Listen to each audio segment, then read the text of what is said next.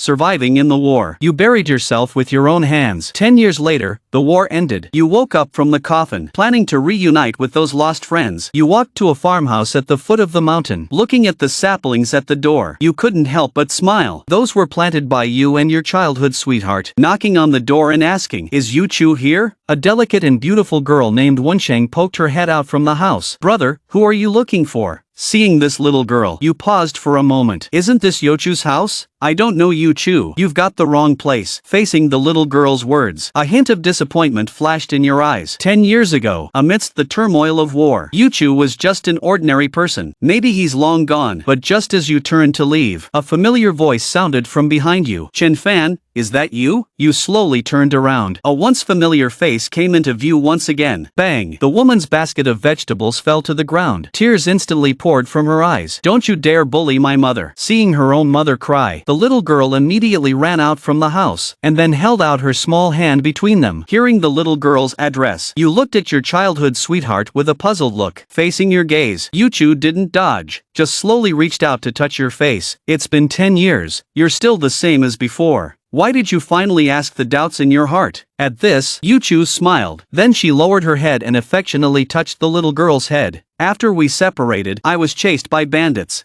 Later, he saved me from a pile of dead bodies. Half a year later, I recovered from my injuries. The war also stopped, and then I waited for you for 3 years." Speaking of this, Yu Chu paused for a moment. A hint of disappointment and helplessness flashed in her eyes. Then she heaved a long sigh. She smiled and said, "She has been taking care of me for these 3 years. She's really good to me." Hearing this, you paused for a moment, then smiled relievedly. But there's a hint of bitterness in this smile. "Sleeping for 10 years. For myself, it's very short. But for Yu Chu, 10 years is too long. How many 10 years can one have in a lifetime? Actually, from the moment I came into this world, when I was afflicted with the strange disease called Changsheng, she and I were destined to be people from 2 different worlds." Thinking about this, I squatted down and patted the little girl's head. "Little girl, what's your name?" Facing you, the little girl turned to look at her mother, seemingly asking for her mother's opinion. "Tell big brother. He is mother's acquaintance." "Got mother's consent," the little girl said crisply. "My name is Shin Nianfan. I'm 6 years old this year." "Nianfan, how many times have you mentioned this name?" Then smiled. "It's really a good name. There is also the character Fan in Big Brother's name. But my name is Chen Fan. You can call me Brother Chen Fan." After saying that, you stood up and left. Seeing this, Yu Chu subconsciously asked, "Where are you going?"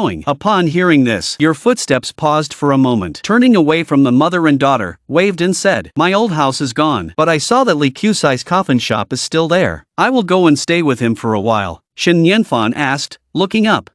"Mother, is Chen Fan your friend?" "Not a friend. He's a very familiar acquaintance. You found a job managing meals at Li Qisai's coffin shop. Li Qisai passed on his skills to you. Consider it as paying wages. Seasons come and go. Autumn harvest, winter storage. 8 years passed by like a galloping horse. In the 5th year, Li Qisai didn't make it through the night after lying in the coffin. Never could wake you up again. Brother Chongsheng." The door of the coffin shop was pushed open by a young girl. "You were also awakened by this movement." Then, helplessly rising from the coffin, he said, "Nian Fan, how many times have I told you? This is a coffin shop. You, a young girl, always come to my shop. What are you trying to do?" Shin Nian Fan stuck out her tongue. Said, "I don't care about that. Let them say whatever they want." Finished speaking, Shin Nian Fan then casually walked towards the kitchen. You couldn't help but sigh. A year ago, the epidemic broke out. The Yu Chu couple didn't survive this harsh winter either. Their son Baishir was supposed to travel the world with your help, but now, Nian Fan is all alone. I can't relax until the little girl gets married. During the meal, you both quietly drink white rice porridge. Suddenly Shin Nianfan looked up and said, "Brother Chongsheng, are you an immortal?" You tapped Nianfan's head. "What nonsense are you talking about, little girl? If I were an immortal, how could I watch your mother and them die of the plague? Your mother is my good friend." In the face of your answer, Shin Nianfan lowered his head and looked at the bowl in his hand. "Brother Chongsheng, I'm 14 years old this year. I'm not the little girl I used to be. There are some things you can't lie to me about. You're my mother's little life. Are you blaming me for not saving your mother?" You said softly. Shin Nianfan quickly said, "No, I've never blamed myself. When mom passed away, I saw the sadness and pain in your eyes. You've taken care of me like a little sister since I was young. I understand you too well. If you have a way to save my mom, you definitely wouldn't watch her die." This secret was told to me by mom before she passed away. He knew I hadn't finished saying it. Just stuff a bun in his mouth, that'll do. I'll take you to catch rabbits tomorrow. Let's leave it at that. You continue to drink your porridge as if not affected by Shen Nianfan's words, but tears welled up in Shen Nianfan's eyes. Why did you miss it once before? Are you going to do the same thing now? Faced with Shen Nianfan's excitement, you had to put down the bowl in your hand again. Softly speaking, I hope your descendants will bury you with their own hands. Not me. Do you understand what I mean? Hearing this, Shen Nianfan couldn't help but clench his fists. 18 years ago, I wasn't even born yet. At that time, Chen Fan and his mother had already reached an understanding, but 18 years have passed. Chen Fan still looks like he's 20. Shen Nianfan didn't understand anything else, but he knew that brother Changxing could live for a very long time, even to the extent that ordinary people couldn't imagine. Thinking of this, but still forced to smile. Brother Changxing is always so easy to deceive. I've deceived you again. As punishment for Fan, what are you planning to give me today? You took out a stuffed bunny from your pocket and handed it over. This is your birthday present. Shen Nianfan tightly held the bunny in his hand. Because he exerted too much force, his fingers were already turning pale. Eternal brother, I heard that tomorrow there will be an immortal coming to town to select disciples. I want to give it a try. Immortals can live for a very, very long time. Perhaps, at that time, I can always be with you. Nianfan, the immortal. No, it's not. In that case, Shen Nianfan took a step out of the door, paused for a moment. Eternal brother, have you ever heard a saying? One's life is tormented by the unattainable when young. By doing this, isn't it just adding a shackle to yourself? Watching Shen Nianfan disappear, you haven't spoken for a long time. As for what you're thinking in your heart, no one knows. The golden moonlight descends at night, dispelling the plague that has covered the town for a year. Regarding the behavior of the immortal appearing, the whole town is grateful to it. Diane is just the woman standing above the flying sword, always maintaining a kind of indifference that keeps people at a distance of 1,000 miles. Just see him wave his right hand. The ring on it suddenly flew out a giant stone that is 1.1 meters high. Under 16 years old, those who seek longevity, you can go forward to measure the immortal ape. Just a short sentence. It excited the whole town. Becoming an immortal. Not only can you no longer suffer from hunger, but also be free from the suffering of reincarnation, and enjoy great freedom in the world. Everyone brings their own children to test their potential for immortality. However, only a few people can make that big stone shine. Even if there are only a few lucky ones, the light emitted by the stone is also extremely dim. After waiting for a long time, Shen Nianfan finally walked to the front of the giant stone. After he gently placed his hand on the stone immediately emitted a dazzling blue light. It turned out to be a top-grade water spirit root. Hey, are you willing to be my disciple? Seeing that an immortal is willing to accept oneself as a disciple, Shen Nianfan was happy at first, but the smile didn't last long on Shen Nianfan's face. He quickly became hesitant. You are worried about your family at home. The woman was not in a hurry. When mortals first receive immortals, most of them will be reluctant to leave their earthly relatives. Regarding the handling method for this kind of problem, the woman is very familiar with this. Hearing the woman's words, Shen Nianfan looked up and said, after the immortal accepts you as a disciple, can you still come back? Of course you can. After you have learned everything, you can leave the mountain on your own. Also, here are some things you can give to your family at home. Shen Nianfan asked in confusion, Immortal, what's inside here? You will know when you open it at home. 1 hour later, I'll take you away from the other side of the coffin shop. You're half lying in the coffin reading. Shen Nianfan walked in, pursing his lips. A weak voice popped out of his mouth. Elder brother Changsheng, an immortal wants to take me as a disciple. You put down the book in your hand. Do you really want to go? For what? For eternal life. Just 4 simple words, but it's as precious as gold, because Shen Nianfan understands. Only by attaining eternal life can you be with eternal life forever. There are many people in the world who have become immortals from mortals, but there has never been an immortal turning into a mortal. It's evident that the path to eternal life is a one-way street. If one day you get tired from walking, just turn around and take a look. Elder brother Changsheng will always be behind you. After a hug, Shen Nianfan just left like this.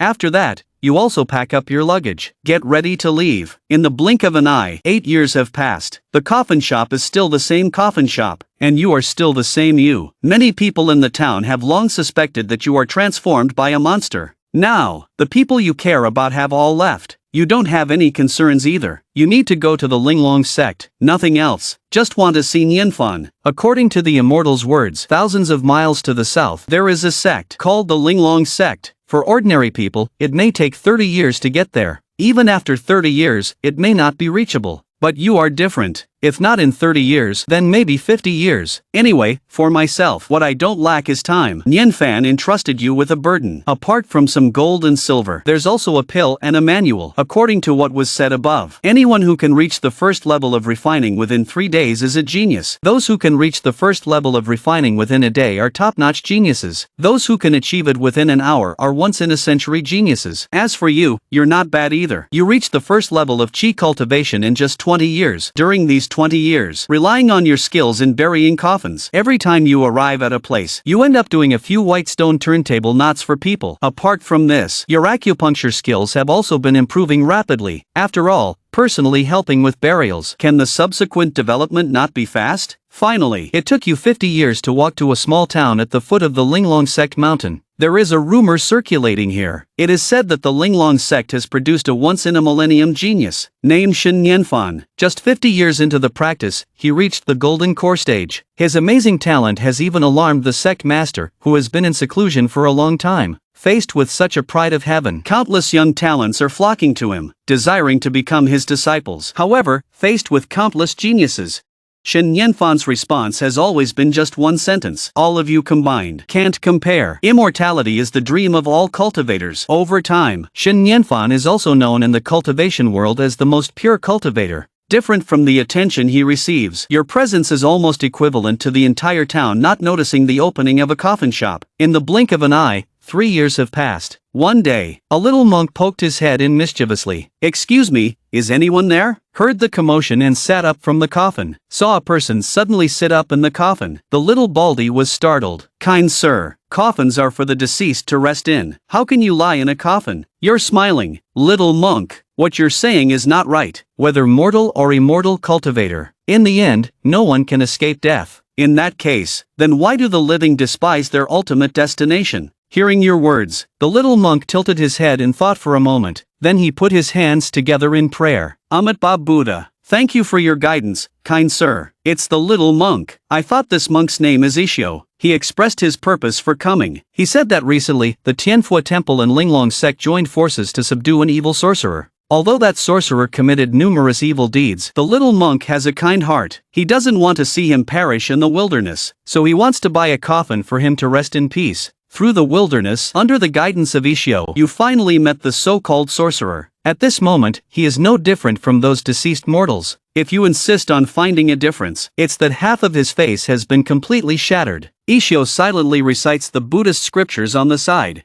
You stand on the side to collect the body, wipe away the bloodstains, stitch up the scattered flesh and skin, remove the tattered clothes, put on a brand new beast robe. Every step is done meticulously, extremely serious. Finally dig the soil, dig a pit, lift the coffin, bury. But when it comes to erecting the stele, you stopped your hands. What is his name? Who will the stele writer be? The little monk when you joins his hands together. This benefactor is the master of the celestial demon sect, also known as the blood demon ancestor. No one knows the specific name. The little monk is bound by the rules of the holy sect. Cannot erect a stele for him. Have you thought about it? And then write on the tombstone, blood demon ancestor of Tianma sect is buried here. The one who erected the stele, the Undertaker. Ishio is puzzled. Donar, is your nickname the Undertaker? Yes, I sell coffins, specializing in collecting corpses and burying them. What else would the Undertaker be? After I'm gone, there will still be such things. Remember to come find me. After returning to the coffin shop, you took out a tooth. This was found on the blood demon ancestor's body. At first glance, it doesn't look any different from a regular tooth, but upon closer observation, you can see some fine engravings on it. It's a locked storage array. 3 months later, the formation was broken by you. Got a book from inside. It's the research notes of blood demon ancestor himself. Said that his talent was not good. It's the lowest level mixed spiritual root. After struggling with the gas refiner for many years, blood demon ancestor had such a thought. Since the spiritual root exists, then can the quality of the spiritual root be improved through postnatal cultivation? So he began to experiment on living people.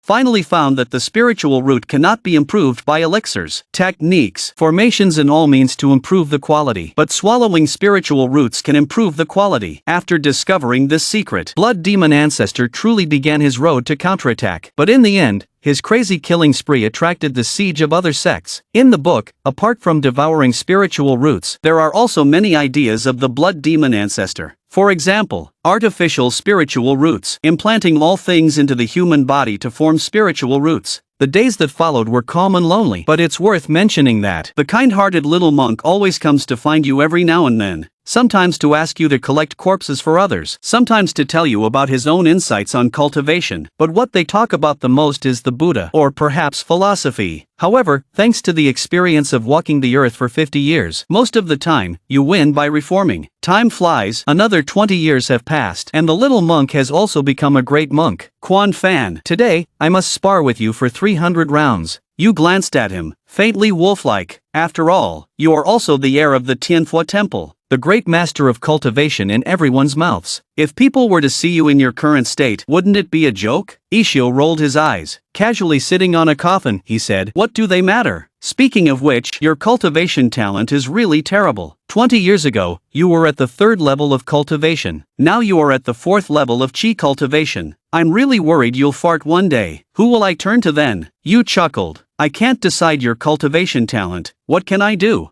Ah, I can help you even if you don't have the talent for cultivation. Although I can't change the fact that you don't have spiritual roots, but extending your lifespan is still possible. You never tell me how long you've lived. I don't want to lose my only friend. You chuckle. Life and death are fated. Wealth and honor are in the heavens. Don't take lifespan so seriously. Just go with the flow. I don't want to argue with you today. I have something I want to ask for your help with. I won't help. Ishio shook his head. Ishio flatly refused your request.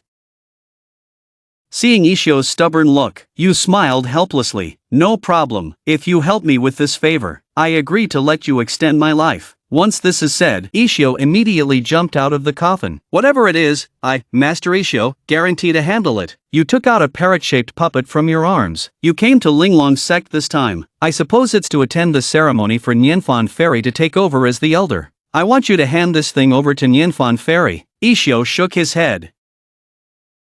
This woman is not interested in reasoning at all. You'd better not waste your effort. Just deliver the thing to her hands. No need for unnecessary words. In the end, Ishio took the puppet from your hands. I can help you deliver the good stuff first, but I can't mention your name. Once his pursuers find out, you'll probably die a miserable death. Watching Ishio's departing figure, you sigh lightly and say goodbye for 80 years. On the other side, countless cultivators from all directions gather within the Linglong sect. They have only one purpose: to celebrate the appointment of Fairy Nianfan as the elder. Since he arrived at the Linglong sect, relying on his own talent, he reached the Reason Realm within 70 years. Such a cultivation speed is unheard of in the entire Great Qian Empire. Does not provoke disputes, does not reason with others, and turns a blind eye to the sect's authority. If someone asks him the purpose of such bitter cultivation, his answer will always be just 2 words: eternal life. That day, Master Shui Linglong woke up the meditating Shin Nianfan. You still can't let him go, can you? I entered the path of cultivation for him. Without him, everything would be meaningless, Shui Linglong earnestly advises. But he is just a mortal. 70 years have passed, and now he has become a gray-haired old man. You are ultimately people from 2 different worlds. Do you understand? Listen to Shui Linglong's words. Shin Nianfan smiled faintly. Master, you don't understand. What Brother Changsheng said will definitely come true. He said, the path to longevity is long. If one day I look back, he will definitely stand behind me. He said, then he will definitely be able to do it. Faced with the disciples' persistence, Shui Linglong couldn't help but sigh. In the past 70 years, only when mentioning Chenfan will a smile appear on the disciple's face. If one day this bubble-like fantasy is shattered, the disciple's Tao heart will probably collapse instantly. The coronation ceremony will begin soon. One after another, congratulatory gifts were presented. Ishio was anxiously scratching his head on the side. The congratulatory gifts from Tianfu Temple have already been presented. Then how should I present it? I can only grit my teeth and recite the scriptures, and another congratulatory gift was presented.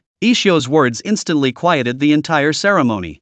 In this kind of situation, the man presents his own gift. The meaning is already self-evident. Nianfan's face was expressionless, nodded in agreement. It was deliberate. This attitude was expected by everyone. It's a pity that the most talented heir of the Tianfu Temple was moved by worldly desires. But the target was Nianfan, who was always focused. This gossip about Xianzi could last at least 20 years. And when they saw Hurley was just a simple puppet, they almost burst out laughing. Young people always love to do these fancy things. In these 70 years, Xianzi has burned so many of these gifts. Just when everyone thought it would be the same as usual, the usually aloof Nianfan suddenly stood up. Her hands holding the puppet were trembling, gently touching the traces left by the needle and thread. This unique animal shape, under the heavens, only brother Changsheng can. He indeed did not break the appointment, always accompanying oneself. Thinking of this, the iceberg smiles, revealing a smile that could make the world lose its color. I really like this thing. After the ceremony ends, you came to see me alone. It's not this situation, it's because Qi Xinzi fell in love with Zhu Ji, Shi Xiaomeng, Shui Linglong, and cried with joy.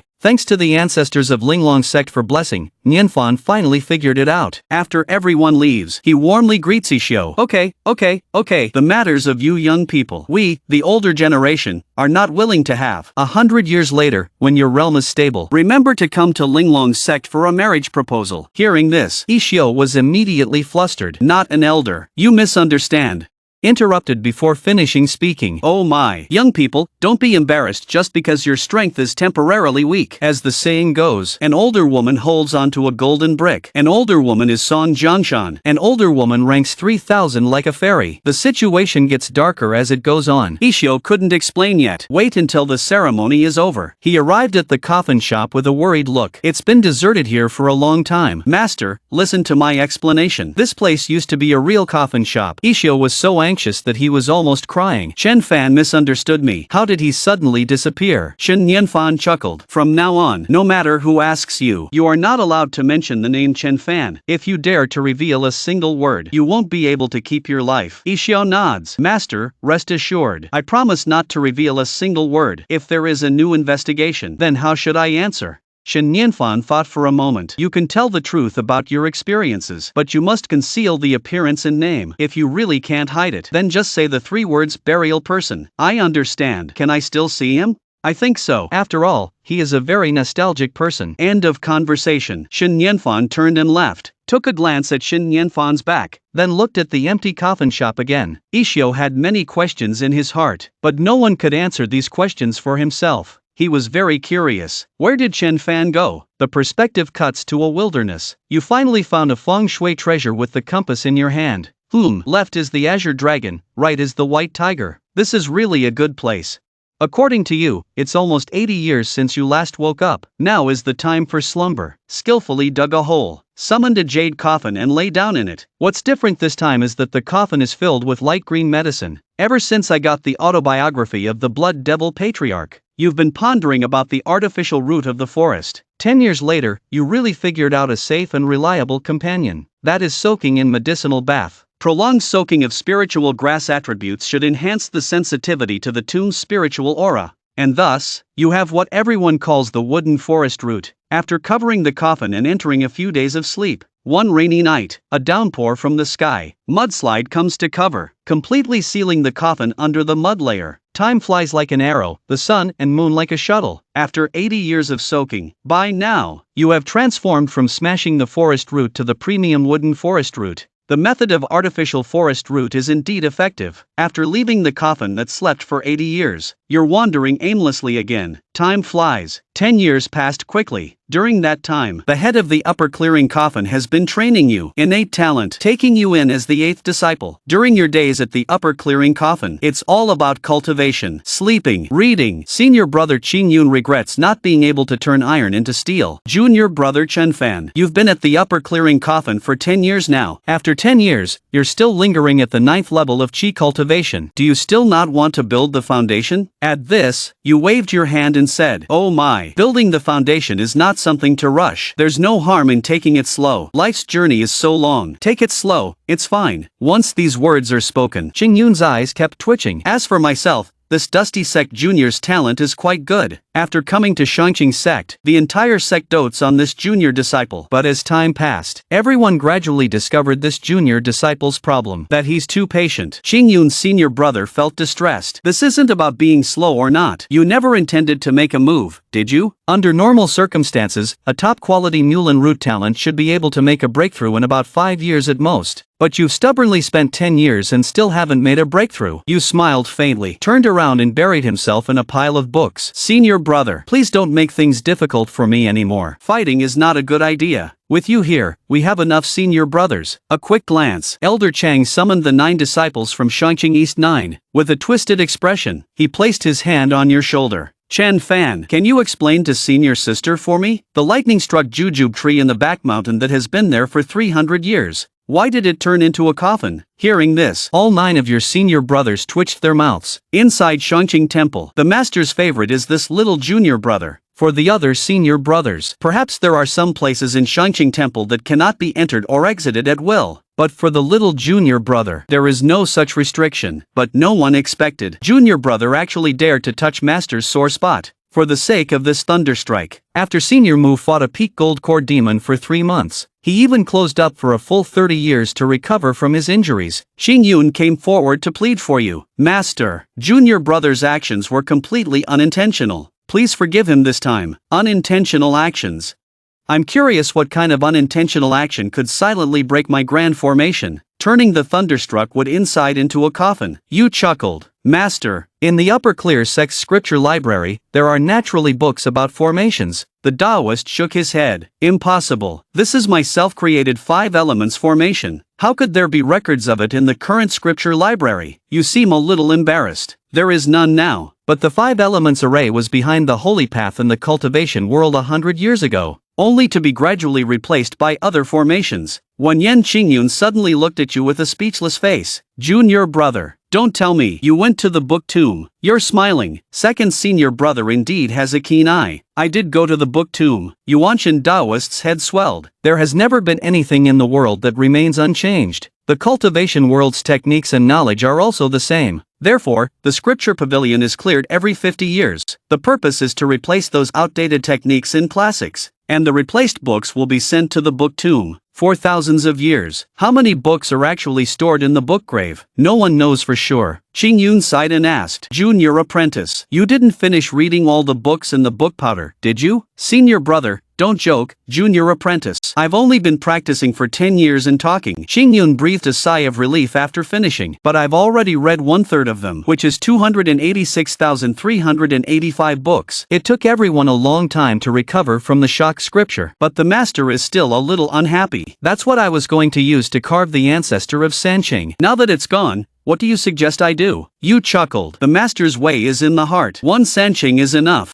I want others to understand me. The Tao does not need external things. Speaking, you take out the brush. Walk straight to the outside of the hall. The brush strokes dragons and snakes. 22 large characters of iron hooks and silver paintings appear before everyone. Intentionally sinister. Burning incense at will. 5 points and 1 floating body upright. What's the harm in seeing no defeat? Looking at the couplet, Xingyun can't help but praise. Good junior brother, indeed destined with the Tao. These 22 characters actually find fault with the style of my Taoist sect. The Yuanshan Taoist still said with a cold face, comprehension is still acceptable, but the strength is nothing compared to it. The matter of the lightning struck wood, let's put it aside for now. If you can't help at the immeasurable secret realm, be careful with your leg. Get out of here right now. Xingyun took you and ran away as soon as you left. The senior master carefully ponders the couplet in front of him. Only my senior master's disciple can write such a profound couplet. Humph, Huihai and Shuilanlong are both relying on having good disciples, always showing off. After Chen Fan assists the foundation, we must crush their arrogance. After saying that, the senior master walks away with his hands behind his back. Walked away with a smug look for a while. The originally empty grand hall entrance. Suddenly, a blurry figure appeared, cultivating for 1,000 years, yet still no disciple sees through it. Interesting. Soon it will be the day when the boundless secret realm opens for all major sects, sending the younger generation into the ancient instance to explore for treasures.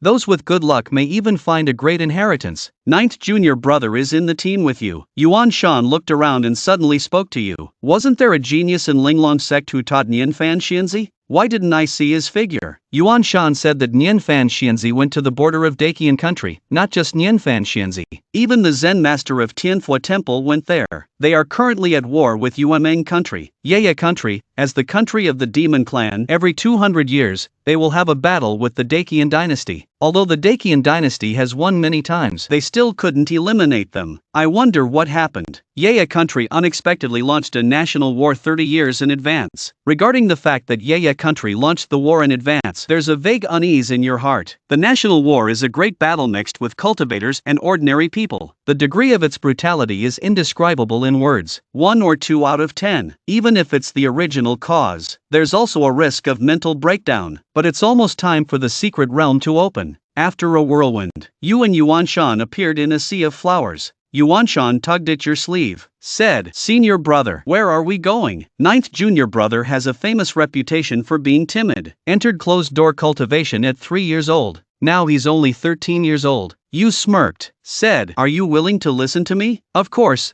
I'll listen to you. When you went to Steel Master's Thunderbolt Wood, was it me who covered for you? Shall we start picking flowers now?" Picking flowers? For this strange request, Yuan Shan's face was filled with confusion. "Brother Chen Fan, what are we picking flowers for?" "To brew wine. This should be the 100 flowers see in the boundless secret realm. Flowers from all seasons can grow here. I read in ancient texts about a kind of immortal brew called 100 flowers wine. It's made from brewing flowers from all seasons because the conditions are too harsh, so I've never been able to brew it. Now is a heaven-sent opportunity."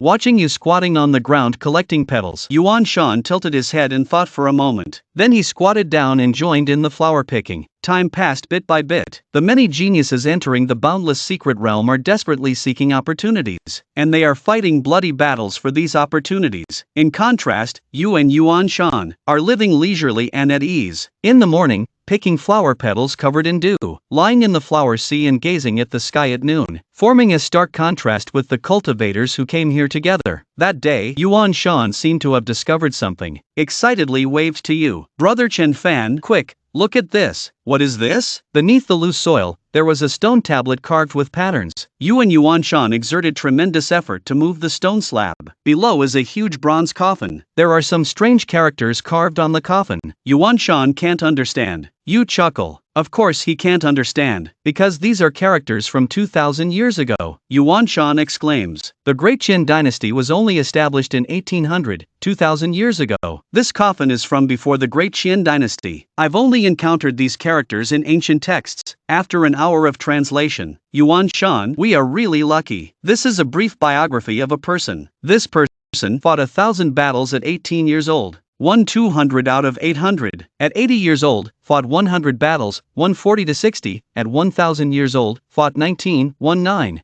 Suddenly looking back, there is no rival in the world anymore. Alas, seeking a rival in my lifetime but unable to find one.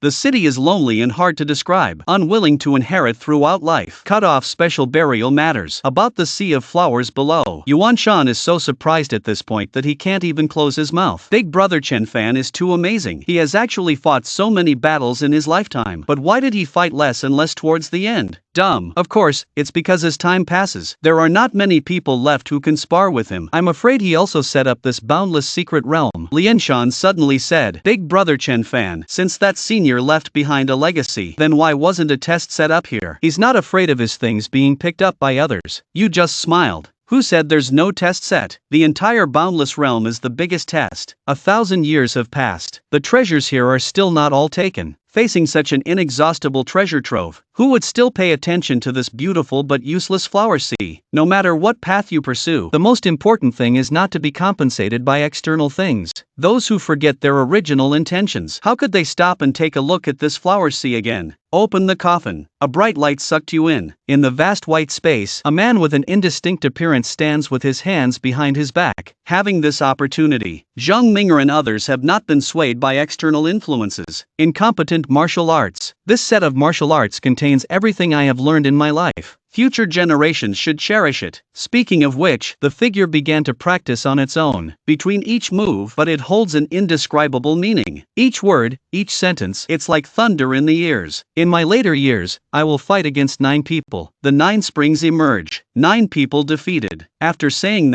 that, the surroundings once again transformed, only to see that figure appear on a mountain peak. There were 9 powerful figures around. Then the figure on the mountaintop slowly threw a punch. The speed of that punch seemed extremely slow, but the surrounding mountains, rivers, and streams were shattered under this fist. That figure threw 9 punches. Each punch carries a different artistic conception.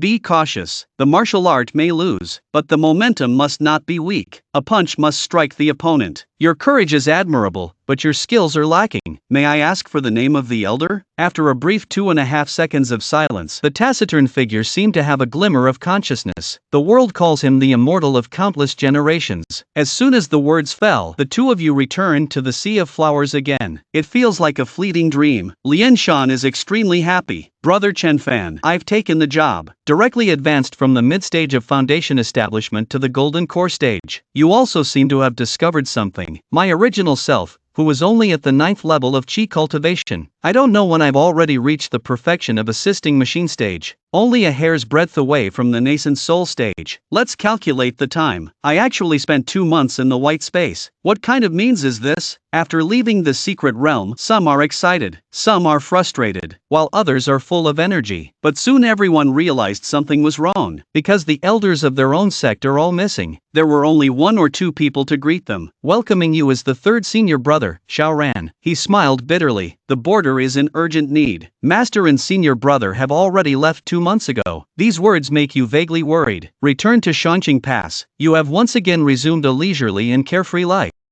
Usually, you either go to the book tomb to read or practice the nameless martial arts of the 100 worshipped immortal, or practice the nameless martial arts of the 100 worshipped immortal. Move your body. During this time, the battles between the Great Qin dynasty and the Night Moon Kingdom are becoming increasingly intense. In the 5th year, even the reclusive great ancestor also went to the border Shanqing Pass book tomb. Put down the book. Move your somewhat stiff body. Yuan Shan, who has grown up, walked in. Senior brother, I want to go to the front line. No, you can't. Yuan Shan is angry. Why? 10 years ago, you said that I could go to the border after you finished reading the books in the grave. Now the books in the grave have been read by you. Why can't I go? Don't forget, I am the acting head of Shanqing Temple. You laughed. It's been 20 years. The little brat who used to ask about everything has passed away.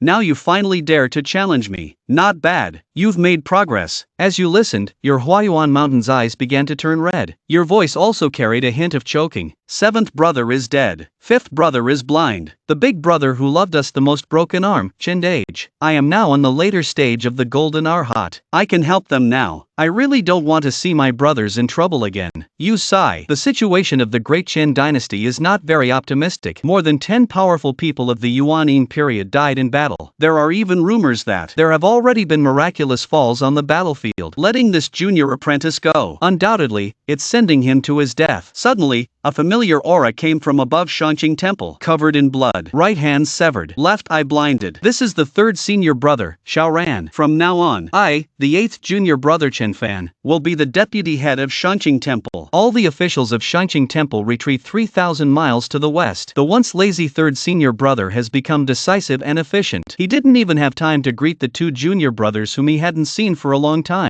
Lien Shan walked over trembling. 3rd senior brother, where are master and the others? Hearing this, 3rd senior brother's voice is a bit hoarse. For some unknown reason in Yeyue country, the power of the 7 great masters of Yuanying suddenly increased by more than twice. Master was besieged by 3 late-stage Yuanying. In the end, he fell on Phoenix Mountain, and big senior brother sent me out while self-destructing. Now the Great Qin dynasty is defeated. Starting from the border, Brother Ge compensated Yeyue country 5,000 miles upon hearing this news. Yuan Shan immediately felt dizzy, grabbed 3rd senior brother's collar, fiercely questioned, "Where is master's body? Why didn't you bring it back? Do you want to see the master's body being turned into a puppet?" Facing Yuan Shan's roar, 3rd senior brother did not resist. Only endless silence. Your calm voice comes from behind. Stop shaking. Shake again and the 3rd senior brother will be bitten to death by you. I don't know when. You have already flown the thunderstruck wooden coffin from the back mountain. The attack of the Yeyue country is so fierce. Their goal is definitely not just 5,000 li. They should want to swallow the entire Dakian dynasty. Yuan Shan is quite talented, just still a bit childish. These 50 years, you need to teach the future officials of Shanqing well. On him. Let him take over this sect master. At this moment, the dazed 3rd senior brother finally reacted. Chen Fan, what are you going to do? Upon hearing this, you stopped in your tracks. I'm going to collect the bodies of our master and senior brothers. I'm not afraid of you laughing at me for saying this. Before I joined the Shanqing sect, my previous profession was selling coffins. The world is full of suffering.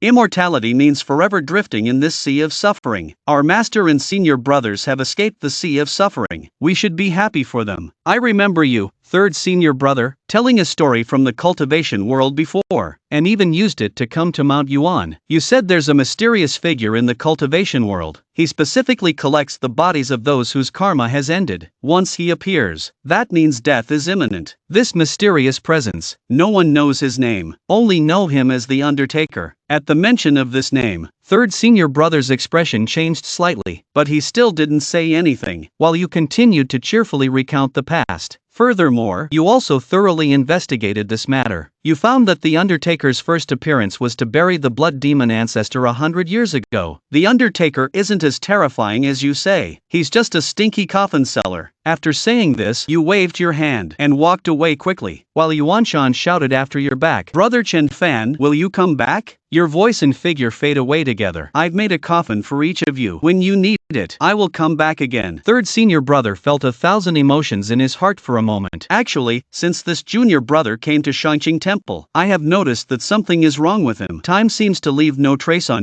you. The passage of time. Yenshan has also changed from a little rascal to a young man. Everyone has changed more or less, but your eyes are still as clear as when you first came to Shangqing Temple. Thinking about this, he sighed softly. Yuan Shan, announce it to the public in a while. Just say that the 8th disciple of Shangqing Temple died in a demonic frenzy. Why isn't Brother Chen Fan living well? Just do as I say. Chen Fan, he has his own path to follow. Clear Guan Yu, his fate has come to an end. He patted Yuan Shan's shoulder with his remaining left hand. Master and disciple always say, those who can enter the Taoist gate are all shallow in their emotions, yet they are heavy on emotions and righteousness. Others don't understand him. We can't not understand him. You, apart from being an official in Shangqing, looked up at the azure sky. My master who loves face so much. Why do you care so much about face? How could you allow yourself to be in a foreign land even after death? Let this disciple take you home. A master-disciple relationship. This time I won't take your spirit stones. After gradually approaching the Night Moon country, then you'll understand why the great Qian dynasty spoke so thoroughly. Because there are simply too many demon cultivators in the Night Moon country. Zhu Ji is everywhere. You can run into a cultivator like Qingdan or Go Yuaning every few steps. Clearly, the national strength used to be similar. Why is it like this? When we reached the border, you happened to overhear a conversation between two demon cultivators. They said that the Demon King's daughter will have a public selection. Any cultivator above the living foundation stage can go, and the Fox clan has also prepared a reason puppet as a gift. It is said that in order to kill this cultivator, 3 Yuaning stage cultivators were dispatched. When the later ancestors heard these words, you felt helpless immediately. Master, why did you give me such a difficult problem? How can I get you away from them? I can't beat them alone. Suddenly a brilliant idea emerged in your mind. If I became the son-in-law of the Demon King myself, wouldn't there be a chance to get this puppet from the Fox clan? But what should I use as a betrothal gift? On the other side, the palace of the Night Moon Kingdom has already become a mess. Because their princess is unwilling to marry, she has run away on her own. The perspective switches to your side. You are sitting on a mountaintop, frowning in contemplation. Just as you are thinking, suddenly a cry for help came from a distance. Senior, help! You guys want to kill. Not far away. 2 Golden Core Pure Demon Clan members are chasing. A woman wielding the Mirror of Silence is flying towards you. Arrived at the sound of the call for help, you didn't directly activate your full body cultivation, then swiftly ran away. The woman was momentarily stunned. This is not the situation. Shouldn't the hero be handsome? Just ran away like that. Is there not even a trace of curiosity and guilt? Watching you run further and further away, soon to be chased by the people behind. The woman gritted her teeth, took out a jade talisman, crushed it, and shot out golden light. You two are firmly connected. The woman directly teleported to your side, and your speed has always been consistent. This is actually like a shadow. Everyone is cursing at you. It's not you clinging to me. What a pitiful little girl. They want to kill me. Please, senior, lend me a hand. Using such a clumsy technique to deceive me. They're not here to kill you at all. There's no reason to just chase without taking action. Also, look at all the treasures on your body. Do you, as a resident of the Mirror sect, have so many treasures? Seeing the lie being exposed, that woman is being straightforward. They are indeed here to take me back. If I'm caught and taken back, at most I'll be scolded and confined for a few days. But you are different. If you don't help me escape from their pursuit, then I'll say it was you who lured me out. How do you think my family will deal with you then? Seeing the situation become more and more critical, those two 7th level Golden Core Demon Clan cultivators are gradually getting closer to you. You can't help but feel a bit angry in your heart. Since you are so ungrateful, then don't blame me. Activate the spell. Exchange for a blood red shield, the woman exclaimed. This is the blood shield of the Shanxing official. You are a human. You smirked. Congratulations, you guessed it right. But there's no reward. Spit out a mouthful of heart blood. The two of you instantly turned into a blood-colored stream of light and disappeared into the sky. The two demon cultivators chasing behind were instantly dumbfounded. What should we do now, big brother? His companion fiercely slapped him. What should we do? Hurry, go and chase after the princess being taken away by the human clan. If something goes wrong, we'll just wait to be wiped out by the demon clan. 300 miles away, your figures appeared. You didn't hesitate. You immediately cast a formation to envelop the two of them. Just with this formation of yours, you want to trap this lady as well? Dream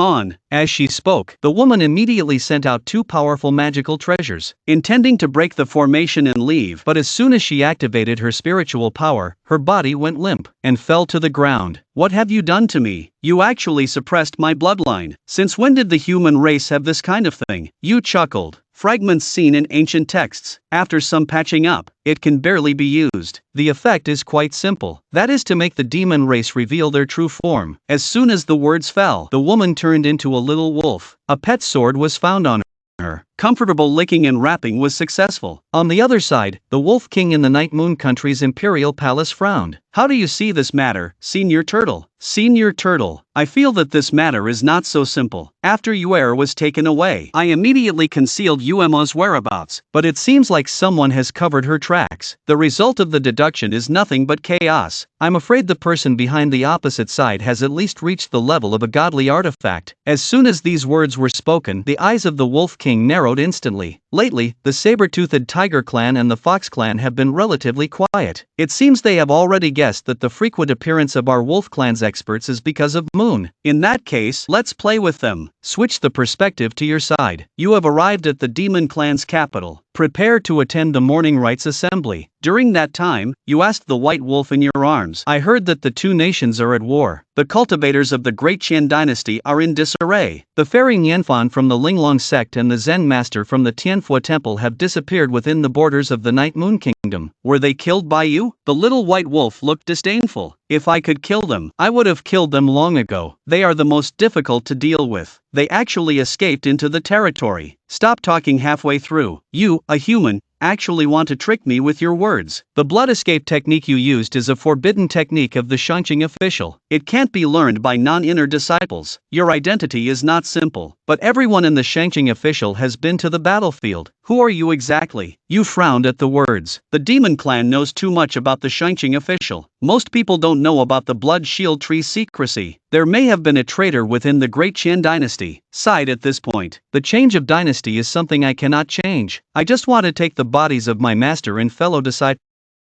At these words, the little white wolf becomes even more arrogant. It's best to release this princess quickly. Perhaps this palace's mood will improve. I will suggest returning your master's body to you. You shake your head in refusal. You pinch with your right hand. The little white wolf can only bark. Woof woof woof. Facing the crazy barking of the little white wolf, you slightly smile at the corner of your mouth, then stride towards the marriage gathering in the Night Moon Country. Talented young people from various tribes have long been present here. The Wolf King is born like red thunder. The people of the Night Moon Country have heard of me. Wanyan Abu Duo has a group of queen candidates. Now it's already the age for marriage. Young talents, if anyone is interested, feel free to come forward. That's all. Everyone present became excited. The young master of the saber-toothed tiger, Ling Yan, stepped forward. Reporting to the Wolf King, I have long admired Princess Wanyan. I am willing to give it a try. That's all. He became spirited. Surprisingly, he has a mid-level golden core cultivation. However, before Lin Yan's words could land, the young master of the Fox Clan, Fox Lord, holding a folding fan, released his own pressure. To contend with Ling Yan, Brother Colin, I too have long admired Princess Wanyan. I'm afraid we have to have a fair competition. Seeing that the two young masters of the Tiger Clan and the Fox Clan are both interested in competing, other demon races have retreated one after another. Only a small number have signed up. The Wolf King is about to announce the process of the test, but one person squeezed out from the crowd, under the shocked gazes of the whole crowd. Chen Fan, a member of the human clan, pays respect to the Wolf King. Although I have not seen the princess, I also want to participate in this Asahi meeting. As soon as this was said, the whole scene was suddenly in an uproar. The participation of humans in the demon race's selection has caused a sensation. This is simply a huge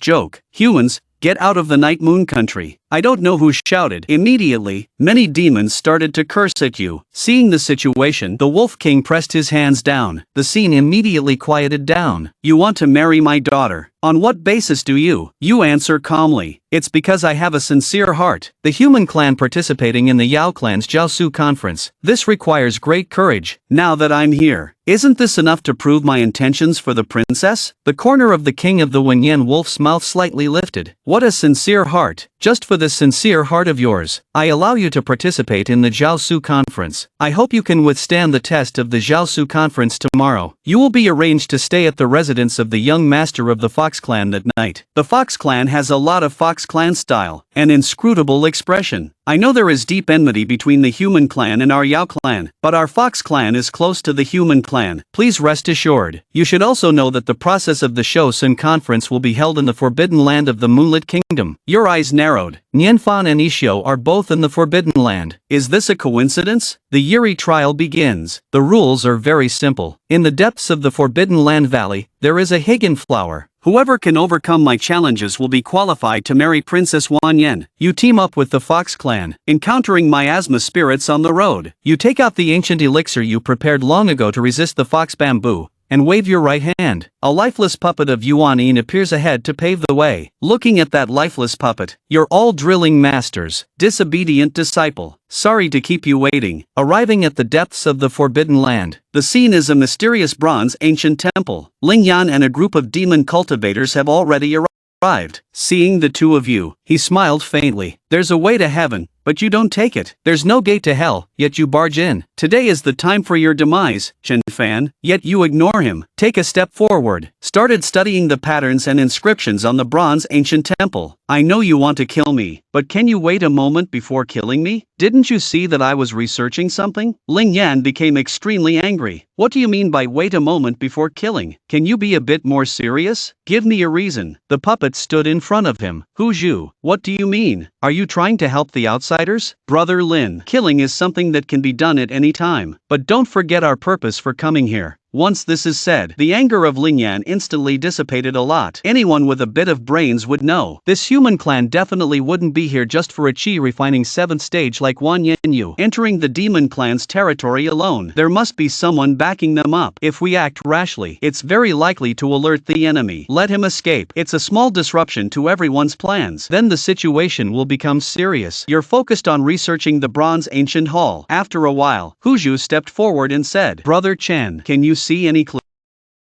Brother Fox. In the countless secret realm within the Great Qian dynasty, there is also a similar bronze ancient temple. There must be some connection between the two. As soon as this was said, all the demon tribes became interested. The establishment of the Night Moon Kingdom and the Great Qian dynasty both date back over 1,000 years. The countless secret realm and the Forbidden Emperor existed in both countries from the very beginning of their establishment. Both have similar places. There must be some secret among them. Thinking about this, Fox Bamboo looked curious. The countless secret realm is controlled by the Great Qian dynasty, and the ape tribe is not allowed in. If it weren't for Brother Chen mentioning it, I really wouldn't have known about this incident. You are touching the stone pillar. These patterns are quite unique. It doesn't look like ordinary decoration. If you two are not in a hurry, I can try to decipher it. One Yuan Lin Yan sneered. So many scholars in my demon clan couldn't solve it. Just based on you? After 3 hours, you compared the patterns of the two bronze ancient temples. Suddenly realized the power left behind in the ancient temple. Definitely considered the issue of time. No one can guarantee that the current words can be preserved for the future. So I thought of a method that can transcend time for transmission. That is painting. Because painting is the first way for all living beings to learn knowledge. Words may have discontinuities, but the painting will never be imprinted with the patterns on the bronze ancient temple by your spiritual force, and the two parts of the pattern constantly combine in the air. Finally, a broken map was formed. Hu Zhu and Lin Yan couldn't help but feel a few more admiration in their hearts. It turns out that the secret hidden in this painting tells such a story. A long time ago, every once in a while, the sky will then lower giant hands to capture the creatures on the ground. For this, the creatures on the ground resist desperately, but it's always in vain. Finally, one day, someone discovered a powerful force. Its origin is not explained in the painting, but it records all living beings, with the help of this force, defeated the giant beast in the sky. At first, everyone thought it was a gift from the heavens, but later, it was found that this force was even more dangerous than the giant beast. The picture is cut off here. Lin Yan hurriedly asked, "Are there any other patterns? What happened next?" You spread your hands. So far, only 1/10 of the entire picture has been completed. To piece together the complete story, you need to gather the patterns on the 18 bronze ancient temples, and according to the information provided on the picture, I was suppressed under the 18 bronze temples by the seal, guarded by 18 different races. 2 of these races are humans and demons. The parts of the other 16 races have long disappeared due to the passage of time. After understanding the cause and effect, Lin Yan and Fox Bamboo quietly sealed off all your retreats. You sighed helplessly. I helped you unravel the mystery. Can you let me finish speaking before taking action? Kotek smiled. Your insight makes us feel fearful. Such talent will be regarded as a treasure no matter where it is placed. But what I can't understand is, why did you come to the Night Moon country to participate in the morning ceremony? Don't use words like admiring Princess Wan Yen to deceive me at this time. Your expression is calm. Start explaining. I came to your Night Moon country with a purpose, of course. Otherwise, why would I run so far to come here? The decoration of Night Moon country suddenly doubled, causing the Dakin dynasty to be in chaos. This strange situation has puzzled me all the way. At the same time, I also learned that there may have been a traitor in the Dakin dynasty. All the clues seem to be related, but it has always been lacking a crucial element. Until now, I finally found this key. The 18 bronze ancient temples depict the same story, but because of the long time, it has become extremely dilapidated. Relying solely on one bronze ancient temple is unable to piece together useful information completely. So I have reason to suspect that the traitor of the Great Shen dynasty has defected to the Night Moon Lake with this secret. Have you noticed? The bronze ancient temples here have been intentionally damaged. The damaged parts happen to be the ones where all living creatures borrow the ominous power. When Yen Fox Shu suddenly had a bad premonition in his heart. What do you want to say in the end? I want to say, don't think about killing me, because it's not your turn to kill me. If I'm not mistaken, you two are here to explore this secret. Now that you know this secret, do you think the person who intentionally destroyed the bronze ancient temple will let you go? Just as the words were spoken, the Wolf King Gue Gue Lao walked out from afar. Good. Such a young talent is truly rare in the world. You've made me take notice. Wu Zhu and Ling Yan were suddenly panicked. It was just to report to the Wolf King. This person is a spy. We were just about to offer him to the Wolf King. The Wolf King sneered. Your clan always plays some tricks. You instigated Fu Zhu to pursue you in the first place. It's nothing more than wanting to use you to know the secret behind. Now that the secret is known by you, aren't you satisfied yet? The Wolf King continues to fight the 2 old relics of the Fox and Tiger tribes, thinking that joining forces will make me reveal the secret. This kind of thinking is simply too naive. After saying that, he waved his right hand. 2 heads were thrown out. Seeing this, the Fox tribe and Lin Yan were scared out of their wits. But it is their tribal leader. You are the future of the demon tribe. If you now turn from darkness to light, I can spare your lives, and even grant you opportunities. Faced with the olive branch thrown by the Wolf King, the Fox tribe and Lin Yan did not hesitate. They chose to submit on the spot, without even looking at them. The Wolf King turned his gaze to Chen Fan. I appreciate your talent. Reveal the mastermind behind the scenes, and submit to me. I'll spare your life. Upon hearing this, you smiled and said, the Wolf King might be disappointed. The person behind me, you'll never guess. In addition, from what I know, obtaining that power seems to involve bloodshed. The Wolf King hasn't killed yet. I probably don't want to waste it. As soon as these words were spoken, the Wolf King narrowed his eyes. You really know a lot. In that case, then I'll grant your wish. As the Wolf King spoke, he waved his hand, brought you directly to another place. A huge blood pool appears in front of you. The blood pool is surrounded by white bones. The bodies of the powerful Fox and Tiger tribe's godly beings were thrown in. Not long after, a pitch-black pill condensed out. looking at the pill in his hand. The Wolf King swallowed the pill in one gulp, murmuring to himself, "Without the Blood Moon's shadow, I'm afraid this blood pool won't help me break through to the godly level. Is there really no other way, Master Gue?" Hearing this, Master Gue walked to the Wolf King's side. "There is indeed another way, Wolf King Lang Xiu." Swoosh! Suddenly a hand pierced through the Wolf King's chest. At the same time, a large number of black mosquitoes crawled from Turtle Elder's hands onto the Wolf King's body. A sly smile appeared on the old face of Turtle Elder. "If I eat you, I can break through the divine transformation." This sudden sneak attack caught everyone off guard. The Wolf King also made the fastest response, counterattack, but found that the spiritual power couldn't be mobilized at all.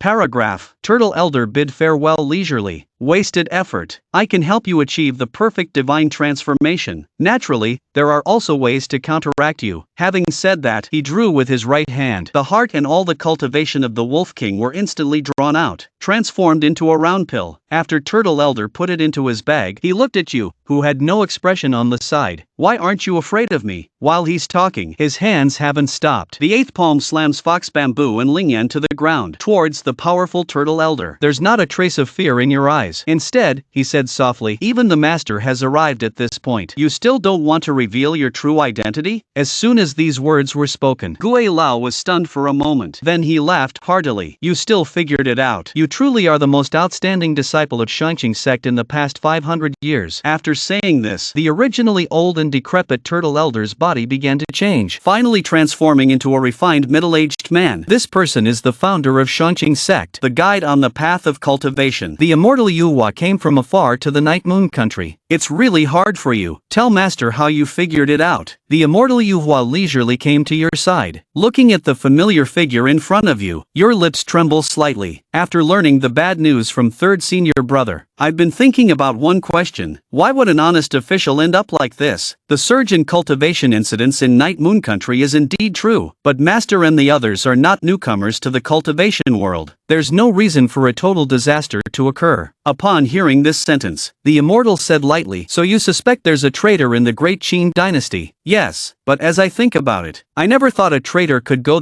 this far. Although the Shangqing officials cooperate with the imperial court to resist foreign enemies, the whereabouts of our masters are the sect's top secret. Not even the ruler of the imperial court may know everything. In other words, no matter which faction the traitor of the Dajin dynasty belongs to, they cannot bring about the complete destruction of the Shangqing officials. The only explanation is that there is a traitor within the Shangqing officials. After arriving in the country of Yeyue, I encountered a demon clan member who could actually recognize the secret escape technique of the Shangqing officials and was extremely knowledgeable about the Shangqing officials. However, what's interesting is, he knows a lot about the Shangqing officials, but he only knows that the Shangqing officials have 8 true disciples, indicating that this traitor is very favorable towards me. Otherwise, they wouldn't have cut off my source of information, so I conducted a small experiment for this. I revealed my true identity at the Zhaoshu conference, but up to now, Yeyue country still doesn't know my identity. This is enough to explain many things. Master, do I still need to talk about what's next? Hearing this, Yu Huaizhenren restrained the actions of the little white wolf that was taken from your arms, then gently stroked. Continue speaking. Hearing my own story from someone else's mouth has a different flavor. It's okay to calm down. Since Shizu wants to hear, then the disciple will explain properly how to accomplish these things. This traitor from the upper clearing sect has absolutely high status and strength. I saw the master's body when I entered the forbidden area, so this traitor can't be the master.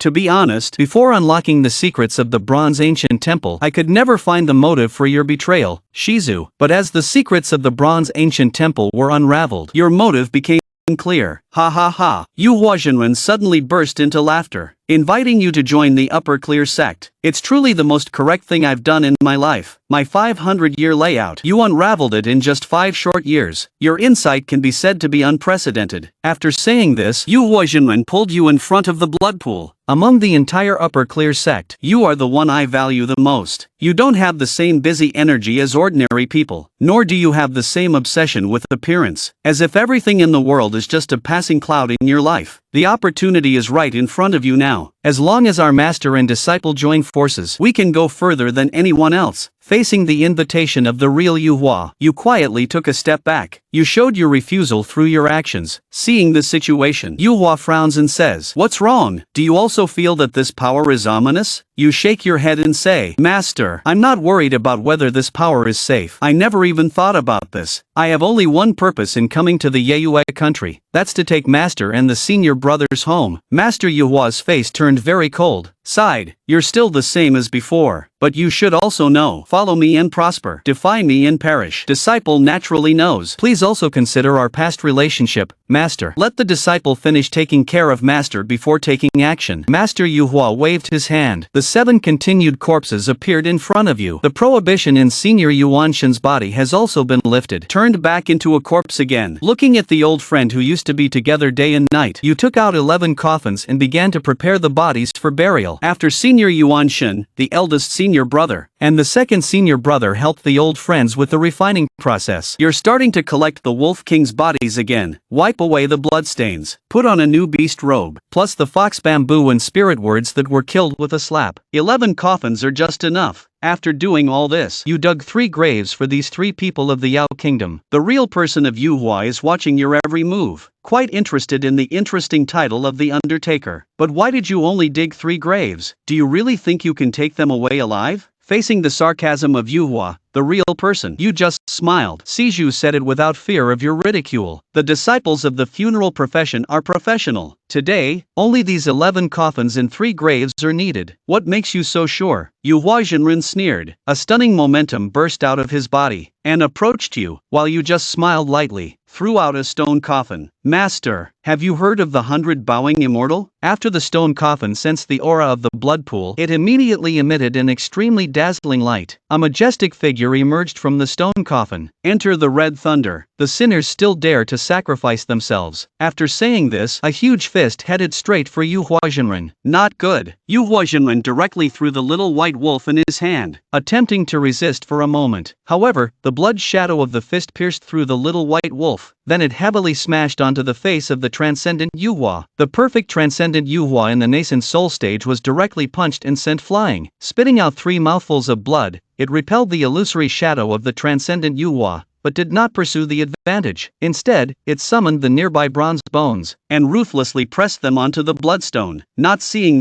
this scene, the transcendent Yu Hua's eyes were bloodshot, let out a loud roar, flew to the bottom of the bronze ancient hall, attempting to stop the descent. At the same time, there was a violent explosion in the nearby cave. A bald head flew out. This person was none other than the trapped Hiyu. You immediately picked up the unconscious little white wolf that fell to the ground, and then shouted loudly, "Hiyu, what are you still waiting for?" Although the Bai Bai Xianzuan is powerful, but this is ultimately just a shadow. The most important thing now is to escape as far as possible. Isho didn't have time to think much. Directly burn the essence and blood. Display the supernatural powers of the Buddhist sect. Countless scriptures are circling around both of you. The figure is gradually becoming illusory. The lost ancestor's disciple sells coffins. One day, a disciple will come to bury you, suffocating under the pressure of the bronze hall on top of the head. Feathers turn into real wood and crack. Helplessly watching you and Shio escape inside. Isho, who displayed the tree of thousands of miles, spat blood, fell to the ground panting heavily. You pat his shoulder. "Don't lie down. Get up and keep running." Facing this 100-year-old ancient, I almost lost my breath and didn't recover smoothly. What you just displayed is the secret technique of the Buddha temple. Using it once won't consume blood. It still consumes 10 years of blood. The shadow hurriedly looked towards the direction of the imperial capital. Using it once means sacrificing 10 years of life to become a complete wolf king. You haven't even made a move against Master Yu Hua.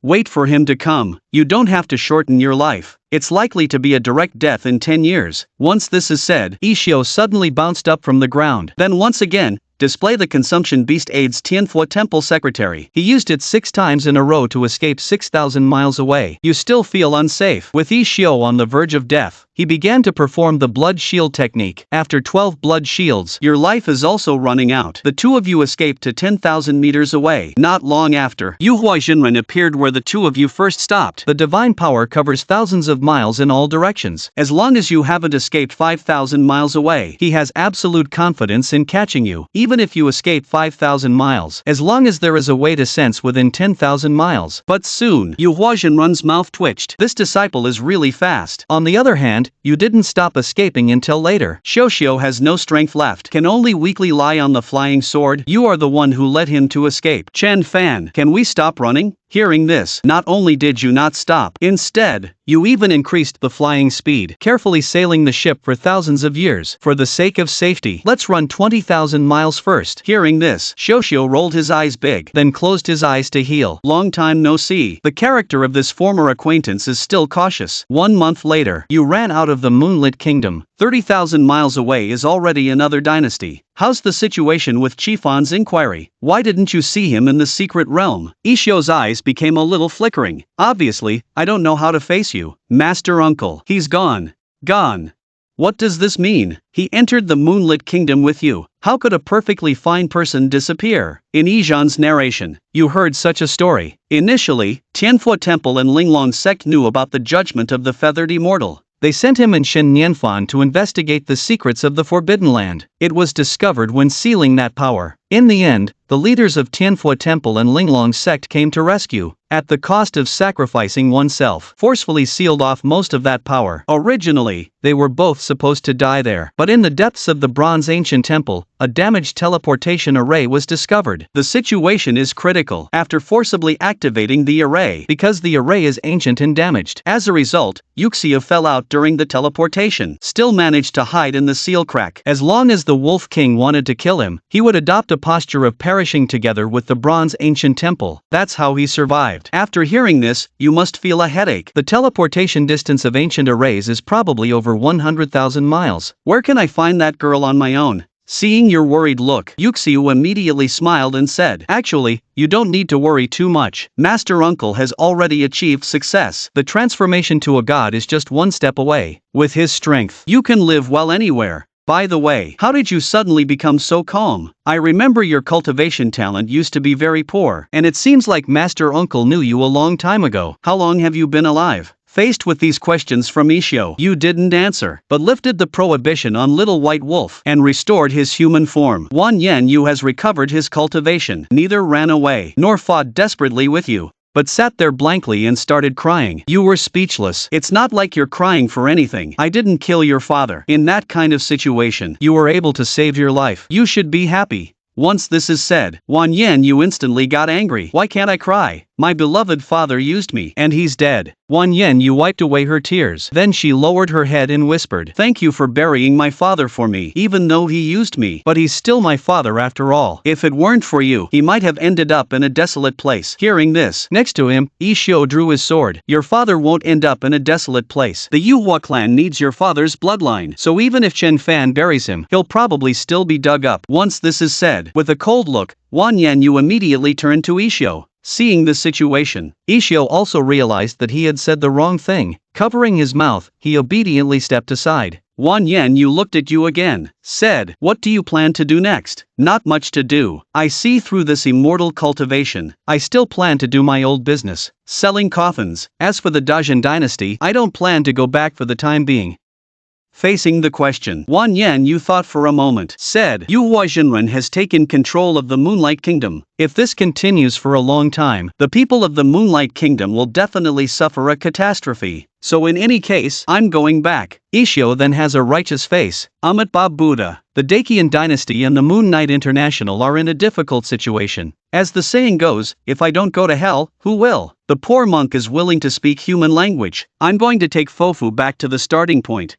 Yuhua Jinren won't let go of Tianfu Temple. You nodded, waved and took out 8 coffins and a map from the storage world. These are the bodies of my master and fellow apprentices. Since you're going back, then, let's take them back on the way. I have chosen a feng shui treasure land for them. You can bury them according to the address on it. Ishio looks at your skilled movements, mouth twitching. You are so skilled with these things. You didn't prepare this in advance, did you? Congratulations, you guessed right. Since I entered the Shanqing Pass, I've prepared coffins and feng shui sites for all my fellow brothers, including my master and ancestors. Ishio remains silent. According to what you're saying, you even prepared mine. Yes, but you have to pay for it. In consideration of our acquaintance, I'll give you a 20% discount. Ishio's face twisted upon hearing this. I'm still living well now. Isn't it a bit premature for you to do this? Hey, prepare earlier, so as to avoid trouble later. It's not like you won't die. Sooner or later, there will be such a day. Okay, your good intentions, my inner thoughts. But who will be collecting whose body is still uncertain? Ishio collected the coffin and the map. Then you will tell them about what happened in the boundless secret realm before, and also told them about the stories seen on the patterns of the bronze ancient temple. At the same time, reminding them to be careful of the feathered immortal when they go back. Although the other party may not care about this kind of small fry, but they might send their subordinates to attack. Ishio looked puzzled. It will definitely be full of dangers when we go back now. Won't you advise us? You smiled, answered. The rain is coming, the bride is getting married.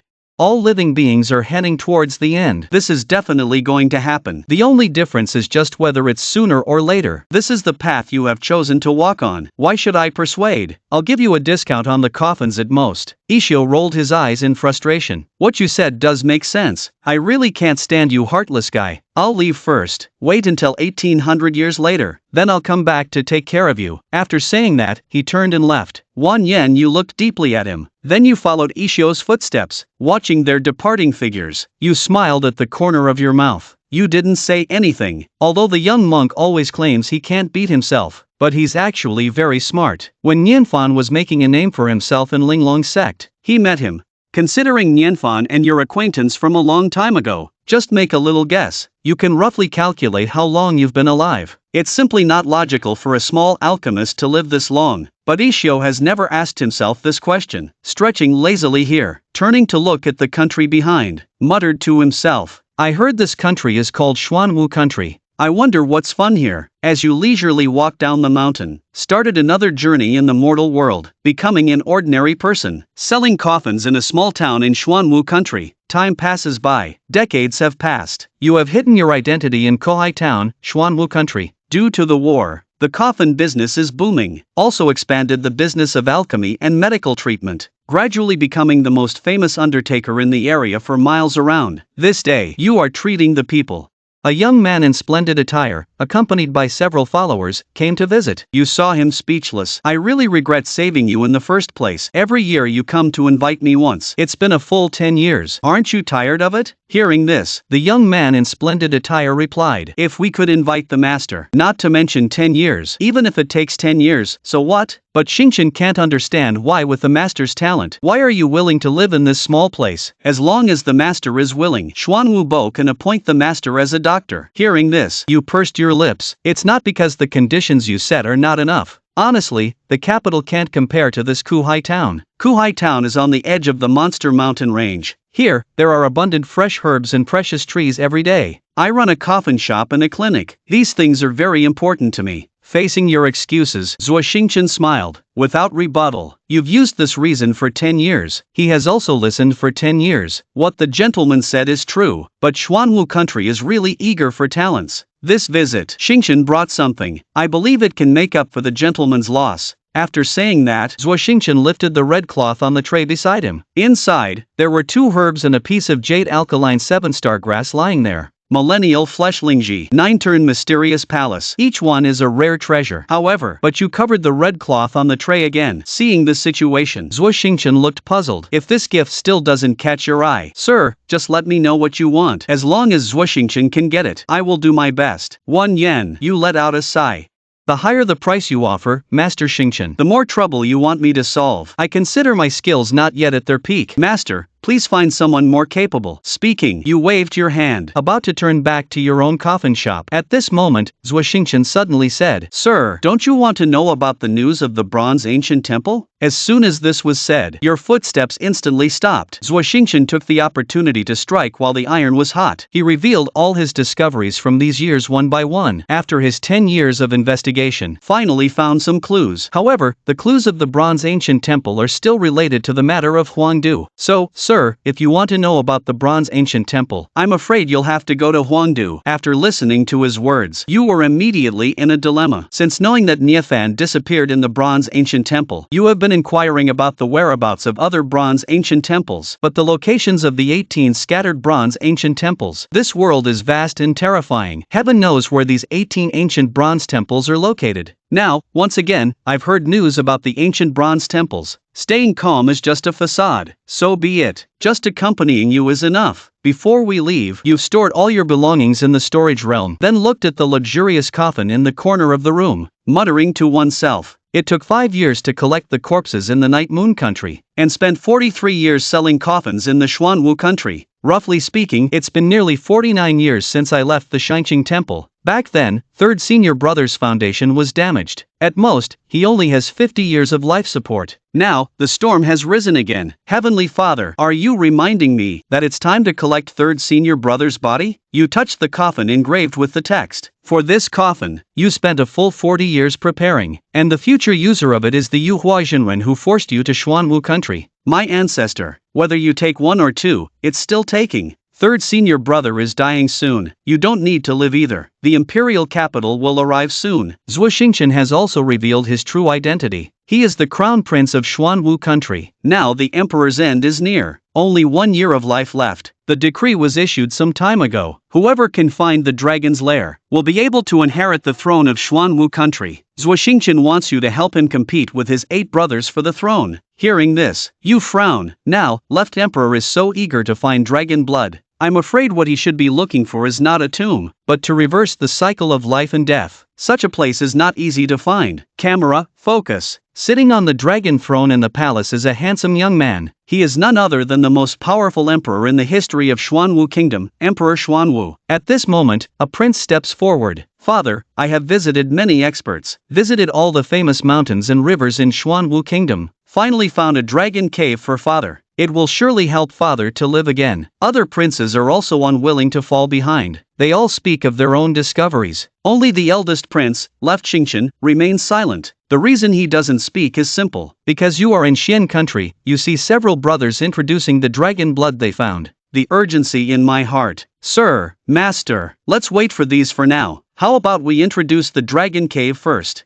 You swallowed the lingua in your mouth. Now is the banquet. Eating is the main thing. Besides, what you should be concerned about now is not this matter. As soon as these words were spoken, Zhuo Xingchen's face was full of confusion. Now is not the time to worry about the dragon cave. Then what can we focus on? Your father is about to die. You 9 sons are excitedly finding a purpose for him. Don't you think this matter is a bit unreasonable? Hearing this, Zhuo Xingchen immediately reacted. Sudden sprint, kneeling on both knees while sliding, then fiercely hitting the forehead on the ground. Father, the king, but I can't bear to leave you. The sudden move by Prince Zhuo Xingchen caught the other 8 princes off guard. The Emperor Zhuo Xingchen's gaze falls on the helper brought by your eldest son. Seems to be somewhat interesting. Using a burst of spiritual power to help Zhuo Xingchen up, comforted with a few words. Someone, come, serve Mr. Chen Fan a large fruit platter with a taste for you. Thank you. The Emperor Zhuo Xingchen's little performance is over. The Emperor Zhuo Xingchen finally spoke about the main matter. My time is running out. Seeking a place of immortal apes, the matter of reversing life. 10 years ago, I made a promise. Who can find the real place of immortal apes? Who will ascend to the throne of Xuanwu Kingdom? Now is the time for you to show your achievements. As the words fell, the 8 princes all exchanged glances with the experts they had brought with them. Those experts all stood up one after another, confidently introducing the dragon caves they had found. Half an hour passed. They were all speaking with dry mouths and tongues. Only you are still showing off. There was no intention of speaking at all. The second prince, seeing the situation, frowned and said, Big brother, where did you find such a rustic person?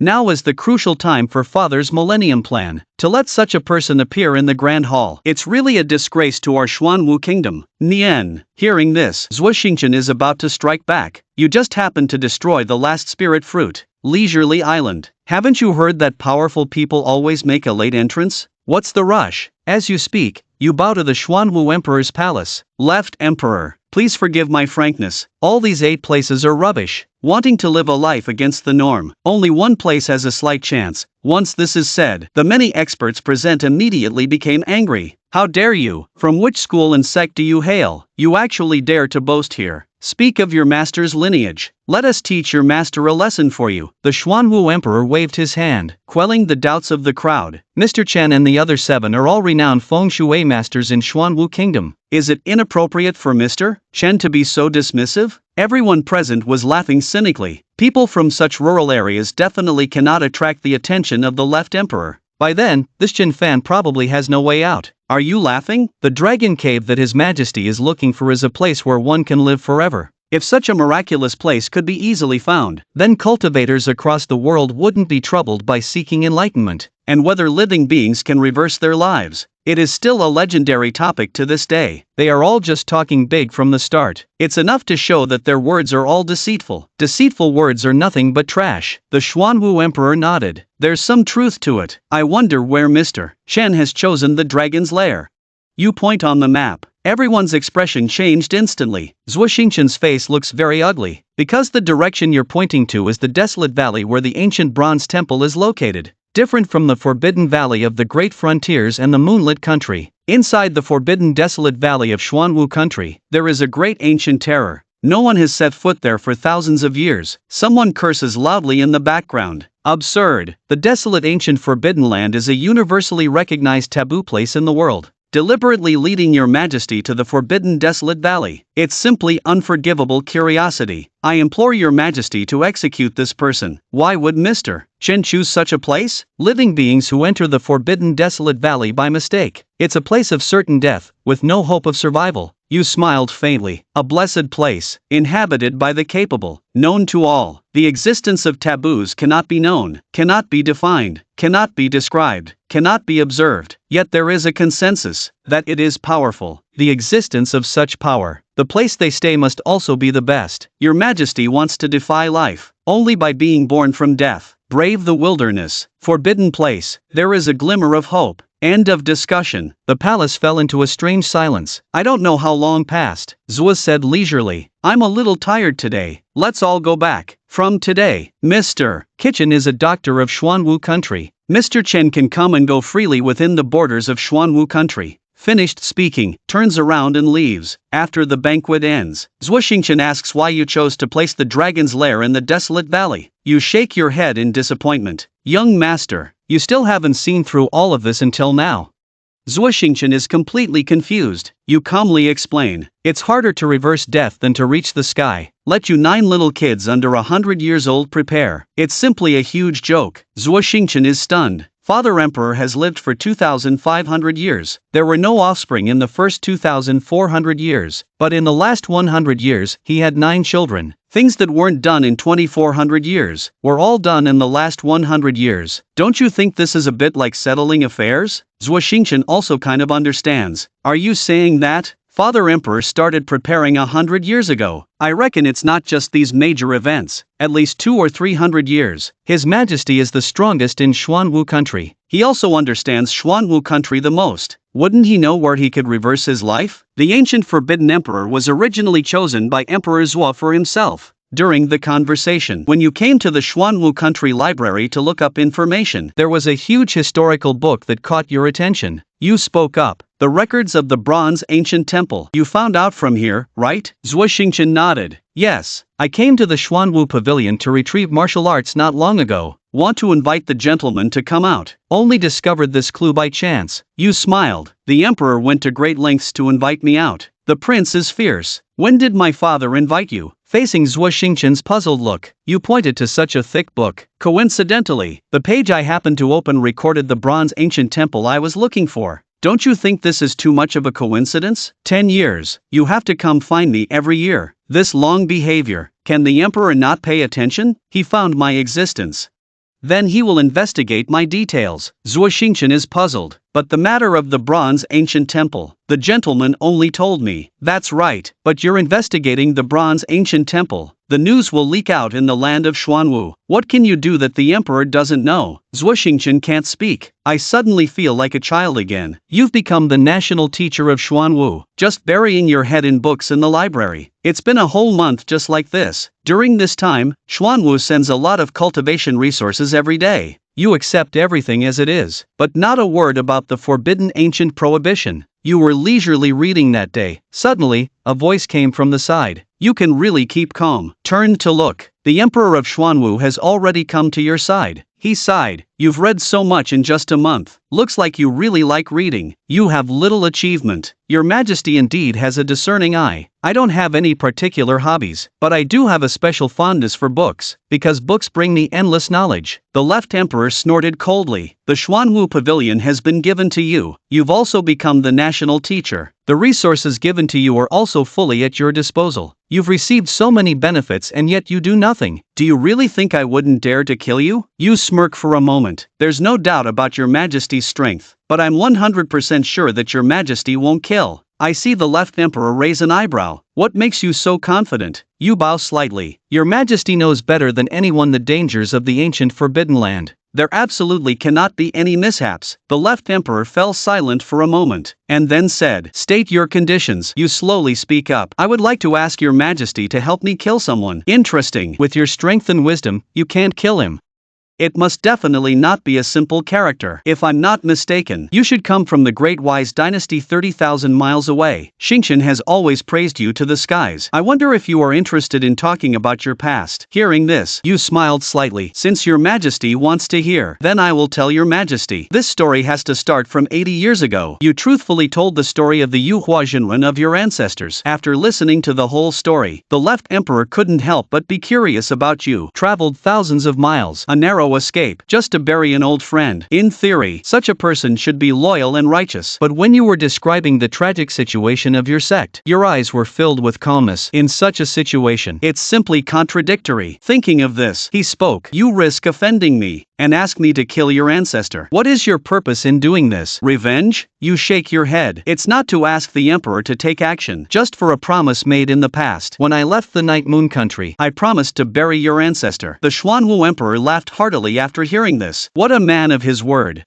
There are a total of 18 bronze ancient temples. There should also be some kind of connection between them. You told me this secret. Aren't you afraid I'll end up like your ancestor? Are you trying to harness the ominous power beneath the bronze ancient temple? You still look calm. I'm not concerned about this ominous power. The reason I'm looking for the bronze ancient temple is because a friend disappeared inside the bronze ancient temple. I want to make sure he's safe. That's all. Emperor Xuanwu clapped his hands. The wasteland is very dangerous. Even if it increases the chance of success by a bit, I won't let it go. Get ready. We'll depart tomorrow. I don't have much time left. That's all. The emperor's figure has completely disappeared. The Grand Xuanwu Pavilion now only has you left. You look towards the direction of the Great Qian Dynasty, muttering to yourself, "Master, after 50 years, the apprentice monk is finally coming to fulfill the promise. Capture everything on camera." The former location of the Shangqing Temple, now its enemy territory. In front of the 8 graves, senior brother Li Jinshui, with his white hair, coughs violently because of the war. Now this place has become dilapidated. The couplet you wrote with a brush back then has also become somewhat blurred. Yuan Shan walked over, blaming in words. "Senior brother, why have you come here again?" At the words, Li Jinshui smiled. "I should be the one saying this to you. Now I'm the head of Shangqing sect, the famous and undefeated Taoist. You still need to withstand the attack of the Night Moon Kingdom. If something happens to you, what will the others do? While I am just a dying man, even if the Night Moon Kingdom finds me, they can't do anything to me." Liang Zhouyuan looked at the grave. "Probe it. Senior brother, do you think brother Chen Fan will come back?" The long-lost Master Xiao returned. Not only did he bring back the princess of the Night Moon Kingdom, he also brought back the bodies of the masters. But he didn't bring you back. Third senior brother smiled. "Of course, he will come back, because he's coming back to bury me." Junior apprentice is a man of his word. As long as he said it, he'll definitely do it.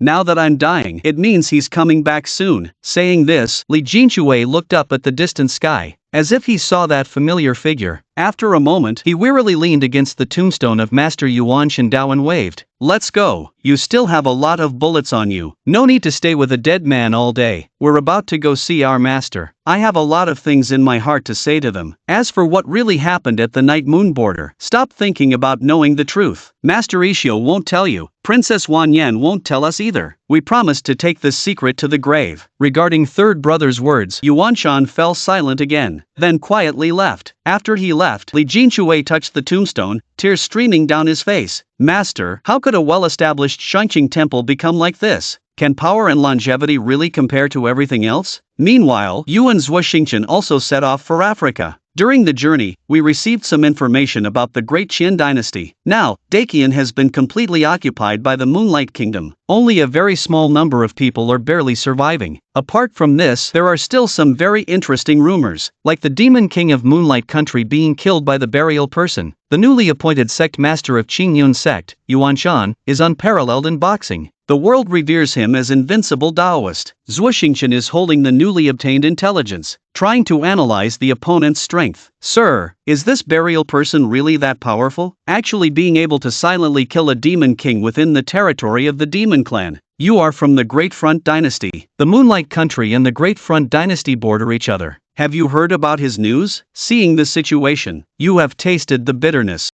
I know San Zhangren, but you can rest assured, he will not obstruct Xuanwu country. Hearing this, Zhuo Xingchen said strangely, Sir, that's not right. This person's whereabouts are mysterious, and his personality is hard to fathom. Maybe he's the kind of unpredictable serial killer. Otherwise, why would he have such an infuriating nickname as The Undertaker? You just sighed. The Undertaker is my alias. How come I don't know I'm unpredictable, and also a serial killer? Sir, how can you be The Undertaker? Facing Zhuo Xingchen's doubts, you said, why can't I be The Undertaker? Don't forget, I sell coffins, and also provide a full funeral service. Is it strange to have the title of The Undertaker? The explanation sounds strange, but logically, it seems like there's no problem. Did you suddenly sense something? Bowing to the left emperor. I'll go do something first. I'll be back in a while. Said and done. Jump off the Africa. Watching the direction you're leaving. Left Xingchen hesitated. Father Emperor, why didn't you stop him? Aren't you afraid he'll run away? The left emperor smiled faintly. You're very clever, but your knowledge is not enough to be more accurate. You still can't distinguish between people. You will be qualified to control Xuanwu country, the crown prince said. Father Emperor, do you really have to go to the Forbidden Valley? Previous generations have also touched taboos, but none of them survived. The left emperor laughed. When I was young, I was full of spirit. At that time, I thought I would live as a hero. Even in death, I will be a hero. To live must be grand and magnificent. To die must be graceful and unrestrained. To linger on is what I detest the most. But after living for over 2,000 years, I have changed. Praising love always uses till the seas run dry and the rocks crumble. The descriptions of the changing sea and land, because in their understanding, rocks do not decay. The ocean will never dry up. But when you see a rock slowly turn to dust, the ocean turned into a 1,000-mile plain. It was only then that I realized, time is the greatest enemy of all living beings. He is powerful enough to change everything, including the things we once considered as truth. Zhuo Xingchen seemed to understand, but not really. He may have always underestimated the emperor. Emperor Zhuo continued, you only know that facing death requires courage, but you don't know that it takes even greater courage to pursue immortality after death. If you were in my position, do you have the courage to pursue immortality like me? After a moment of silence, Zhuo Xingchen hesitated. But I do not have that courage. I do not have that courage. It's not necessarily a bad thing, if it's possible. In the future, you must make good use of Chen Fan, because he has something that I don't. 10 years ago, you were injured in the Monster Beast mountain range. I have actually been protecting you by your side. I heard every word of your conversation. After that, I observed him for 10 years. 10 years is not long, nor is it short. But 10 years later, Chen Fan is still the same as before. It's as if the world has no effect on him at all. Cultivation seeks change, while the nation seeks stability. Although I am the emperor of Xuanwu Kingdom, but I am also a cultivator. Now is also the time for me to seek change. But you are different. With Chen Fan assisting you, your future path will be much smoother. Everything comes to Shangqing Temple. Third senior brother, Li Jinxue, is drowning, lying weakly on the ground. There is a freshly dug large pit next to him, and his only remaining eye is now also unable to see. Just at this moment, the sound of trampled fallen leaves is heard. Li Jinxue, who was about to close his eyes, looks laboriously in that direction. In a weak voice, Junior brother, you've come, haven't you? Seeing third senior brother, who used to be so carefree, in such a sorry state, you purse your lips, whisper softly, third senior brother, it's me, Li Jinxue. I knew you would come, because you always keep your promises. You help him up. About to change his clothes for him, third senior brother used the last of his strength to push your hand away. You little brat, even though I'm about to die soon, I'm not dead yet, am I? Haven't seen you in 50 years. Can't I just talk to you? You let out a sigh. Third senior brother has reached this point. Don't tell me you still have unfinished business. You know me. I'm someone who dislikes trouble the most. I'm nonchalant even when it comes to burying the dead. But I'm not very good at fulfilling last wishes. Hearing what you said, third senior brother suddenly seemed to regain some spirit like a dying ember. Nonsense. You, third senior brother, am I the kind of person who can't let go? Things that couldn't be completed before death. Even after I die, I won't bother anyone. I just want to praise you before I die. Is this not okay? Once these words are spoken, a smile suddenly appeared on your face. Of course, it's fine. I rarely receive praise from third senior brother. Third senior brother smiled. Just like in the old days, praising you is a form of encouragement for you, but you can't be too proud either. The two of you are talking just like before, talking about the experiences when you first entered the sect, discussing the past events during your cultivation, talking about Master and the senior brothers as if trying to finish all the words that couldn't be said for decades. After a while, third senior brother struggled to reach out to Master's grave, touching the words on top. A line of blood and tears in the one eye. A lifetime, a season for everything. No matter how you dominate the world in life, in the end, it's inevitable these few pieces of wood. Initially, you used Master's thunderstruck wood to make the coffin. I thought you were just a child monkey, but now I understand. Only you can see the truth in the coffin. After a while, he regained his composure. A smile appeared on his face again. Alright, sad words have been said. Let me see what kind of coffin you've prepared for me. A brand new coffin made of Nanmu wood is brought out, touching the wood's grain. Third senior brother nodded in satisfaction. Very well, don't forget that I spared you. Have you prepared the coffin for our master? You smiled. Don't worry, the peachwood is inscribed with all the formations I've learned over the years. I promise our master will never be a deceitful corpse. By then, I will bury our master and you together. This way, you can slowly discuss the past with him. Li Jinchue burst into laughter. Alright, younger junior brother, your plan is still well thought out. After saying that, he stood up straight, and straightened out the wrinkles in his clothes. Then he froze in this position forever, gradually lost his vitality. You calmly took care of his affairs, tidy up appearance, put on burial clothes, put into the coffin. After doing all this, carefully buried the coffin in the grave dug by third brother, then erected a tombstone. Here lies the honorable third brother Li Jinchu. The inscription on the tombstone still reads, "The one who buried." Looking at the tombstone.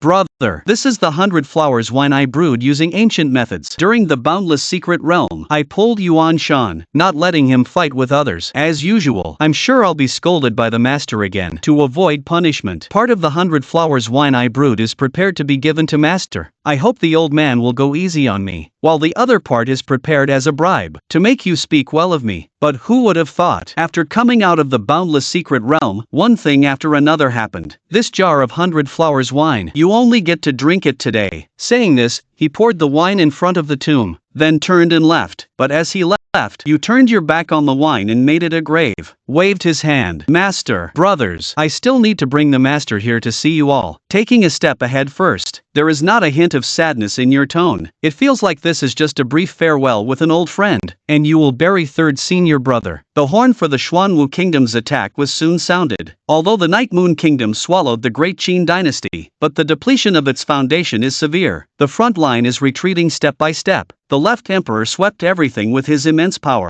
In just 1 month, he has left the Night Moon Kingdom in tatters. That day, Left Xingchen was reporting to Left Emperor about the situation. Father Emperor, the boundless secret realm is already under our control. Now we only lack the Night Moon Kingdom territory occupied by the Feather Transformation True Man. Also, the people from the Heavenly Buddha Temple want to see Father Emperor. Hearing this, Left Emperor said calmly, the Night Moon Kingdom's forbidden land is disrespectful. The people of Tianfu Temple taught them to see things through to the end. This matter arose from punishment.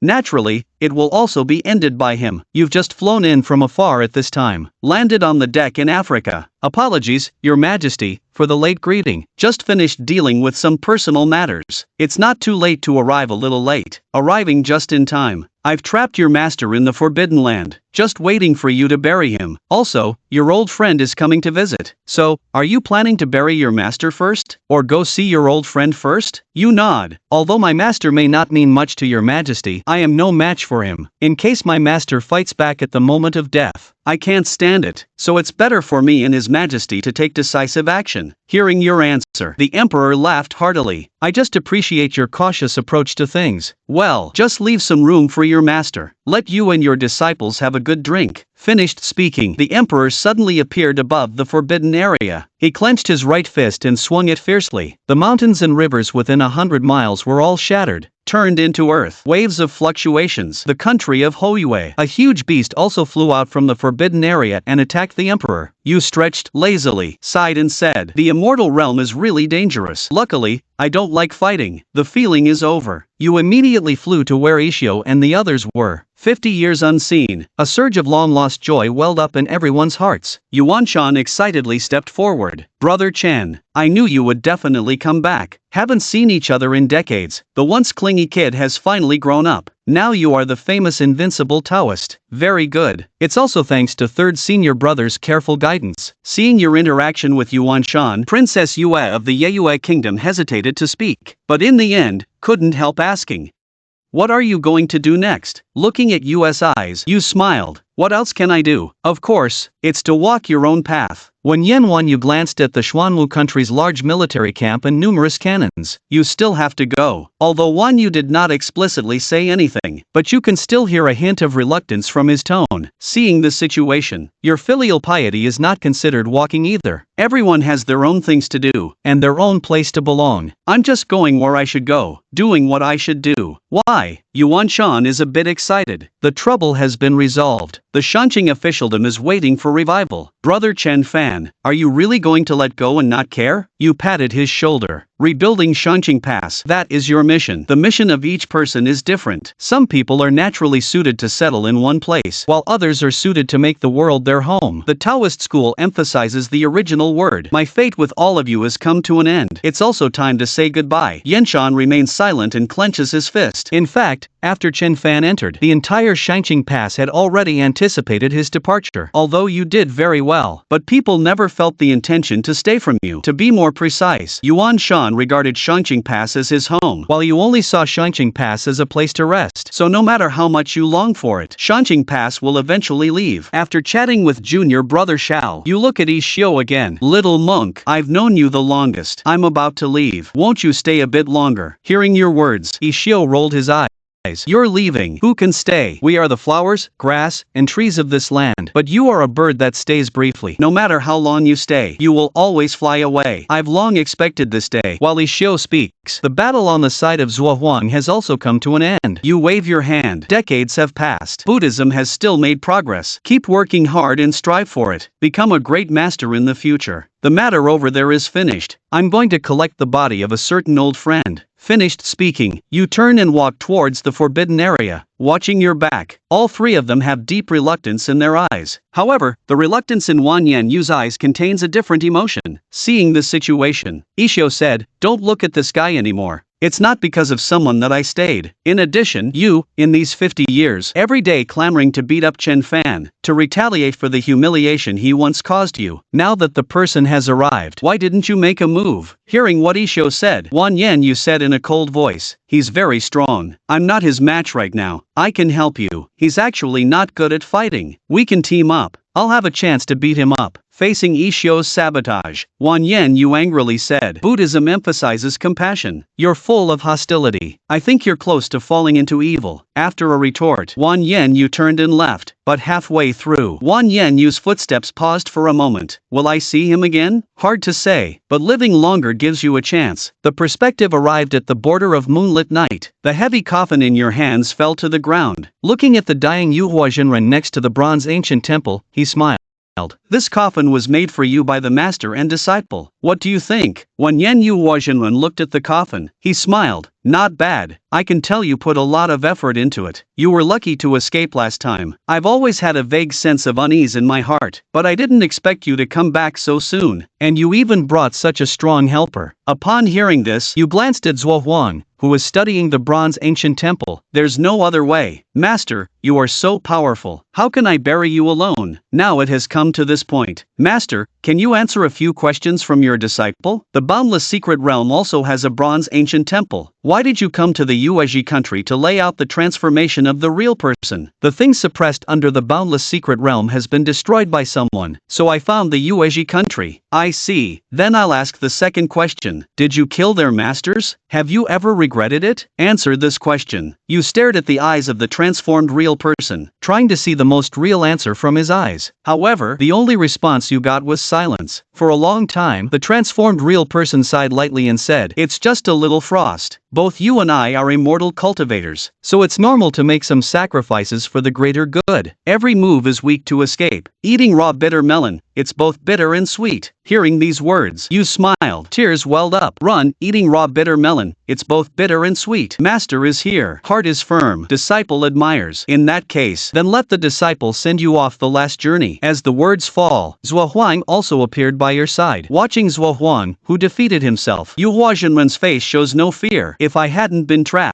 you wouldn't have killed me so easily. Facing Yu Huazhenren, Zhuo Huang nodded. If the Taoist friend could live another 1,000 years, perhaps you could have a showdown with me. It's a pity you won't live that long. By the way, what does the big hand on this painting represent? You've been researching the bronze ancient temple for so long. You should know something, right? The transformed real person chuckled. Of course, I know. But do you think I will tell you? Even if I told you, would you believe it? Zhuo Huang nodded. A golden light flew out from his hand. Then a small bloodline appeared on the forehead of the transformed real person. I really don't dare to believe your words either. With the ink of the transformed real person, the huge bronze ancient temple sank, once again completely suppressing the blood pool containing ominous power. Take advantage of this opportunity. Put the body of the transformed real person into the coffin. Your Majesty, have you gained anything? There are indeed some. Each bronze ancient temple should have a teleportation array, and there is also a certain spirituality within the teleportation array. By the way, this should be yours. I'll give it back to you. A stone coffin was thrown in front of you. This is the Bye-Bye Immortal who helped you out of trouble 50 years ago. The stone coffin and its contents are lost and regained. Naturally, you are happy to put away the stone coffin, then casually asked. The Bye-Bye Immortal is a figure from 2,000 years ago. Your Majesty, have you heard of his name? I heard about his legend when I was 10 years old. At that time, he was already a figure from 2,000 years ago. You were stunned. So if you calculate it, isn't the Bye-Bye Immortal a figure from 4,000 years ago? With just a phantom, he suppressed the ominous and the transcendent being here. How strong was he back then? Half a month passed in the blink of an eye. During this time, the bronze ancient palace in the immeasurable secret realm of the Great Dynasty was forcibly excavated by the Xuanwu country. Soon, the Xuanwu country's army arrived at the front of the forbidden land of the Wilderness Valley. This land has been the territory of the Xuanwu country for thousands of years. Records about the forbidden land of the Wilderness Valley. Only 7 simple words. Great terror. Dead without life. The left emperor stood in mid-air at the border of the forbidden land of the Wilderness Valley. A wave of his right hand. 3 sentences. The miraculous puppet was then sent in. The early exploration went very smoothly. The puppet advanced a few miles. Zhuo Xingchen breathed a sigh of relief. Smiled. It seems that the forbidden area of the Wilderness Valley is not as dangerous as imagined. But the conversation wasn't over yet. The 3 humanoid puppets in the distance were suddenly blown away by a breeze. They turned into dust and dissipated in front of everyone's eyes. Faced with this completely unexpected situation, everyone's spine chilled. The corner of your mouth twitched. I wanted to ask the left emperor if he had seen what just happened clearly, but the left emperor waved his hand again. The million-strong army of Xuanwu country behind them also began to move. They formed a mysterious formation. All the people's power gathered together, condensing into a black spear spanning the stone trees. Kill! A million soldiers simultaneously shouted a word. Black spear, with an unstoppable momentum, heading straight for the black mountains of the Forbidden Valley, facing a powerful attack. Within the Forbidden Valley, an incredibly complex silver formation lit up, seemingly unable to break through. General of the Xuanwu kingdom shouted once again. Kill! Millions of soldiers immediately bleeding from their 7 orifices, at the cost of burning their lives, forcibly enhancing their strength. Injected with a large amount of blood energy, the black spears turned blood red. The invisible barrier was pierced by the blood-red spears. Just as everyone was excited about the recent achievements, the neighing of a horse echoed in everyone's ears. Shortly after, a skeleton horse emerged from the ground, and on it sat an empty bronze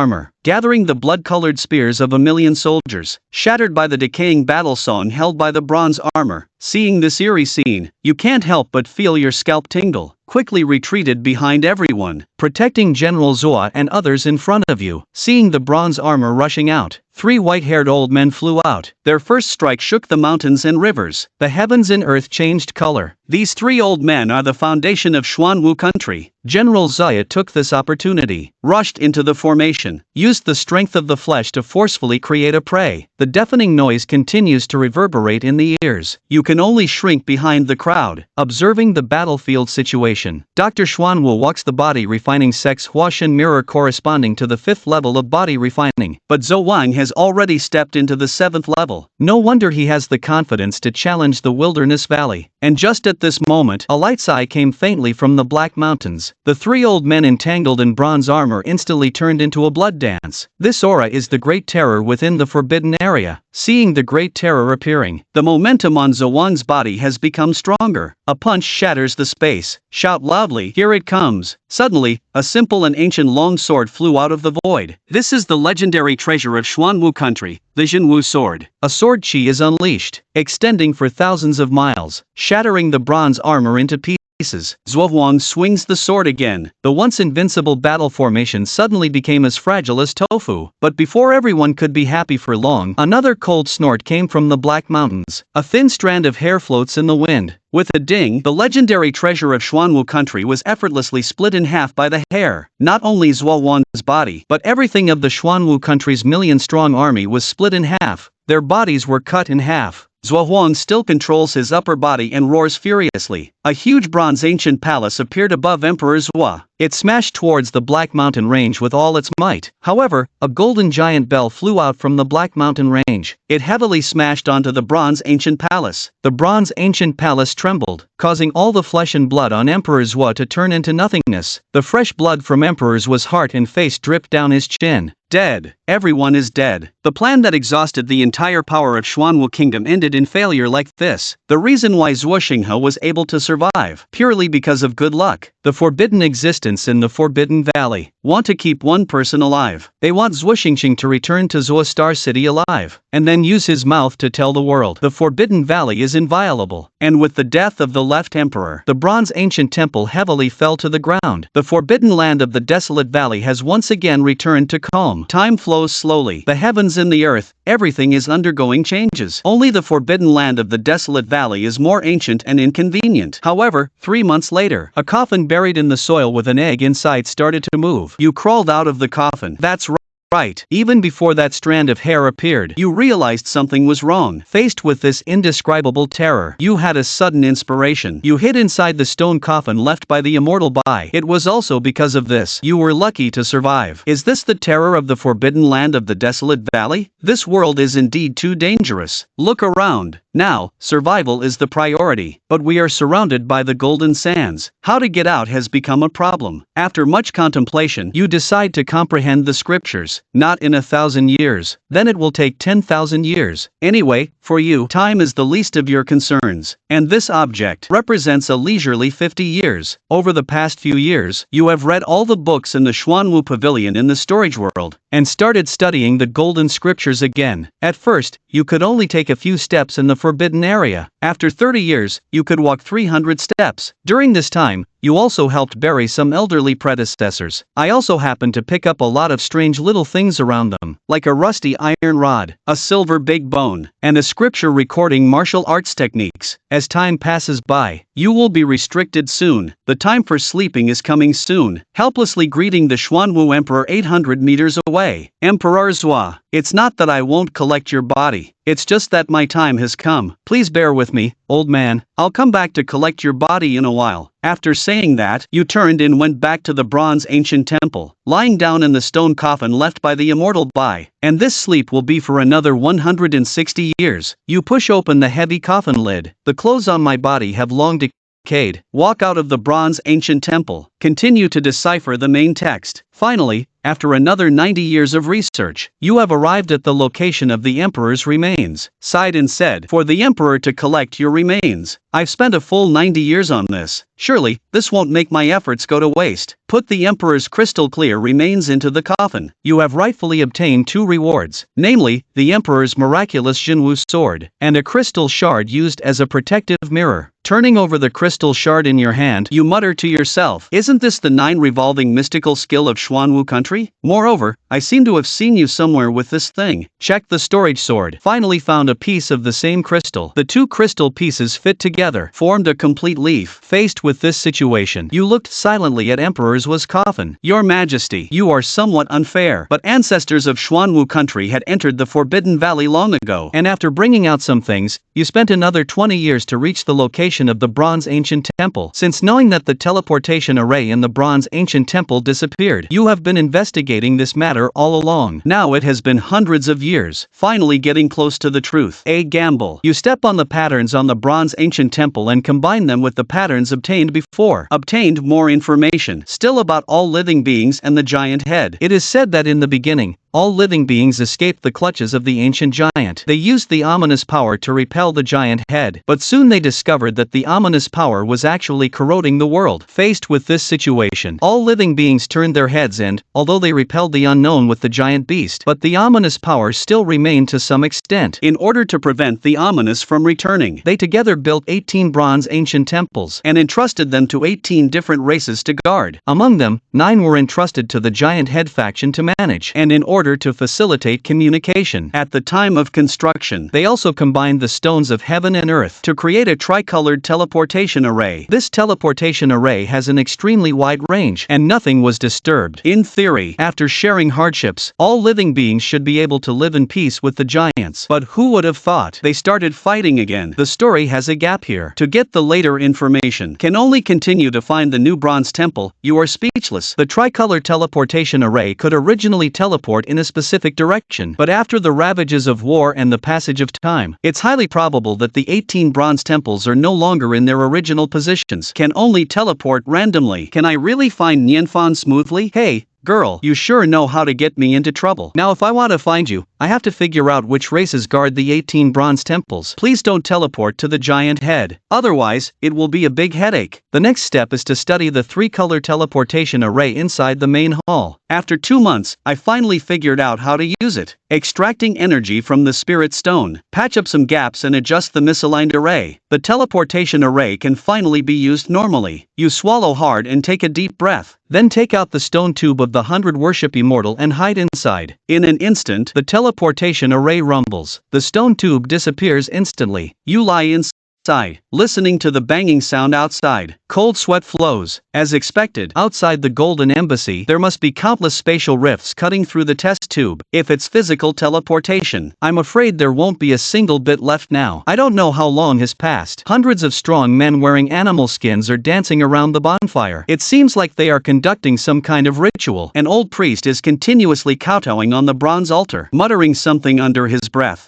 Suddenly, the long-sealed altar emitted a dazzling light. Not only did it astonish the strong men below, even the high priest next to the altar looked indifferent. Everyone had a puzzled look. This ritual is held every 10 years. According to reason, it's just a formality. Why did he suddenly react? Boom! The next second, an embassy heavily smashed onto the altar. Faced with this bizarre situation, everyone present fell silent. With a creak, the coffin lid was pushed open. The moment you sat up, the gaze of thousands of eyes were all on you. You must have been speechless for a moment. Just landed and already faced with such a big scene. Just pondered for a second. You immediately switched to 28 different languages for communication. Finally, when you used a broken language, the high priest on the side had a reaction, kneeling and kowtowing with the tribe, excitedly saying something. You were still struggling, only managed to produce a few understandable words. The heavenly gods are grateful. Your face greets. Could it be that you're considering yourself some kind of extraordinary lady? And looking like this, it won't be easy to leave for a while. Capture everything on camera. You've settled down smoothly in the tribe. They see you as the adults sent by the gods, offering all kinds of delicious food. They even sent a wild ambitious girl. Manhwa is responsible for teaching you the language. Listen to what Manhwa says. There's no specific name for this place. The most specific name is just Shirwanda Mountain. As for how wide the mountain range is, there has never been a definite answer from ancient times to the present, because no one has ever walked out. This tribe tribe is called the Witch Clan. Also, the training system here is very interesting. Not cultivating the physical body, not cultivating inner elixirs, specializing in cultivating goo insects. The ancient insects here have various uses. They can kill enemies, and they can also save people. But specializing in cultivating goo insects has a fatal flaw. That is, it cannot enhance spiritual consciousness, and because it lasts a very long time, coupled with profound knowledge of formations. Although it's just the reason. Later, I heard the barbarian god say that some divine artifacts are even stronger. Because of this, the overall situation is like wealth. So respectful. Alright, let's stop here for now. Barbarian Wu. You go back and rest first. Barbarian. Walk halfway. He suddenly knelt down, tears streaming, begging the Lord God's stone, please, save the house. It turns out that a fierce thunder beast has recently appeared near the tribe in recent years, continuously seeking live sacrifices for offerings, continuously compressing the living space of the tribe. Now the population is sharply decreasing. The tribe is almost unable to survive. To repair the teleportation town, we need to help find metal. You can't refuse either. But think about the records of various beasts. This is a high-level monster. And from birth, it possesses all sorts of incredible talents. Consider it carefully. You nod. I can try to help solve this, but you also need to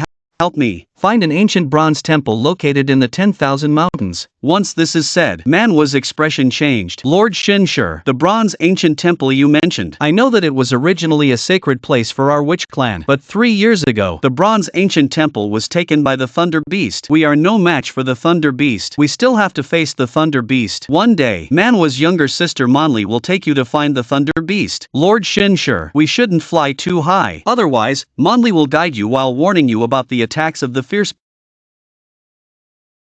beasts. Can you help the witch clan out of trouble? Hearing this, you smiled and said, I can only help you in certain aspects. Whether you can get out of the predicament depends on your own efforts. In this world, seeking help from others is never as good as seeking it from yourself. And to you, I am just a passerby. I won't stay here forever. Speaking of which, you and Monli came to the Shuiwei cave occupied by the Thunder Beast. You straightened out your clothes. Standing at the cave entrance, you returned the gesture. The decoration of the Daoist clan. Shenfan seeks an audience. As soon as the words fell, Pa, an unknown liquid came flying towards you, drenching you to the bone-chilling cold. Immediately after, a huge head poked out from the cave. Thunder Beast, looking at you. Hoof, lowly ants, get lost. Pa, here comes another huge spit. You froze for a moment, quietly wiped the spit off your face, then left with brute force. Seeing you expressionless, Monli asked cautiously, My lord, are you okay? You took a deep breath. I'm fine, but there's something I need to tell you. I don't plan to leave for now. When will we kill this Thunder Beast? When will I leave the 10,000 mountains and return to the Wu clan? The high priest came forward to inquire about the situation. You answered first. You think I'm a godsend? Then you should also believe in my abilities. I'm going to kill the Thunder Beast of Shuiwei Cave within 10 years. If you believe I can win, then come help me. If you think I can't win, then you should leave as soon as possible. Otherwise, it will affect everyone. After speaking, he turned and went back to the wooden house, leaving the bewildered high priest and the people of the tribe behind. Inside the wooden house, you're writing and drawing on the bark. It looks like you're planning something. Carrying a plate of forest fruits, he walked into the room. Brother Shursher, have some forest fruits to calm down. You don't even lift your head. I know you have ancestral teachings. That is, don't provoke the people who come out of the altar. But I am not the person mentioned in your ancestral teachings. You don't need to call me that. If you're willing, you can call me Chen Fan Big Brother. The matter of the Thunder Beast is between him and me. It won't involve the clan. Just rest assured. The classical girl showed a disappointed expression. God, Brother Chen Fan, I didn't mean that. 1 yen. You looked up at the Manhwa in front of you. Don't talk about this matter. What is that? Facing your question, a bright light suddenly flashed in the girl's eyes. Brother Chen Fan, when I was very young, I heard that there was another world outside the mountain, but no one in the entire clan knows what the outside world is like. You should have come from the outside. Can you tell me what the outside world is like? You thought about it. The outside world beyond the mountains is a very exciting place, but I don't recommend that you learn about the outside world. Facing the puzzled look of the girl, you continue to say, the outside world is more dangerous than the poisonous insects and fierce beasts in these 100,000 mountains. In the outside world, sometimes death is a kind of relief. Saying this, you handed over the puppet around your waist. Also handed over a piece of bark. Give the bark to the high priest. Let her arrange according to this. If I'm not mistaken, you should choose to deal with the thunder beast with me. As for this puppet, I'll just give it to you. From the moment I arrived here, you've been staring at him all this time. It's making me feel really embarrassed. As soon as these words were spoken, Manhwa's little face instantly turned red. Brother Chen Fan, I didn't.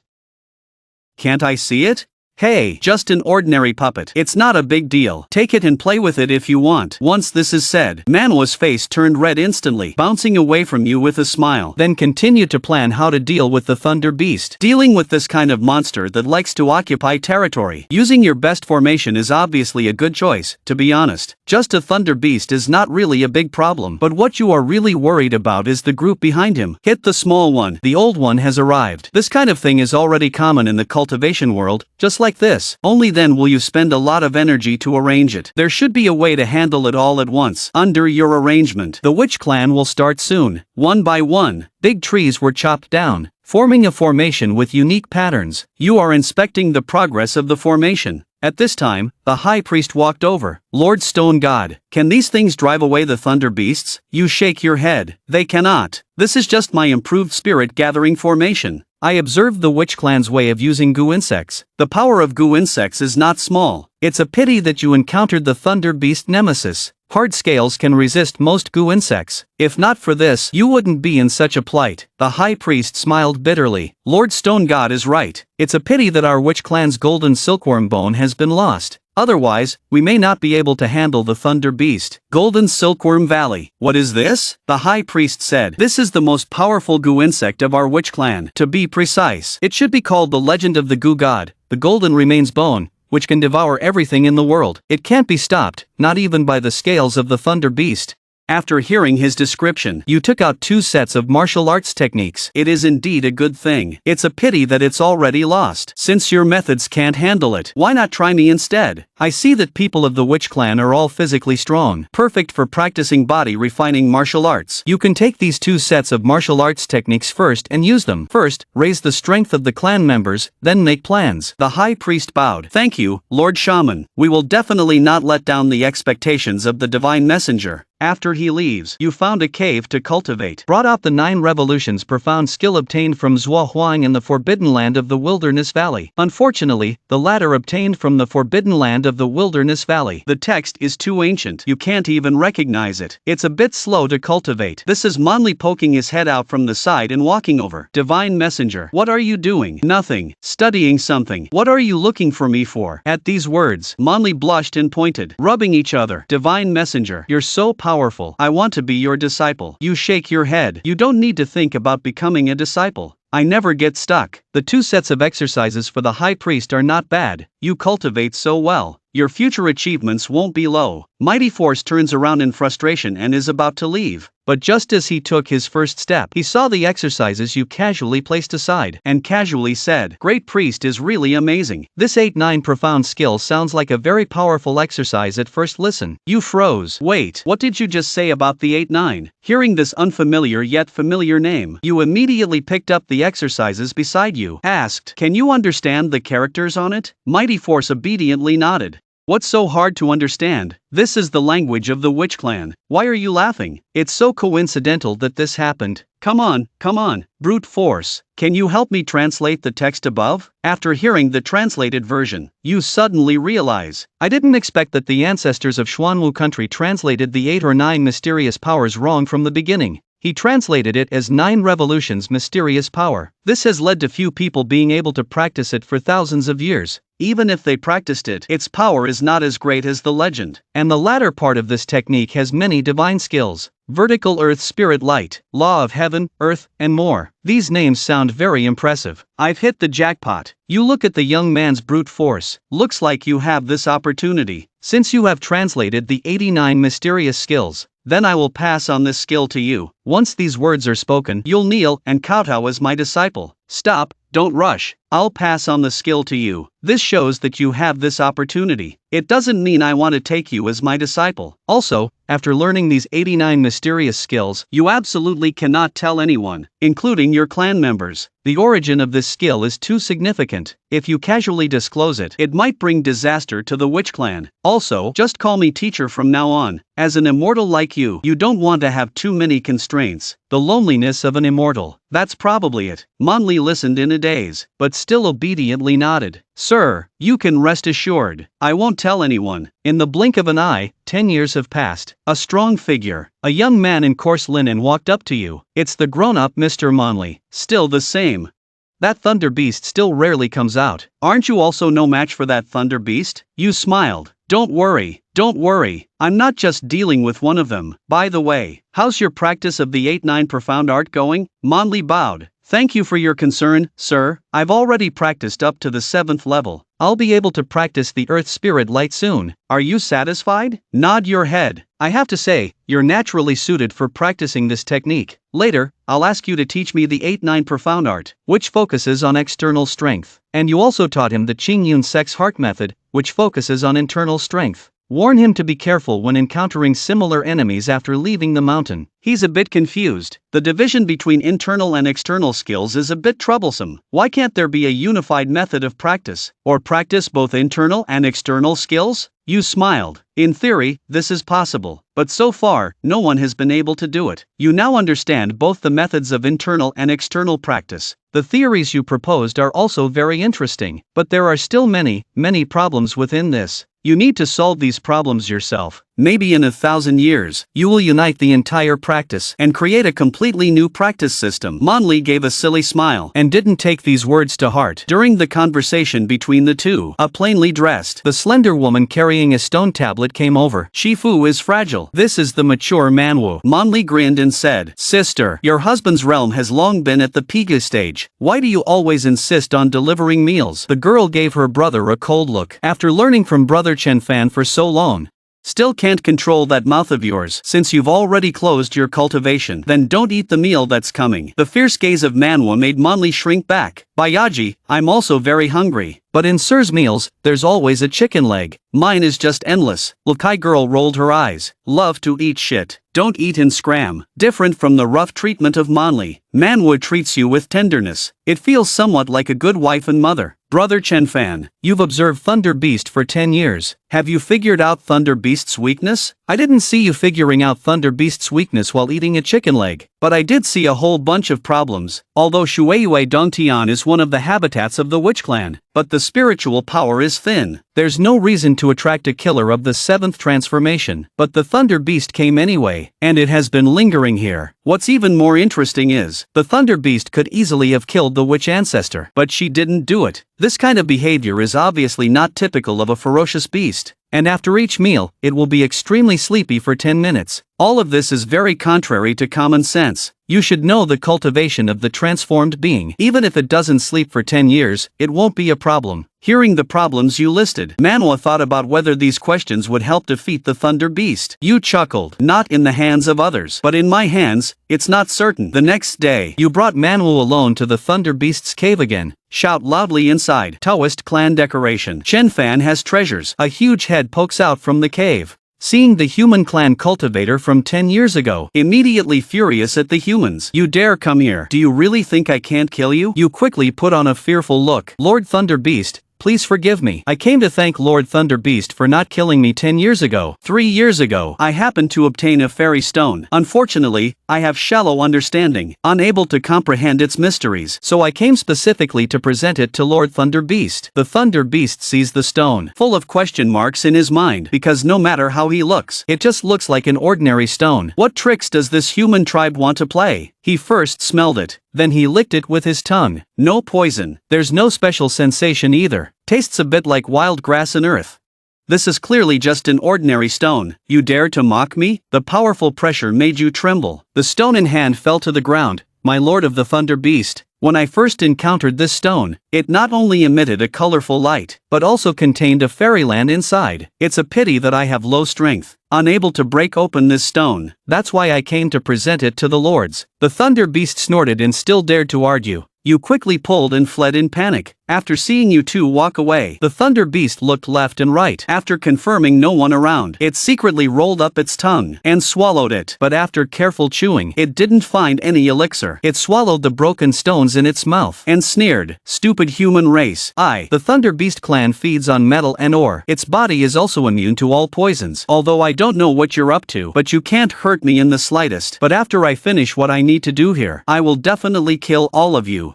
After speaking, it turned and was about to return to the cave. However, at this moment, the Thunder Beast suddenly found its body unable to move. The massive body fell to the ground with a bang. Two sneaky figures came and went. You have a smile on your face. Jia, Lord Thunder Beast, are you okay? The Thunder Beast lies on the ground, bluffing, bold. You dare to come back. Believe it or not, I'll kill you. You don't waste words. Take out a broken sword and stab it in. Seeing the Thunder Beast not fighting back, you patted your chest and smiled. It looks like you really can't move. That way, I can rest assured. I didn't expect you to swagger up to the Thunder Beast. Human, dare to come close? Believe it or not, I'll kill you before you finish your sentence. Then you got a loud slap on the face. What's your name? Are you calling me because you want to see how I can make you die a more miserable death? Your shouting will disrupt my thinking. Manhwa curiously looked at the collapsed Thunder Beast on the ground. Asked, Chen Fan, how did you make it unable to move? You chuckled. Suddenly, what did you think I was doing for the past 10 years? So, during these 10 years, you found out that the Thunder Beast eats an average of twice a year.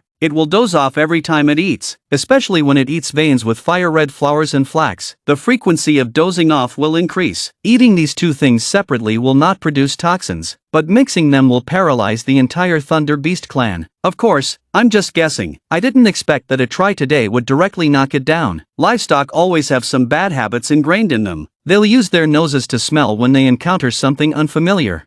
And they'll use their tongues to lick. But I never thought he'd be dumb enough to swallow a stone. Crack! Your dagger got stuck in a scale of the Thunder Beast. The Thunder Beast's eyes flashed with a hint of fear. You're smiling, just as I thought. The Thunder Beast's scales are extremely tough. Even some magical weapons can only scratch the surface. But I still don't believe there are flawless species in the world. That's all. The sharp dagger fiercely pierced the Thunder Beast's vital spot. After a shudder, the Thunder Beast breathed its last. After you retrieve its thunder core, wave it off. Go back and get someone. We too can't eat all this meat. It's also a good opportunity for everyone to improve their diet. Soon all the people of the Witch Clan came. Looking at the Thunder Beast lying on the ground, everyone's eyes were filled with shock. There was a sudden burst of cheers at the scene. You smiled slightly. The meat of the Thunder Beast is extremely delicious. Everyone should enjoy it as soon as possible. But there's one thing I need to tell everyone. Once you eat the meat of the Thunder Beast, you will definitely be smelled by other Thunder Beasts. In other words, taking this step, there's no turning back. 10 years is a very long time for them, long enough to make them forget their original purpose. You can allow yourself to have no one help you, but absolutely no one is allowed to betray at a critical moment. Hearing what you said, the high priest immediately understood the meaning. Without the slightest hesitation, quickly greeted everyone on the scene. What are you all waiting for? Hurry up and barbecue. This is what the Lord of the Godstone has given us. After the death of the Thunder Beast, a grand barbecue celebration is held. You sit alone on the giant stone, looking at the moon in the sky. Nianfan, what are you doing now? At this time, Manhwa walked over with a piece of barbecue wrapped in leaves. Chen Fan, try it quickly. This is what I just grilled. You praised Manhwa, leisurely eating barbecue, while Manhwa rested his chin on both hands, looking at you with happiness in my eyes. Brother Chen Fan, after solving the problem with the Thunder Beast, what do you plan to do? After thinking for a moment, of course, you want to leave here and continue to do what I used to do. The girl's expression darkened. Although it was expected, there was still an unavoidable sense of loss in my heart. Brother Chen Fan, I've seen you often look up at the moon over the past 10 years. What exactly makes you always think about it? Me, I'm looking for someone. She's run quite far. I've spent nearly 100 years and still haven't found her. As soon as these words were spoken, Manhwa's eyes instantly turned red. She's a woman, right? Yes, I heard your definite answer. Manhwa fell silent for a long time in an instant. Manhwa trembled and squeezed out a bitter smile. The woman who made Brother Chen Fan search for so long. I'm sure Brother Chen Fan must like her very much. Looking at those teary eyes, you smiled and patted his head. You, at such a young age, why is your mind always filled with these things? Who said that continuously searching for a woman means liking her? Manhwa was puzzled, but if it's not deeply in love, what is it that can support Brother Chen Fan? You've been searching for so many years. Yu sighed. Love indeed brings happiness to people, but what makes people persevere is not just love. The person I'm looking for is an old friend. Before he passed away, he entrusted me to ensure his safety. Even though he's already passed away, I still need to bring back his body for burial. This is a promise. It's also a form of cherishing the past. Upon hearing this response, Manhwa wiped away the tears about to fall from his eyes. He said, Brother Chen Fan, can you tell me about the past? Yu smiled faintly, and then began to tell the ordinary story of the past. After listening to Yuan Nianfan's past, Manhwa gritted his teeth, his eyes filled with anger. He liked you. Yu nodded. Yes. Manhwa suddenly lost control of his emotions. But you rejected him. That's right. I know everything, including Nianfan's feelings for me. As soon as this was said, Manhwa immediately stood up excitedly. What about me? Will you reject me like you rejected him? Looking at Manhwa's blushing eyes, the calm girl asked loudly. Why aren't you dedicated to cultivation? Do everything according to your heart. In that case, why do you keep rejecting time after time? If you plan to reject from the beginning, then why are you so kind to the people around you? Why didn't you harden your heart from the beginning? You didn't answer immediately. Instead, you looked up at the moon in the sky. Today's people don't see the ancient moon. People only truly appreciate something after they have lost it. If you knew in advance that this thing was destined to be lost to you, would you be able to resist cherishing it? Manhwa grits his teeth. You're just being evasive. How can anyone know what the future holds? What makes you think you will definitely lose it? He smiles faintly. Why not? You can also do this kind of foresight. Just like your witch clan compatriots will slowly die. This is an unchangeable fact. It's also a future that has already been foreseen. Manhwa's voice trembles. Big Brother Chen Fan, can you really see everyone's future? You nod slightly. Yes. Looking at your handsome and youthful face, the girl seems to understand something. Reaching out to touch your face. After all this time, your heart must be in pain. Look up at the moon. Give a carefree smile. Pain. When you get used to it, it doesn't hurt anymore. This is also why I like to collect bodies, because collecting the bodies of the deceased enables me to keep their memories in my heart and also bury them in my heart. Manhwa looks at you, full of heartache. Hold hands and grow old together. This is the greatest blessing for lovers. But if this blessing is placed on Brother Chen Fan, it is the most vicious curse in the world. Watching the loved one grow old bit by bit, dying, finally turning into a handful of yellow soil. Is there a curse more cruel than this under the sky? After that, you taught the witch clan many ways to deal with the thunder beasts, instead of working together to kill many thunder beasts. Since then, no fierce beast dared to step into the witch clan's territory. They fear that mysterious presence. The bodies of the thunder beasts piled high by the gravediggers. Once, a fierce beast dared to take a look. Beside it, a poem and a line of words were carved with a sharp sword. The lives of 3,821 members of the Thunder Clan are buried here. Gravediggers. And beside those words, there is also a poem. Looking up to the southern dipper, turning to the North Star, looking up at the sky, a person like me. That's when it all began. The name Gravedigger became a taboo in the midst of the 10,000 mountains. The scene changes, arriving at the Water Moon Cave. After the destruction of the Thunder Clan, you started researching the stolen bronze ancient temple. The key information on it has also been erased by someone. But what's interesting is, the entity that erased the information this time actually left 2 lines of large characters. Divide and conquer. For the world, a rare item flows here, gifted to the destined one. After reading the information left on the wall, you turn to look at the nearby stone lump again. This is the egg left behind by that mysterious being. It's a pity that this egg is already dead. The reason the Thunder Beast wanted to take over the Water Moon Cave was to seek the spiritual power within. Revive this bullet.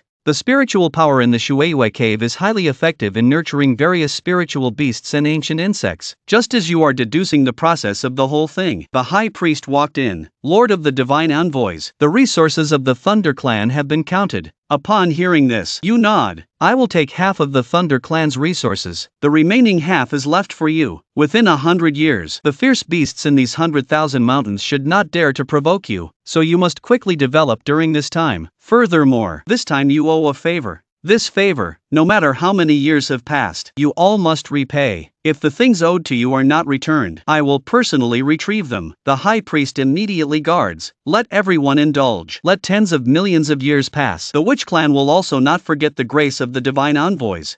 but please leave a token of your visit, divine envoys, to facilitate recognition in the future. You thought about it. Handed over the second half of the 8-9 profound technique. Without the first half, it's impossible to cultivate at all. Using this as a token is simply the best. The other half of the technique represents me. When the other half of the technique appears one day, then it will prove that you should return this favor. Also, after I leave, I don't want my name to be passed down. Do you understand? Understood. The high priest Data immediately turned and left the Watermoon cave, and you continued to study the bullet and repair the tricolor teleportation array. Another 10 years passed in the blink of an eye. Manhwa came running to congratulate you with great joy. Brother Chen Fan, the tricolor teleportation array has been repaired. You nodded. Finally, it's repaired. Then it's time for me to leave too. Just as you finished packing and preparing to leave, Manwu opened his arms, with a determined attitude. Brother Chen Fan, I want to leave with you. Sighed. Aman, you understand me. You also know my choice. Listening to you, Manwa's face lit up with a brilliant smile. Brother Chen Fan, I know you won't stay for someone such a nuisance. I feel the same way. You're walking along an endless road, but you can't refuse those who walk with you. But Aman wants to walk with you, even if this journey is just a fleeting moment in your life. Facing Manwa's request, you remain silent, your hand resting on Manwa's head for a long time. A smile appeared on your face. Okay. On the way back, besides Manwu, another person forcibly squeezed in. Monli's reason is also simple. The world is big. I want to go out and see. Facing this nameless disciple, you didn't refuse either. The three of us squeezed into the stone coffin of the 100 worship immortal. Then the teleportation array started, followed by another chaotic dance through space. After the teleportation ended, the three of you climbed out of the stone coffin. Outside was an old and dilapidated bronze ancient temple. Most of the body had already disappeared. Look outside and the world is full of curiosity. Sir, where is this? You tapped him on the head. Ask me anything. Do you really think I'm a fairy? Let's take a look first. Saying that, the three of you left the bronze ancient temple. Start observing the surrounding environment. Apart from an old tree about to die, all you could see was dense woods. Manwu grabbed your clothes. Brother Chen Fan, is the person you're looking for really here? You didn't answer right away. Instead, you gently touched the withered tree outside the bronze ancient temple, recited a nursery rhyme. Malin blossoms 2128256282257. As the last word of the nursery rhyme was recited, a figure suddenly appeared above the withered tree. Snap, a tiger puppet fell into your hands. This is the gift you gave to Nianfan years ago. The corners of your mouth turned up. We have found what we should do next. Mary's face was full of question marks. This puppet is the person you're looking for, isn't it? This puppet was once a gift to an old friend of mine. Now he has left the wood carving here. This means he's still alive, and he's doing very well.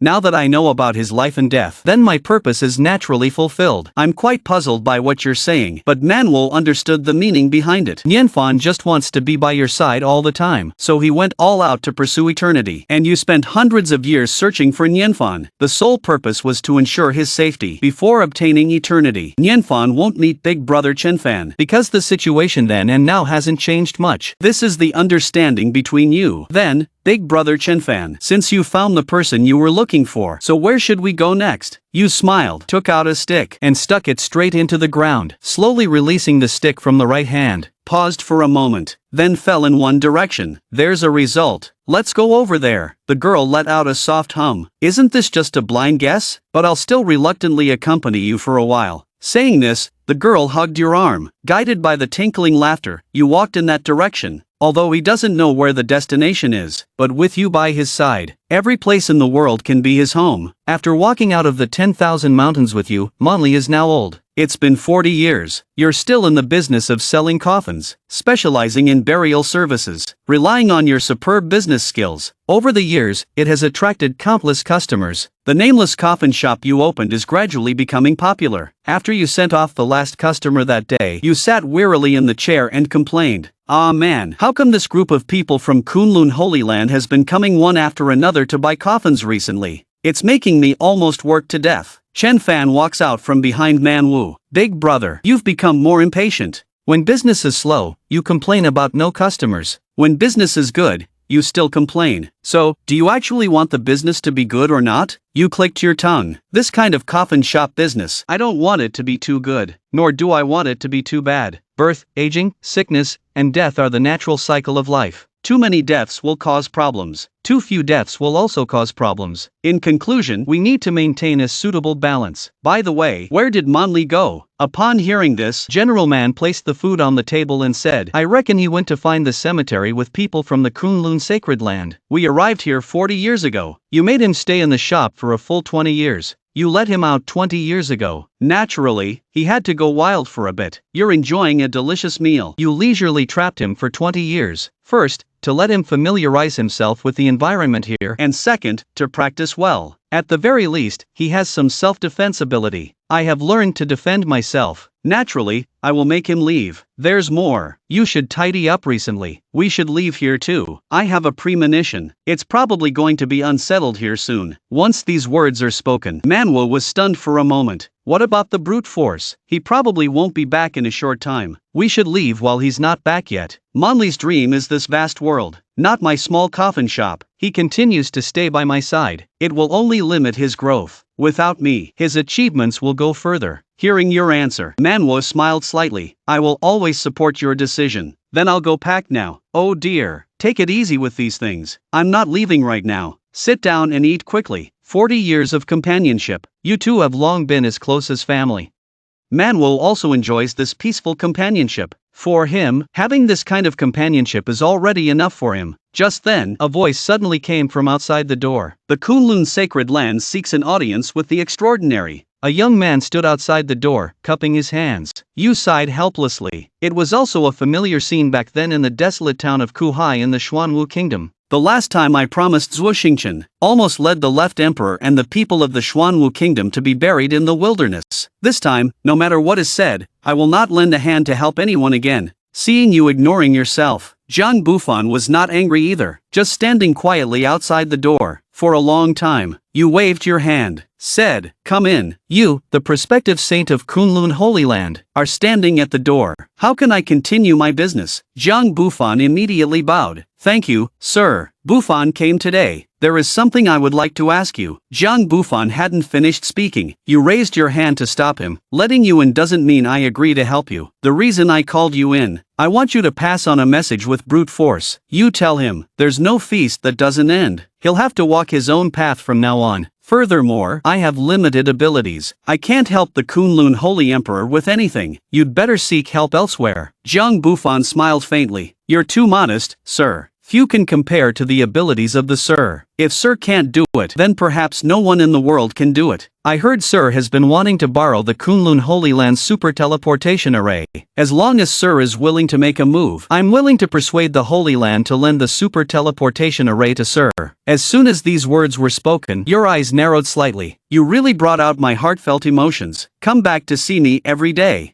I need to prepare some things. No problem. After 3 days, Fan will come to visit Mr. again. Finished speaking, he turned and left the coffin shop. After Zhang Ban left, Manwu worried. Brother Chen Fan, do you really want to help him? You waved your hand. Help with what? I lied to him. Manwu was puzzled. Brother Chen Fan, didn't you agree to meet 3 days later? You stood up and stretched. Don't meet him 3 days later as agreed. How do I have time to prepare to run away? Manwu nodded thoughtfully. But how do we get back to our hometown without using the super teleportation array? But the two places are separated by millions of miles. You smiled slightly. What's the big deal about millions of miles? As long as we walk slowly, we will eventually get there one day. All right.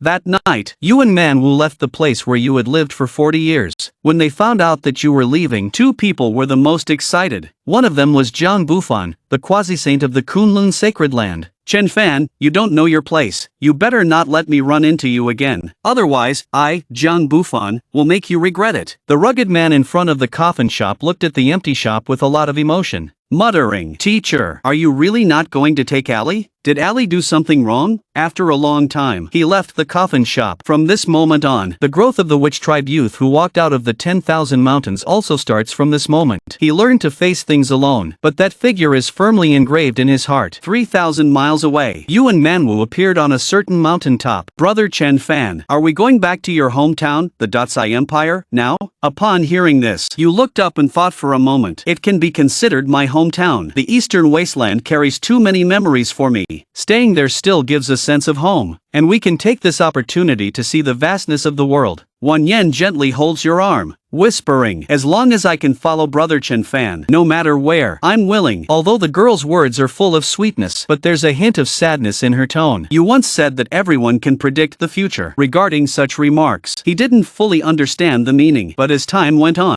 he understood and realized cultivation comes with the growth of longevity. Longevity will also increase with cultivation. Cultivating qi extends longevity, just like an ordinary person. By cultivating to the foundation, one can obtain a lifespan of 200 years. The reason for the lifespan of 500 years on the lifespan list can reach up to 800 years. No matter who these times are placed on, they are all very long years. But for Brother Chen Fan, it's just a negligible second in his life. It's only in recent years that my own cultivation has barely reached the foundation stage. I can't always be by Brother Chen Fan's side. Thinking about this, the girl can only bury this emotion deep in her heart. He forcefully puts on a smile. "Brother Chen Fan, this time, you have to take me out to have a good time. I've been your companion and maid for 40 years. You smile slightly, rubbing the girl's head. "No problem. I'll take you to see the prosperity of the world, and I'll take you to see the sunrise and sunset. Whatever you want to see, I'll take you there." You take this girl who walked out of the 10,000 mountains with you and deceived me. During these long hundreds of years, you've encountered many beings. There are proud sons of heaven.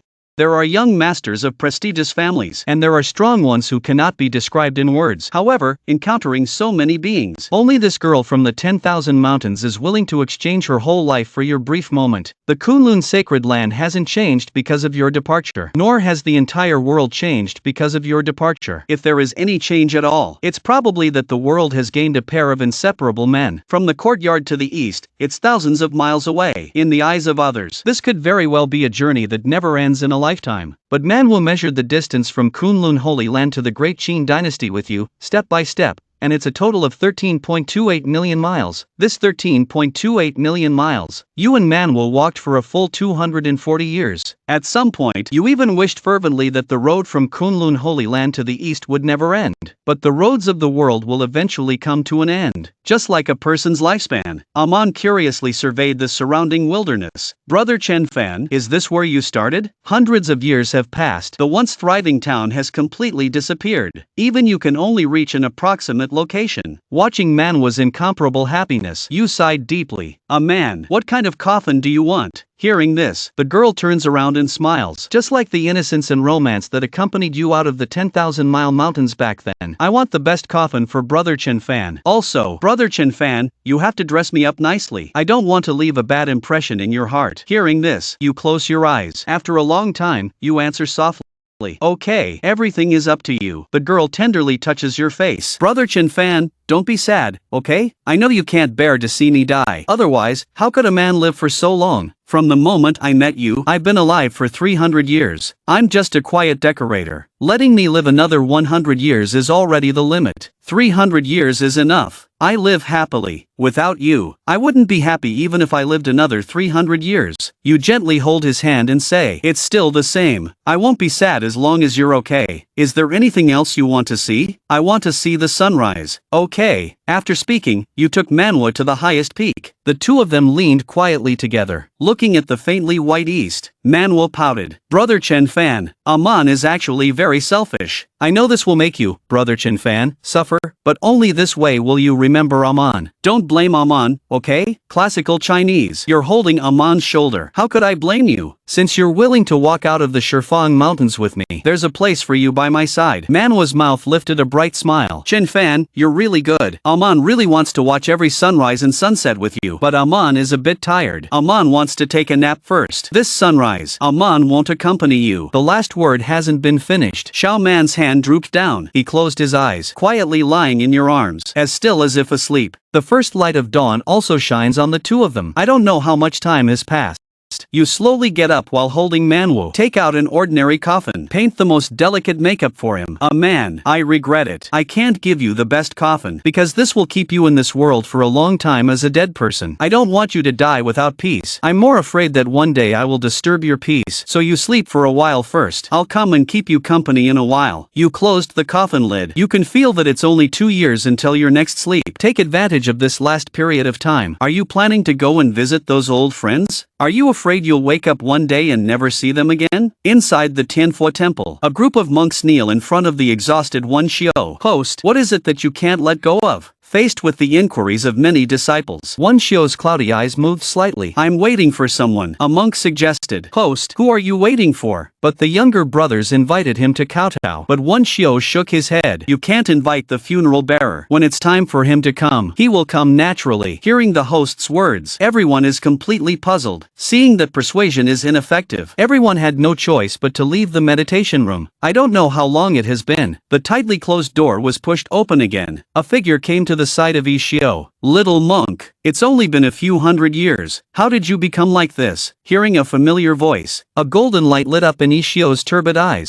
Have you come back? You take a good look. Ran. Who else would come to see you? A dying person, besides me? Who else would come to see you? A dying person, besides me? The old monk confirmed the identity of the visitor. Xiu immediately drew out the 188 silver lights from his body. The old body visibly transformed into a younger state. Chen Fan, you little brat, why aren't you dead yet? You casually took out an orange and started eating. How can a monk speak foul language? You are at least a famous monk in the kingdom of Night Moon. Have a little grace, okay? I'm very curious how you turned yourself into this appearance. Although the beast's support of the transformation mirror only lasts for 1,000 years, but taking some longevity elixirs can extend life for another 1 or 200 years without any problem. But according to my memory, you don't seem to be 1,000 years old yet. Hearing your words, Xiu helplessly shrugged his lips. I also want to live for a few hundred more years, but the conditions don't allow it. What can I do? I am trapped in the forbidden land of the kingdom of Night Moon. Do you still remember? I was chased by the Wolf King back then, forced to be stuck in the seal's crack. But as time goes by, my body has been eroded by an ominous power. This power makes me very strong, but it comes with a price. In order to prevent the situation from getting worse, I took a step back to the original realm. As soon as this was said, you reached out and placed your hand on his wrist. Sure enough, there is a cold aura devouring his vitality within his body. Xiu continued to explain. Ominousness will devour the host's vitality, and then transform it into power to nourish the host. This is the truth about not wanting to make people stronger. If you want to prevent ominousness from harming you, then you can only use someone else's life to replace your own. The higher the realm, the more lives to be killed. When I can't satisfy him anymore, he will drain me dry. Continue to search for the next host. Now you know why I became like this. Facing the gaze of Xiu, you were silent for a moment. So you never thought of eliminating him? Of course I have thought about it. I have tried many ways, but none have been successful.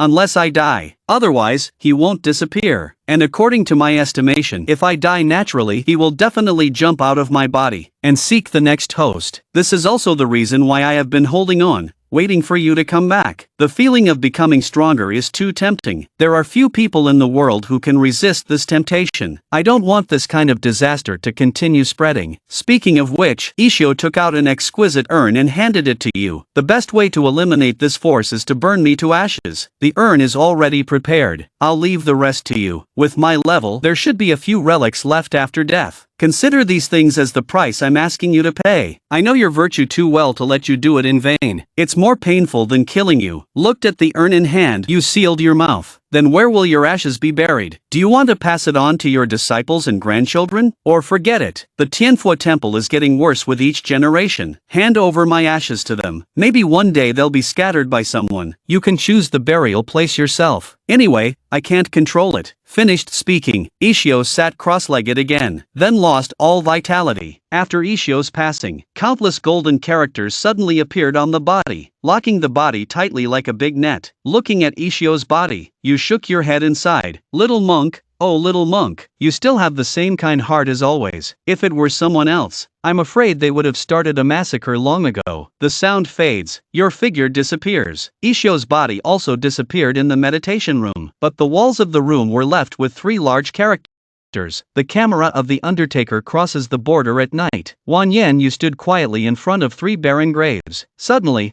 a light tapping sound rang out from the side. Xiao Bai, how have you been recently? Without the slightest hesitation, Wan Yen, you immediately attacked the source of the sound. You hurriedly blocked. Don't move, it's me. But Wan Yenyu, upon knowing it was you, the attack became even more fierce. Seeing that he refused to stop, you shook your head helplessly. The unbeatable immortal's nameless boxing technique strikes out. Wan Yenyu was immediately sent flying. Immediately after, you draw the formation with your right hand. tie him up tightly. Wolf King, Your Majesty, we're quite familiar with each other. Do you have to be so ruthless? The hatred in his eyes hasn't diminished at all. I'm going to fight, and not only fight, but also kill you. If you have the ability, you can trap me for a lifetime. Otherwise, I will make you face the wrath of Wan Yut. Can you speak properly without cursing? If you don't speak properly again, I'll turn you into a little white wolf again. Once this is said, Wan Yut is instantly ashamed. The deep-seated shame resurfaces in memory. You dare? You chuckle. What do I have to be afraid of? Just saying it and doing it is the ultimate trick. Wan Yen, you finally compromised. Don't come over. I just won't be your enemy. Is this right? Old friends meet. What's the point of being so angry? Released from the restraints, Wan Yen Yu's attitude changed. You've been gone for so long. What are you back for? You wave your hand. What you're saying doesn't make any sense. What does it matter how long I've been gone or if I come back? Wan Yen Yu didn't answer. Instead, he turned to look at his father, a good duo. After a long time, he sighed. I did my best for Ishio. You nod. I know Ishio's trouble. Ordinary people really can't solve it. You chatted with him for a few words, talked about where you've been all these years, talked about the already breakthrough nascent soul artifact user Yuan Shan. How long do you plan to stay this time? You shook your head slowly. I don't know, maybe leave tomorrow. What if I forcibly keep you here? You shrugged. You can't beat me facing this straightforward answer. The girl finally broke through the defense, grabbed your collar, without considering the dignity of being an emperor, asked loudly, for so many years I've been working hard to cultivate. Why are you still stronger than me? Upon hearing this, you innocently open your hands. I really don't know about this. I've been practicing diligently for 10 years during these years. I never even considered this at other times. I don't know why I'm getting stronger and stronger. Stronger than those who focus on cultivation. Yueshin takes a deep breath. Turn around. All right, the bronze ancient temple is guarded by me. There won't be any problems. You can go now. You tilted your head to look at his expression, asked tentatively, you wouldn't happen to be in love with me, would you? Have you given me this chance? You shrugged. No, isn't that enough? You better leave now, before we part ways. You force a smile. Actually, it's not surprising that you fell in love with me. After all, I am so outstanding and handsome. But the two of us will not have a future. After all, you are a wolf. I am human. The child we have might end up becoming a wolf. Wan Yen Yu's embarrassment turns into anger. I'll kill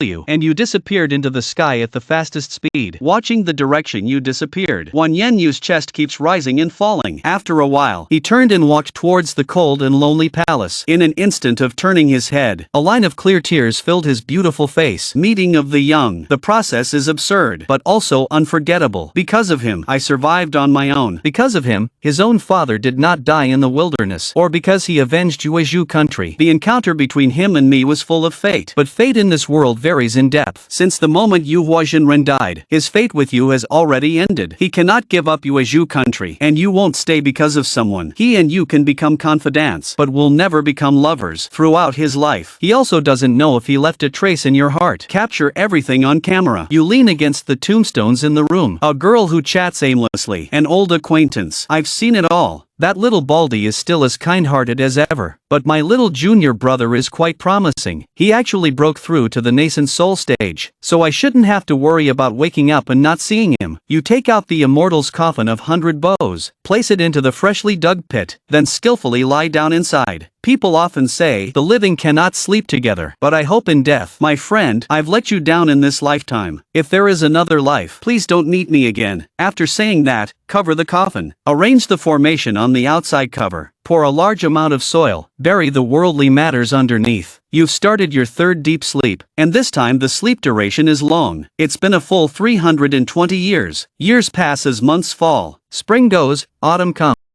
The two graves you built by hand have long vanished without a trace. Suddenly, a towering tree trembled. Then it was overturned. You climbed out of the coffin, surveying the greatly changed surroundings. But what's different this time is, the aura of the Heavenly Emperor has undergone a significant change from before. There's suddenly an additional barrier during the incarnation period, the reason for which this is a change in the rules of the Heavenly Emperor. Is a new era coming? You didn't rush to leave. Instead, you used your lifelong learning to carve out a formation. Cross-legged, it begins to hatch. From the deceased companions of the Thunder Beast tribe, time passes by. 200 years have passed. In front of the vast green mountain stood a young man in a Taoist robe. I, the junior, am here to pay respects to the senior. But the vast green mountains did not give any response. The young man seemed a bit anxious, but when he tried to step into the area ahead, he was once again stopped by a powerful array. Just as he was pondering a solution, from the green mountains suddenly emerged a young man carrying a hoe. A young man with a straw hat on his head, leisurely walking towards a thatched cottage not far away. The young man quickly approached.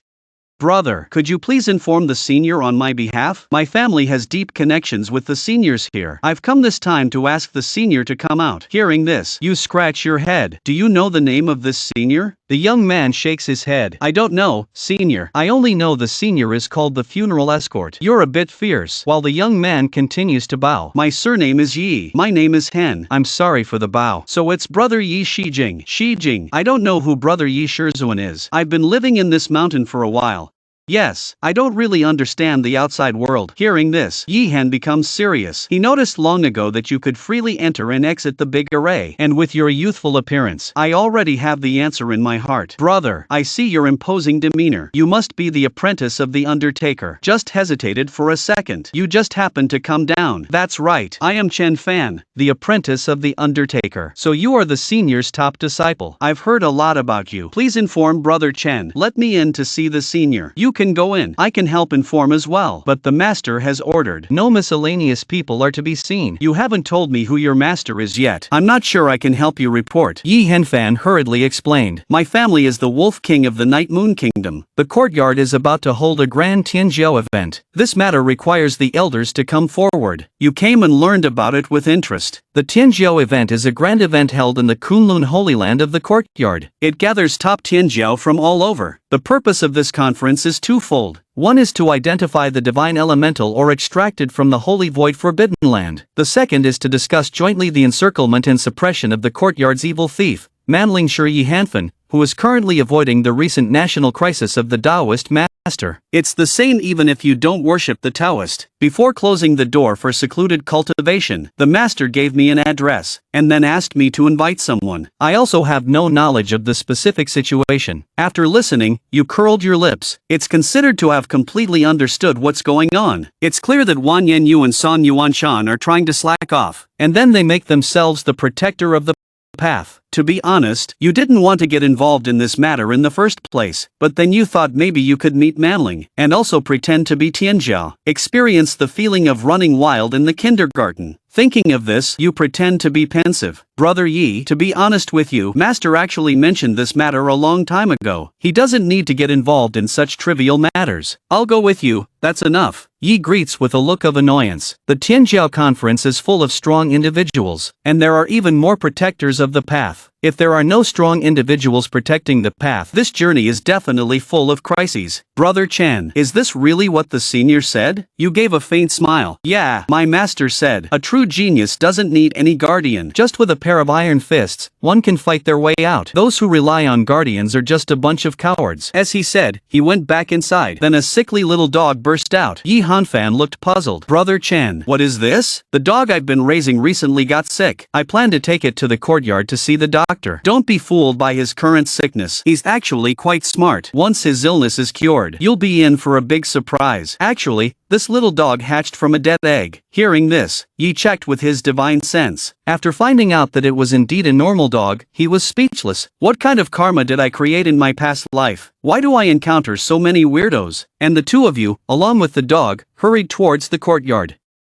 Yi Xiong, are we just going to fly over like this? The central courtyard and the eastern wasteland are quite far apart. Yi Xiong, where are we going? It doesn't seem like the direction of the central courtyard. Yi Xiong, the cultivation method you have seems quite special. Is it taught by your master? Yi Henfan's eye twitched continuously because Chun Changsheng had been chattering nonstop since they boarded the airship. At this moment, Yi Henfan felt like there were a million bugs flying around his ears. Sensing that his emotions were about to explode, Yi Henfan took a deep breath and slowly exhaled. Brother Chen, we are now going to Xuanwu country. The two largest forces in the eastern wasteland are Xuanwu country and Night Moon country. To reach the central courtyard, we must use the super teleportation array, which is located in Xuanwu country. In addition to me, there is also a fellow Daoist from Night Moon country participating in the Heavenly Pride Conference. If Brother Chen is bored, you can wander around on this airship. After speaking, Yi Henfan entered the cabin, closed the door tightly, and seemed to have no intention of seeing Chen Changsheng again in the short term.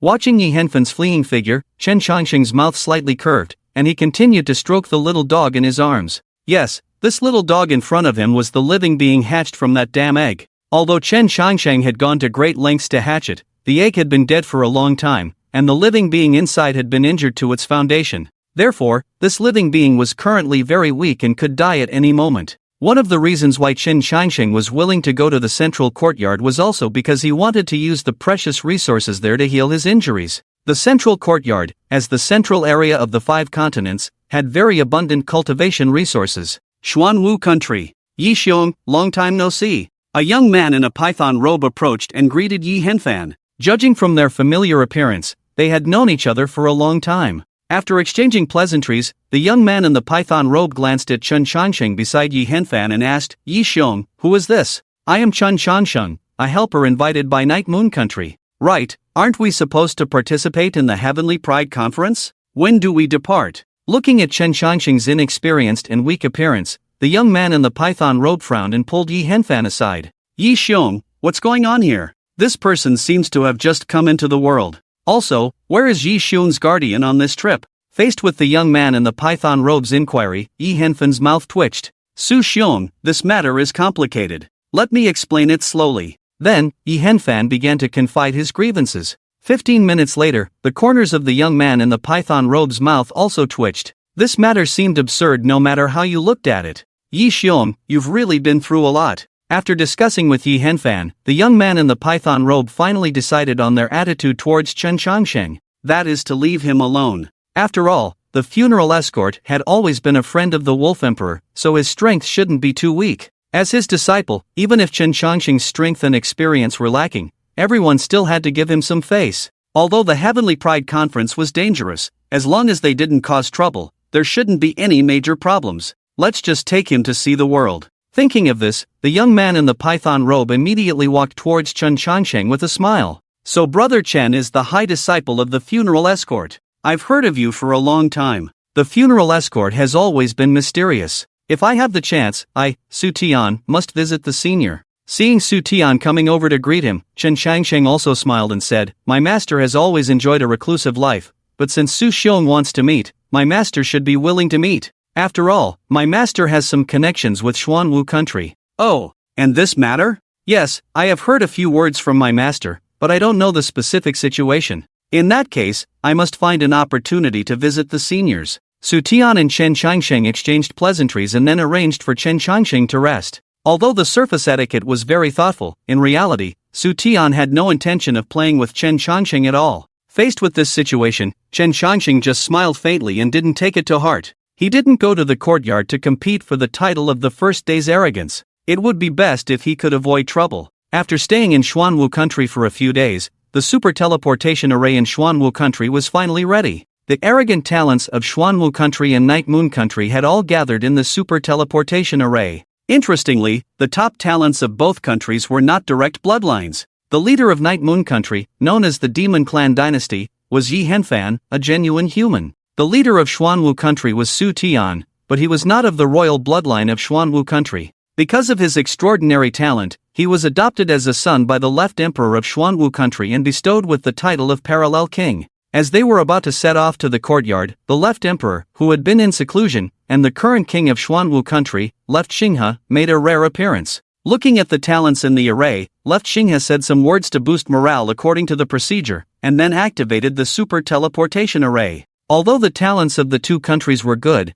they still had a considerable gap compared to the geniuses in the courtyard and other places. The purpose of this gathering of talents was just to broaden their horizons. As for making a name for themselves, Left Xinghe didn't have any expectations. Looking at the light emitted from the array, Left Xinghe was about to leave. But just as Left Xinghe was about to leave, he suddenly saw a familiar face in the crowd. Although the aura had changed and the appearance had become younger, Left Xinghe would never forget that face. At the same time, Chen Changsheng, who was hiding in the crowd, also noticed Left Xinghe's gaze. In response to the gaze of an old friend, Chen Changsheng grinned and revealed a brilliant smile. Swish! Before Left Xinghe could speak, the super teleportation array had already been activated, and more than 10 talents had disappeared on the spot. Gurgle. Trying hard to swallow his saliva, Left Xinghe, the ruler of a country, began to tremble. He was alive, he had really come out alive from the ancient Forbidden Land. Although his appearance had changed slightly, his expression and gaze remained the same.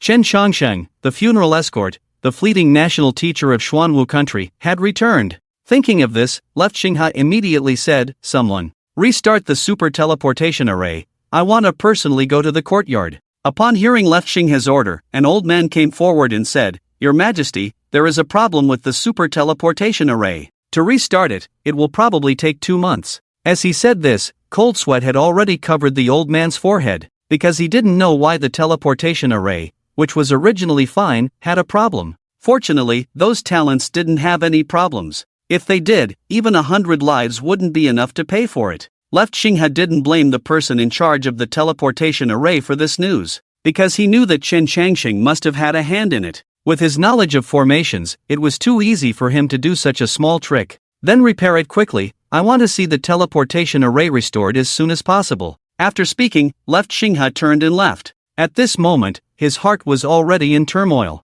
The person who was supposed to be dead had reappeared, and Left Xinghe had too many questions to ask him. Space Channel. A transparent bubble enveloped everyone, swiftly shuttling through the void. More than 10 talents stood with their hands behind their backs, silently looking ahead, as if they had lost the ability to speak. Chen Changsheng understood this situation very well. After all, what Tianzhou values is a sense of style. If you keep talking all the way, it would be too embarrassing. Ignoring the behavior of others maintaining their composure, Chen Changsheng found a corner to sit down and casually fed a pill to the listless little white dog in his arms. As he stroked the dog's fur, his thoughts began to turn. This time, Chen Changsheng discovered that the rules of heaven and earth have a great impact on cultivators. Because most cultivators have started seclusion, the stronger their original strength, the more likely they are to seclude themselves. Thinking of this, Chen Changsheng muttered softly, "Finding a completely new cultivation system is not a simple matter. I didn't expect that the suppression of the rules of heaven and earth, in addition to suppressing the power of the original cultivation system, would also compress the lifespan of cultivators in this system. No wonder the central courtyard is holding the Tianzhou conference. I guess those old fogies can't hold on much longer." Speaking of this, Chen Changsheng looked at the more than 10 Tianzhou not far away. These people emitted various auras, but interestingly, from the auras they emitted, it could be seen that the cultivation systems they practiced were quite different from the previous ones. To put it bluntly, they were all guinea pigs exploring new cultivation systems. If they succeeded, they would soar to the heavens, but if they failed, they would perish. Sorting out the whole situation, a smile appeared on the corners of Chen Changsheng's mouth. Because Chen Changsheng was very clear that the method for cultivators to verify whether a technique was correct was quite direct, and that was to fight. If they won, it meant the technique was correct. If they lost, it meant the technique was wrong. In this way, this Tianzhou conference would probably be earth-shattering. After a long journey, Chen Changsheng and the others finally arrived at their destination, the central courtyard's Kunlun Holy Land. However, as soon as Chen Changsheng and the others landed, the sound of fighting came from a distance. "Purple Mansion Holy Maiden, today I, from the Golden Light Cave, dare to seek guidance," only to see a young man with surging blood and a dazzling sun appearing behind him. Faced with this situation, a woman wearing a thin veil just glanced at him indifferently. Then, she plucked a flower with her right hand and slowly rose into the air. Buzz! Whoosh! A blue-green sea phenomenon appeared behind the woman, and with a slow push of her right hand, a powerful phenomenon accompanied the attack. That person from the Golden Light Cave was sent flying with just one move. Seeing this scene, everyone frowned. However, Chen Changsheng's exclamation broke the atmosphere. "Awesome! Wow!" All the hundreds of Tianzhou present looked at Chen Changsheng, their eyes filled with speechlessness and disdain. "We know she's awesome, but you can't just say it so directly. After all, everyone here is a Tianzhou, can't you have a little bit of pride? It's embarrassing to be so surprised and amazed before even fighting." Faced with everyone's gaze, Chen Changsheng was stunned for a moment and said, "What are you all looking at me for? Isn't she awesome? She even brought out a phenomenon in the fight, isn't that impressive?" Upon hearing Chen Changsheng's words, Yi Henvan felt a throbbing in his temples. "Brother Chen, please stop talking. Now that the world has changed, as long as it's not a technique from the original cultivation system, it's possible to produce phenomena. So that's how it is. Then as long as it's a newly created technique, it will produce phenomena, right?" As soon as these words were spoken, the disdain in the eyes of the people around grew stronger. This person was clearly a country bumpkin, who knows where he came from. Of course not, only techniques with strong potential will produce phenomena, the greater the potential, the stronger the phenomenon. So she's still very impressive, she already has a phenomenon. Hearing this, Yi Henfan almost couldn't help but sew Chen Changxing's mouth shut, because this guy was really embarrassing. Brother Chen, this is the Tianjiao conference. Tianjiao means being able to do what ordinary people can't. In other words, everyone here has phenomena. Brother Chen, you should have one too. I don't know, I haven't been in a fight recently. If you didn't tell me, I wouldn't know about this situation. Yi Henfan, why did I bring you out in the first place? I have done many evil things in the first half of my life, and meeting you today can be considered as a redemption, because you are sent by heaven to torment me. After explaining the general rules to Chen Changsheng, Yi Henfan and the others naturally made a quick escape. As for the Tianjiao from other places, they smiled indifferently, as if they didn't care about Chen Changsheng, this country bumpkin. Seeing that no one paid attention to him, Chen Changsheng pursed his lips and walked in another direction. Chen Changsheng really didn't know about the situation just now, and the praise was also sincere. The reason why Yi Henfan felt that this behavior was embarrassing was because they valued so-called elegance and face too much. In the face of time, everything seems insignificant, let alone that ridiculous elegance and face. How could Chen Changsheng, who has infinite lifespan, care about such things? This is 300 gene of divine source. Please keep it safe, sir. The shopkeeper personally handed a beast-skin bag to Chen Changsheng, who counted the quantity and then left. In just 200 years, the entire cultivation world has undergone tremendous changes. The commonly used currency in the cultivation world, spirit stones, has changed to divine source. Divine source is a new term that emerged in the past 100 years. Before that, this thing was called spirit source. With the development of the Kunlun Holy Land and the emergence of spirit source, this thing began to appear in large quantities. At first, everyone just treated spirit source as a new cultivation resource, but with the changes in the rules of heaven and earth, people also discovered the importance of spirit source. The original cultivation system was rejected, and everyone was exploring new cultivation systems. Gradually, people discovered that in exploring the new cultivation system, the effect of spirit source was much better than that of spirit stones. Later, the term spirit source changed to divine source, and divine source became the exclusive cultivation resource for Tianjiao. Looking at the 300 gene of ordinary divine source in the beast skin bag,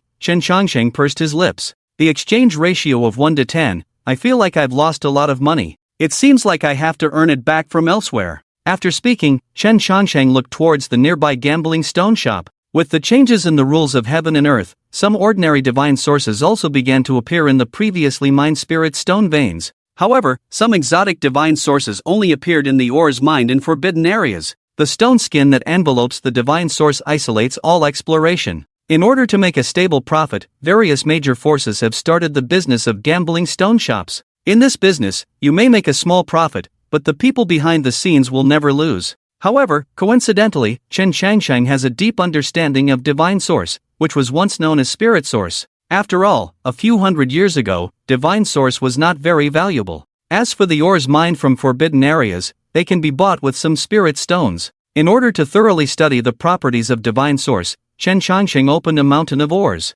As for the divine sources that were mined, Chen Changsheng felt that they were not of much use, so he gave half of them to Ali. As for the remaining half, Chen Changsheng buried it under a large formation as the foundation of the formation. Kunlun Stone Shop. Countless cultivators are selecting stones of various sizes, because among these stones, there may be exotic divine sources. Some get rich with one cut, while others become poor. This kind of thing is endless in the gambling stone shop. Boss, I want to buy this stone. Chen Changsheng's voice echoed in the gambling stone shop, and everyone stopped their actions and looked at Chen Changsheng with a look of a fool. Because the stone that Chen Changsheng wanted to buy was the signboard of the Kunlun stone shop. Everyone, are you crazy from gambling? That's just an ordinary stone placed at the entrance as a decoration. What are you thinking? Soon, the person in charge of the Kunlun stone shop arrived. The steward's face was gloomy as he said, "Friend, are you here to cause trouble? Can't you speak properly? I came here to gamble on stones, isn't it normal to buy a piece of stone?"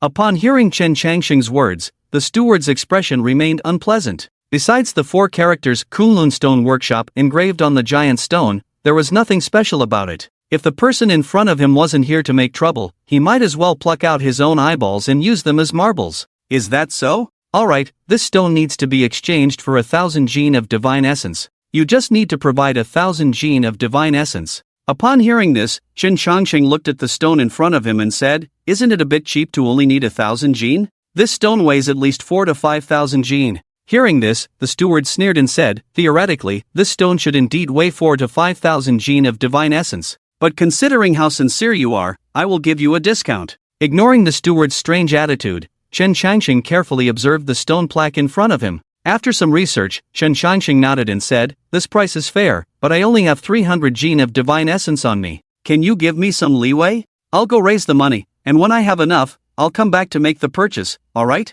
As soon as these words were spoken, the steward's face instantly turned dark. This guest, I'm afraid this solution won't work. Today, you only have two choices. First, produce 1,000 jin of divine essence to buy this stone. Second, let us throw you out. Seeing that the atmosphere was not right, the onlookers quickly gathered around. After all, watching this kind of drama was quite interesting. Chen Changxing didn't really care about the threats from the steward of the Kunlun Stone Workshop. He had seen countless powerful individuals, and these small fry couldn't scare him. The reason he didn't push too hard was simply because he didn't want to cause trouble. Besides, it wasn't really proper to come to someone's place and buy their signboard. Just as Chen Changxing was about to turn around and see if he could find some cheap items to use as collateral, a voice rang out. I'll take 1,000 jin of divine essence. Turning his head, he found that it was the Purple Mansion Holy Maiden. Seeing the arrival of the Purple Mansion Holy Maiden, the steward of the stone workshop immediately put on a smiling face and said, Wang Defa greets the Holy Maiden. May I ask if this person is your friend, Holy Maiden? No. Upon hearing this, the steward of the stone workshop was immediately in a difficult position. Holy Maiden, the Purple Mansion Holy Land has always had a good relationship with the Kunlun Holy Land. If that's the case, why are you helping this person who came here to cause trouble? Faced with Wang Defa's questioning, the Purple Mansion Holy Maiden simply said, the stone workshop is a place to sell stones. As long as the stones here can be sold, can I buy this stone? Of course you can. Since the Holy Maiden wants to buy it, 800 jin of divine essence will do. Smack! The Holy Maiden threw a leather bag at the steward, but Chen Changxing, who was standing beside her, was unhappy. No, what's wrong with you guys? I never said I didn't want this stone. Isn't this a bit excessive? Upon hearing Chen Changxing's words, Wang Defa's face turned cold and he said, Kid, you don't know what's good for you. If it weren't for the Holy Maiden resolving the situation for you, you probably wouldn't be able to leave the Kunlun Stone Workshop today. You should thank the Holy Maiden. While Wang Defa was reprimanding Chen Changxing, the Purple Mansion Holy Maiden walked over slowly. I'm giving you this stone. Everyone? Chen Changxing? This sudden turn of events not only confused the onlookers, but even Chen Changxing himself was at a loss. Miss Holy Maiden, based on my memory, we shouldn't know each other. Why are you giving me this stone? 800 jin of divine essence is quite a large sum. If we were to measure it in spiritual stones, it would be 8 million spiritual stones. Faced with Chen Changxing's confusion, the bright eyes of the Purple Mansion Holy Maiden did not waver in the slightest. It's just 800 jin of divine essence, nothing special. If you are willing to join the Purple Mansion Holy Land, I am willing to offer 8,000 jin of divine essence. Hiss! Upon hearing this price, everyone gasped in shock. 8,000 jin of divine essence, this price could buy the life of a cultivator in the later stage of the Yuaning realm. 8,000 jin of divine essence is a bit too little, this price is not enough. I'll still offer 800 jin of divine essence to buy this stone from you. With that, Chen Changxing directly grabbed the hand of the Purple Mansion Holy Maiden and placed a beast skin bag in her hand. This is 300 jin of divine essence, the remaining 500 jin will be owed to you, I'll give it to you later. Chen Changxing then took out a large iron hammer from his hand and spat on his palm. 80. Boom! Chen Changxing struck the large stone with the hammer, chipping off a corner. Seeing Chen Changxing's rough actions, Wang Defa's face turned black. Because this behavior did not seem like someone who was opening divine essence. Although divine essence was hard, it couldn't withstand such force. This guy was intentionally causing trouble. Wait until the Purple Mansion Holy Maiden leaves, I'll teach you a lesson. Accompanied by Chen Changxing's strange slogan, the sign of the Kunlun Stone Workshop had already been smashed to pieces. 9 strikes later, the originally intact stone was reduced to the size of a basin. At this point, almost everyone believed that Chen Changxing had come to cause trouble at the Kunlun Stone Workshop. But only the eyes of the Purple Mansion Holy Maiden remained unchanged. During the teleportation array, she had seen this man before. At that time, everyone was surprised by her anomaly, except for him. To be precise, he didn't have that surprised look. This kind of look only appeared in 2 situations, either he was stronger than her, or he had seen someone stronger than her. In either case, this person was worth getting to know. 800 jin of divine essence, this price was not expensive at all. After the 9 strikes, Chen Shangsheng immediately exerted all his strength and fiercely struck the final blow. 80. As the slobin fell, a strange red light emerged from the stone. Some gamblers who often frequented the stone workshop shouted, "It went up." Seeing that Chen Shangsheng had actually opened divine essence, not only was Wang Defa dumbfounded, even the Purple Mansion Holy Maiden was somewhat surprised. The stones in the stone workshop were carefully selected by masters, and the chance of opening divine essence was very small. This person had actually opened divine essence from a piece of waste stone. It seemed that he was not an ordinary person. After breaking open the outer layer of stone, Chen Shangsheng searched for a while and finally took out 2 pieces of fiery red exotic divine essence. One large and one small. The large one was comparable to a man's fist, while the small one was the size of a bird's egg. Testing their weight, Chen Shangsheng turned to the Purple Mansion Holy Maiden and said, "I'm not sure about the price of exotic divine essence, but the Purple Mansion Holy Land also has a stone workshop. How about you, as the Holy Maiden, estimate the price?" Hearing this, the Purple Mansion Holy Maiden glanced at the exotic divine essence in Chen Shangsheng's hand and said, "The Kunlun Holy Land once brought out a small mountain-like mine from the holy ruins. In the end, they extracted a divine essence that was entirely red and shaped like a fire dragon, so this type of exotic divine essence was named Fire Dragon Essence. 1 gene of Fire Dragon Essence is equivalent to 100 gene of ordinary divine essence." After hearing the price given by the Purple Mansion Holy Maiden, Chen Shangsheng nodded, then threw the bird's egg-sized Fire Dragon Essence to the Purple Mansion Holy Maiden. The density of divine essence was extremely high, even such a small piece weighed 5 or 6 gene. Calculating, this piece was just enough to repay the debt. After repaying the debt to the Purple Mansion Holy Maiden, Chen Shangsheng happily put the Fire Dragon Essence into the beast skin bag and handed it to Wang Defa. This beast skin bag was specially made for divine essence. Its spatial volume was not large, but it could offset the terrifying weight of divine essence. Otherwise, if there were too many divine essences, the weight would crush the storage ring. Manager Wang, I remember that in order to enter the courtyard inside the Kunlun Stone Workshop, you need to provide a guarantee of at least 10,000 gene of divine essence. Now I guarantee it should be enough. I wonder if I can go in. Wang Defa's attitude towards Chen Shangsheng immediately underwent a great change when he saw that Chen Shangsheng had truly obtained the divine source from a piece of waste stone. Nowadays, the Kunlun Holy Land is hosting the Heavenly Pride Conference, and countless geniuses have come from all directions. Someone with such means and insight must have an extraordinary background.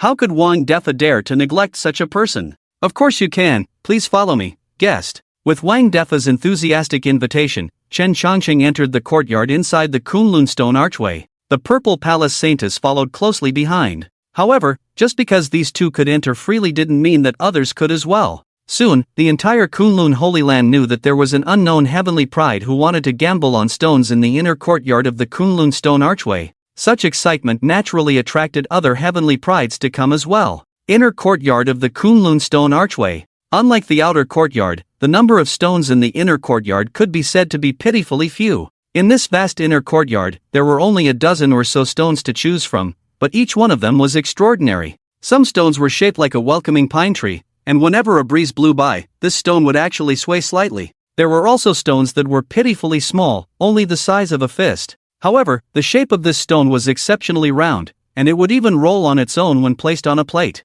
After carefully observing the stones in the inner courtyard, Chen Shangsheng frowned. Because the aura on these stones was extremely rich, if he guessed correctly, they should have been taken from the depths of the holy ruins' forbidden ground. What would these stones produce? He couldn't be sure. Young master, which stone caught your eye? I think that welcoming pine tree is not bad. I'm not lying to you, I actually heard the sound of wind blowing through the leaves coming from the stone. Faced with Wang Defa's sales pitch, Chen Shangsheng rolled his eyes and said, I know better than you how magical the stones from the holy ruins' forbidden ground are, but I also know that 9 out of 10 times, they're empty. The cheapest stone here is 5,000 divine sources per gene, and a single stone can cost tens or even hundreds of thousands of divine sources. If you allow me to buy on credit, I might be interested in buying 3 or 5. After saying this, Wang Defa rubbed his hands together and said with a smile on his face, Guest, you're joking. We're a small business here, and buying on credit is not possible. But for a guest like you, 180,000 divine sources is nothing.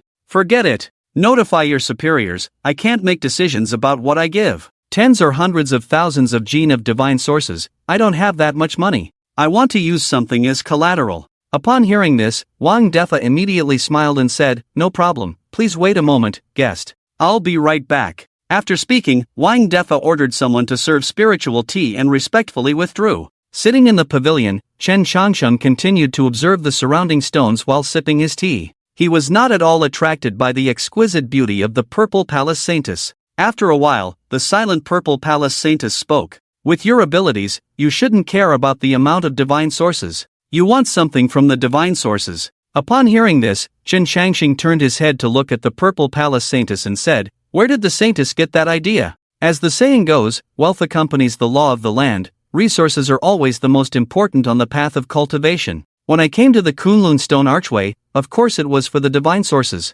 After all, who would dislike having more divine sources? Faced with Chen Changsheng's defense, the Purple Palace Saintess calmly said, "Other people may come to the Stone Archway for the divine sources, but you are different. Why? Because your eyes are too calm. That piece of fire dragon source weighs at least 50 gene, equivalent to 25,000 gene of ordinary divine sources. Even a heavenly pride cannot ignore such cultivation resources. But when you saw the fire dragon source, you didn't even blink. This also means that 25,000 gene of divine sources is nothing in your eyes. The people of the entire Kunlun Holy Land know that the stones in the stone courtyard are worth a fortune. With such a price, even if the highest grade divine source is opened, it cannot be profitable. The only opportunity is to open the divine source that seals something, so you came for what's inside the divine source." After listening to the analysis of the Purple Mansion Holy Maiden, Chen Changsheng nodded and praised, "The analysis is reasonable. Indeed, I came for what's inside the divine source. As you know, there is a high chance of obtaining divine sources from the minerals in the forbidden area, and these divine sources also contain some extraordinary things. For example, some unknown elixirs, which often have the power to revive the dead. I need this kind of elixir, so I came. By the way, we've talked for so long, but I still don't know the young lady's name? Zining." 2 words came from under the Purple Mansion Holy Maiden's thin veil. Zining, a good name. "I am Zuoxinghe, thank you, Miss Zining, for helping me earlier." Crack. A crack appeared in the teacup in Zining's hand, and a powerful aura emanated from her. Zuoxinghe is the current left emperor of the Xuanwu Kingdom. Although Zining is in the middle court, she is not ignorant of this. Does the young master look down on Zining? Ha ha ha, Zining is indeed extraordinary. Su Tian apologizes to you. Boom! Without any hesitation, Zining directly made a move. Because the person in front of her was still deceiving her, Su Tian was the leader of the Xuanwu Kingdom's Tianjiao this time. After seeing this strange man, she conducted a detailed investigation. After the investigation, she found that the personnel list of the Eastern Wasteland did not match up. To be precise, there was an extra person in the Tianjiao group of the Eastern Wasteland. Bang! Bang! Bang! Chen Changsheng and Zining exchanged more than 100 moves in a row, without using any spiritual power, relying solely on physical strength. However, the result was that Chen Changsheng easily subdued Zining on the 136th move. He grabbed her delicate arm with his left hand and held her swan-like neck with his right hand. Chen Changsheng looked frustrated and said, "How can a young girl like you always want to fight?" Although Zining was subdued by Chen Changsheng, she remained calm. The Xuanwu Kingdom emphasizes physical strength, but your physical strength is unmatched among all the Tianjiao of the Xuanwu Kingdom. Why aren't you on the Tianjiao group's list? Who are you? Just as Zining was questioning Chen Changsheng, many Tianjiao who came to watch the show arrived. Then they saw the intimate posture of the two onlookers. Degree, is it that exciting? The posture of Chen Changsheng and the Purple Mansion Holy Maiden stunned many Tianjiao who came. The Purple Mansion Holy Maiden is one of the 3 recognized beauties among the younger generation in the middle court. The sudden appearance of this situation was somewhat unexpected. However, in the face of this awkward situation, Chen Changsheng calmly released Zining from his grasp. "Everyone, don't you understand the principle of not looking at impropriety? I was just sparring with Miss Zining. Isn't it impolite to keep staring like this?" Upon hearing this, some Tianjiao quickly apologized and lowered their heads. But some Tianjiao became more excited. "Miss Zining, is this person disrespectful to you? If so, we must make him pay the price." Upon hearing this, Zining glanced lightly at those people and did not react. This mysterious man in front of her was indeed shameless, plus he was elusive. But she was even more disgusted with these people in front of her because they were hypocritical. A true man, regardless of good or bad, good or evil, should act decisively and not be wishy-washy. If they really wanted to stand up for her, they should act immediately instead of asking for her opinion. The reason for repeatedly asking is nothing more than seeing that this man has the upper hand in the confrontation with oneself, fearing his strength. Besides, one's own affairs do not need anyone's interference. Although his physical strength is strong, it doesn't mean that he is not his opponent. Seeing that the Purple Mansion Saintess ignores oneself, those arrogant individuals also feel quite embarrassed. But what's interesting is that the instigator of all this, Chen Changsheng, actually went to teach among those arrogant individuals. Brothers, how can you pursue a girl using your methods? You just committed a major taboo in the art of war. Seeing Chen Changsheng casually talking to everyone, most people sneered at this behavior. But with so many people, there will always be one or two curious fellows. What does this mean? It's simple. If you want to pursue a girl, you need to conquer her with your own charisma. You all know about Miss Xining's situation. She has an extraordinary background and talent. For such a woman, she doesn't value certain conditions. Because there are not many men in the world who can surpass her, the importance of charisma is evident at this time. Take the recent incident as an example. You should not hesitate to attack me. Once you hesitate, it will make you appear timid.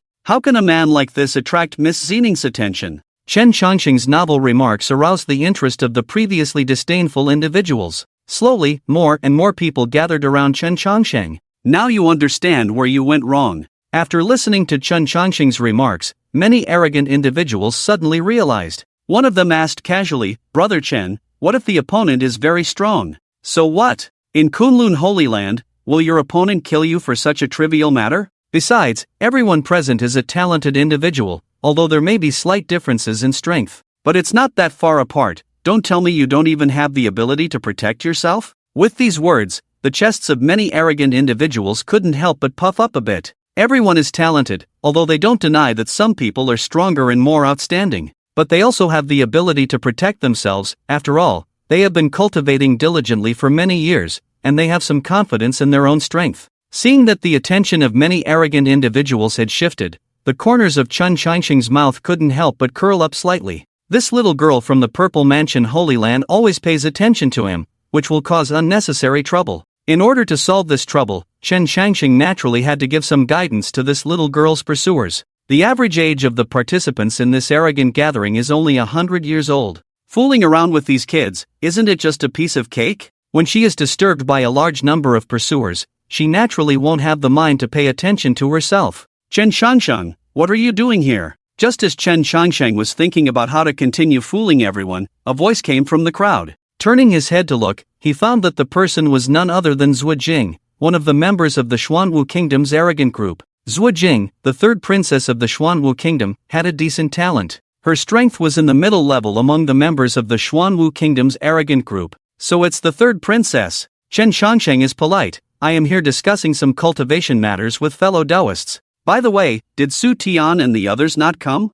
In response to Chen Changsheng's words, Zhuo Jing said, "Su Tian and the others are adjusting their state, preparing for the arrogant gathering 3 days later. I heard that there is an unknown arrogant individual here who is ready to gamble on stones, so I came to see." "You came early. Do you know who this unknown arrogant individual is?" "I don't know. I came to the Kunlun Stone Workshop, and suddenly there were more people, but I didn't see any unknown arrogant individuals." After understanding the situation, Zhuo Jing chatted with Chen Changsheng for a while, and then quietly waited for the appearance of the unnamed genius. As for those geniuses who listened to Chen Changsheng's lectures, they did not think that Chen Changsheng was the one who came to gamble on stones. Because this guy was dressed too ordinary, he didn't look like someone with a strong background. Although his strength was extraordinary based on his battle with Xining, the stones in the Kunlun Stone Workshop would not give you a discount just because you were a genius. As a result, the only person who knew the truth was Xining. But Zifu's holy maiden also had her own pride, so why would she take the initiative to explain to these people?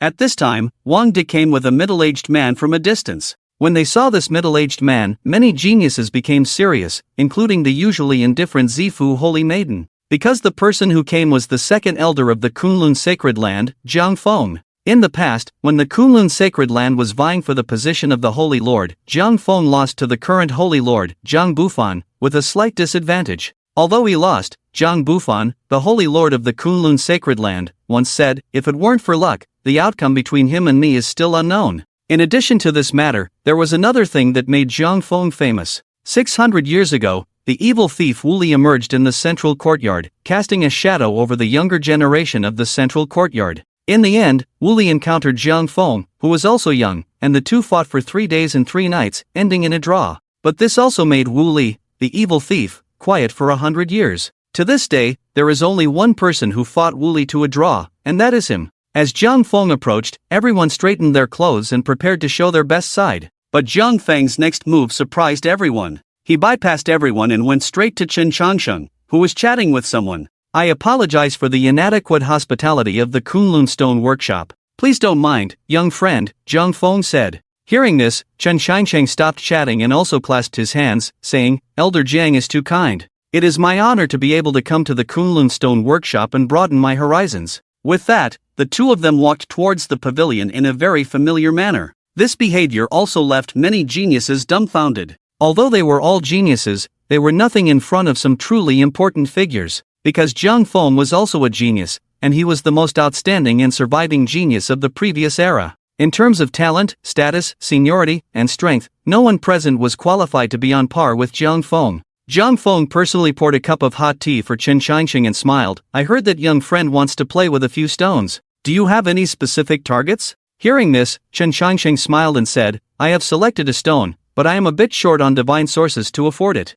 so I had to use some junk as collateral. I wonder if the Kunlun Stone Workshop accepts these things. Ha ha ha, young friend is joking. Although divine sources are good, they are too troublesome to carry around. Don't laugh at me, but I don't even have 100,000 divine sources on me. Jiang Feng chatted very warmly with Chen Changsheng, and there was one person in the crowd nearby whose eyes turned red. This person was Zhuo Jing, the third princess of Xuanwu Kingdom. Looking at Chen Changsheng's figure, Zhuo Jing couldn't help but clench her fists. At this moment, she felt an unprecedented sense of humiliation. This guy deliberately concealed his situation and didn't even care about the members of the genius group. Thinking of how everyone treated him a few days ago, Zhuo Jing's face became extremely ugly. After the chat ended, Chen Changsheng spoke, Elder Jiang, it's getting late. Can I choose the stone now? Of course, please follow me, young friend. Jiang Feng personally led Chen Changsheng, and after browsing, Chen Changsheng finally chose the stone that was constantly rolling in the jade plate. This stone was only the size of a fist, but its surface was extremely smooth and round. Unlike other stones that were stationary, this stone could roll continuously in the jade plate. Chen Changsheng picked this stone, and Jiang Feng introduced it accordingly. This stone is called Walking Disc Bead, and it was taken from the depths of the Holy Ruins Forbidden Area. Interestingly, this stone is sealed within another divine source. Originally, the Kunlun Holy Land intended to cut this stone, but due to some special circumstances, it was sent to the stone workshop. Hearing this, Chen Changsheng picked up the walking disc bead and said, Is that so? What's special about this stone? Since you dare to gamble on stones in the inner courtyard, you must have researched the ore that contains the divine source. The stone that contains the divine source cannot be penetrated by spiritual power and divine consciousness. But this stone is different. Both spiritual power and divine consciousness can penetrate it, but once they penetrate, they will disappear without a trace. Facing Jiang Feng's explanation, Chen Changsheng carefully examined the walking disc bead in his hand and said, Among many stones, there is a type called black charcoal stone. This stone also absorbs divine consciousness and spiritual power, and its shape is ever-changing and elusive. But what's even more interesting is that this stone's weight is very similar to the divine source. When the black charcoal stone is wrapped in some stone skin, it creates an illusion of containing the divine source. If the stone skin on the outside of this walking disc bead is very thin, and inside it is wrapped in a piece of black charcoal stone, in this way, it can create the phenomenon of penetrating with divine consciousness but then disappearing. It is precisely because the risk is too great that the Kunlun Holy Land did not open this stone. Hearing Chen Changsheng's words, Jiang Feng smiled and said, You make a good point. But the stone workshop is a place for gambling on stones. If we can be sure of what's inside, why wouldn't my Kunlun Holy Land open the stone ourselves? Do you agree with this, young friend? Elder Jiang is right. I wonder how much divine source this walking disc bead needs. 2 million divine sources. Jiang Feng calmly announced an astronomical number, then looked at Chen Changsheng with a smile on his face. The stones in the inner courtyard of the stone workshop are prepared for some powerful individuals. For a young person to dare to come here to gamble on stones, his background must be extraordinary. Otherwise, I wouldn't have come out to entertain this junior. Hearing this astronomical number, everyone present couldn't help but gasp. Even Zening frowned upon hearing this price. 2 million divine sources, this number far exceeds the resources I can mobilize. Although I am the Purple Palace Saintess, the resources I can mobilize are only around 300,000 divine sources. Even if I include all my assets, I can barely reach 500,000 divine sources. I have heard that the stones in the inner courtyard of the stone workshop are extremely expensive, but I never thought the price would be this high. 2 million divine sources, this price is not high, it's reasonable. Just as everyone was amazed at the expensive price, Chen Changxing's indifferent voice came out.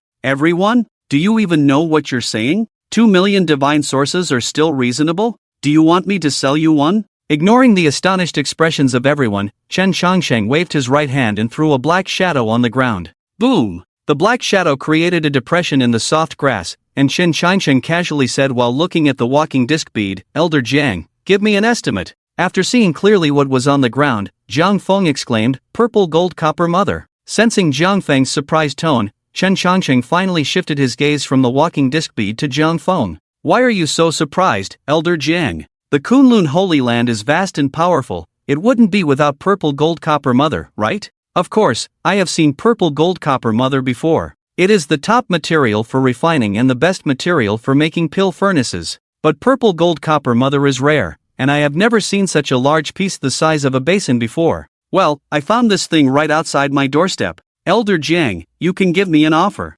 Everyone, why can't I find something like this outside my doorstep? Upon hearing this, Jiang Feng pondered for a moment and then offered a price of 800,000 divine sources. The price is fair. Boom! Chen Changsheng casually remarked and then threw out a piece of metal. The appearance of this metal disrupted even Jiang Feng's composure. Young friend, where did you get this from? I dug it up while farming. Jiang Feng, can't you come up with a more believable lie? Chen Changsheng didn't pay any attention to the two metals that were brought out because he had plenty of them. The Thunder Beast had a natural talent for exploring various metal ores and fed on them. Chen Changsheng had killed a Thunder Beast that had lived in 100,000 mountains, so naturally, its belongings fell into his pocket. Seeing that Chen Changsheng was unwilling to reveal the origin of this thing, Jiang Feng naturally didn't dare to inquire further. After confirming the metal on the ground once again, Jiang Feng spoke up. Xianming Iron Essence, an auxiliary material for forging supreme weapons. Its texture is not particularly hard, but it has an unparalleled advantage,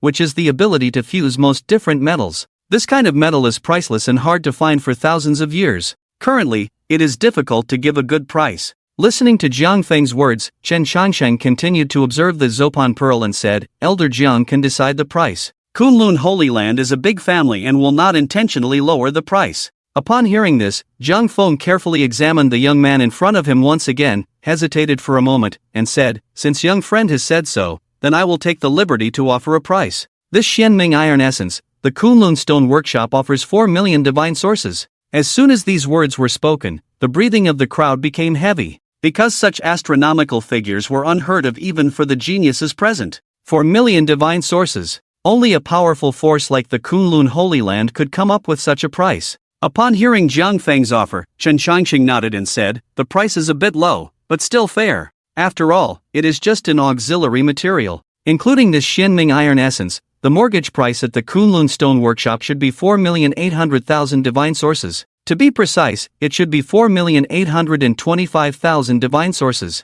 After deducting the price of the Zopan Pearl, I have 2,825,000 divine sources left. I'll set aside this money for now. Tomorrow, I want to open another stone. Let's start with this one today. As he spoke, Chen Changsheng handed the Zopan Pearl to Jiang Feng. Looking at Chen Changsheng's calm expression, Jiang Feng smiled and said, young friend is indeed generous. I'm afraid even some masters of the Holy Lands can't compare. Being able to open a stone for a young friend is truly a fortunate event. After speaking, Jiang Feng took the Zopan Pearl from Chen Changsheng's hand. At the same time, the unparalleled formation of the Kunlun Stone Workshop slowly activated. Strange things would occasionally emerge from the divine sources, and the formation's protection could prevent unnecessary trouble. Moreover, wealth can stir up people's desires. If any peerless treasure was truly found among the stones in the inner courtyard, the formation could also prevent people from prying. Hu Jinzhifeng slowly exhaled a breath of impure air, and his powerful aura instantly unfolded. Even Chen Changxing couldn't help but raise an eyebrow at the cultivation of the sixth realm. The original golden core system was suppressed by the rules of heaven and earth, so many geniuses began to explore new paths and create new techniques. 600 years ago, the suppression of the rules gradually increased. Ali's foundation of cultivation was the 8-9 profound art, a unique technique that was not suppressed by the rules. This was one of the reasons why he surpassed the younger generation of the central courtyard 600 years ago. If Jinzhifeng could fight Ali on equal terms, then he had indeed found his own path. Swish! Sword light shot out from Jinzhifeng's fingertips, and each sword light grazed the walking disc bead as it passed by. With each passing sword light, a small amount of stone powder was taken away from the walking disc bead. The stone skin of the walking disc bead was extremely thin, making this method the best way to open it. Using other methods could easily damage what was inside. As the stone skin was continuously worn away, golden light began to seep out of the walking disc bead. Judging from the emitted light alone, everyone knew that this was the highest quality golden divine source in the divine source. 1 pound of golden divine source was equivalent to thousands of pounds of ordinary divine source. Such a high-quality divine source would be a huge fortune in anyone's hands. However, now everyone's attention was not on the golden divine source. The walking disc bead was too small, and even if a golden divine source was opened, it would not be worth the 2 million divine sources. The only hope now was to see if there was anything inside the golden divine source. Swish! The final sword light flashed, and all the stone skin of the walking disc bead had been completely peeled off, and there was no damage to the golden divine source inside. There's something inside the divine source. Someone in the crowd shouted, and everyone finally snapped out of Ginger Fang's amazing technique. Inside the golden divine source, it was hollow, and there was a white and tender fat silkworm crawling inside. Looking at the worm inside, Ginger Fang couldn't help but furrow his brow because he had never seen such a thing before. Just as Ginger Fang was studying the unknown worm, Chen Shangxing's voice came over. Elder Ginger, the stone has been opened. Can you give me the thing now? Chen Shangxing's words brought Ginger Fang back to his senses. Of course, it's already your thing, young friend. Taking the divine source ball from Ginger Fang's hand, Chen Shangxing shook it, and the fat silkworm inside laughed. I didn't expect to meet you here. It seems fate is truly wonderful. Hearing Chen Shangxing's words, the silent purple palace saintess also became interested and spoke up. Do you know what this thing is? Of course I do, but I'm sure you all don't. Let me put it this way, the combined value of Xianning iron essence and purple gold copper mother is not even comparable to one of its feet. Alright, it's getting late. I'm going back to rest. Let's open another stone tomorrow. After speaking, Chen Shangsheng put away the divine source ball and swaggered out. Wait! However, as soon as Chen Shangsheng lifted his foot, Ginger Fang called out to him. Elder Ginger, do you have something else to say? May I ask, can the thing that was just opened be sold? Of course it can, but the price, Elder Ginger, is something you can't afford. Oh, young friend, that's quite interesting.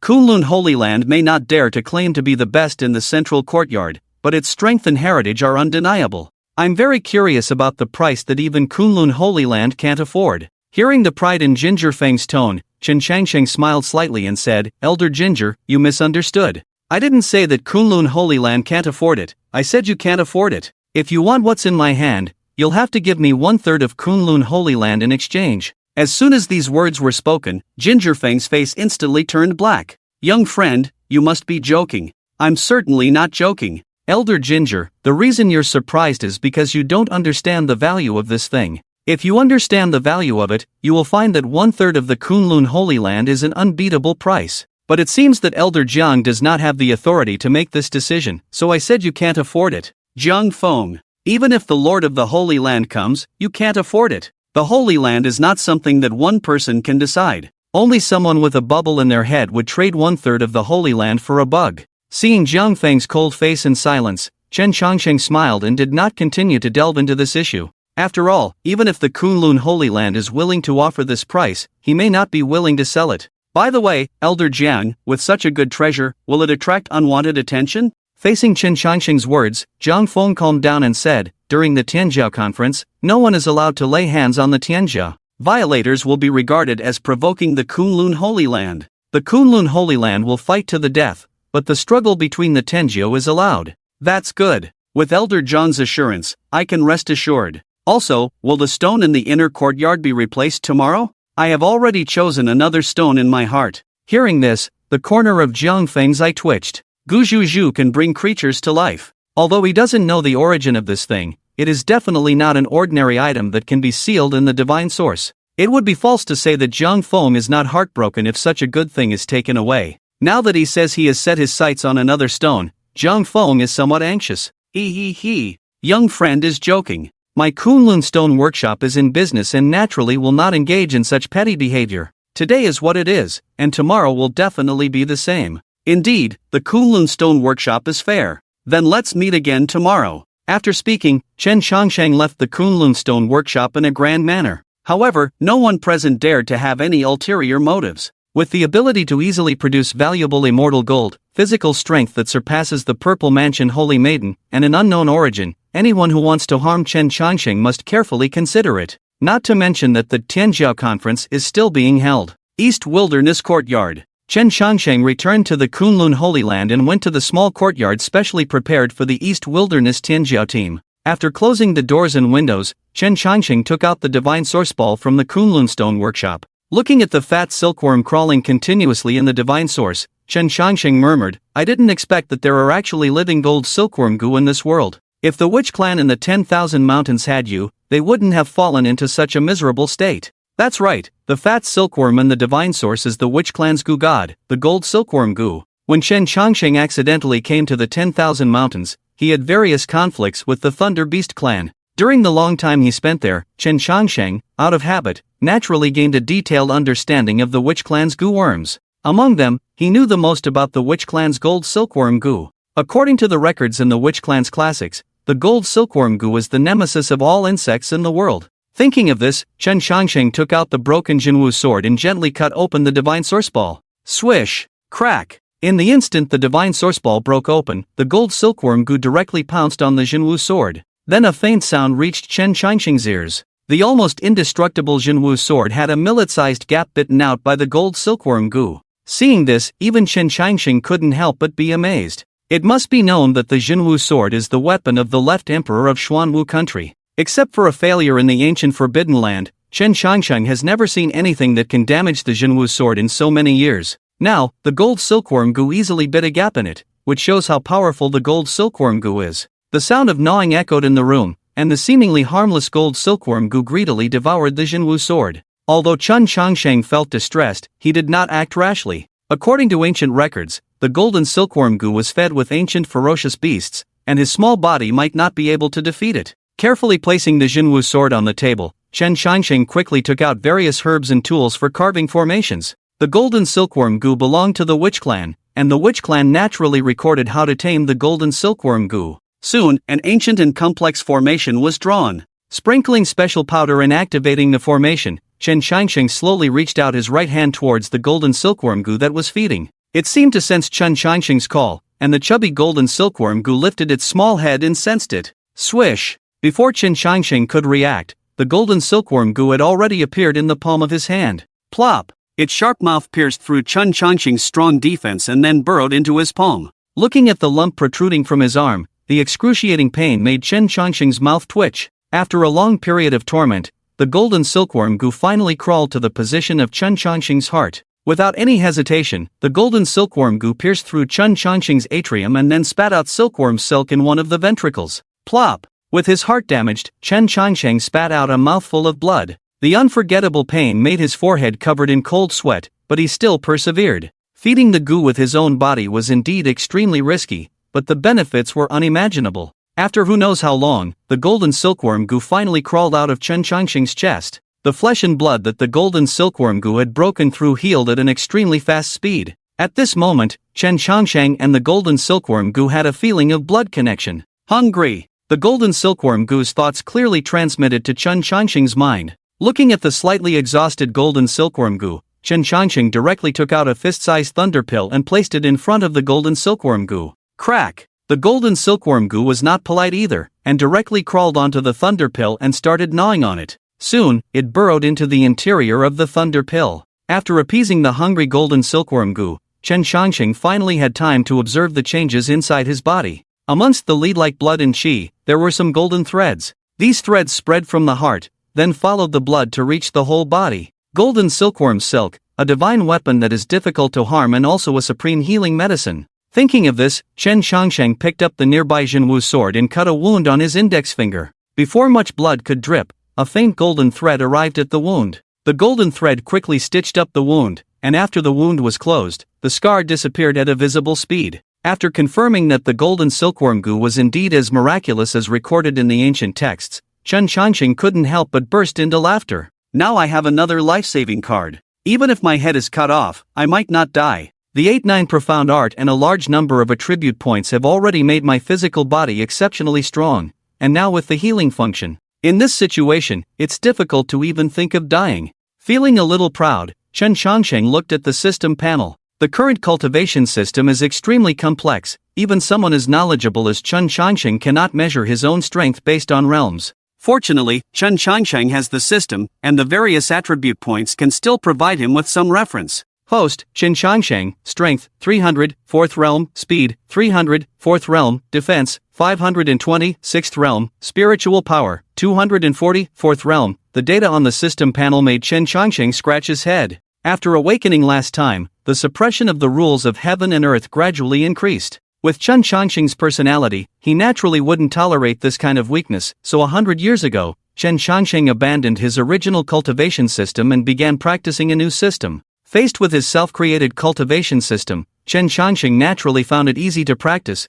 and his various values increased rapidly. However, after practicing for over 100 years, Chen Changsheng still hasn't figured out his own level. Judging from the numbers alone, his strength and speed should have reached the nascent soul realm, which is the 5th realm in the previous cultivation system, but the system still labels him as the 4th realm. As for the defense attribute, with the help of the golden silkworm goo, he only added 20 points, changing from the 5th realm to the 6th realm. Troubled, Chen Changsheng spoke up, "System, is the cultivation system I created really that vast?" In response to Chen Changsheng's question, the system answered, "Host, the cultivation system you created is not perfect and is not enough to be the standard for measuring strength. The standard used by this system is the largest and strongest among many cultivation systems currently, because the cultivation system that ultimately remains will only be the strongest one. However, the host should understand that the measurement of labels does not affect the host's own strength. That is also why the system did not initially set labels." After listening to the system's words, Chen Changsheng also understood what was going on.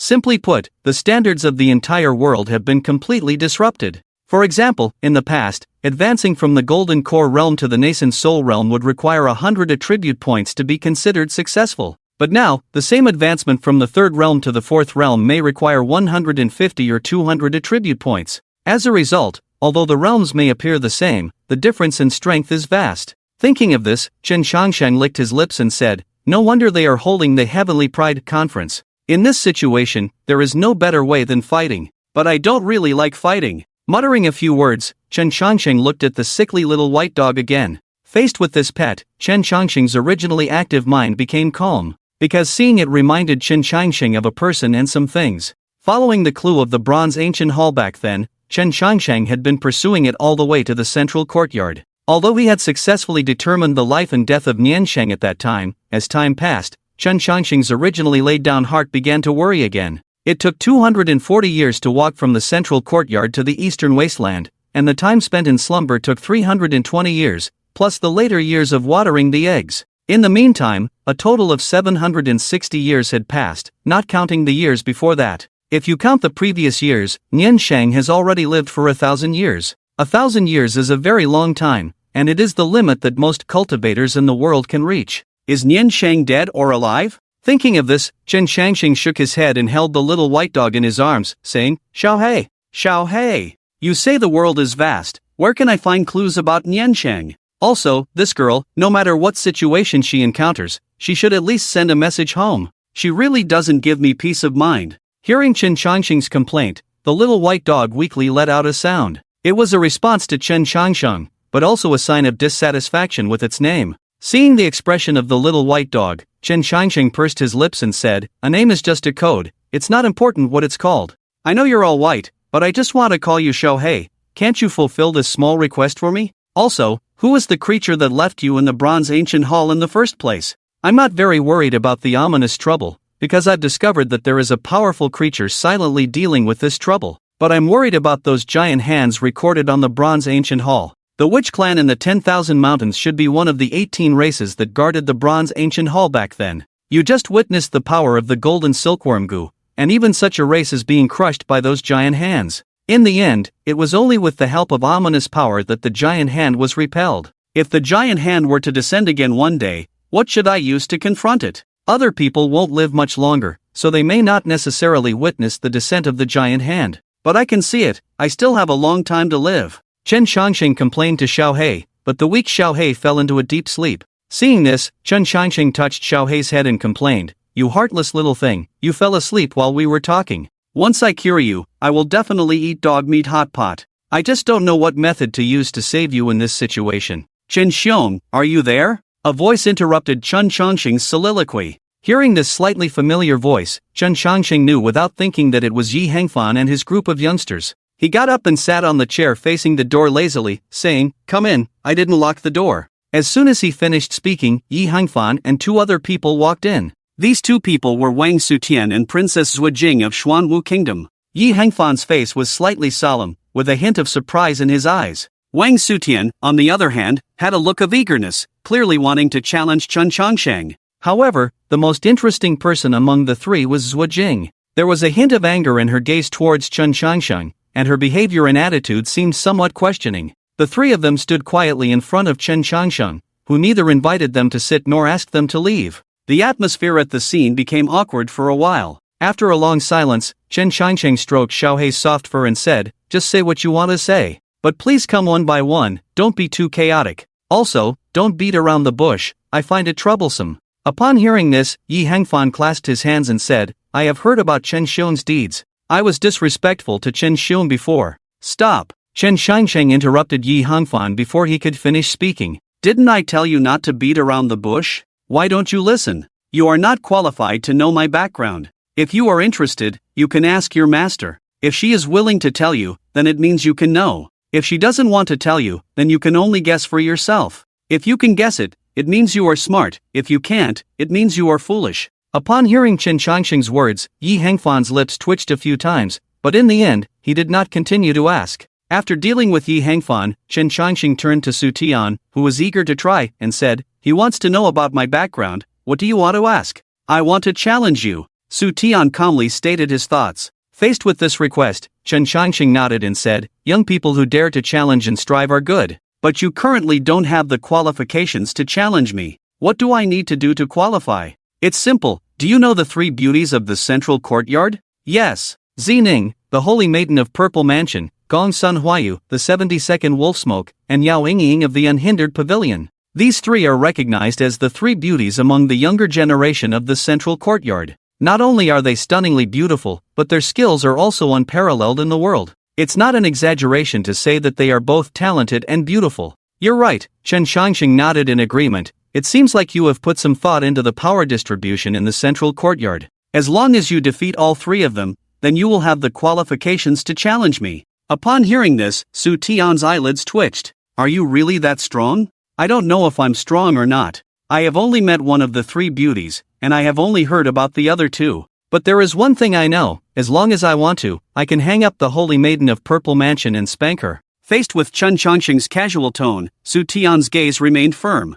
"No problem, I will defeat the three of them and then come find you." After dealing with two troublesome little guys, Chen Changxing turned his gaze to the dissatisfied Zhuejing. Before Chen Changxing could speak, Zhuejing directly questioned, "Why did you intentionally show weakness and make fun of us? Even if you... What right do you have to speak in front of me?" Before Zhuejing could finish speaking, she was met with a contemptuous look from Chen Changsheng. Seeing Chen Changxing's gaze, the anger in Zhuejing's heart instantly extinguished. For some reason, Zhuejing couldn't meet Chen Changxing's eyes directly. "You are the third princess of Xuanwu Kingdom, and it is not an exaggeration to call you noble, but you have no right to question me. The identity of the princess of Xuanwu Kingdom is only useful to the people of Xuanwu Kingdom. It is useless to those outside of Xuanwu Kingdom. Outside of Xuanwu Kingdom, in this Tianjiao conference, your ability to speak can only come from your strength. I know what you want to say, you simply think I see you as a clown. Although I have no interest in doing such a thing, you can think of it that way, because in my eyes,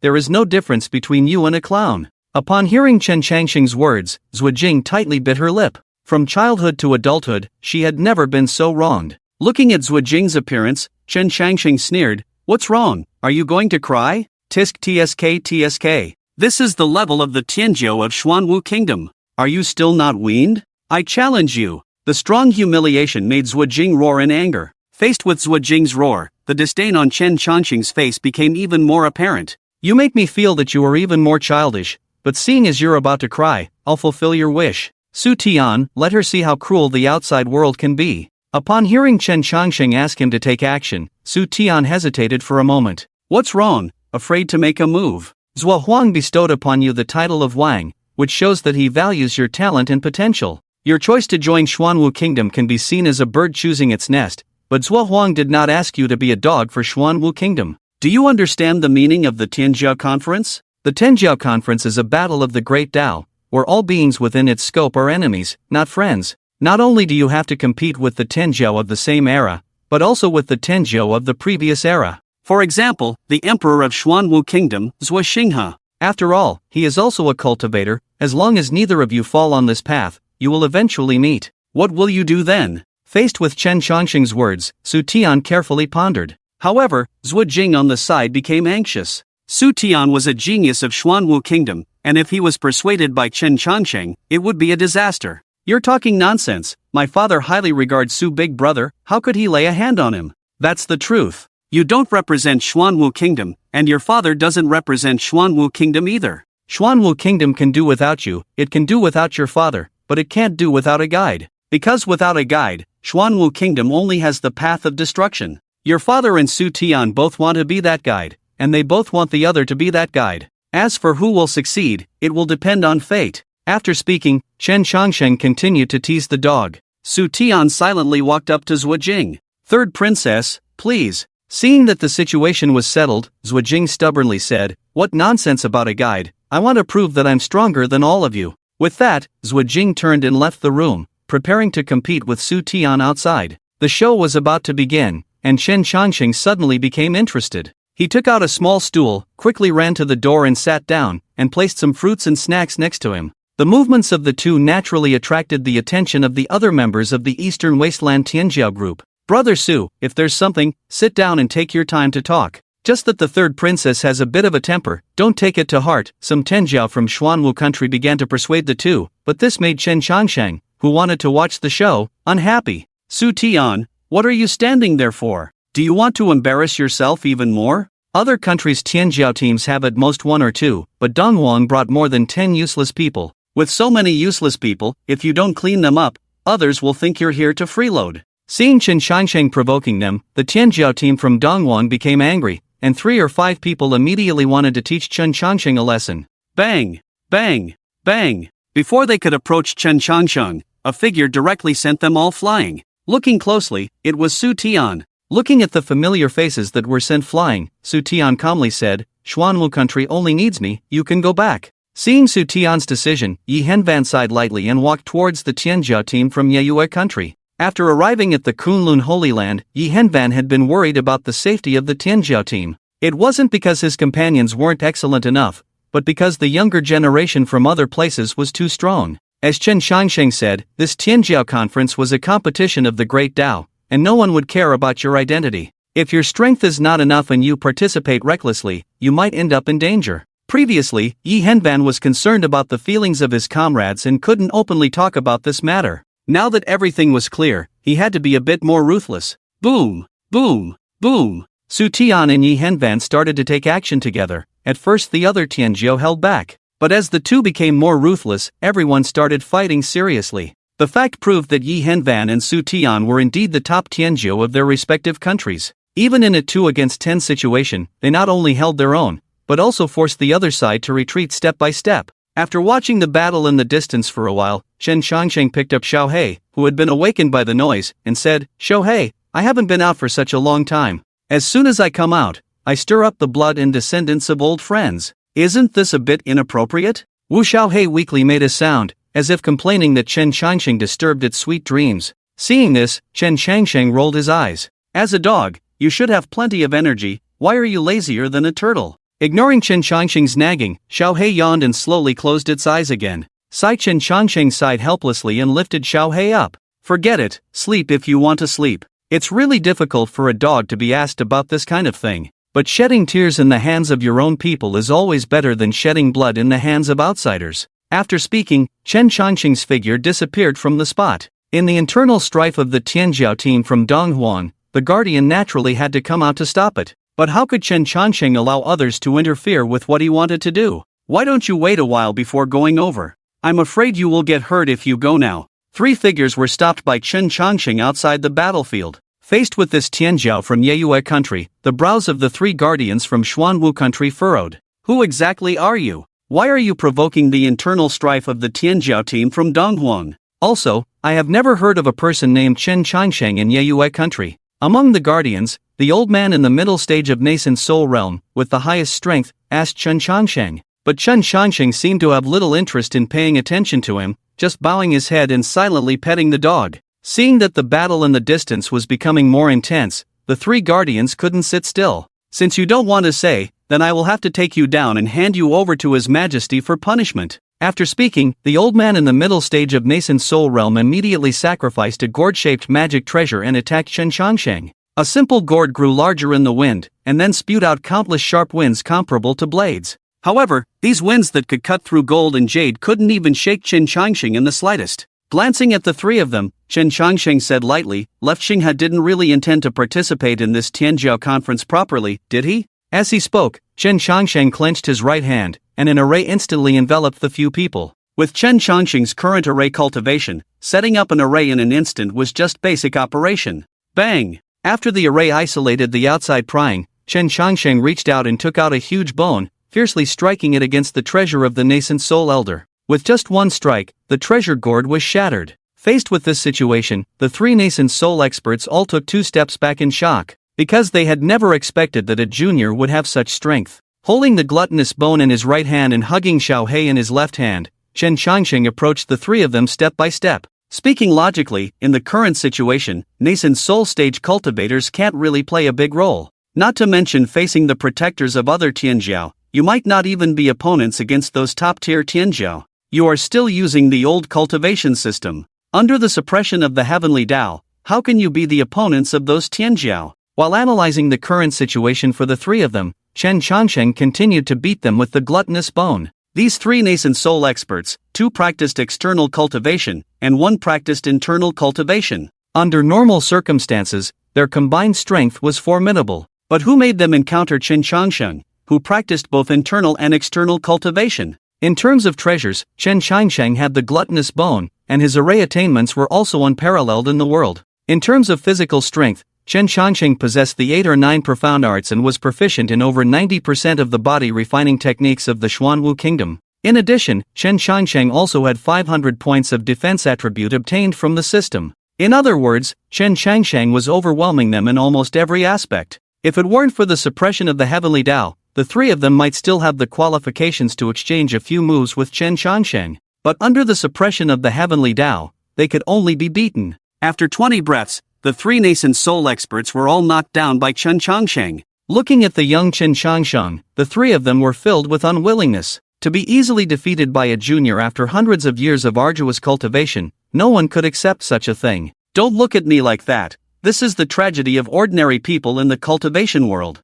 The fact that you can reach the nascent soul stage proves that your previous talent was not weak. But the path of cultivation has no end. Once you stop, those who come after you will quickly surpass you. The 3 of them. Chen Changsheng's words added a touch of resentment in the eyes of the 3. Of course, they knew that the current cultivation system was suppressed by the heavenly Tao, but creating a new cultivation system was not that simple. As nascent soul stage cultivators, their remaining lifespan was not much. After dispersing their cultivation and starting over, if they couldn't reach their current realm in a short period of time, they would soon meet their end. Apart from the path of dispersing cultivation and starting over, the old powerhouse still had another option. That was to modify the existing cultivation system and create a new one. But this was even more difficult. The original cultivation system had been refined through countless trials and tribulations, so how could it be easily changed? Hearing the gradually quieting noise outside the array, Chen Changsheng threw something and said, "You don't need to worry about the Tianjiao conference anymore. What you need to do is to take care of those injured little ones here. I made some modifications to the teleportation array in Xuanwu Kingdom. It will probably take a month before it can be used. After a month, you can go back." After speaking, Chen Changsheng lifted the array and disappeared in front of the 3. However, the nascent soul elder in the middle stage looked at the object in his hand in disbelief. What Chen Changsheng threw to him was a token unique to the national teacher of Xuanwu Kingdom. But this token had been missing for 800 years. The battle of the Eastern Wasteland Tianjiao team quickly came to an end. After Su Tian completely knocked down everyone else, Chen Changsheng returned to his original small stool. Upon Chen Changsheng's return, he remained as leisurely as before, seemingly unaffected. Seeing this, Su Tian narrowed his eyes. The Tianjiao alliance had caused such a big commotion, so the Guardians would definitely intervene. But now that the battle was over and the Guardians still hadn't appeared, even a fool could guess what had happened. TSK. They are your companions after all, how could you be so ruthless? Faced with the Tianjia who were spitting blood on the ground, Chen Changsheng hypocritically spoke up for them. Naturally, everyone despised Chen Changsheng's shameless behavior. Evil thief. Although we don't know how you managed to deceive Brother Su and Brother Yi. This matter won't end like this. The Night Moon Kingdom and the Xuanwu Kingdom will definitely seek justice. Upon hearing a threat from one of the Tianjiao, Chen Changsheng chuckled. It seems that you truly hate me to the bone, otherwise why would you come up with such a malicious joke, trying to make me laugh to death? Do you know where this is? This is the central courtyard, thousands of miles away from the eastern wasteland. Don't you understand the concept of being powerless to act from a distance? Even if I had someone beat you up, or even killed you, the eastern wasteland wouldn't be able to do anything to me. The reason I beat you up is to prevent you from embarrassing yourselves outside. Even if 10 of you fought against 2, what qualifications do you have to participate in the Tianjiao conference? Upon hearing Chen Changsheng's words, a hint of shame flashed in the eyes of the Tianjia who had been severely injured. Su Tian and Yi Henfan were familiar with everyone, as they had sparred during their time in the eastern wasteland. However, everyone unanimously believed that even if there was a gap, it wouldn't be too big. Now, after a real battle with real weapons, everyone finally understood the difference between top-tier Tianjiao and ordinary geniuses. Seeing the shame in the eyes of the Tianjiao, Chen Changsheng nodded in satisfaction. It was fine for young people to be proud, but if they didn't wake up after being beaten up, then they were truly beyond redemption. Thinking of this, Chen Changsheng spoke again. Now you understand your own worth. The remaining time, stay here and heal your injuries. To prevent some of you from still holding on to hope, let me tell you a little secret. In your eyes, they should already be the strongest of the younger generation. But at the Tianjiao conference, there will be many others of their level, not just a handful, but around 20 or so. And that's not even counting the descendants of the sacred grounds and ancient families. If you were to encounter these monstrous talents among the Tianjiao, with your level, no matter how many of you there are, it wouldn't be enough for them to fight everyone. Although we know that what you're saying is true, you're being too direct. Can't you leave us some face? After listening to Chen Changsheng's words, many Tianjiao struggled to get up from the ground and silently returned to their rooms. Chen Changsheng's actions were indeed worthy of criticism, but everyone chose to bury these words in their hearts. Even if there were valid reasons, they had no face to speak up after 10 people couldn't defeat 2. After the Tianjiao left, Chen Changsheng waved his hand and said, "You two should also go back. The Tianjiao conference will be held the day after tomorrow, so prepare well. Their fate today might very well be your future fate." With that, Chen Changsheng turned and went back to his room. Looking at Chen Changsheng's back, Su Tian and Yi Henfan were filled with questions because they couldn't see through what kind of person Chen Changsheng really was. This person was cunning in his actions and powerful in his strength. From his demeanor alone, he was definitely a senior expert. But to participate in the Tianjiao conference, one's bone age had to be tested. There may be secret methods in this world to change one's aura and the youthfulness of their body, but the age of their bones cannot be changed. At least, that's how it is in the understanding of these two individuals. When Chen Changsheng's bone age was tested, the result was only 25 years old. It was because of this that Su Tian and the others didn't pay much attention to Chen Changsheng. A cultivator who is not even 25 years old yet, their strength and experience are simply not high enough. In the eyes of cultivators, Chen Changsheng is still just a child. Many thoughts flashed through Yi Hantian's mind as he bitterly smiled and said, "Brother Su, I only realized what it means for there to be people beyond people and heavens beyond heavens after coming out. No wonder my master was never satisfied with my cultivation. At first, I thought it was my master's way of tempering me, but now it seems that I still have a long way to go." In response to Yi Hantian's words, Su Tian looked at Chen Changsheng's closed door and calmly said, "As the ancients said, one must know shame before being brave. Only by understanding the gap between myself and others can I strive to catch up with them. I won't give up just because I'm temporarily weaker than them, because I know that one day I will surpass them and stand before them." After finishing his words, Su Tian also turned and returned to his room. Tomorrow, Chen Changsheng will go to the Kunlun Stone Workshop, and most of the geniuses will be present, including the Purple Mansion Holy Maiden. The events that took place in the Eastern Wasteland courtyard did not cause any reaction in the Kunlun Holy Land. Or rather, no one even noticed what happened here. With numerous geniuses gathered in the Kunlun Holy Land, countless frictions occur every day. Who would care about the internal conflicts of the Eastern Wasteland Food Bucket Group? However, it is worth mentioning that Chen Changsheng's actions have caused a sensation throughout the entire Kunlun Holy Land. With just a casual move, he spent millions of divine sources, and even summoned a mysterious creature in the Kunlun Stone Workshop. Such methods and abilities naturally attracted the attention of many people. There were talented women who wanted to have a conversation with Chen Changsheng, and there were also descendants of prestigious families who wanted to spar with him.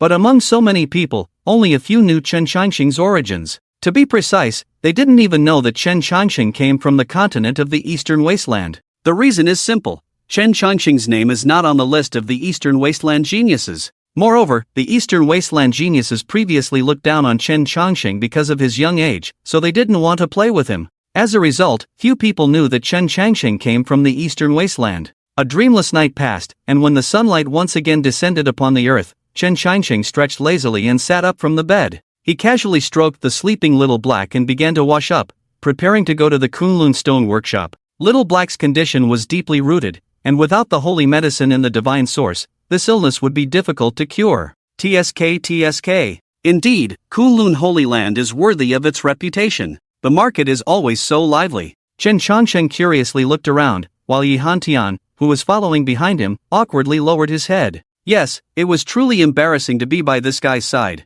Yesterday, the gambling incident at the Kunlun Stone Workshop had spread throughout the entire Holy Land, and many top geniuses and important figures were waiting for Chen Changsheng to arrive. But this guy, instead of taking it seriously, wandered around aimlessly. When the Kunlun Stone Workshop sent someone to invite him, he even said, "If the emperor is not in a hurry, why should the eunuch be in a hurry? I'm not in a hurry, so why are you?" Upon hearing this, the messenger's face immediately turned black. You see, the person who came was an elder from the periphery of the Kunlun Holy Land. Although not a top-level figure, they still had some status and reputation. Chen Changsheng directly angered the person and made them leave in a huff. "Boss, how much is this thing?" Chen Changsheng picked up an item from a small stall and asked. Seeing a potential customer, the stall owner immediately smiled and said, "Sir, you have a good eye. This is my prized possession. 300 years ago, my master risked his life to bring this thing out of the forbidden area of the holy ruins. If it weren't for meeting you, I would have." "Stop." Chen Changsheng interrupted the boss directly. "I don't really want to know the origin of this thing, just tell me how much it costs." 200 caddies of divine source. Hearing this, Chen Changsheng silently put down the thing in his hand and got up to leave. Seeing the big fat sheep about to slip away, the boss became anxious. "Customer, sky-high prices, sit and negotiate, at least give me a price." "Sorry, I can't afford this price. Yesterday when I passed by here, you only asked for 20 spirit stones, and now you're asking for 200 caddies of divine source. Do you take me for a fool?" The boss felt embarrassed as his hidden intentions were exposed. He smiled awkwardly and said, "So the customer is an expert. If I had known, I wouldn't have made this joke. Customer, name your price, I won't bargain. I don't want to pay money, but I can trade with something else." Chen Changsheng took out a jade slip and carved a strange symbol on it. Seeing the symbol on the jade slip, the boss's expression instantly changed. He carefully examined Chen Changsheng and tentatively asked, "I've been having liver fire recently, so my eyesight is a bit blurry. I wonder if the customer has any eye medicine for clearing vision?" Hearing this, Chen Changsheng's mouth slightly curved upwards, confirming his suspicion. Earthquake on Gaogang, a magnificent sight in the western mountains. Faced with Chen Changsheng's words, the boss narrowed his eyes and whispered, "The gate faces the sea, the three rivers merge and flow for 10,000 years. Playing red and black? What's your background?" Hearing the boss asking about his background, Chen Changsheng smiled and picked up the broken scale he had just chosen. "You don't need to know about this. Take the thing back, someone will understand it later." After saying that, Chen Changsheng turned and left. The boss looked at Chen Changsheng's back in a daze, then quickly packed up and left. Seeing Chen Changsheng playing with the broken scale happily, Yi Henvan felt a pang of jealousy. He really wanted to know what had just happened. Seeing this, Chen Changsheng said lightly, "If you have any questions, just ask. It's uncomfortable to keep it to yourself." Hearing Chen Changsheng speak, Yi Henvan organized his thoughts and cautiously asked, "Brother Chen, can I know what just happened?" "I can tell you a little bit." Chen Changsheng raised the broken scale and said, "This belonged to an old friend of mine. I was just using the secret code with him. If nothing unexpected happens, my old friend should come find me in a while." Chen Changsheng paused for a moment and revealed a meaningful smile. "Suddenly, I feel like you can know a little more. Do you want to know? If Brother Chen is willing to tell, I would definitely like to listen. The secret code we just used is exclusive to the 72 paths of dust and smoke." As soon as these words were spoken, Yi Henvan's curiosity disappeared without a trace, and he even wanted to slap himself hard. 72 paths of dust and smoke, the mortal enemy of the Kunlun Holy Land, led by the notorious thief Wu Li, who had been rampant in the courtyard for many years. Anyone involved with the 72 Paths of Dust and Smoke would be considered an enemy by the Kunlun Holy Land. Thinking of this, Yi Henvan forced a bitter smile and said, "Brother Chen, please don't joke around. This is not something to be said lightly. Who's joking with you? This is a piece of genuine news. Since you're so curious, I have some even more explosive news. Do you want to hear it?" "I'm not curious anymore, not at all." Yi Henvan quickly shook his head, because the more secrets he heard, the faster he would die. Watching Yi Henvan's fearful expression, Chen Changsheng smiled faintly and didn't continue teasing him. "Little guy, I scared you because you're always asking questions." Kunlun Stone Archway. After wandering around for a long time, Chen Changsheng and the others finally leisurely arrived at the stone archway. The inner courtyard, which was originally rarely visited, now had more people. Seeing Chen Changsheng, a young man with sword-like eyebrows and starry eyes stepped forward and said, "You must be Brother Chen. I am Kunlun Holy Land's Jiangping. I was busy yesterday and couldn't personally welcome you. Please forgive me." Facing this Kunlun saint, Chen Changsheng smiled and said, "It is an honor for me to be personally entertained by the saint. Today, I came to gamble on stones and I hope Brother Jiang can give me some guidance." After exchanging pleasantries, Jiang Ping looked at the two people beside him, Yi Henvan and Yi Henvan. These two brothers must be the geniuses from the Eastern Wasteland. I didn't expect Brother Chen to be from the Eastern Wasteland. Why isn't Brother Chen's name on the list of the Eastern Wasteland geniuses?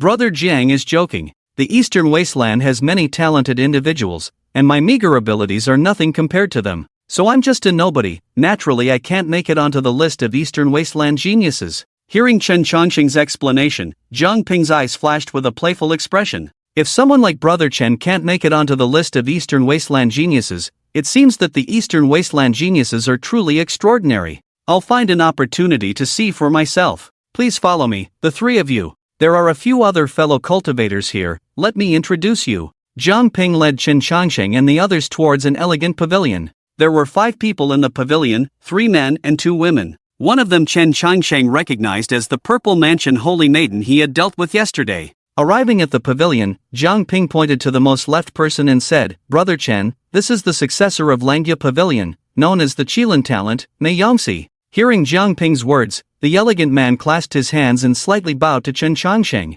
After sizing up this successor of Langya Pavilion, Chen Changsheng spoke, "In the central courtyard, if you ask who is the strongest force, no one can say for sure. But if you ask who has the most well-informed news in the entire central courtyard, it must be Langya Pavilion by the Jinsha River. Knowing heroes from all over the world, bowing to the Jiangnan region, there is Meilang. Today, to be able to witness the Jiangnan Meilang of Langya Pavilion is truly an honor.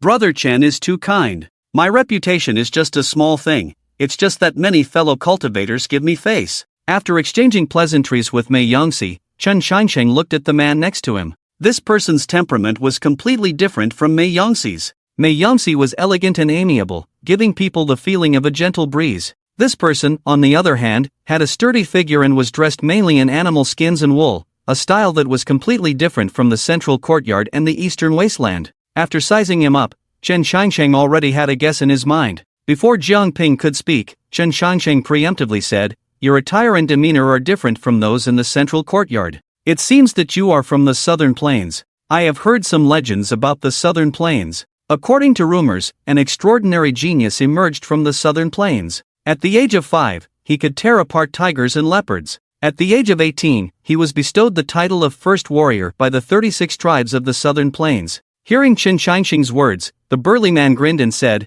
"I didn't expect you to be so knowledgeable about the southern plains. The central courtyard doesn't focus on physical cultivation. I've been here for so long and I still haven't found a suitable opponent." This guy said that there is a powerful country in the Eastern Wasteland that places great emphasis on physical cultivation. "Are you from the Xuanwu Kingdom?" Faced with the man's question, Chen Changsheng smiled slightly and said, "Although I come from the Eastern Wasteland, I am not from the Xuanwu Kingdom. If you want to see the geniuses of the Xuanwu Kingdom, you can look for the person next to me. Brother Su is the one-letter and shoulder king personally appointed by the left imperial relative of the Xuanwu Kingdom, and he is the most outstanding genius in the entire Xuanwu Kingdom." Hearing this, the burly man looked at Su Tian beside him. "I can feel a strong aura from you, and your fighting spirit is higher than that of an eagle in the sky. Your fighting spirit is fiercer than the wild wolves on the grassland. I want to fight with you. My name is Batalu, you can also call me Batulu directly." In response to the invitation from the strong man, Su Tian bowed and said, Su Tian, the co-king of Xuanwu country, I also want to spar with you. On the grassland, Batalu symbolizes the meaning of a warrior. Since you dare to call yourself that, your strength should not be too bad. Seeing the increasing intensity of the battle between the two, Jiang Ping quickly stepped forward to mediate. I didn't expect Brother Chen to not only be wealthy, but also knowledgeable. Su and Batalu are like-minded brothers. It's really a pity that heroes appreciate heroes. Since Brother Chen is so knowledgeable, why don't you guess the identities of the remaining friends? Faced with Jiang Ping's recognized challenge, Chen Changqing smiled slightly and didn't pay too much attention to it. Geniuses are always aloof, and if they don't reach a sufficient level, they generally won't pay attention to others. Laughing inwardly at Jiang Ping's little trick, Chen Changqing looked at the last man with a noble temperament. Between your every move and gesture, there is an inexplicable air of nobility. Throughout the entire courtyard, only the holy son of Yaoguang Holy Land has this demeanor. 80 years ago, a baby was born in Yaoguang Holy Land, and when the baby was born, there was a boundless red light that was indescribably precious. At the age of 3, he read through the scriptures of Yaoguang Holy Land's cultivation techniques, and at the age of 5, he defeated many disciples. At the age of 8, there was no opponent among the young generation of Yaoguang Holy Land. By the age of 10, there was no one among the younger generation worthy of his action. Am I right? The one known as the exiled immortal, the holy son of Yaoguang. Hearing this, the holy son of Yaoguang smiled and said, Brother Chen is joking, the title exiled immortal is just a false name. If Brother Chen doesn't mind, you can call me Fu Yao. Fu Yao? The great rock soars with the wind, rising straight up 90,000 miles. What a great name! Praising this mysterious holy son of Yaoguang, Chen Changsheng looked at the two women. Faced with these two women, Chen Changsheng frowned. I already met Fairy Xining yesterday, but I'm not very clear about the background of this fairy. I wonder if the fairy can give me a hint. I don't have as grand a background as them. I come from a small sect, you wouldn't know. Fairy, you're wrong. I still have some understanding of the situation in the courtyard. How can you be sure that I don't know if you don't say it? In response to Chen Changsheng's questioning, the fairy with a face like a big pancake and sesame seeds all over her face spoke up. Magu of Qianshan Sword Sect. Upon hearing this name, everyone present pondered. Qianshan Sword Sect is 3,800 miles away from Kunlun Holy Land. The sect has a small number of disciples, and each generation only has one successor. Chen Changsheng accurately stated the origin of Qianshan Sword Sect. The reason he knew about Qianshan Sword Sect was because he had done business with them 600 or 700 years ago. Interestingly, Qianshan Sword Sect was already quite declining at that time. It doesn't make sense for Qianshan Sword Sect to still exist after so long. Just as Chen Changsheng was pondering this question, Mei Yongsai on the side also spoke up. According to the records of Langya Pavilion, Qianshan Sword Sect disappeared 300 years ago. I didn't expect to encounter a descendant of Qianshan Sword Sect to this day. It seems that the information in my Langya Pavilion needs to be reorganized. In response to Chen Changsheng and Mei Yongsai accurately stating their origins, Ma Gu showed no expression on her face and simply said, I only want to rebuild my sect by participating in the Heavenly Pride Conference, and I don't want to compete with anyone. Aren't you here to gamble on stones? If we don't start soon, I'm going to leave. Oh. Hearing this, Jiang Ping slapped his forehead and said, Look at my forgetfulness, I almost forgot about Brother Chen's main business. Today is the day for Brother Chen to show his skills. If I delay Brother Chen's important matters, I would truly be at fault. After speaking, Jiang Ping led Chen Changsheng to a few pieces of stone. Beside the stones, many important figures had already been waiting. Obviously, before Chen Changsheng arrived, many people had already used their methods to investigate. Seeing Chen Changsheng's arrival, a glimmer of light flashed in the eyes of many powerful individuals. No one could explore the interior of the Forbidden Area stones, and this young man was able to open something on his first try, which was truly extraordinary. The only thing that couldn't be determined was whether this person truly had the ability or was just lucky. If he really had this unique skill, Chen Changsheng would definitely become a guest of various major forces. Young friend, how was your rest last night? Are you satisfied with the accommodation arranged by the Kunlun Holy Land? Zhang Feng smiled and greeted Chen Changsheng. After a night's time, Zhang Feng had already investigated Chen Changsheng's background. This person came with the East Wilderness Heavenly Proud group, but did not belong to either the Night Moon country or the Xuanwu country. With this, the possibility of recruiting Chen Changsheng became even higher.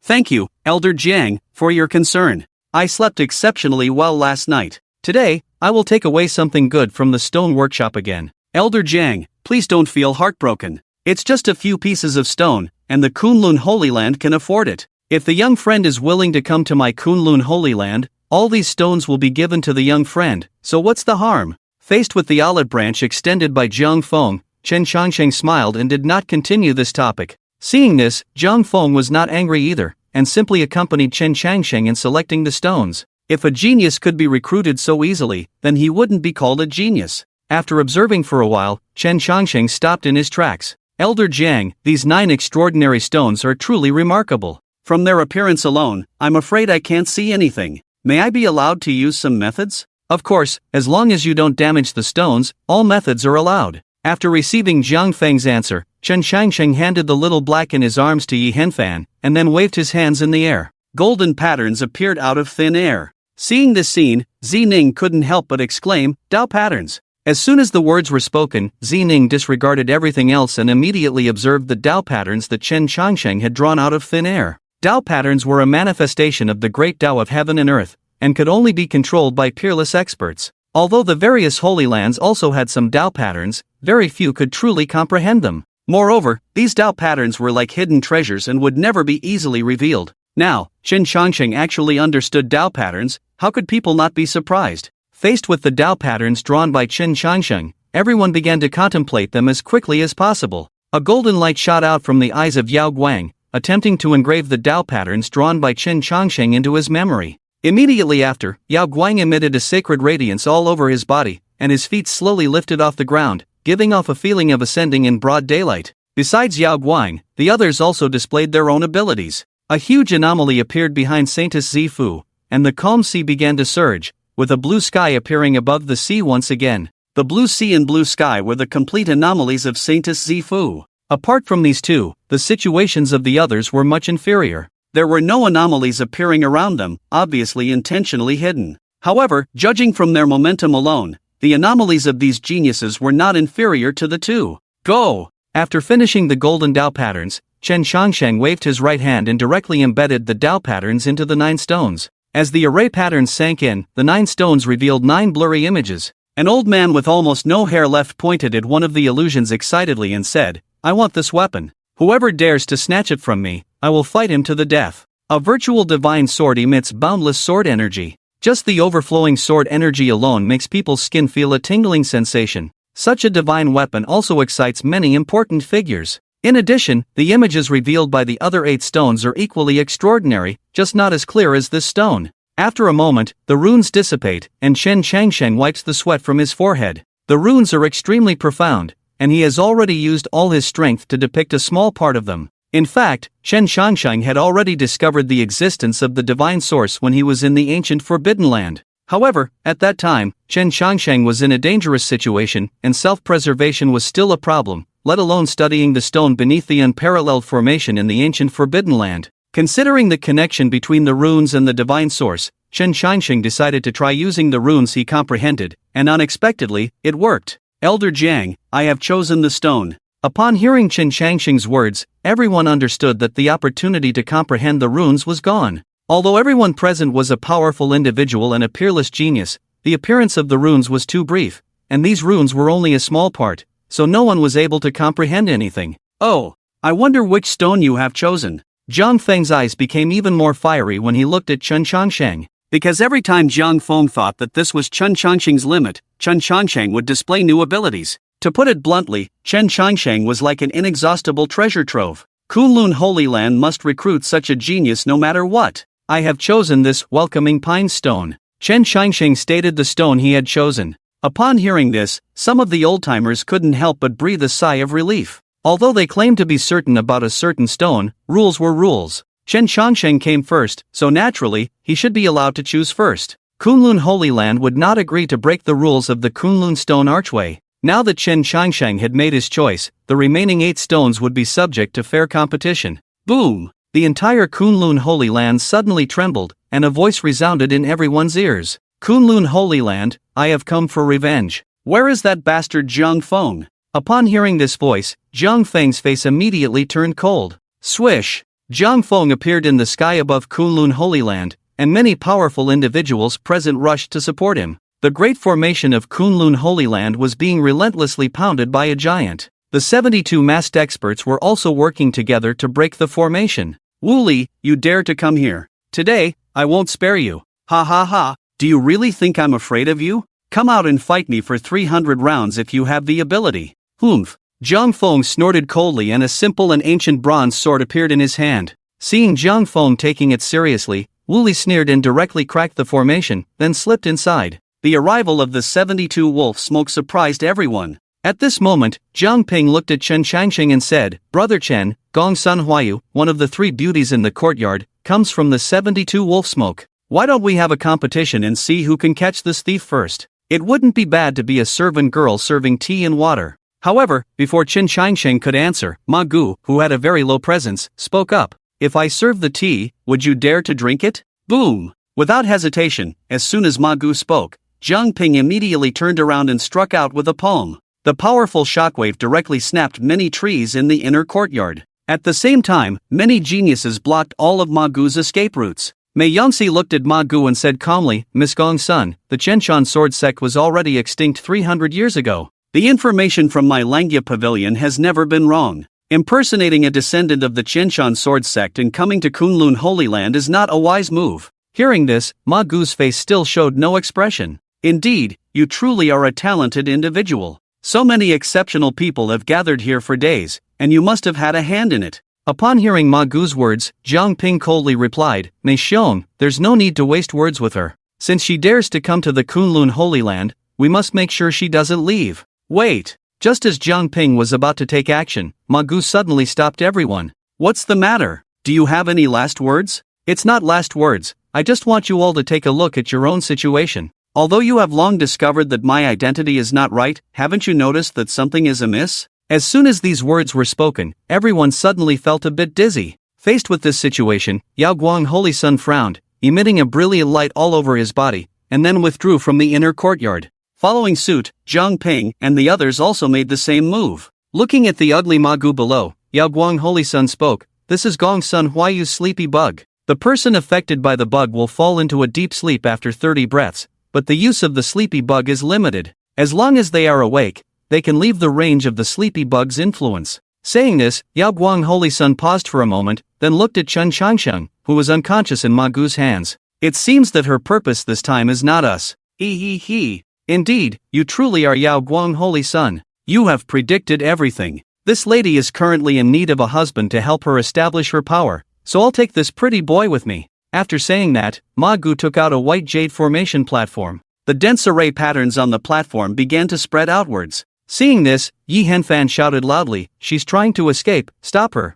In an instant, the 7 exceptional individuals made their move at the same time, attempting to stop Gong Sun Huayu from escaping. Boom! Puff! Gong Sun Huayu spat out blood and flew out, but the formation had already been activated, and a beam of light directly enveloped Gong Sun Huayu and the unconscious Chen Changsheng. Holding his shoulder pierced by Yao Guang Holy Sun, Gong Sun Huayu smiled and said, Little Pots, you've hurt me so much, I'll remember this grudge. After teasing everyone, Gong Sun Huayu disappeared completely with Chen Changsheng. Sensing the situation here, Wu Li punched Zhang Feng and forced him back. Be careful! Shout! Wu Li, I'll kill you! Zhang Feng's anger surged as the peerless exceptional individual he was about to recruit was snatched away. TSK. Don't be so angry. It's not a big problem for me to take 1 or 2 people from your Kunlun Holy Land. Saying that, Wu Li also activated the teleportation formation that had been prepared for a long time. Seeing Wu Li's figure disappear, Zhang Feng slashed through the void and rushed in.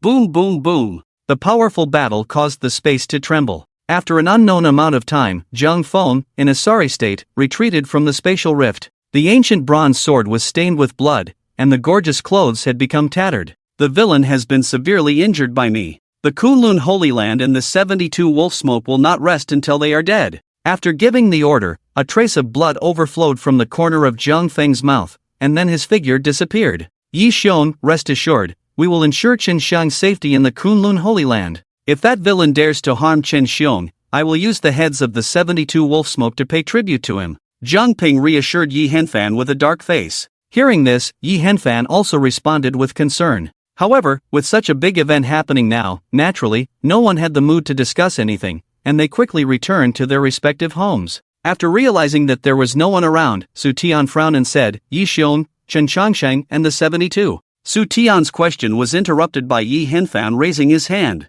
Su Xiong, we should be very worried about Chen Changsheng's safety now, right? Looking at Yi Henfan's gaze, Su Tian instantly understood the meaning behind it. Others may not be aware of Chen Changsheng's situation, but he was very clear about it. Chen Changsheng has a deep connection with the 72 wolf smoke, so there is no reason for him to be targeted by them. Moreover, Chen Changsheng knows so much about the 72 wolf smoke, how could he be easily captured by Gongsun Huayu? Perhaps in the eyes of outsiders, this was a long-planned scheme by Gongsun Huayu, combined with Chen Changsheng's carelessness. But in the eyes of Su Tian and Yi Henfan, who are familiar with the situation, this matter seems strange no matter how you look at it. Understanding the key to this, Su Tian sighed lightly and said, "This is the true world of cultivation, isn't it? One wrong step can lead to destruction, and sometimes just a glance can bring endless calamity." After speaking, Su Tian and Yi Henfan returned to the eastern wasteland residence. In the following time, they had to pretend to be very anxious. If they didn't act convincingly and their flaws were exposed, the consequences would not be good.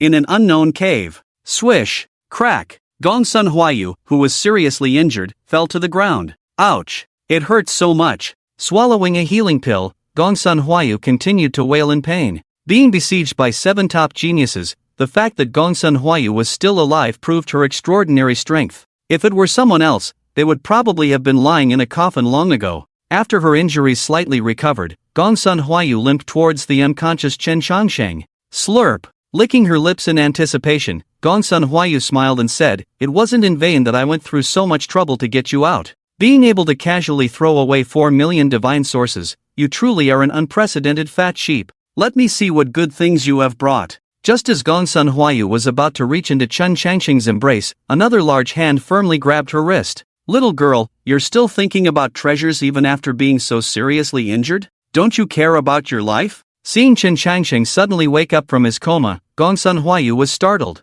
In her panic, Gongsun Huayu raised her hand to strike Chen Changsheng. However, even at her peak, Gongsun Huayu was no match for Chen Changsheng, let alone now that she was heavily injured. In just 3 moves, Chen Changsheng easily subdued Gongsun Huayu. After subduing Gongsun Huayu, Chen Changsheng looked at the surroundings outside the cave. After confirming that it was safe, he began to undress Gongsun Huayu. Faced with Chen Changsheng's actions, Gongsun Huayu became flustered. "What are you doing? What am I doing? Can't you see?" Chen Changsheng casually replied as he completely removed the obstructing clothes. After completing the initial preparations, Chen Changsheng took out several silver needles from Gongsun Huayu's neck. As the needles were removed, Gongsun Huayu's originally ugly appearance quickly changed. Her dark skin became fair and smooth, and her pockmarked face disappeared without a trace. The round face also turned into a perfect melon seed face. However, this beautiful face lacked any trace of color, giving it a somewhat sickly beauty. After removing Gongsun Huayu's disguise, Chen Changsheng said lightly, "This disguise technique is not perfect, as it doesn't allow for much facial expression when used. It may deceive some inexperienced youngsters, but it's easy to see through by experts." As he spoke, Chen Changsheng tapped Gongsun Huayu's shoulder a few times. The scales that were tightly attached to her skin were directly removed by Chen Changsheng. Facing Chen Changsheng's skilled actions, Gongsun Huayu was also shocked. Her close-fitting scales were refined through secret methods and could not be removed without unique techniques. Moreover, this disguise technique was the unique skill of the 72 wolf smoke, so how did he know about it? Picking out the broken bones and removing some crushed flesh, Chen Changsheng began to use his spiritual energy to regenerate Gongsun Huayu's bones. When the bones had grown enough, Chen Changsheng took out a jar and picked out some white ointment to apply to the wounds. The moment the ointment touched the wounds, countless flesh buds began to grow rapidly. Seeing that Chen Changsheng had no ill intentions towards her, Gongsun Huayu's mind became more active. "What kind of ointment is this? Its effect is even better than the top-grade healing medicine in the Holy Land. You're so good to me, could it be that you like me?" Despite Gongsun Huayu's incessant chatter, Chen Changsheng silently treated her injuries. After half an hour, Chen Changsheng finally finished treating all of Gongsun Huayu's injuries. Jiang Ping, Bachelou, Fuya, Zining, Mei Yangxi, the 5 top-tier geniuses, plus Yi Henfan, the 2 first-class geniuses, all made their full efforts. If Gongsun Huayu didn't have the scale armor made from Thunder Beast scales to protect her life, she would probably have died by now. However, judging from Gongsun Huayu's injuries, the strongest among these 7 people should be Yao Guangshengzi. Because among these 7 people, only he managed to break through the defense of the scale armor. And from their recent exchange, Chen Changsheng vaguely felt that Yao Guangshengzi hadn't used his full strength yet. Ah, I feel so much better now. Your medical skills are really good. According to reason, I should thank you properly, but, bang! Gongsun Huayu, who was planning to launch a sneak attack, was slapped by Chen Changsheng, and then Chen Changsheng sat directly on Gongsun Huayu's back, firmly suppressing her. Stop messing around, I'm thinking.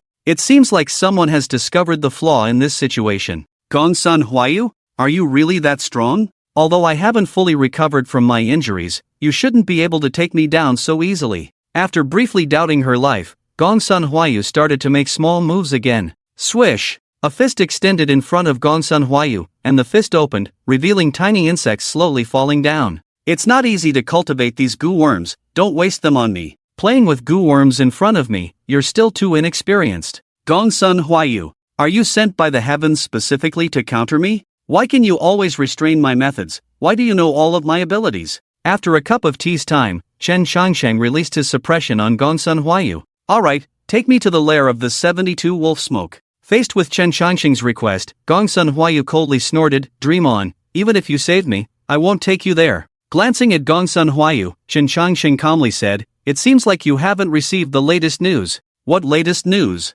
You'll know when the time comes. Saying that, Chen Changsheng grabbed Gongsun Huayu's right hand and looked at the 3 copper coins on her wrist. Hidden in the 3 alloy wing sleeves, with the 5 yin and 6 yang above, Kuan represents yin and qian represents yang, the 5 elements and 8 trigrams establish the norm. These 3 copper coins are the symbol of your 72 wolf smoke identity, you must know that, right? Swish! Gongsun Huayu cautiously took 2 steps back. The identity of the 72 wolf smoke leader was mysterious, and she only knew a part of it. Only her master knew the complete list. The person who knew these secrets was probably one of the 72 wolf smoke leaders. But today, all 72 leaders were present. Who could this person be? Don't bother looking, you absolutely can't guess my origin. If you don't tell me the lair of the 72 wolf smoke, then I'll find it myself, and you better not regret it. Faced with Chen Changsheng's words, Gongsun Huayu pondered for a moment and stubbornly said, since you're so eager to see the lair of the 72 wolf smoke, I'll satisfy you, just hope you won't regret it later.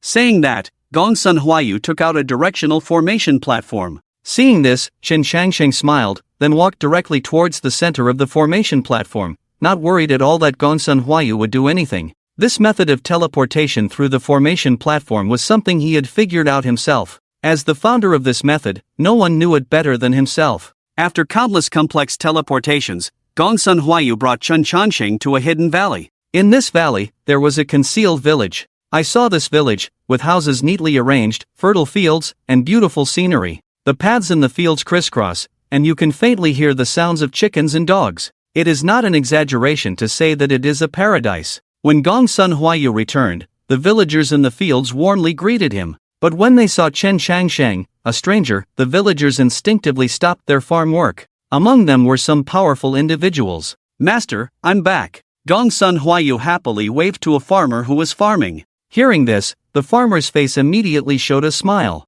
But this smile completely froze when he saw Chen Changsheng. He threw away the hoe in his hand and hurriedly ran to Chen Changsheng. His right hand wanted to touch Chen Changsheng's face, but it trembled and stopped in midair. Master, what's wrong with you? Gongsun Huayu sensed that something was wrong and subconsciously asked. The farmer's eyes became moist as he said, Huayu, he is the descendant of your master. In terms of seniority, you should call him Master Uncle. Chen Changsheng, does he think I'm dead? Have I become my own son? The farmer's words not only confused Chen Changsheng, but also Gongsun Huayu, who was beside him. How did the big fat sheep become Master Uncle? Looking at the increasing number of onlookers around, Chen Changsheng calmly said, this is not the place to talk. Can we find a secluded place? Look at my mind, I didn't even notice this. Saying that, the farmer led Chen Changsheng to a wooden house. After closing the doors and windows, the farmer excitedly looked at Chen Changsheng and said to Gongsun Huayu beside him, Huayu, what are you waiting for? Come and greet your master uncle. Faced with the farmer's request,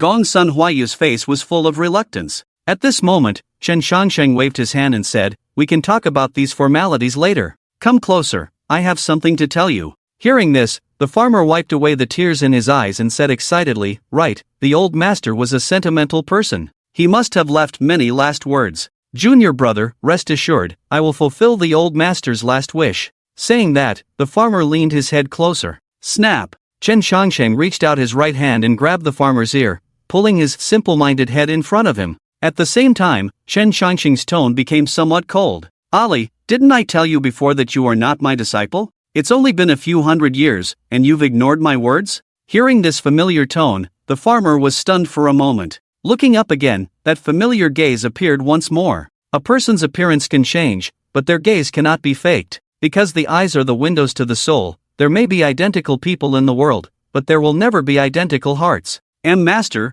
is it really you? What do you think? After speaking, Chen Shangsheng let go of Ali's ear. Faced with Chen Shangsheng's gaze, Ali now looked like a child who had made a mistake, exuding uneasiness all over his body. Meanwhile, Gong Sun Huayu's jaw dropped in astonishment. He had heard his master say that all his skills were taught by a mysterious master, but this master never acknowledged having him as a disciple. Although the situation just now was not explicitly stated, even an idiot could see that the Chen Shangsheng in front of them was the same mysterious master from before. Looking at Ali's expression, Chen Shangsheng waved his hand at Gong Sun Huayu. You go out first, I have something to discuss with your master. Hearing this, Gong Sun Huayu looked at Ali with a questioning look. The words of the master are my words. Go out. Although he had countless doubts in his heart, Gong Sun Huayu chose to obey his master's orders. Thud. After Gong Sun Huayu left, Ali knelt directly in front of Chen Shangsheng. Ali did not keep his promise and taught the master's techniques without permission. Please punish me, master, he said, looking at Ali kneeling on the ground.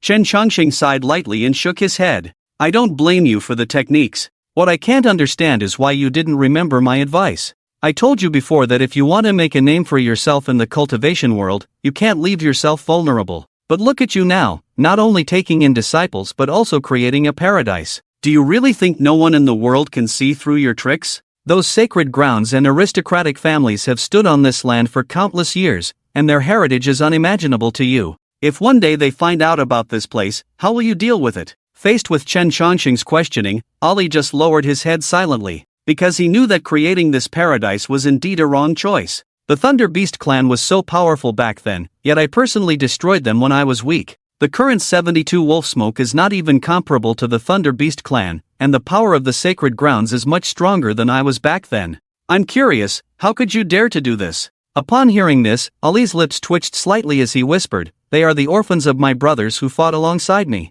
Their identities were exposed for a while, and if I didn't intervene, they would have had no way out. Didn't I tell you that when you step onto the path of cultivation, you must let go of the word emotion? If you can't let go of this emotion, why did you step into it in the first place? Have you achieved it, master? Ali looked up at Chen Shangsheng. Faced with Ali's clear gaze, Chen Shangsheng was speechless. According to the system's rules, as long as he survived 1/10 of his total lifespan, he could go into the next sleep. Therefore, the fastest and most perfect way to become stronger was to keep sleeping. However, for the past 1,000 years, Chen Shangsheng had always lived until the limit of his awakening time before going into the next sleep. This way, his speed of becoming stronger would be much slower. The reason for choosing this slower method was that Chen Shangsheng couldn't let go of the emotion in his heart. He didn't want to become a cold machine, nor did he want his loved ones to die in endless waiting. After a long time, Chen Shangsheng spoke again. Practicing with the word emotion is painful and long. It's because I know the pain that I wanted to spare you, but you still walked the same path as me.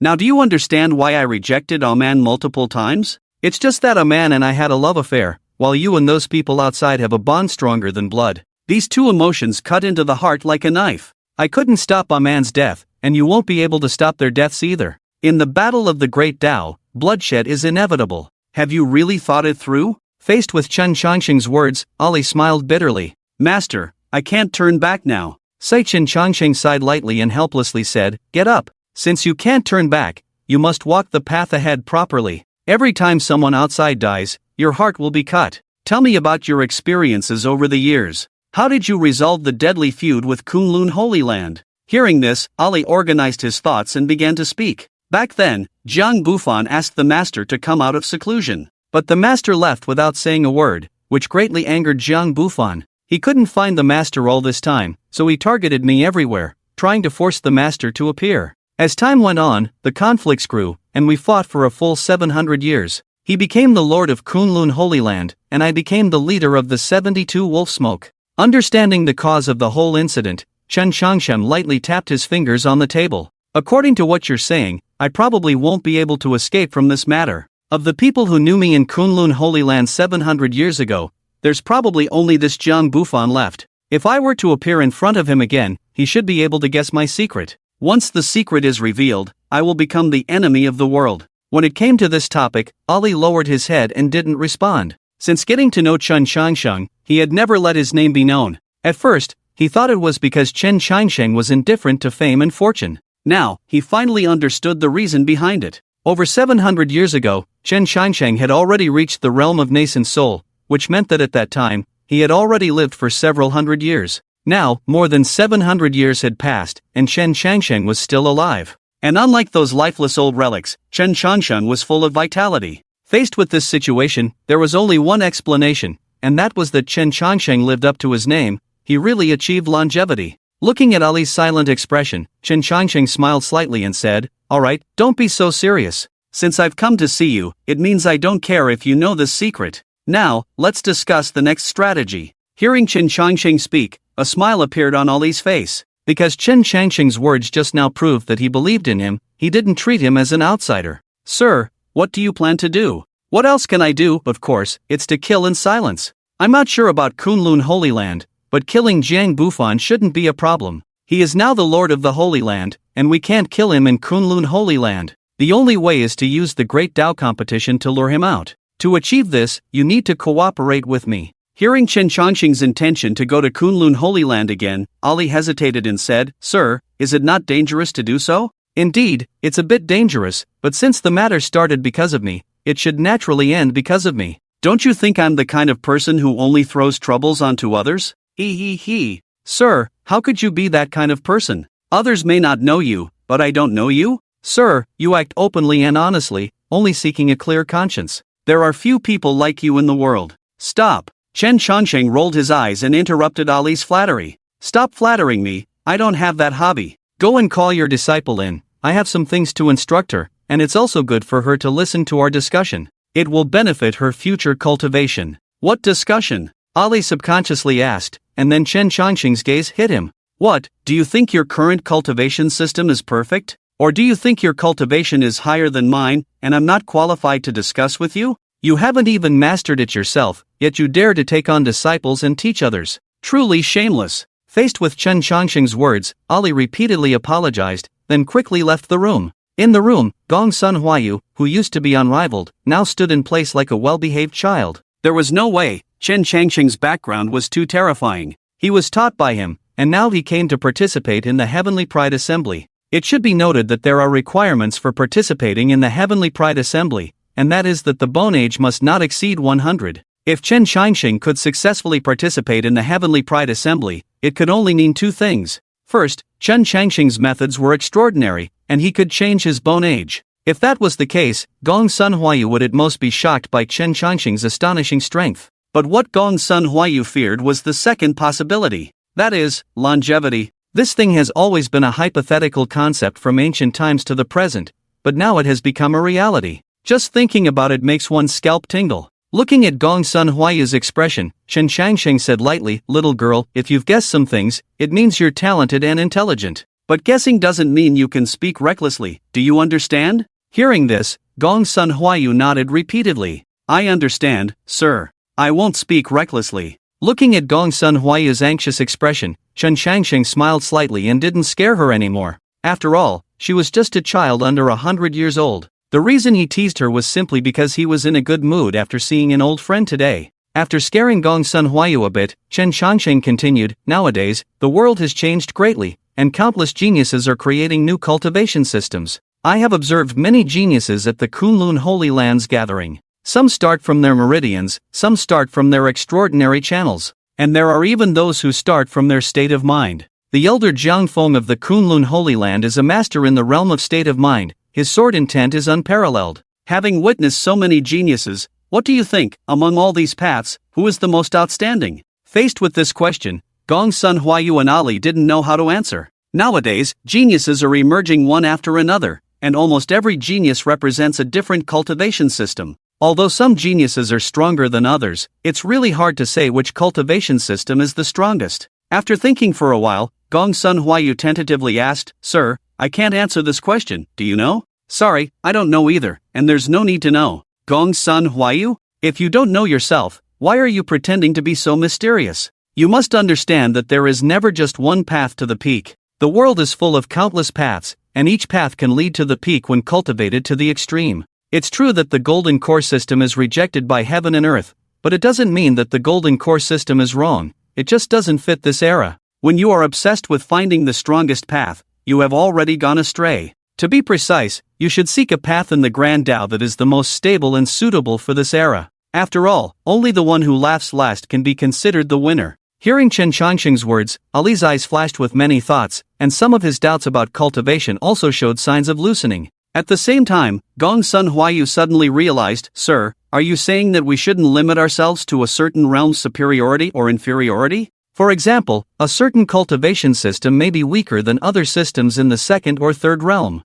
but after reaching the fourth realm, the situation will undergo earth-shaking changes." Chen Changsheng pointed at Gong Sun Huayu and said, "Ali, your disciple is quite insightful." Upon hearing Chen Changsheng's praise, Gong Sun Huayu felt a small sense of pride in her heart. After all, this was praise from her master. Calming down her excited emotions, Gong Sun Huayu continued, "Sir, among the paths in the current Grand Tao, which one is the most suitable? Of course, it's the path we are cultivating. Qi, blood, meridians, extraordinary channels, state of mind, I have studied all these directions. Based on these directions, it is indeed possible to create some powerful cultivation systems, but none of them are the most suitable for this era. The most suitable one for this era is body cultivation." Body refinement? Not body refinement, but body cultivation. Faced with this new term, Gong Sun Huayu's face was filled with question marks. She considered herself a contemporary genius and had seen quite a lot, but she had never heard of body cultivation before.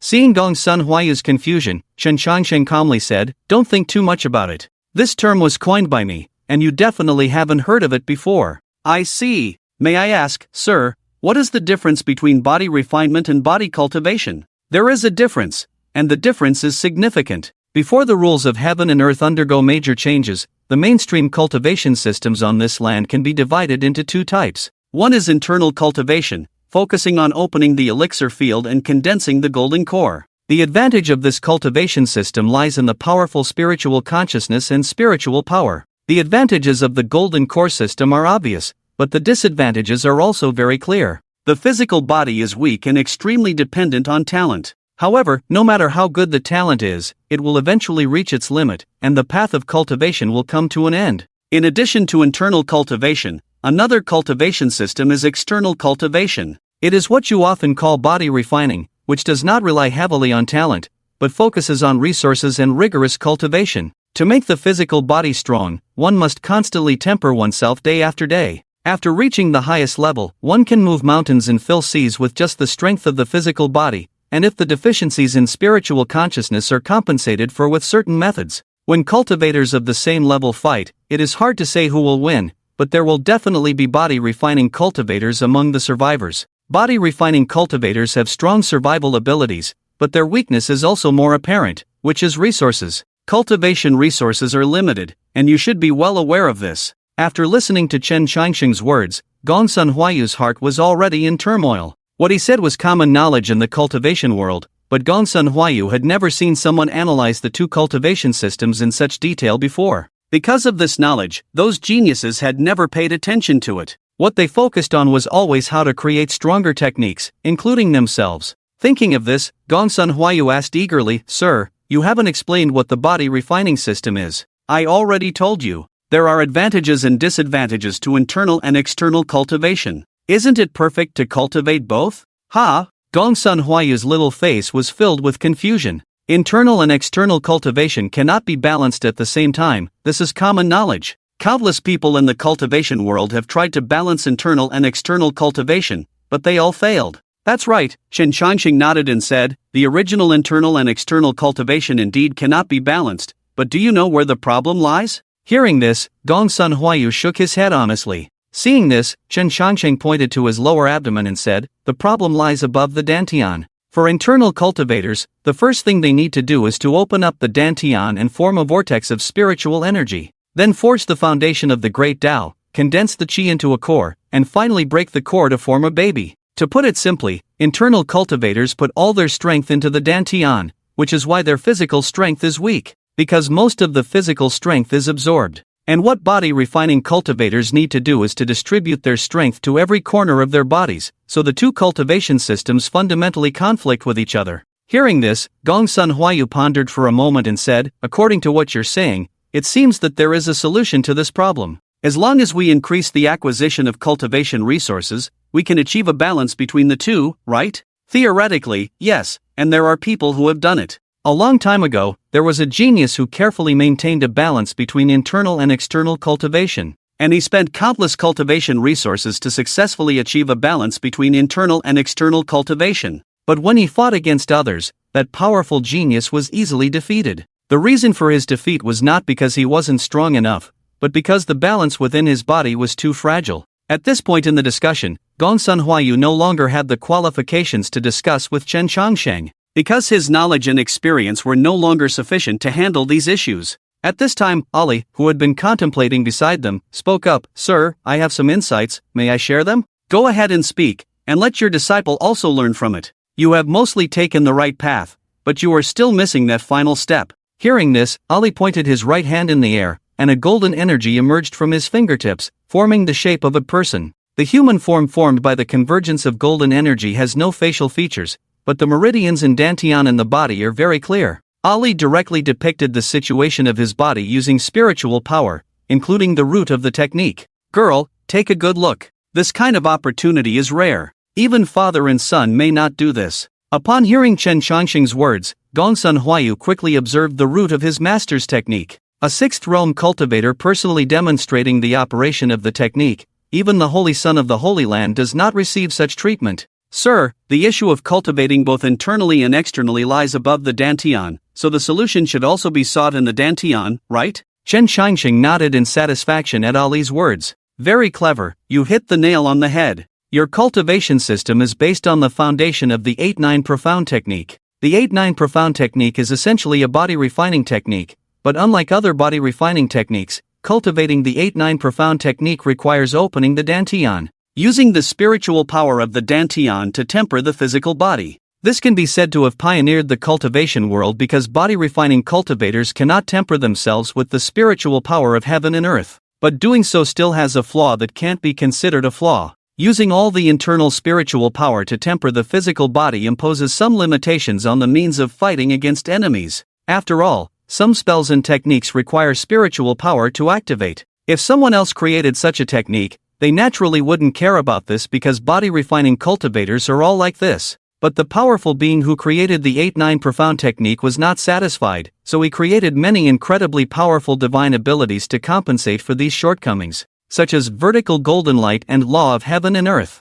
So the most precious aspect of the 8-9 profound technique is not the technique itself, nor those powerful divine abilities. It is the little technique of tempering the physical body with spiritual power. As he spoke, a golden needle condensed at the tip of his right finger. "Release your defenses and let me help you take this first step." Faced with Chen Changsheng's request, Ali did not hesitate at all and directly released his defenses. In this situation, if Chen Changsheng had any ill intentions, the leader of the 72 wolf smoke would be severely injured even if he didn't die. Swish! The sword finger quickly pointed at Ali's abdomen, and the golden needle directly pierced through the dantian. After completing this action, Chen Changsheng quickly set up a formation around the house. Buzz! After Chen Changsheng stopped, Ali's physical body suddenly withered at a visible speed. Seeing this, Gongsun Huayu exclaimed, "What did you do?" Faced with Gongsun Huayu's questioning, Chen Changsheng ignored it and just stared at Ali's reaction. Ali had gone further on the path of cultivating both internally and externally than himself,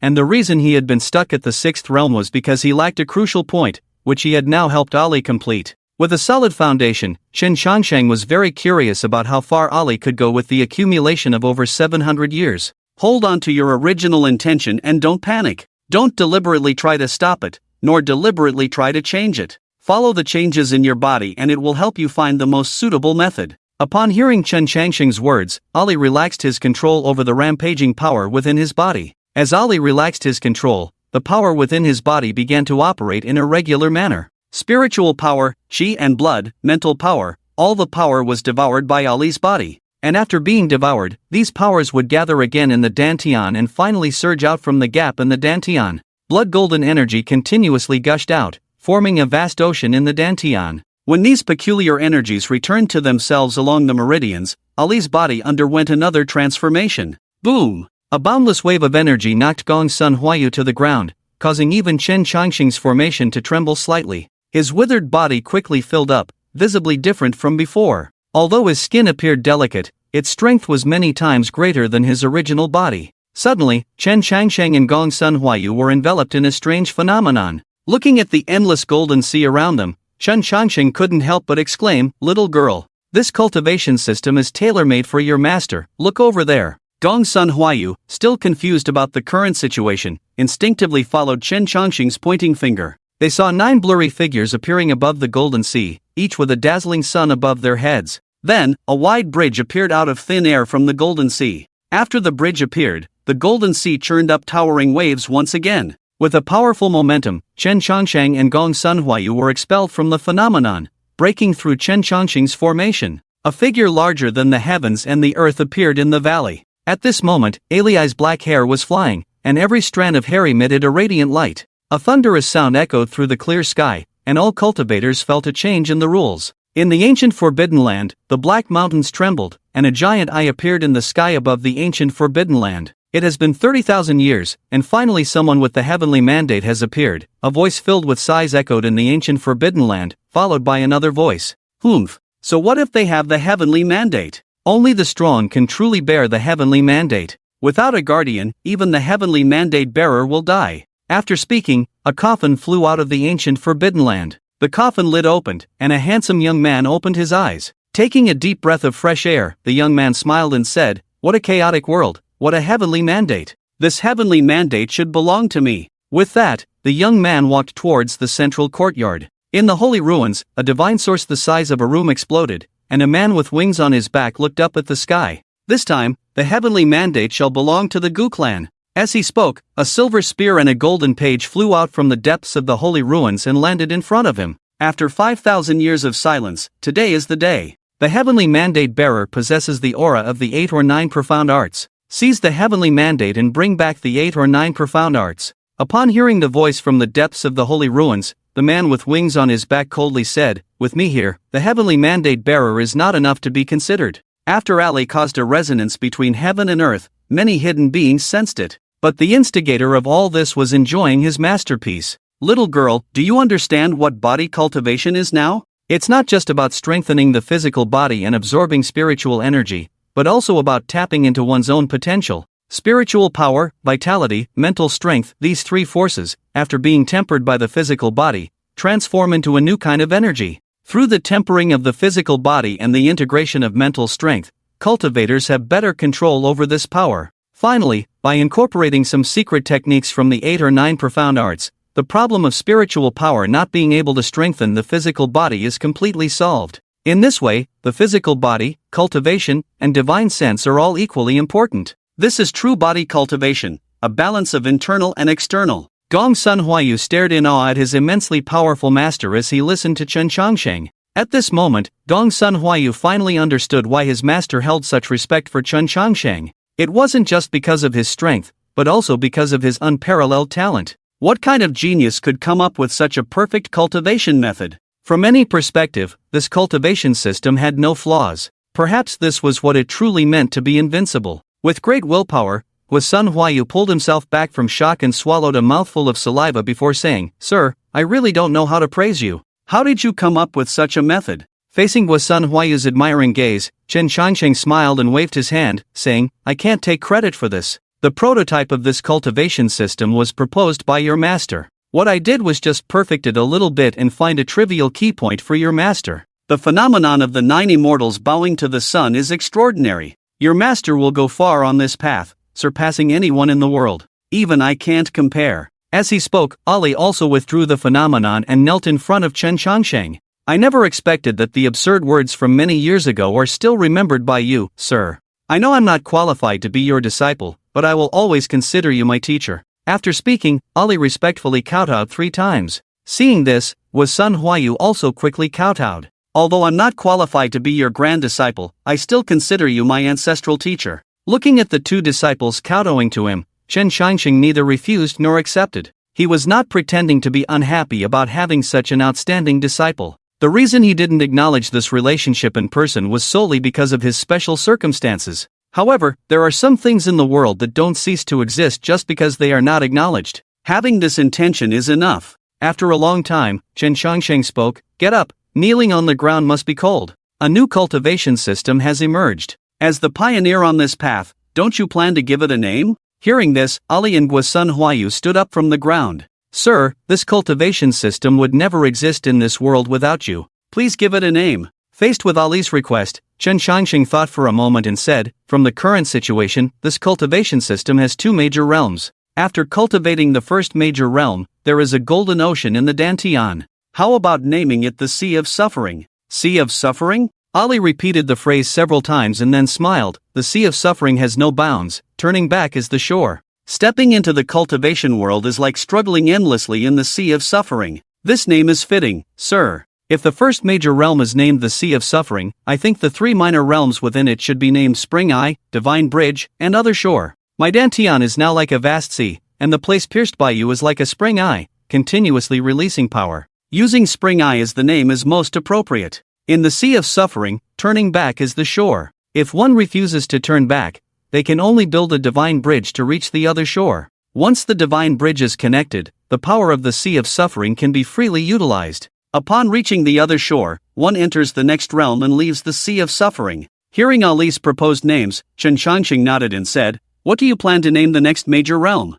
"Cave Heaven." "What does that mean?" "After reaching the other shore realm, I went further and discovered another treasure within the body. This treasure is where spiritual power is born. According to the original cultivation system, the spiritual power in this place would be drawn into the Dantian. But after switching to the new cultivation system, those new powers automatically gather in the place where spiritual power is born. And in that place, a space has been opened up. This space is extremely peculiar, and I haven't fully developed its potential yet. So I named it Cave Heaven, implying boundless potential." After listening to Ali's description, Chen Changsheng also made some adjustments to his own cultivation method. Although Chen Changsheng had figured out the Spring Eye and laid the foundation for the entire cultivation system, Ali would actually surpass him in the subsequent exploration. The reason is simple. For over 700 years, Chen Changsheng spent more than 200 years accompanying Aman in traveling and playing in the mountains and waters. Another 300 years were spent in deep sleep, and the remaining 200 years, Chen Changsheng lived a mundane life.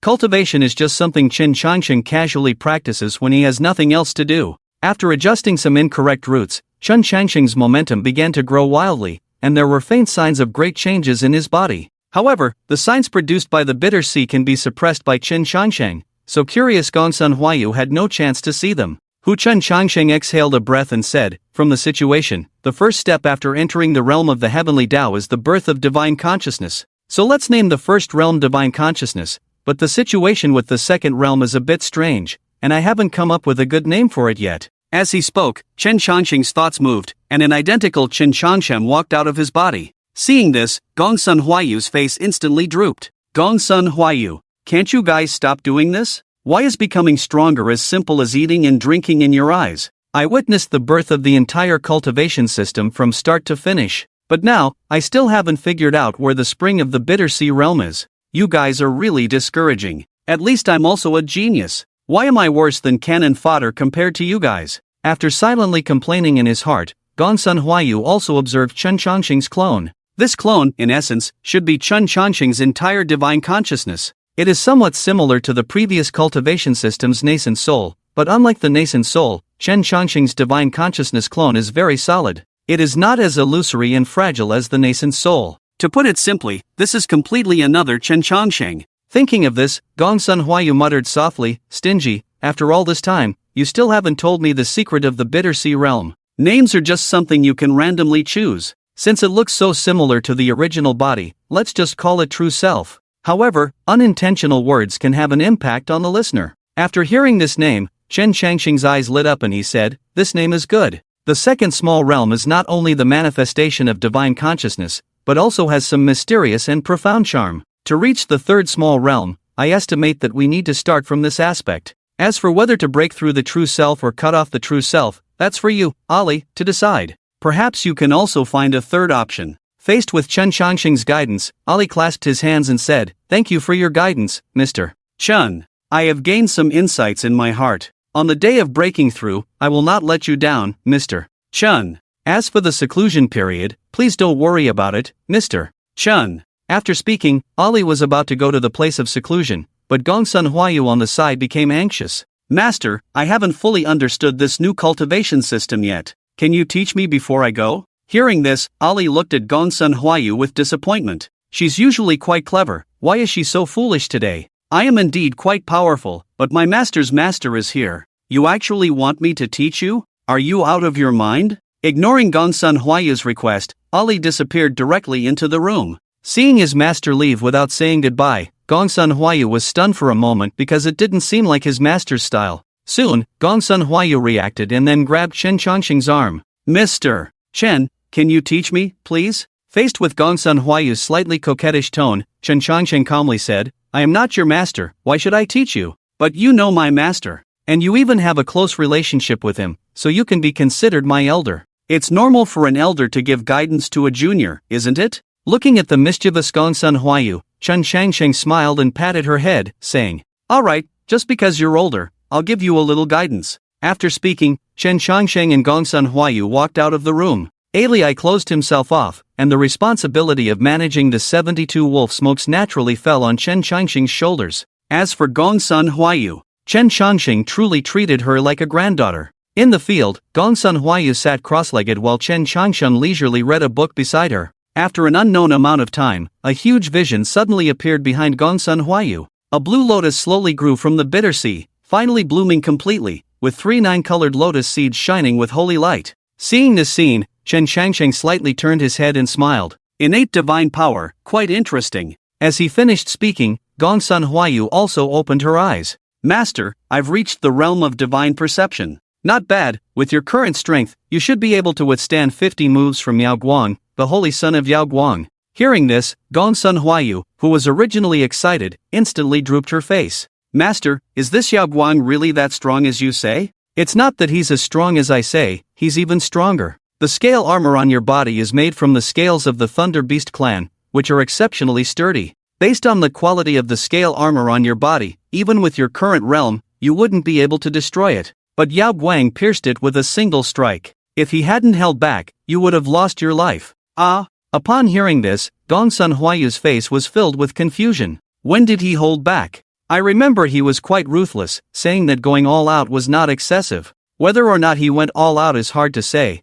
but he definitely held back. At that time, the 7 great geniuses all attacked you together, and you blocked the attacks of Kunlun's holy son, Jiang Ping, and Zifu's holy maiden, Zining. For the attacks of the remaining 5 people, you relied solely on your strong physical body to resist. Su Tian and the others knew about my relationship with the 72 wolf smokes, so they only injured you without killing you. But it's different for the other 3, Mei Yongxi, Baqilu, and Fuyao. These 3, each one is a top genius. As fellow geniuses, you should understand that geniuses have many ways to kill. Not to mention anything else, it wouldn't be difficult for them to shatter several of your meridians with hidden force. But none of them did that, which is quite strange. Hearing Chen Changsheng's analysis, Gongsun Huayu also noticed the peculiarity of this matter. The reason she didn't notice anything unusual before was because one big event followed another. Now that she thought about it carefully, there were indeed some anomalies. Master, what do you think is going on? I don't know. I've only met them once, and I don't know them as well as you do. How can I guess their thoughts? But there's one thing I'm more concerned about. Why did you go to Kunlun Holy Land? I had already passed on the message to the people of the 72 wolf smokes, but when you saw me, you didn't recognize me. If I'm not mistaken, you must have secretly gone there. As soon as these words were spoken, Gongsun Huayu's gaze began to wander. There's not enough cultivation resources at home, so I wanted to catch a fat sheep to fill the gap. Nonsense! The 72 wolf smokes are not lacking in cultivation resources, and I asked your master about this matter. He said you acted without permission, ran off first, and then sent a message back. So, are you planning to tell me yourself, or do you want your master to come and ask you personally? Seeing Chen Changsheng pressing on step by step, Gongsun Huayu immediately grabbed his arm and shook it. Master, I will tell you about this matter later. Please don't press me anymore, okay? By the way, didn't you say you were going to open stones today? Teach me how to identify stones. When I have the strength, I will definitely make them cry.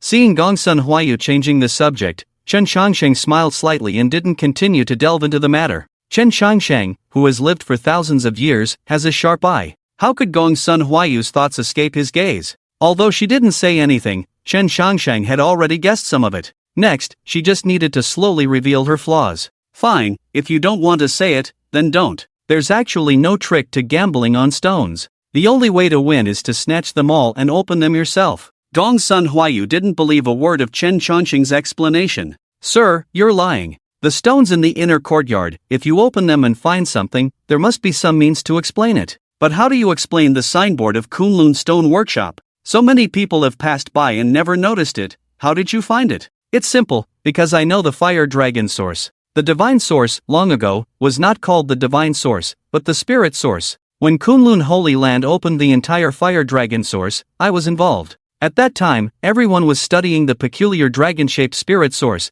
but I was studying the stones that wrapped the spirit source. I discovered that this kind of spirit source has a characteristic, which is to make the stone material become brittle, but the process is slow. The signboard of Kunlun Holy Land is carved from the remaining stone material of the fire dragon source. However, the stone material that wraps the divine source is extremely hard. Those servants took shortcuts and chose a relatively brittle one to carve. So I'm sure there must be divine source inside. After listening to Chen Xiangsheng's explanation, Gongsun Huayu's mouth hung open, because she never expected that the method Mr. Chen used to obtain the spirit source would be so simple. Is it really that simple? Otherwise, what do you think? Many things in the world are not as difficult as you think, you just haven't found a simple way. After speaking, Chen Xiangsheng took out the welcoming pine from the system space of Kunlun Stone Workshop. When Gongsun Huayu made her move, Chen Xiangsheng had already put this stone into the system space. Fighting is one thing, but he can't afford to lose something he bought himself.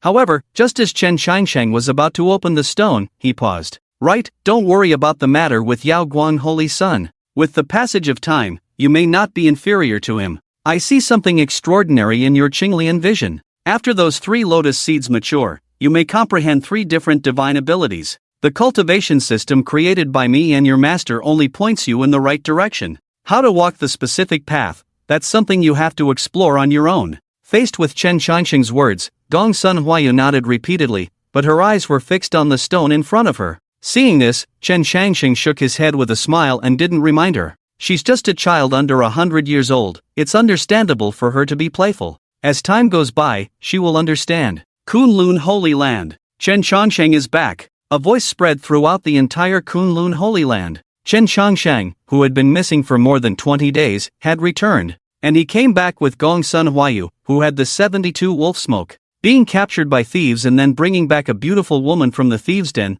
why does this sound so strange? The alarm bells rang throughout the entire Kunlun Holy Land, and countless experts and powerful figures gathered at the entrance of Kunlun Holy Land. Among them were naturally many outstanding individuals who came to participate in the Tenjiao conference. Since Chen Xiangsheng was captured, Kunlun Holy Land had indefinitely postponed the Tianjiao conference, and they declared that they would not hold the conference until they saw Chen Xiangsheng, dead or alive. Many Tianjiao did not oppose Kunlun Holy Land's actions, because these Tianjiao also needed to prove themselves to Kunlun Holy Land. Everyone believed in the strength of Kunlun Holy Land, which is why they traveled from afar to participate in this Tianjiao conference. But now, a Tianjiao was captured in Kunlun Holy Land's stronghold like this. In this way, many people doubted whether Kunlun Holy Land had the ability to protect the Tianjiao. But the current situation also exceeded Kunlun Holy Land's understanding. At this moment, Zhang Feng stepped forward with a cold face and said, Demoness, release Qin Xiaoyu, and I will spare your life today. Upon hearing this, Gongsun Huayu immediately fearfully shrank behind Chen Xiangsheng. Young master, this person is so fierce. Don't be afraid, Elder Jiang is just worried about my safety. After I explain the situation, Elder Jiang will understand. Everyone? Wait, what's going on with you two? Why does it look a bit strange? Seeing this, Zhang Feng frowned. Xiaoyu, what does this mean? Nothing, she has switched sides. Chen Xiangsheng casually gave a reason, but this made many geniuses widen their eyes. Because this reason was too absurd, it was like capturing Chen Xiangsheng oneself, and then suddenly betraying the sect that raised oneself, and following Chen Xiangsheng. Such a thing simply couldn't happen. Zhang Feng's mouth twitched at this ridiculous reason, but in order to consider the overall situation, he suppressed his emotions and said, Xiaoyu, don't be afraid. We have already set up a trap here. Even if this demoness has extraordinary abilities, she won't be able to escape. Whether she has cursed you or used witchcraft on you, Kunlun Holy Land has a way to keep you safe.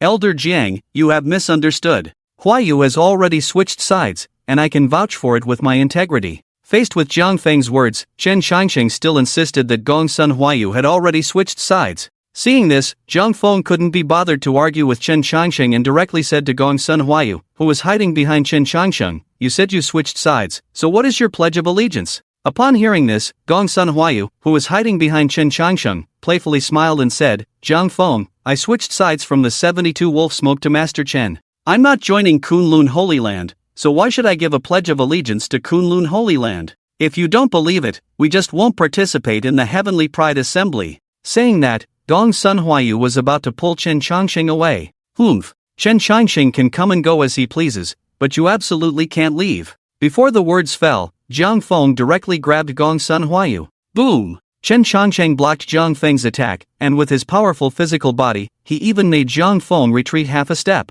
Faced with this situation, not only did the geniuses present raise their eyebrows, even Jiang Feng was greatly surprised. Chen Shangsheng was able to display Dao patterns, so everyone had a high estimation of his strength. But who could have imagined that Chen Shangsheng was actually strong enough to fight against Jiang Feng? Although Jiang Feng's attack just now wasn't at full strength, Chen Shangsheng was still at ease. Elder Jiang, when hosting the Heavenly Pride Assembly, Kunlun Holy Land made it clear that as long as the age is appropriate, regardless of identity or status, anyone can participate. But now why are you trying to stop Miss Gongsun from participating? Or is it that the mighty Kunlun Holy Land is afraid of such a young girl? Upon hearing Chen Shangsheng's words, Jiang Feng's gaze shifted between the two of them. Chen Shangsheng had extraordinary strength and a mysterious background, so he must have a powerful force supporting him. If it weren't for being forced, Kunlun Holy Land also didn't want to provoke such an unknown enemy. Gongsun Huayu was the direct disciple of witchcraft, so her daring to come here indicated that she had some confidence.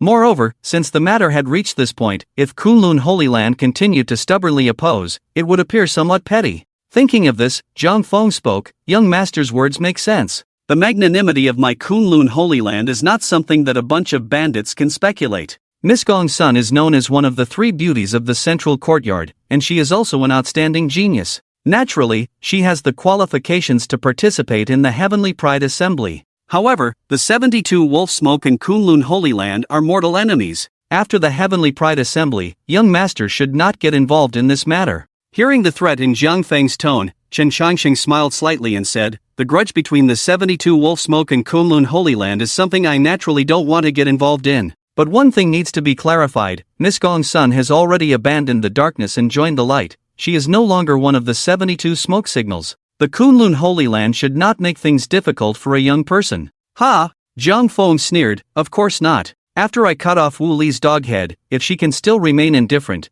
then it doesn't matter if she has abandoned the darkness and joined the light. The Tianjiao conference has been delayed for a long time, and now that the young friend has returned, the conference can begin tomorrow. Please, both of you." Jiang Feng stepped aside and made way. Chen Shangsheng and Gongsun Huayu walked in swaggeringly. As they watched Chen Shangsheng's back, countless Tianjiao's eyes were filled with burning fighting spirit. The methods of the Kunlun stone tablet were astonishing, being able to retreat unscathed from the 72 smoke signals, and participating in the Tianjiao conference with the mortal enemy of the Kunlun Holy Land, and not falling behind in the fight against Jiang Feng. Every single thing was telling everyone that Chen Shangsheng was an extraordinary existence. To defeat such peers was the achievement that countless Tianjiao had dreamed of. Donghuang Abbey. Yi Henfen's mouth twitched as he looked at the beautiful woman Chen Shangsheng brought back. He had imagined countless scenes of Chen Shangsheng returning to the Kunlun Holy Land in his mind, but he had never thought of this kind of situation. "My room is relatively large, you can sleep in the room next to mine."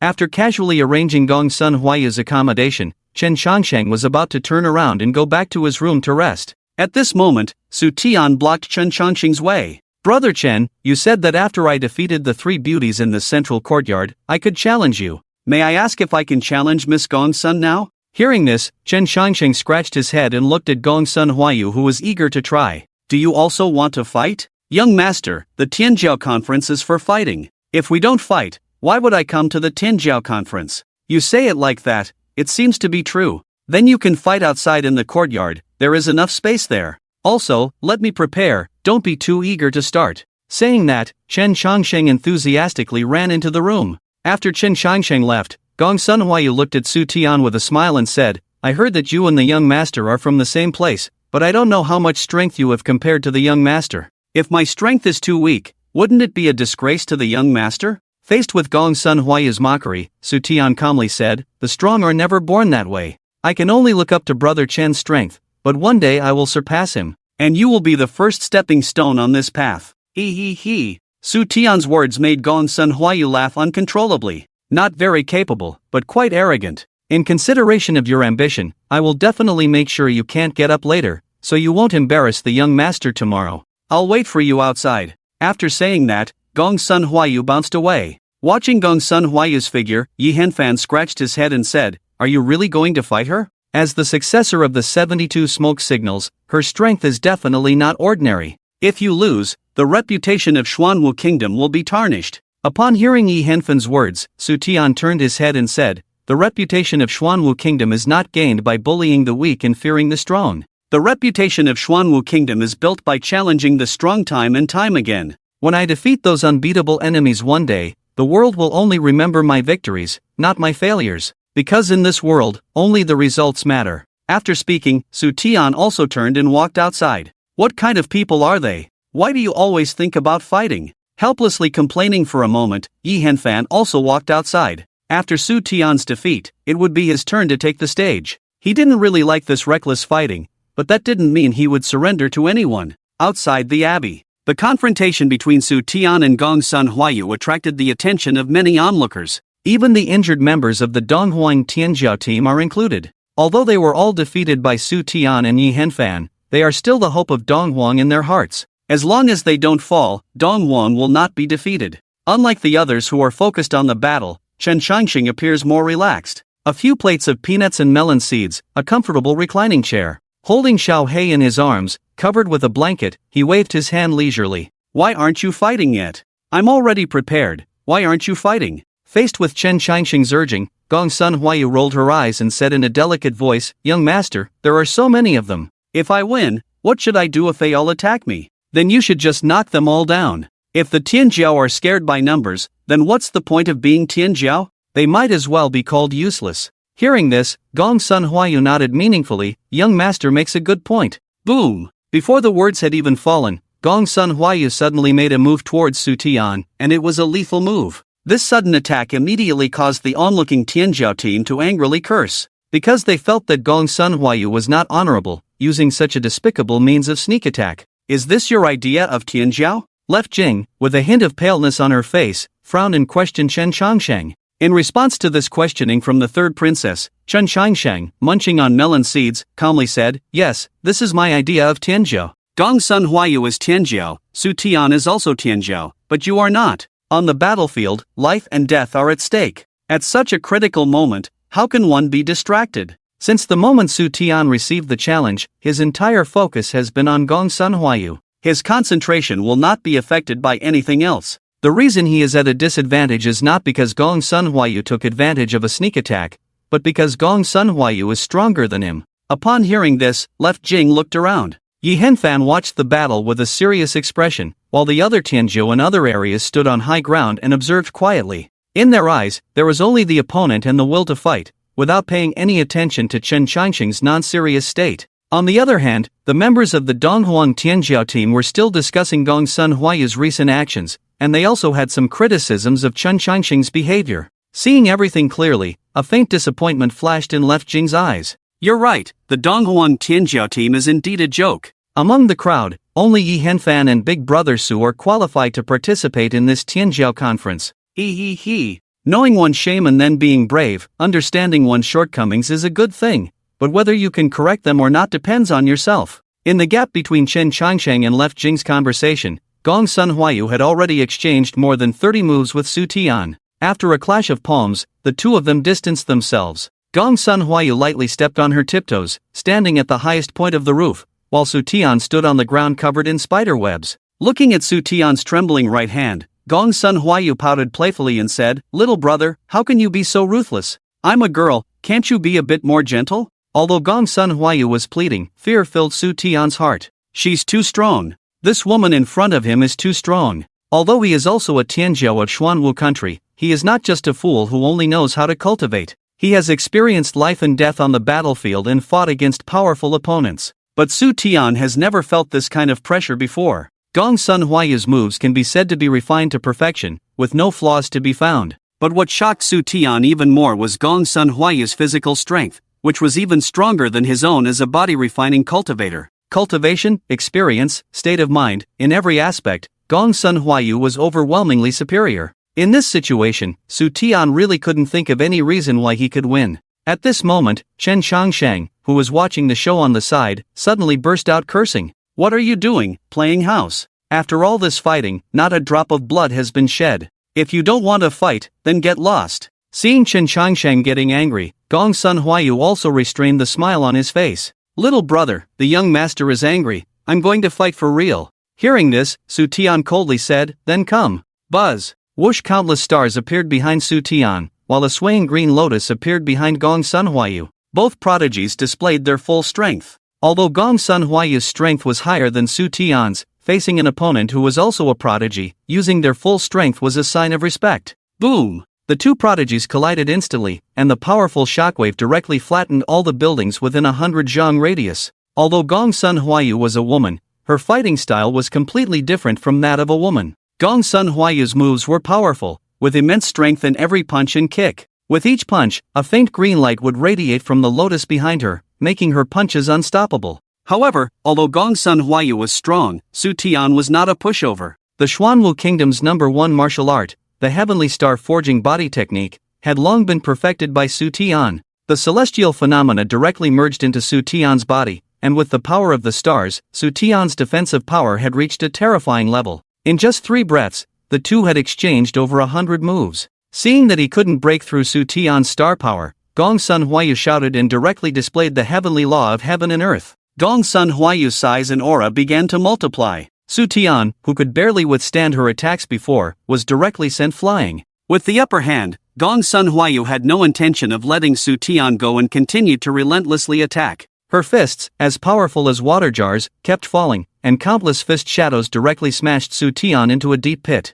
Boom! With the final punch, the massive Gong Sun Huayu slowly straightened her body, a faint smile hanging from the corner of her mouth. Su Tian's strength truly deserved the title of prodigy. If it were himself from 20 days ago, he definitely wouldn't have won so easily. But now, he had already opened up the sea of bitterness and embarked on a completely new path of cultivation, so his strength was naturally incomparable to before. Faced with such outstanding results, Gong Sun Huayu couldn't help but feel a sense of pride. However, Gong Sun Huayu's pride didn't last long as a voice, like a bell, rang out. "I'll meet you." The voice had just reached Gong Sun Huayu's ears when a powerful gust of wind came towards her. Its speed was so fast that Gong Sun Huayu couldn't react in time. In that brief moment, she could only raise her arms to block. Clang! Clang! Clang! The sound of metal hitting made the onlookers' eardrums ache. The terrifying force caused Gong Sun Huayu's feet to sink into the ground. Unable to counterattack, this was the most straightforward thought in Gong Sun Huayu's mind.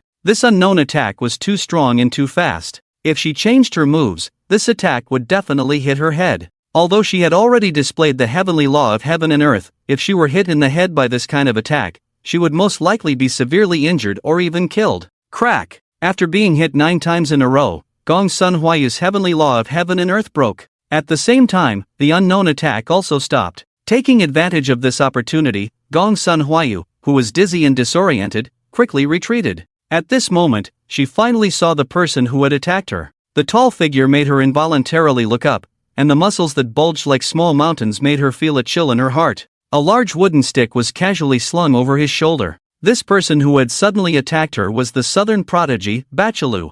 "I didn't expect a girl like you to be quite tough. I had to hit you 9 times before knocking you down. Just now was my sneak attack, it doesn't count, let's have another round. You must still have many tricks up your sleeve." With that, Bachelor raised the big stick in his hand, and Gong Sun Huayu silently took out a long whip. Being beaten like this, Gong Sun Huayu naturally had a fire burning inside him. "Enough, don't embarrass yourself here, I can't bear to look at you anymore." Chen Changsheng, who was counting the divine sources, called off the fight. Upon hearing Chen Changsheng's voice, Gong Sun Huayu noticed that a sign had appeared next to Chen Changsheng, but he didn't know when. Tianjiu Arena, 100 gene of divine source per round. After reading the words on it, Gong Sun Huayu's eyes twitched. Young master, you're setting the price too low. Am I only worth 200 gene of divine source? Of course you're not worth 200 gene of divine source, because another 100 gene belongs to Yi Henfan. With that, Chen Qiansheng raised his head, gesturing for Gong Sun Huayu to look to the other side. Such exquisite boxing technique, I admire it.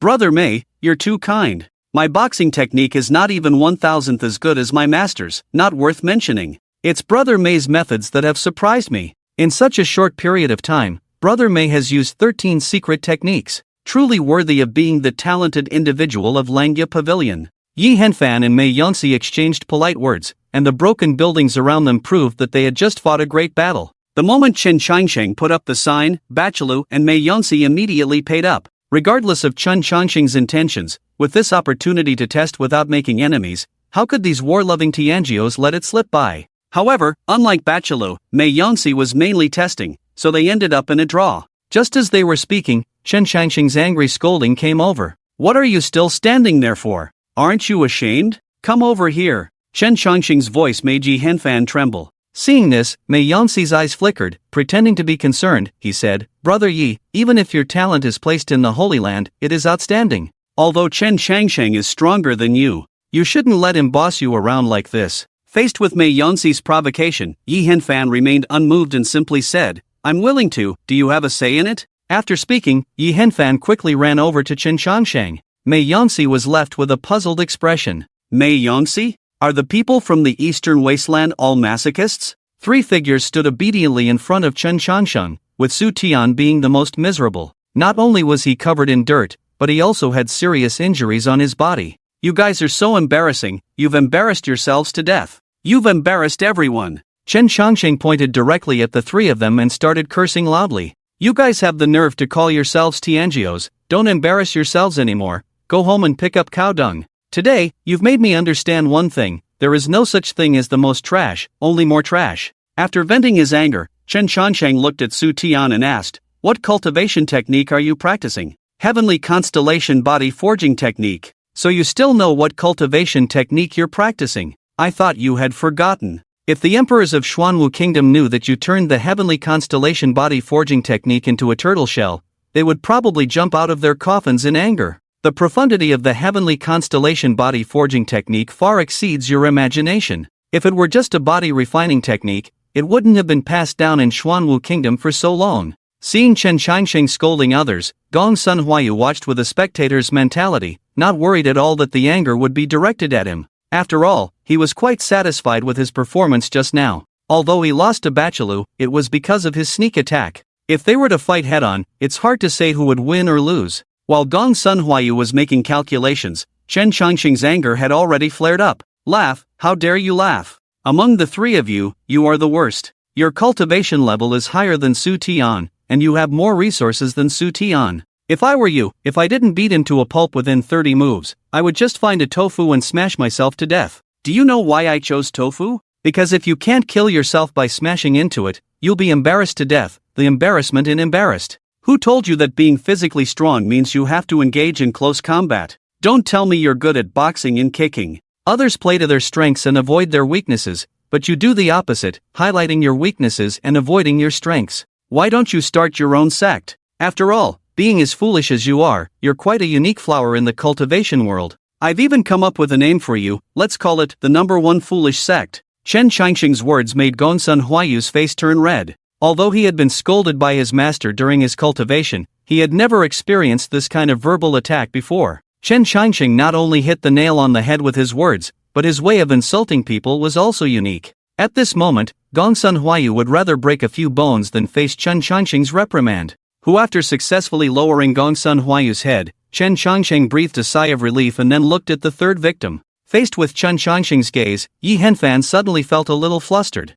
At the same time, he quickly reflected on his own shortcomings and tried to apologize in advance, hoping to avoid being scolded too much. Although your problem is also significant, it's slightly better than theirs. Besides, your problem doesn't lie with you, so let's put this matter aside for now. Come to my room tonight, I have something to tell you. Chen Qiansheng's sudden gentleness not only made Yi Henfan feel uncomfortable, but even Tian Zhao, who was watching from the side, was puzzled. Ignoring the expressions of the others, Chen Qiansheng directly threw out a wooden puppet. Golden threads flew out from Chen Changxing's fingers and connected to the puppet. After manipulating the puppet to perform a few actions, Chen Changxing beckoned to Mei Yangxi in the distance. I didn't let you have a satisfying fight just now, so consider it a poor service. To make up for your loss, I'll personally entertain you, how about that? Faced with Chen Changxing's actions, Mei Yangxi narrowed his eyes and smiled. I had a very satisfying exchange with Brother Yi just now, so I'll pass. Do I have to take the initiative to fight you? Chen Changxing calmly said to Mei Yangxi.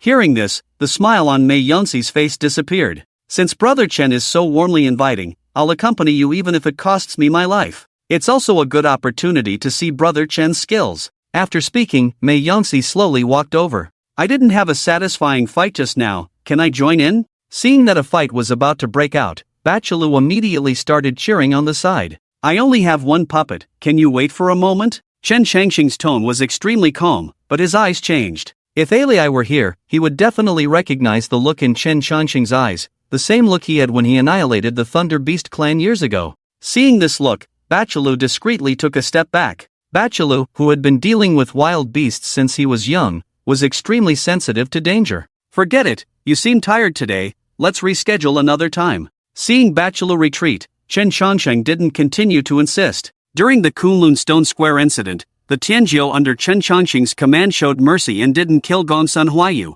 Chen Changxing had always kept this in mind. The reason he had Su Tian and the others fight outside was to attract these people. At that time, there were 3 people who had the opportunity to kill Gongsun Huayu. These 3 people were Bachilu from Nanyuan, Mei Yangxi from Langia Pavilion, and Fuyao, the holy son of Yao Guang. After observing them just now, Chen Changxing had gained some understanding of 2 of them. Bachilu seemed simple-minded, but he was actually quite shrewd. The 72 wolf smoke was a force in the central courtyard. If Gongsun Huayu died at his hands, he would probably never be able to leave the Kunlun Holy Land. So he only goes so far with anyone, whether it's the Kunlun Stone Workshop or the recent exchange. But Mei Yangxi's situation is different from Bachilu. Bachilu is afraid of the strong dragon and doesn't want to make enemies. But as the successor of Langia Pavilion, Mei Yangxi shouldn't have such concerns. Langia Pavilion itself is not afraid of the 72 wolf smoke, and at the same time, Langia Pavilion is not afraid of the 72 wolf smoke. In this situation, Mei Yangxi should have taken action against Gongsun Huayu, but he didn't. In addition to this guy's sneaky behavior, Chen Changxing is 100% sure. Mei Yangxi must know something, and he is still plotting. Thinking of this, Chen Changxing turned his head and looked at Yao Guang Xingzi on the roof in the distance. Chen Changxing has a certain understanding of 2 of the 3 people, but he still hasn't figured out this Yao Guang Xingzi. At this moment, Yao Guang Xingzi in the distance also noticed Chen Changxing's gaze. But in the face of Chen Changxing's gaze, Yao Guang Xingzi just smiled slightly and then disappeared on the spot. There was no intention to fight Chen Changxing at all. Brother Chen, let's learn from each other. Mei Yangxi had already walked within 10 steps of Chen Changxing. Facing this mysterious Chen Changxing, Mei Yangxi was also fully focused. After looking at this talented Qilin, Chen Changxing said to Yi Henfan, you have 2 masters, one is the Wolf Emperor of the Night Moon Kingdom, and the other is the invincible Taoist of Shangqing Temple. Next, you have to watch carefully. The invincible Taoist's boxing method is not used like this by you. As soon as the words fell, Chen Changxing controlled the puppet and rushed towards Mei Yangxi. Boom! One punch. Just one punch pushed back the talented Qilin of Langia Pavilion. Seeing the boxing method displayed by the puppet, Mei Yangxi's heart was already in turmoil. The boxing method displayed by the puppet is the same as the one used by Yi Henfan just now, but their power is completely different. If Mei Yangxi had an 80% chance of withstanding Yi Henfan's boxing method, then he didn't even have a 30% chance of withstanding Chen Changxing's boxing method. It should be noted that this is the boxing method displayed by Chen Changxing controlling the puppet. If Chen Changxing personally displayed this set of boxing methods, would he be able to withstand this punch? The lifeless puppet continuously displayed its boxing method and attacked Mei Yangxi. This puppet not only displayed the same boxing method as Yi Henfan, but also had no change in the order of moves. But in the face of the same moves, Mei Yangxi at this time had no power to defend. No matter how many secret techniques you have, I just need one punch. Punch! Power shattered. Yi Henfan's punch and Chen Changxing's punch were completely different. Seeing Mei Yangxi being beaten back, Yi Henfan couldn't help but widen his eyes. This unnamed boxing method, only his master, the invincible Taoist of Shangqing Temple, knows it, and he only taught it to himself. Now that Chen Changxing has used this boxing method, Yi Henfan's speculation has become more certain. Mei Yangtze, who was controlled by the puppet, fled in embarrassment, and Chen Changsheng had no expression on his face. To put it more directly, Chen Changsheng had no interest in dealing with these children. The talents of Kunlun Holy Land are not bad, but they have not yet integrated what they have learned. In less than 100 years, they not only have to increase their cultivation through hard practice, but also learn various attack methods. In the current situation, they also have to consider new cultivation systems. Coupled with some trivial matters, their time is too tight. When they encounter Chen Changsheng, who is willing to study, has the knowledge of 100 schools, and has lived for thousands of years, it is simply too easy to beat them. Not to mention that their realm is higher than theirs. Even if it is one realm lower than theirs, Chen Changsheng has plenty of ways to beat them to the ground. Bang! A punch hit Mei Yangtze's mouth, and 2 white teeth flew out with blood. Having successfully defeated Mei Yangtze, Chen Changsheng retracted the puppet. If it weren't for this little guy provoking and causing trouble in front of me, I wouldn't necessarily have to teach him a lesson. Wiping the blood from his mouth, Mei Yangtze got up from the ground and bowed. Thank you for your guidance, Brother Chen. I dare not claim it as guidance, just a friendly exchange. Next time, don't talk so much, or it won't be resolved with just 2 missing teeth. Faced with Chen Changsheng's threat, Mei Yangtze turned around with a cold face and walked away. There's nothing to say when one's skills are inferior to others. Chen Changsheng showed mercy by not going all out. Instead of wasting energy on empty threats, it would be better to think about how to deal with Chen Changsheng. This matter cannot be left like this. Watching Mei Yangtze's figure disappear, Chen Changsheng licked his lips and said, "The fight is over, I'm going back to rest. You guys can play on your own." With that, Chen Changsheng turned and returned to the Eastern Wasteland residence, leaving behind the 3 individuals with their own thoughts. Knock, knock, knock. There was a knock on the door, and Chen Changsheng, who was leisurely drinking tea, glanced over and said calmly, "Come in." Squeak! The door opened, and Yi Henfan walked in. "Didn't I tell you to come back at night?" Hearing this, Yi Henfan smiled and said, "Brother Chen asked me to come earlier, just to avoid the attention of others. Miss Gongsun has already gone out, and Brother Su is still healing, so now is a more suitable time than at night." "Makes sense, please have a seat." After glancing at the indifferent Chen Changsheng, Yi Henfan slowly walked towards the chair. Thud! Just as Yi Henfan was halfway there, he suddenly knelt down.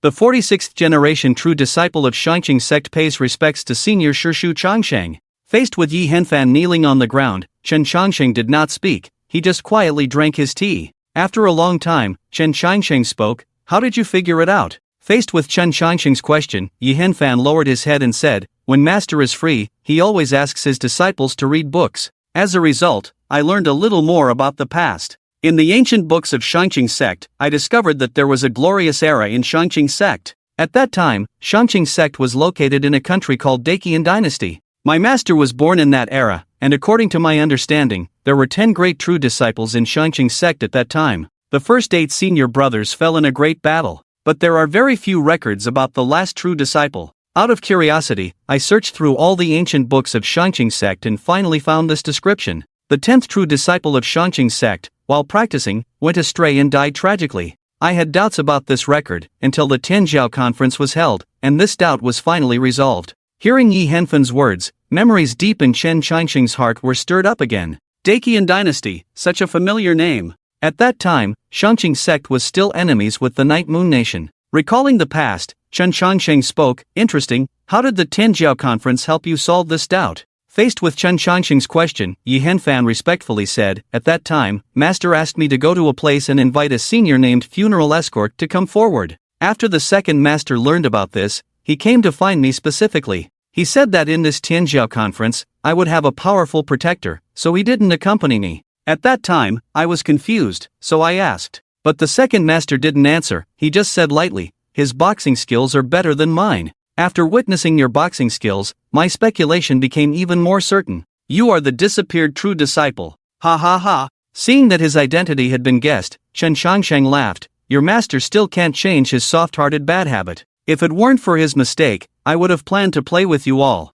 Although your second master helped you, it also disrupted your master's plan. With Yuanye's temper, your second master's beating is inevitable." Seeing Chen Changsheng admit his identity, Yi Henfan excitedly said, "Master Uncle, why didn't you go back all these years? Master and second master often stand on the mountaintop and look in the direction where you are hiding. Don't you want to see them?" Hearing Yi Henfan's words, Chen Changsheng sighed lightly and said, "What's the point of meeting? They have their own path to walk, and I have mine. Different paths naturally lead to different destinations, and meeting will only make the parting more painful. So why did you come out this time, Master Uncle? It's simple, first because I have something to do here, and second because I want some people to stay alive. The Heavenly Pride Conference is the beginning of an era, and some burdens must be shouldered by someone. If you can't bear it, then it will be your master's turn. Do you understand what I mean? Listening to Chen Chongqing's words, Yi Henvan calmly said, I understand, Master Uncle. If Master Uncle didn't have hope for us, he wouldn't have scolded us before. Our performance in the Heavenly Pride Conference can be considered qualified, but in the battle for the Great Tao, we are not even cannon fodder. Now that the world has changed, no one knows how the future will unfold. But one thing everyone knows is that there will definitely be a strongest contender in the future. In this process, there will be countless corpses and bones. Master Uncle wants us to share some of the pressure for our masters. After speaking, Yi Henvan continued to kneel on the ground. Chen Chongqing licked his lips and said, It seems like you understand the reasoning, but isn't it a bit cruel for me to let you kids bear such a heavy responsibility? Master Uncle, we have never had such thoughts. If it weren't for Master Uncle's intervention this time, we would always live under the wings of our elders. Although the elders' actions are for our own good, we don't want to be flowers in a greenhouse. Even if we die on the path of progress, we want to die moving forward. Seeing the determination in Yi Henvan's eyes, Chen Chongqing nodded in satisfaction. Very well, your words prove that I didn't misjudge you. In the upcoming battle for the Great Tao, it will be a showdown between the heavenly prides and the forces behind them. No one in this world can escape this calamity. Su Tian is straightforward and only suitable to be a master, not a leader. Although Gong Sun Huayu is clever and brave, her vision is not broad enough, so she is only suitable to be a warrior. Only you are steady and meticulous in your actions. You are the best candidate to be a strategist. Hearing Chen Chongqing's words, Yi Henvan raised his eyebrows and exclaimed, Master Uncle, do you already have a candidate? Yes, there is one, and you should have heard of this person. He is the leader of the 72 Wolf Smoke, Wu Li. Yi Henvan? Upon hearing Chen Chongqing's choice, Yi Henvan was filled with question marks on his face. Because in terms of relationship and emotions, Master Uncle shouldn't choose an outsider. Could it be that there is a deeper connection between the 72 Wolf Smoke and Master Uncle? Master Uncle couldn't have taken a liking to Gong Sun Huayu, right? Countless thoughts flashed through Yi Henvan's mind. Seeing this, Chen Chongqing smiled and said, Stop thinking. I chose Wu Li not because of our connection, but because he indeed has the qualifications to compete. Apart from Wu Li, whether it's your two masters or the left emperor of Xuanwu Kingdom, they are all lacking something. Since we've come this far, let me tell you some secrets from the past. Your second martial uncle, even though I call him senior brother, was still a child when he started his training.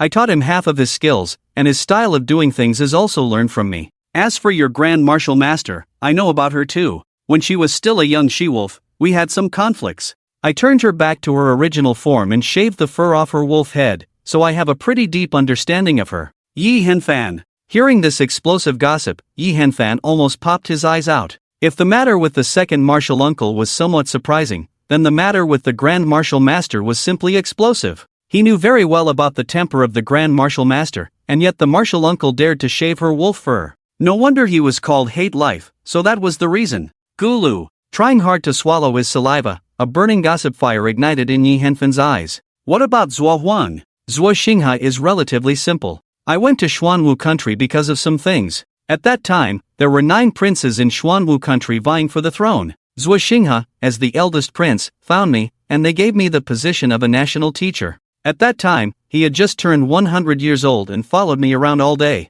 I was almost annoyed to death. So, do you think I have the qualifications to evaluate them? Looking at Chen Chongqing's smiling face, Yi Henfan's mouth twitched. Of course, you have the qualifications. If you don't have the qualifications, then no one in the world has the qualifications. After silently complaining in his heart, Yi Henfan said, What about the 72 Wolf Smoke? Are you one of the founders of the 72 Wolf Smoke, martial uncle? Of course not. Few hearing this, Yi Henfan breathed a sigh of relief because his martial uncle's identity seemed to be somewhat intimidating. But I taught Wu Li the skills. Yi Henfan? Wu Li, the notorious thief, is actually your disciple, martial uncle? Then Gong Sun Huayu should call you ancestor. Theoretically, yes, but I don't take disciples. Chen Chongqing's indifferent attitude left Yi Henfan completely speechless. The notorious thief Wu Li, who was a headache for all the major holy sites, turned out to be his martial uncle's disciple. How many identities does his martial uncle have? After sighing slightly, Yi Henfan's slight resentment disappeared. Although he believed in his martial uncle's judgment, it was still uncomfortable to be asked to assist a stranger at the risk of his own life. But after knowing the relationship between Wu Li and his martial uncle, there was no problem. His martial uncle belonged to Shangqing Temple, and naturally, his martial uncle's disciple also belonged to Shangqing Temple. In terms of seniority, Wu Li was his senior brother. Helping his senior brother, can that be considered helping an outsider? It's completely helping his own family. After finishing speaking, Chen Shangsheng stood up and stretched lazily, saying, "Alright, I've said everything that needs to be said. Figure out what to do on your own. Now you still have a little time to grow, so make good use of it. I have something to attend to." "Wait, Martial Uncle, do you have any more questions?" "Martial Uncle, there's a small question I'm curious about," Yi Henfan said with a smile on his face. "I have some understanding of your personality, and you shouldn't be interested in getting involved in this kind of matter. What's the reason that makes you so concerned about the struggle for the Great Tao?" Seeing Yi Henfan's gossip expression, a mischievous smile appeared on Chen Changxing's lips. "There is a fundamental reason for that. The Lord of Kunlun Holy Land, Zhang Bufan, and I have a grudge. I have a high probability of killing him." "Yi Henfan? No, Martial Uncle, don't scare me. This is not a joking matter. In the struggle for the Great Tao, at most, it's just making enemies with the Holy Land and killing the Lord of the Holy Land. It's a fight to the death with the Holy Land." "Who said I'm joking? I'm serious." Gulu. Swallowing his saliva, Yi Henfan's mouth twitched. "How big is your grudge? Unless I die, or he dies, this matter will never end." "Master Uncle, is it too late for me to regret now?" "It's too late. I've told you before, curiosity killed the cat, but you never learn. Last time it was the 72 wolf smoke, this time it's the Kunlun sacred ground. I'm curious if you'll still be able to sleep in the future." After teasing Yi Henfan, Chen Shangxing turned and left the room. "Yi Henfan, you must be doing this on purpose. With so many things going on, I can't sleep."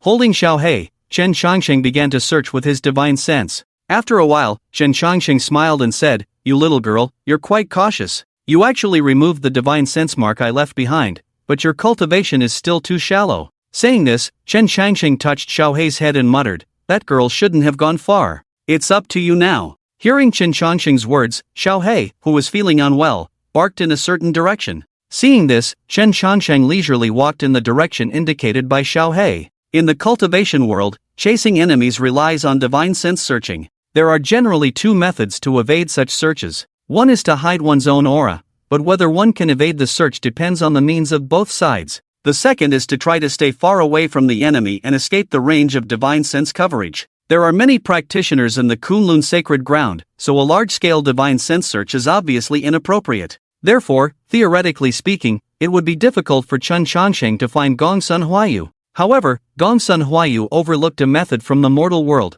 which is to track enemies using scent. Although Xiao Hei's situation was not optimistic and it basically had no combat power, it was still an animal after all, and its sense of smell was much more sensitive than that of humans. It could still roughly determine Gongsun Huayu's whereabouts. With a rough idea of her location, can Chen Changsheng find Gongsun Huayu? Woof! Xiao Hei in his arms barked, seemingly showing its fierceness. But its childish barking couldn't sound fierce no matter how you listened to it. "TSK TSK. You lost track of Gongsun Huayu, but you can't take it out on me. You're still too inexperienced to follow me." After saying that, Chen Changxing threw the person in his hand to the ground. Wiping away the bloodstains from the corners of his mouth, the scout from the Kunlun sacred ground coldly said, "Chen Changsheng, this is the Kunlun sacred ground, you can't act recklessly here." Gongsun Huayu suddenly escaped surveillance. Where did she go? Chen Changsheng didn't pay any attention to the scout's words. "You're just a small fry, don't ask about such important matters. Just report the situation truthfully today,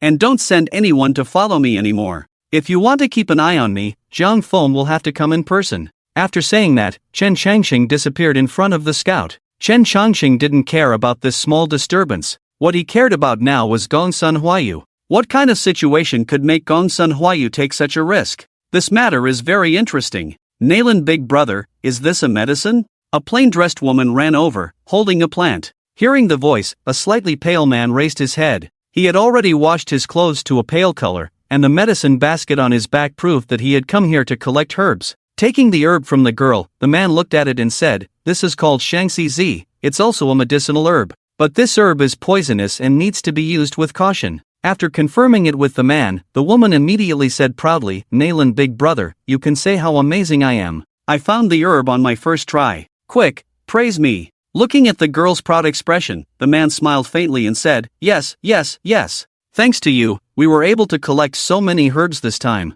Let's go over there and take a look. Okay. The woman happily agreed and walked away with light steps. However, every few steps, she would turn around to check on the man behind her, as if afraid he couldn't keep up with her pace. As time passed, their figures gradually disappeared into the distance. However, they didn't notice that there were a pair of eyes staring at them from behind the distant hills. TSK. Love truly blinds people. They're in the midst of danger, yet still have the mind to talk about love. Xiaohei, should I go out and ruin this beautiful moment? Chen Shangsheng lifted Xiaohei in front of him and muttered to himself. But the exhausted Xiaohei had no energy to pay attention to him. After yawning, its eyelids gradually closed. Don't have such strong killing intent. Gong Sun Huayu is not weak. Be careful not to be discovered by her. Chen Shangsheng tried to wake up Xiaohei and said something inexplicable to the air. Before his words fell, Yao Guangshengzi appeared behind Chen Shangsheng. However, the usually elegant and easygoing Yao Guangshengzi was now emanating a strong killing intent. After a long time, Yao Guangshengzi finally suppressed the killing intent and softly said, "Don't worry about this matter. I don't want to kill you." Hearing Yao Guangshengzi speak, Chen Shangsheng turned around with a smile and said, "I was just thinking, how did Gong Sun Huayu suddenly become so powerful? She was able to silently escape from the Kunlun Holy Land's pursuit. It seems that it's thanks to you, Yao Guangshengzi. Back then at the Kunlun Stone Workshop, you didn't kill her because of this reason, right? But you were too ruthless at that time. If you had been a bit more severe, her life would not have been spared." Faced with Chen Shangsheng's words, Yao Guangshengzi didn't immediately respond. Instead, he turned to look at the two figures in the distance. Back at the Kunlun Stone Workshop, you deliberately slowed down. It seemed like you were protecting the stone you had chosen, but in reality, it was to let Gong Sun Huayu catch you. Initiating contact with the 72 wolf smoke, that means you have a connection with them. With you here, Gong Sun Huayu won't die. As it turns out, I wasn't wrong. You do indeed have a connection with the 72 wolf smoke, and it's not shallow. Upon hearing this, Chen Shangsheng grinned and said, "Indeed, you truly live up to your reputation as Yao Guangshengzi. You see things accurately. Since we've come this far in our conversation, don't you want to reveal the identity of that short-lived ghost?" Hearing this, Yao Guangshengzi looked at Chen Shangsheng meaningfully. "That short-lived ghost is my younger brother." Ahem. Upon hearing this, Chen Shangsheng coughed. "Sorry, I didn't expect you two to have that kind of relationship. But to be honest, your brother won't live much longer. Outsiders may not know about it, but you must know, right? I know. He suffered a severe injury in the womb, and I personally cut him out. That's why he's alive. So that's how it is. I'm sorry, I've brought up your painful memories again." Chen Shangsheng felt a bit embarrassed by Yao Guangshengzi's response. Every time he spoke, it seemed like he touched upon someone's painful memories. "Did you not seek revenge? With your status and strength, seeking revenge shouldn't be difficult. The one who killed my entire family was my master, who treated me like his own son. He was afraid that my brother's talent would surpass mine and shake my position as the Holy Son, so he killed my entire family. It was a stormy night when my master made the scene look like an enemy seeking revenge, and then he left. Half an hour later, I stood in front of my parents' corpses. I had already guessed that my master would do this, but I didn't stop him because I wasn't his match at that time. At that time, I discovered that my 8-month-old brother still had a trace of life, so I cut him out and secretly raised him." Chen Shangsheng. For such a complicated and bizarre past, Chen Shangsheng couldn't help but scratch his head as he listened. What happened next? The later events were much simpler. I followed his suggestion and identified the murderer as my opponent. With the help of my master, I killed my opponent's entire family. Since then, no one in the Yaoguang Holy Land dares to compete with me. Saying this, the Yaoguang Holy Sun looked at Chen Shangsheng. "Do you know why I'm telling you all this?" "I don't know, but if you say it, then I'll know." Chen Shangsheng didn't pay much attention to Yaoguang Holy Sun's casual attitude and instead looked at the little black creature in his arms. "You hardly ever separate from this spiritual pet, which shows that you value it a lot. But it's severely injured, to the point where it's difficult to save its life using conventional methods. So you went to the Kunlun Stone Workshop to gamble on stones, probably to find the holy medicine in the divine source to save it. Your research on divine source stone materials is the most impressive among the people I know. There are only 2 ways to save my younger brother, the Lost Butterfly Valley's Heaven Replenishing Ointment and the holy medicine in the divine source. Now do you know why I'm telling you all this?" Faced with Yaoguang Holy Sun's words, Chen Shangsheng pursed his lips and said, "Your insight is indeed sharp. Little Black's situation is very similar to your younger brother's, but you may be disappointed. Neither the holy medicine nor the heaven-replenishing ointment can save your younger brother. As soon as these words were spoken, Yao Guang Holy Sun frowned. How can you be so sure? Because I have both of those things. Chen Changsheng closed his eyes, tilted his head slightly, and took a deep breath.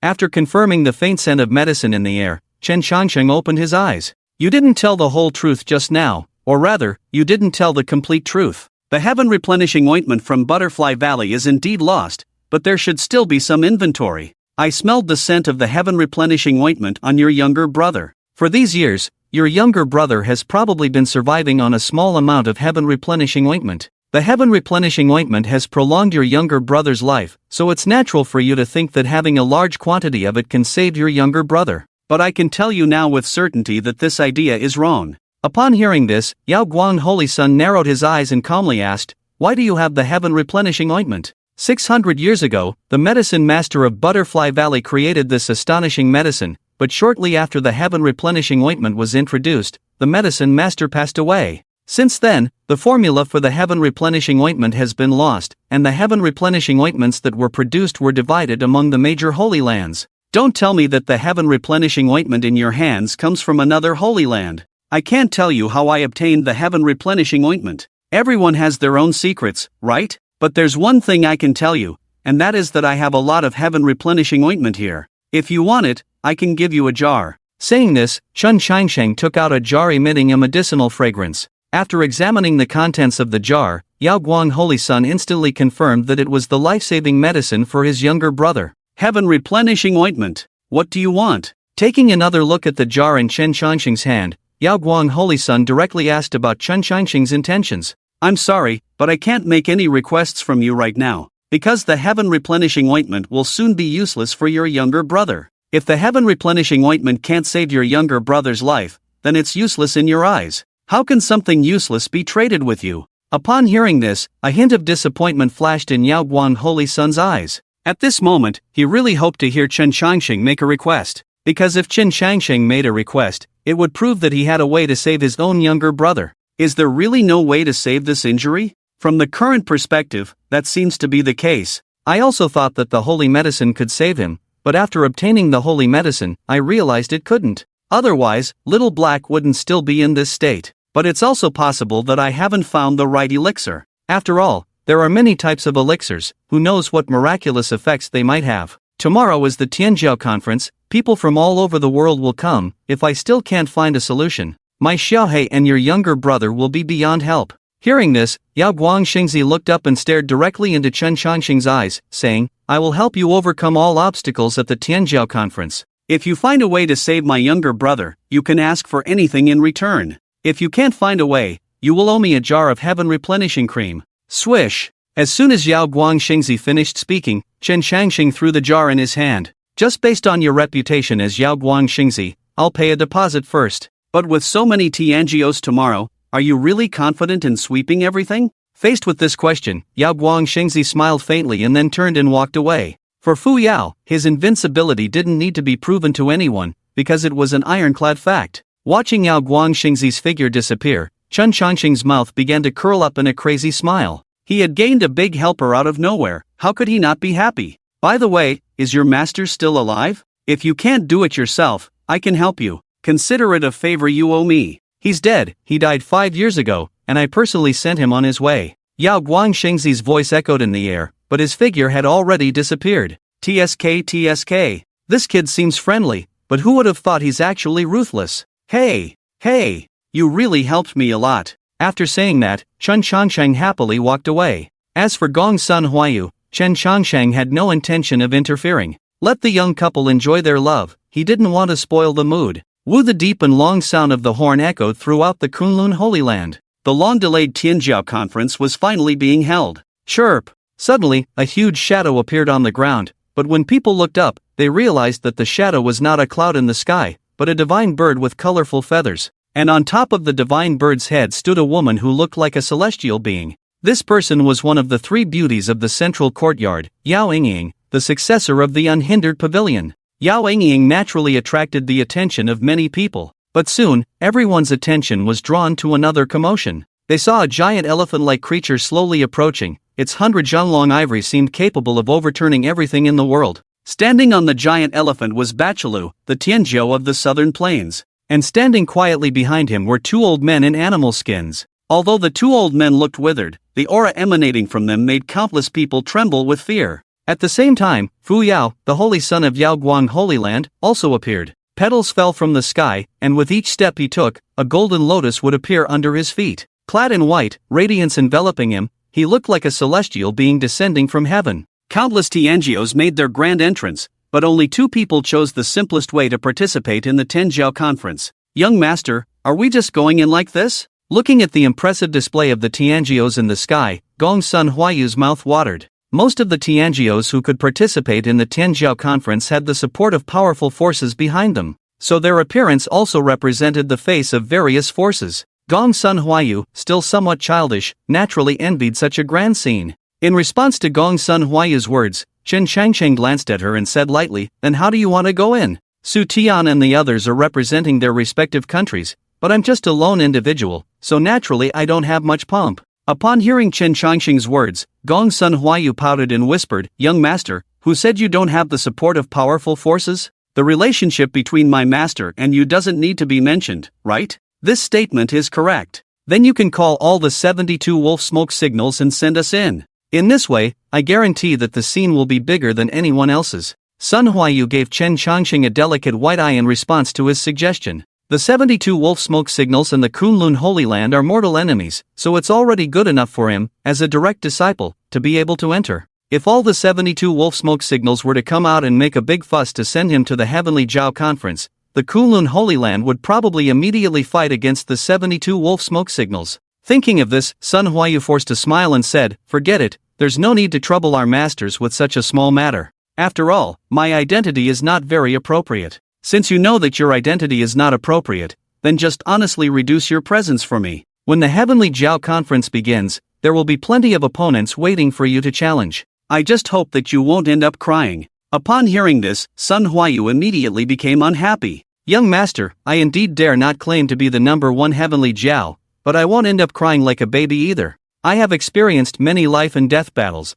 I'm not as fragile as you think. I didn't say for you to go fight. The Heavenly Jiao Conference is a place for quarreling. Can you handle that? Quarreling?" Faced with Chen Changcheng's words, Sun Huayu's face was full of question marks. "That's right, quarreling. The Heavenly Jiao from the northern desert has already arrived, and the situation is not small." "The Heavenly Jiao from the northern desert has already arrived? Why haven't I heard of it, and I haven't seen anyone from the northern desert either?" Sun Huayu looked around, but still couldn't find the figure of the Heavenly Jiao from the northern desert. "Of course you haven't heard, because your mind is not focused on this. The Heavenly Jiao from the northern desert arrived a month ago, but he chose to slowly make his way to the Kunlun Holy Land. In the past month, he has successively challenged the Purple Mansion, Yaoguang, and Kunlun, the three major holy lands. He overturned 19 strongholds of these three holy lands. Each holy land has a holy sun, and there are also several quasi-holy suns. Do you know why they are not present at the Heavenly Jiao Conference? Because they were all sent to intercept that Heavenly Jiao from the northern desert."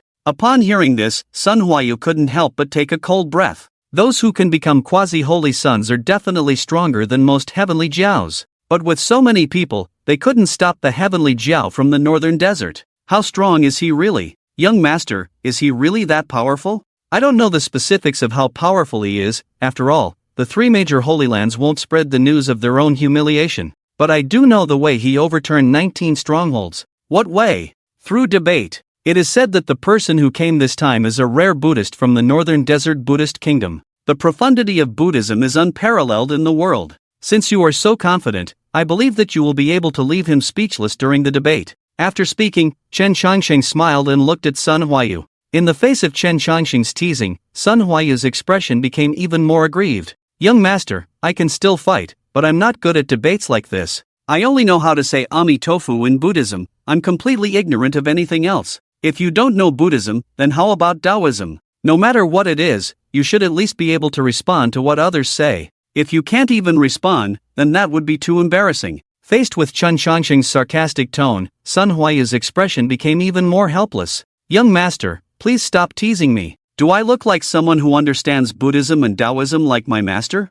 If my master doesn't know, then naturally I won't know either. Hearing this, Chen Changsheng asked, "Do you still think you're impressive now?" Sun Huayu shook his head repeatedly. "No, I don't think so." Since participating in the Heavenly Jiao Conference, Sun Huayu suddenly realized that he still had many shortcomings. Not everything in the world can be solved solely by cultivation. At least, it is not possible until one becomes invincible. It's good that you have this realization, but don't underestimate yourself too much. The Tao exists in everyone's heart, just like Buddhism, and the way is the same. The reason you can't express it is because you haven't clearly seen the vague Tao in your heart, nor have you found a way to describe it. Reading books is not only learning from the paths of the predecessors, but also confirming the path in your heart. Learning and confirming can dispel the doubts in your heart. Once the doubts are dispelled, your thoughts will become clear. When your thoughts become clear, it means you have found your own path. Do you understand what I mean? After listening to Chen Changsheng's words, Gong Sun Huayu looked at him with a puzzled expression. Young master, could you say it again? I'll try my best to understand. Chen Changsheng smiled slightly at Gong Sun Huayu's confused eyes, then carried Little Black and walked towards the Heavenly Pride Convention. There is joy in confusion, and there is pain in clarity. As the saying goes, ignorance is bliss, but at the same time, the ignorant are also happy. This girl is still young, let her enjoy some happy times. Arriving deep within the Kunlun Holy Land, Chen Changsheng also saw the venue for the Heavenly Pride Convention. The nearby palace was neat, with pavilions standing tall, surrounded by faint clouds and mist, immortal cranes singing, and phoenixes dancing. It could be described as a paradise on earth. The main hall where the Heavenly Pride Convention was held was even more magnificent. The palace was decorated with colorful gold, dazzling and splendid. In front of the hall stood 9 golden boys and 9 jade maidens. The golden boys held banners, while the jade maidens held jade rui. The incense in the golden censer emitted a faint fragrance that made people feel refreshed with just one breath. Faced with such a grand scene, Chen Changsheng's expression became serious, and he whispered, "Huayu, the Heavenly Pride Convention is extremely grand. You must pay attention when we go in." Upon hearing Chen Changsheng's words, Gong Sun Huayu, who was seeing such a scene for the first time, also nodded solemnly. "Young master, don't worry, I won't do anything disrespectful to embarrass you." "What disrespect? Do you understand what I mean?" Chen Changsheng became anxious at Gong Sun Huayu's response. Gong Sun Huayu was also puzzled by Chen Changsheng's reaction. "That's not what I meant." "What do you mean, young master?" "Let me ask you, who are you?" "I am Gong Sun Huayu." "Who is Gong Sun Huayu?" "I am a disciple of the 72 Wolf Smoke." "Since you know that you are a disciple of the 72 Wolf Smoke, you should also know that the 72 Wolf Smoke are bandits and thieves. When have you seen bandits and thieves observing etiquette? After we go in, eat the fruit platter that is served. If you can't finish it, take it with you. Don't waste it just for the sake of face." Gong Sun Huayu? After hearing Chen Changsheng's instructions, Gong Sun Huayu was dumbfounded. "Young master, did you make such a big deal just to say this? If not for this, then what else? With such a grand occasion, do you think their fruit platters will be inferior? I just saw that they brought in some joie fruits that are 300 years old. 300-year-old joie fruits." Gong Sun Huayu's voice raised a few octaves. "No, each of those fruits is worth 20 gene of divine essence. With so many heavenly prides here, isn't it too extravagant? What do you think? Moreover, the joie fruits are just decorations on the fruit platter. They must have brought in even better things earlier. If you don't want to eat them, give me your portion later." As soon as these words were spoken, Gong Sun Huayu's fur stood on end like an angry cat. "Who said I don't want them? I'll be furious if anyone tries to take my fruit platter." Saying that, Gong Sun Huayu hurriedly ran inside. The reputation of the 72 Wolf Smoke was not weak, but they were truly poor. If it weren't for the lack of cultivation resources, they wouldn't risk their lives to rob various forces. Nowadays, it's no wonder that Gong Sun Huayu is excited to take so many good things from the enemy. After all, who would reject things that are picked up for free? As time passed, many talented individuals gradually gathered. Faced with such a grand event, everyone maintained their own demeanor, but there were 2 exceptions. Crunch! Gong Sun Huayu took a big bite out of a fresh red fruit, while his other hand continued to stuff things into his pocket. Seeing Gong Sun Huayu's eating habits, the other talented individuals present couldn't help but sneer. "Ha! A thief is still a thief, lacking any manners." However, unlike Gong Sun Huayu's gluttony, Chen Changsheng transformed into a social butterfly, moving among the top talented individuals. "Ha ha ha! Miss Zining, it's been a while. Your temperament has become even more extraordinary." Chen Changsheng greeted Zifu Holy Maiden with familiarity and casually picked up a valuable spiritual fruit to eat. Seeing Chen Changsheng's behavior, Zining silently pushed her fruit plate over. If you are willing to visit the Purple Mansion Holy Land, there will be as many of these things as you want. Really? That would be most welcome. I will definitely visit the Purple Mansion Holy Land when I have the time. Chen Qiansheng responded to Zifu Holy Maiden's words, but his hands were swiftly moving things. Seeing that Chen Qiansheng didn't pay any attention to her words, Zifu Holy Maiden continued persistently. Brother Chen, cultivation emphasizes the law of wealth and companionship. Miss Gongsun is indeed beautiful, but the Purple Mansion Holy Land can also find such a beauty. As long as Brother Chen wishes, I am willing to introduce a potential Holy Maiden of the Purple Mansion Holy Land. As soon as these words were spoken, Chen Qiansheng's movements stopped. The gazes of the talented individuals also shifted towards him. Chen Qiansheng had brought back Gongsun Huayu, one of the three beauties in the courtyard, after going out. Moreover, it seemed that they were entangled with the 72 wolf smoke. It was hard to believe that there was no beauty involved in this matter. Now that the Purple Mansion Holy Land had offered such recruitment conditions, it meant that they were serious. Putting the last spiritual fruit into his pocket, Chen Qiansheng smiled and said, "Thank you for the Holy Maiden's kindness, but I think I'll pass on this matter. I have a quirk, which is that I won't easily take things from others. Once I do, I want the best. Looking at the entire Purple Mansion Holy Land, I am only interested in Miss Zining. If Miss Zining is willing to accept me as her husband, I will immediately join the Purple Mansion Holy Land without hesitation." You. Upon hearing Chen Qiansheng's request, Zining was instantly speechless with anger. "I kindly tried to recruit you, but you actually turned the tables on me." Who, taking a deep breath, Zifu Holy Maiden adjusted her emotions and said, "Thank you for your favor, Brother Chen, but unfortunately, Zining is devoted to the Tao and has no interest in romantic relationships. Please consider the previous conditions, Brother Chen. Let's talk about it another time. When Zining changes her mind one day, remember to come find me." Chen Qiansheng flirtatiously winked at Zining and then moved on to the next talented individual's seat. And his next target was naturally Yao Guang Holy Sun. Glancing at the empty table of Zifu Holy Maiden, Fu Yao faintly smiled and spoke before Chen Qiansheng could say anything. "I have been fasting recently, so Brother Chen can take whatever he wants." He. That's too embarrassing. I'll leave one for you." Leaving the smallest spiritual fruit for Fu Yao, Chen Qiansheng happily repeated his trick. Most of the talented individuals didn't say anything about Chen Qiansheng's behavior. With Chen Qiansheng's status, no one doubted that he could afford these things. Talented individuals always had some quirks, and if a few spiritual fruits could be used to befriend a top talented individual like Chen Qiansheng, it was definitely worth it. However, Chen Qiansheng's fruit-taking behavior was not always smooth sailing. For example, take this bastard Baturu. Not only did he eat everything on his own table, but he also came to take mine. This is simply shameless. Chen Qiansheng didn't pay any attention to this kind of person. However, just as Chen Qiansheng's Shenhua behavior was about to be successfully completed, a voice sounded. "Country bumpkins will always be country bumpkins, never having seen the wider world." As soon as these words were spoken, the gazes of Yi Henvan and others instantly turned unfriendly. Insulting Chen Qiansheng was equivalent to insulting themselves.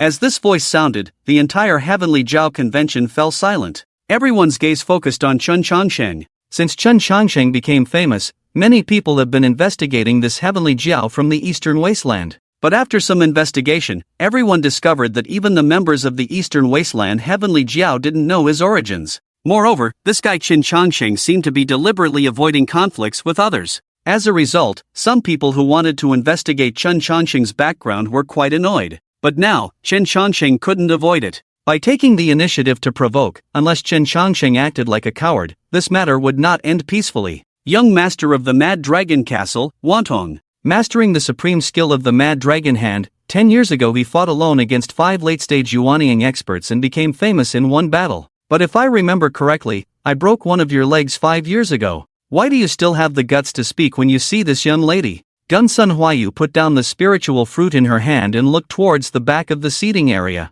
Although Chen Qiansheng didn't admit to this master-disciple relationship verbally, Gunsun Huayu truly regarded Chen Qiansheng as her ancestor. Perhaps the ancestor wouldn't care about the barking of these clowns, but she wouldn't allow anyone to insult her ancestor. Upon hearing Gunsun Huayu's words, a fair-faced young man sneered and said, "What, did I say something wrong? Everyone who came here is a person with status and reputation. We came here to discuss the Tao, not to take advantage like some people. I really don't know how thick-skinned some people can be, coming all the way here just to freeload." After speaking, Wanong sarcastically glanced at Chen Qiansheng, then drank his wine alone. Boom! A loud noise came from beside Chen Qiansheng. Looking closely, it turned out that Gunsun Huayu was furious, but Chen Changsheng stopped her. "Young master, why are you stopping me? With this kind of trash, I can take his head within 3 moves." In the face of Gunsun Huayu's words, Chen Changsheng smiled slightly and said, "Huayu, girls shouldn't be so hot-tempered. This young man is right, our behavior indeed took advantage." Saying this, Chen Changsheng went straight to Jiang Ping's side. Splash! Countless spiritual fruits poured directly onto Jiang Ping's table, including the portion that Chen Changsheng had just taken from him. "Jiang Shengzi, I'm really sorry, I didn't know these fruits couldn't be eaten. Please forgive my shortcomings. Some of the fruits have already entered my stomach, so I probably won't be able to return them to you. This is 500 gene of divine source, consider it as the cost of the fruits we just ate." Placing an animal skin bag on the table, Chen Changsheng beckoned to Gunsun Huayu, and the two of them turned and walked away. Chen Changsheng wanted to leave, so naturally Su Tian and the others followed closely. Faced with this situation, the expressions of those heavenly jiaos who had their fruits taken by Chen Changsheng instantly changed. "Jiang Shengzi, do we still have to pay to participate in this heavenly jiao convention? The fruits on each seat should belong to the owner of that seat. Could it be that my Purple Palace Holy Land doesn't even have the right to send a few fruits?" The words of the Purple Palace Holy Maiden floated into Jiang Ping's ears.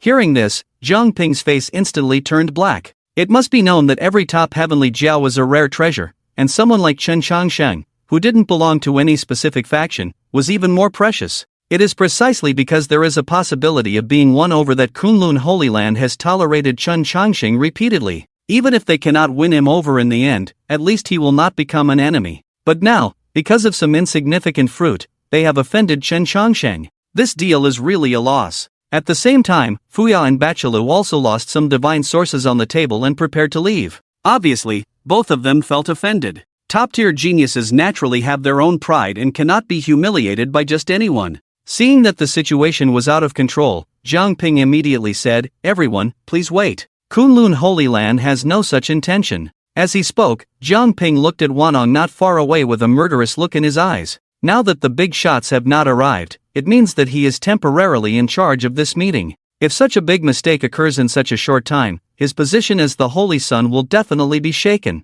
Outrageous! Kunlun Holy Land has no place for you to speak. Hurry up and come over to apologize to Brother Chen. Hearing Jiang Ping's reprimand, cold sweat dripped down Wantong's forehead like a waterfall. According to reason, if he provokes him, he will definitely take action to teach him a lesson. By then, the two of them will definitely fight. Although he is not Chen Changsheng's opponent, after this battle, the name of Wanong from the Quanlong Castle will definitely spread throughout the court. In addition, Kunlun Holy Land will not allow anyone to die at this Tianjiao conference. But he never expected that Chen Changsheng would not play by the rules. Seeing Chen Changsheng getting further away, Jiang Ping became anxious like an ant on a hot pan. However, just as Jiang Ping was about to move to intercept Chen Changsheng stopped. Because outside the palace, a group of people were walking towards them, talking and laughing. He. I didn't expect the 3 Taoist friends to come in person. Kunlun Holy Land is truly honored. Jiang Lord is joking. How can Xuanwu Kingdom not come to such a grand event like the Tianjiao conference?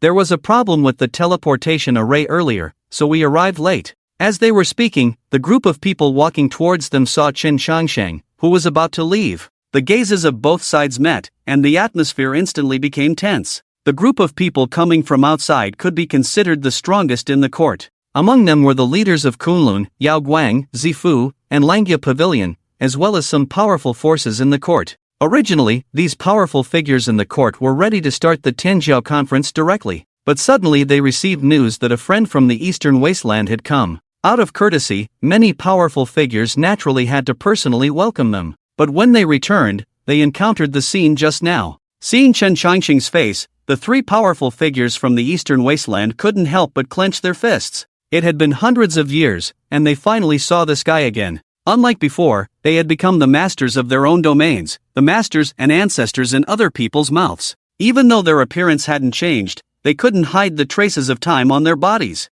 And this guy, he was still as young as ever, still full of vitality. It was as if time had completely forgotten this bastard. What's even more infuriating is that he seems to be even younger than before. The two sides stared at each other for 2 breaths, and then Chen Changsheng burst into tears. Woo, you finally came. Let's go home. Kunlun Holy Land is too bullying. Jiang Ping panicked at Chen Changsheng's behavior. You're fucking lying with your eyes open. If Wanong offended you, why are you putting the blame on me? Seeing Chen Shangsheng crying like this, Song Yuanshan's mouth slightly curved upwards. Chen Shangsheng, his nominal junior brother but actually his senior brother, still loved to tease people like this. After countless years, he had changed, but Chen Shangsheng was still the same. At the same time, the Lord of Kunlun Holy Land, Jiang Bufan, was also sizing up Chen Shangsheng. So alike. Two alike. Although the person in front of me is much younger and has a completely different aura than that person, their appearance is exactly the same. At this moment, Song Yuanshan, the undefeated Taoist, spoke up.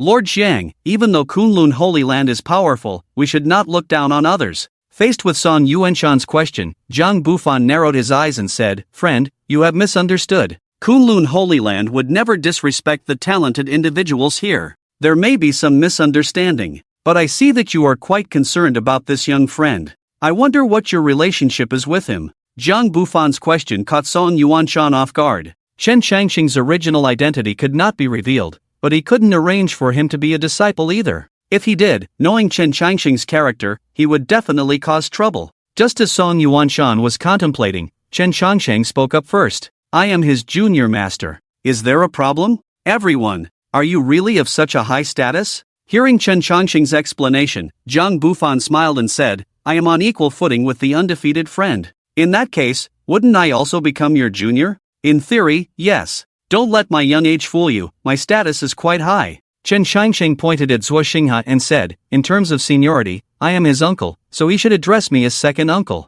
Hearing Chen Shangsheng taking advantage of the situation, Zuo Xinghe smiled and didn't pay too much attention. Back then, he invited Chen Shangsheng out and addressed him as Mr., so technically he was his uncle. Besides him, I am also her. When Chen Shangsheng's finger pointed at Wan Yenyu, he paused, because Wan Yenyu was looking at him with an unfriendly gaze. Obviously, if he elevated his status too high, this woman would probably explode. Cousin. After hesitating for half a second, Chen Shangsheng chose a relatively lower status. Upon hearing this identity, Wan Yenyu's gaze softened slightly. Now that the identities were settled, the three old acquaintances naturally began to make trouble. Although they knew that with Chen Shangsheng's abilities, there weren't many people in the world who could mistreat him, the three of them still didn't hesitate to cause trouble for Kunlun Holy Land. Because to them, Chen Shangsheng was a friend, an elder, and a relative. No one would want to see their loved ones being mistreated, even if it was just superficial. Lord Jiang, my cousin came to participate in the Tianjiao conference,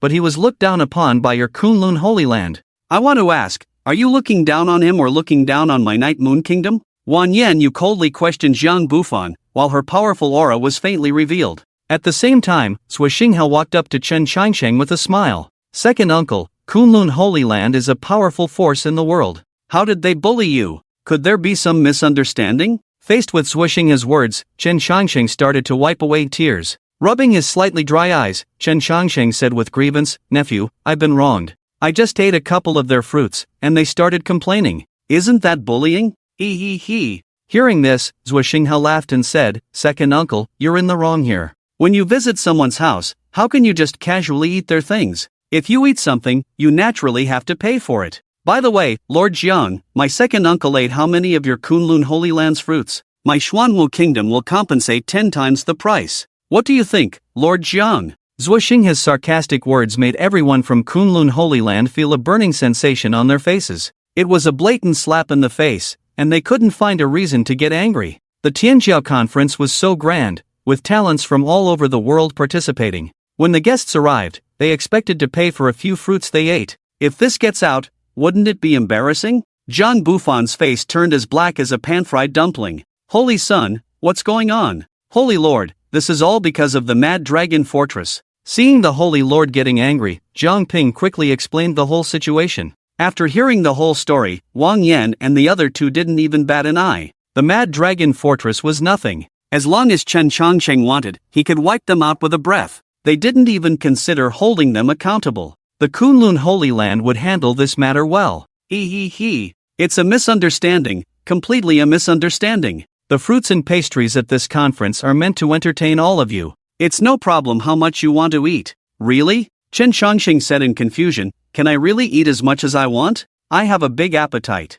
Will you feel sorry if I eat too much? Hearing this, Jiang Bufan smiled and said, Of course you can. Since you like eating the fruits and pastries from my Kunlun Holy Land so much, it's fine to take some back with you. After the conference, I'll have someone pack 180 caddies for you. But I feel like I've seen your face somewhere before, very familiar. Hearing this, Chen Shangsheng smiled and touched his own face, saying, "It's normal. Many people say I have a common face. It's not strange that the Holy Lord finds it familiar." "Oh, I see. Then I must be missing someone." Now that the misunderstanding is cleared up, everyone please take your seats. The conference is about to begin. After speaking, everyone returned to their seats one after another. The table that Chen Shangsheng had emptied of fruits was replenished, and Chen Shangsheng's spoils of war were naturally packed up and handed to him. As for Wantong from the Mad Dragon Fortress, Zhang Bufan never mentioned him, but his seat was taken away by the people from the Kunlun Holy Land. Obviously, the Kunlun Holy Land wanted to tell him that he had no place here. Being unwelcome by a Holy Land, the Mad Dragon Fortress had lost its qualification to stand in the courtyard. Looking at Wantong, who was pale and collapsed on the ground, Gongsun Huayu sneered, "The young master doesn't bother with you because he has a broad mind, but I, Gongsun Huayu, don't have such a big tolerance." The Heavenly Pride Conference is over. The 72 Wolf Smoke Army will attack the Mad Dragon Fortress. As soon as these words were spoken, Wantong's eyes rolled back and he fainted. Without the protection of the Holy Land, the Mad Dragon Fortress was no match for the 72 Wolf Smoke Army. This was not what he had originally intended. Gongsun Huayu's threat was heard by everyone, but everyone present ignored it. Obviously, the major forces had given up on the Mad Dragon Fortress. The fate of thousands of lives was decided in this conversation. However, just when everyone thought the matter was over, a bald head appeared at the door. "Amatba, I beg the lady to spare him." Hearing the voice, Gongsun Huayu turned her head to look. She saw a white-robed monk standing outside the door,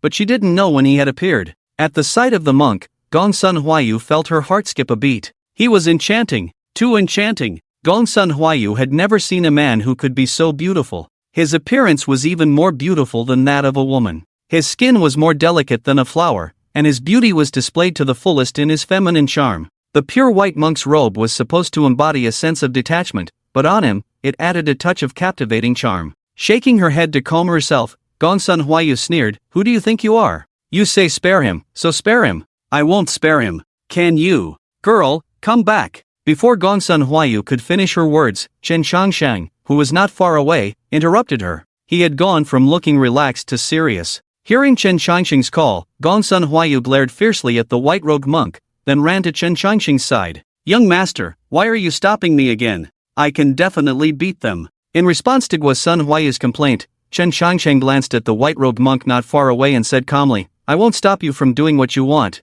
but it's best to have less contact with that guy. If one day you really encounter that guy, you only have two choices. First, turn around and run without any hesitation. Second, cut off his head before he speaks, and do it without any hesitation." Hearing Chen Shangsheng's solemn advice, not only Gongsun Huayu became interested, but everyone present became interested as well. Bachalu, who had been eating voraciously, swallowed the spiritual fruit in his mouth and exclaimed loudly, "He's not as powerful as you say. You, Chen Shangsheng, don't seem like someone who's afraid of trouble. Why are you acting so timid in front of a bald guy? If you're afraid, I can beat him up for you first." In response to Bachalu's words, Chen Shangsheng smiled slightly and said, "Sure. Then beat him up for me." Swish! Before Chen Shangsheng's words even fell, Bachalu had already appeared in front of the white-robed monk. With a wooden stick thicker than a person's leg, he fiercely smashed it towards the top of the monk's head. Seeing that the white-robed monk was none other than the North Desert Buddhist monk who had challenged the 3 major holy sites and 19 strongholds, some of the talented individuals had long wanted to fight him, including Bachalu.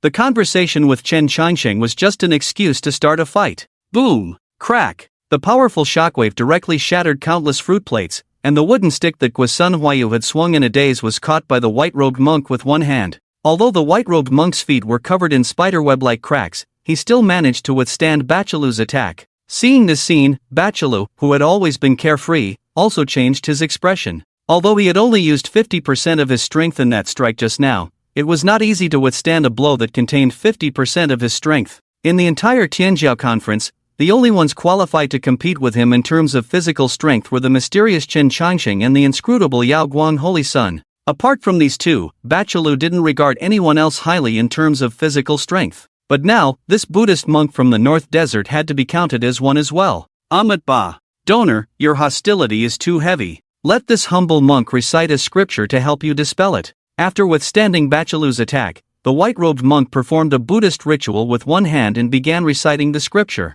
Although his voice was not loud, the profound Sanskrit resonated throughout the Tianjiao conference. As the scripture was recited, countless Tianjiao felt a sense of tranquility in their hearts, and their past obsessions slowly faded away. At this moment, they suddenly had the urge to shave their heads and become monks. However, not everyone at the Tianjiao conference was affected by the scripture recited by the North Desert Buddhist monk. Yao Guang Holy Sun smiled, sipping his wine and listening to the scripture. At the same time, Chen Shangshang, like Yao Guang Holy Sun, was eating while listening to the scripture. But unlike Yao Guang Holy Sun, a faint Buddhist light emanated from Chen Shangshang's body. Compared to the ease of Chen Shangshang and Yao Guang Holy Sun, the others seemed to be struggling. Purple Mansion Holy Maiden closed her eyes and chanted Taoist scriptures while holding her hand in a mudra. Yi Hangfan sat cross-legged, reciting Taoist classics. Su Tian exuded the power of stars, like a living war god. The top Tianjiao present were all using their own methods to resist the Sanskrit sound. Drink!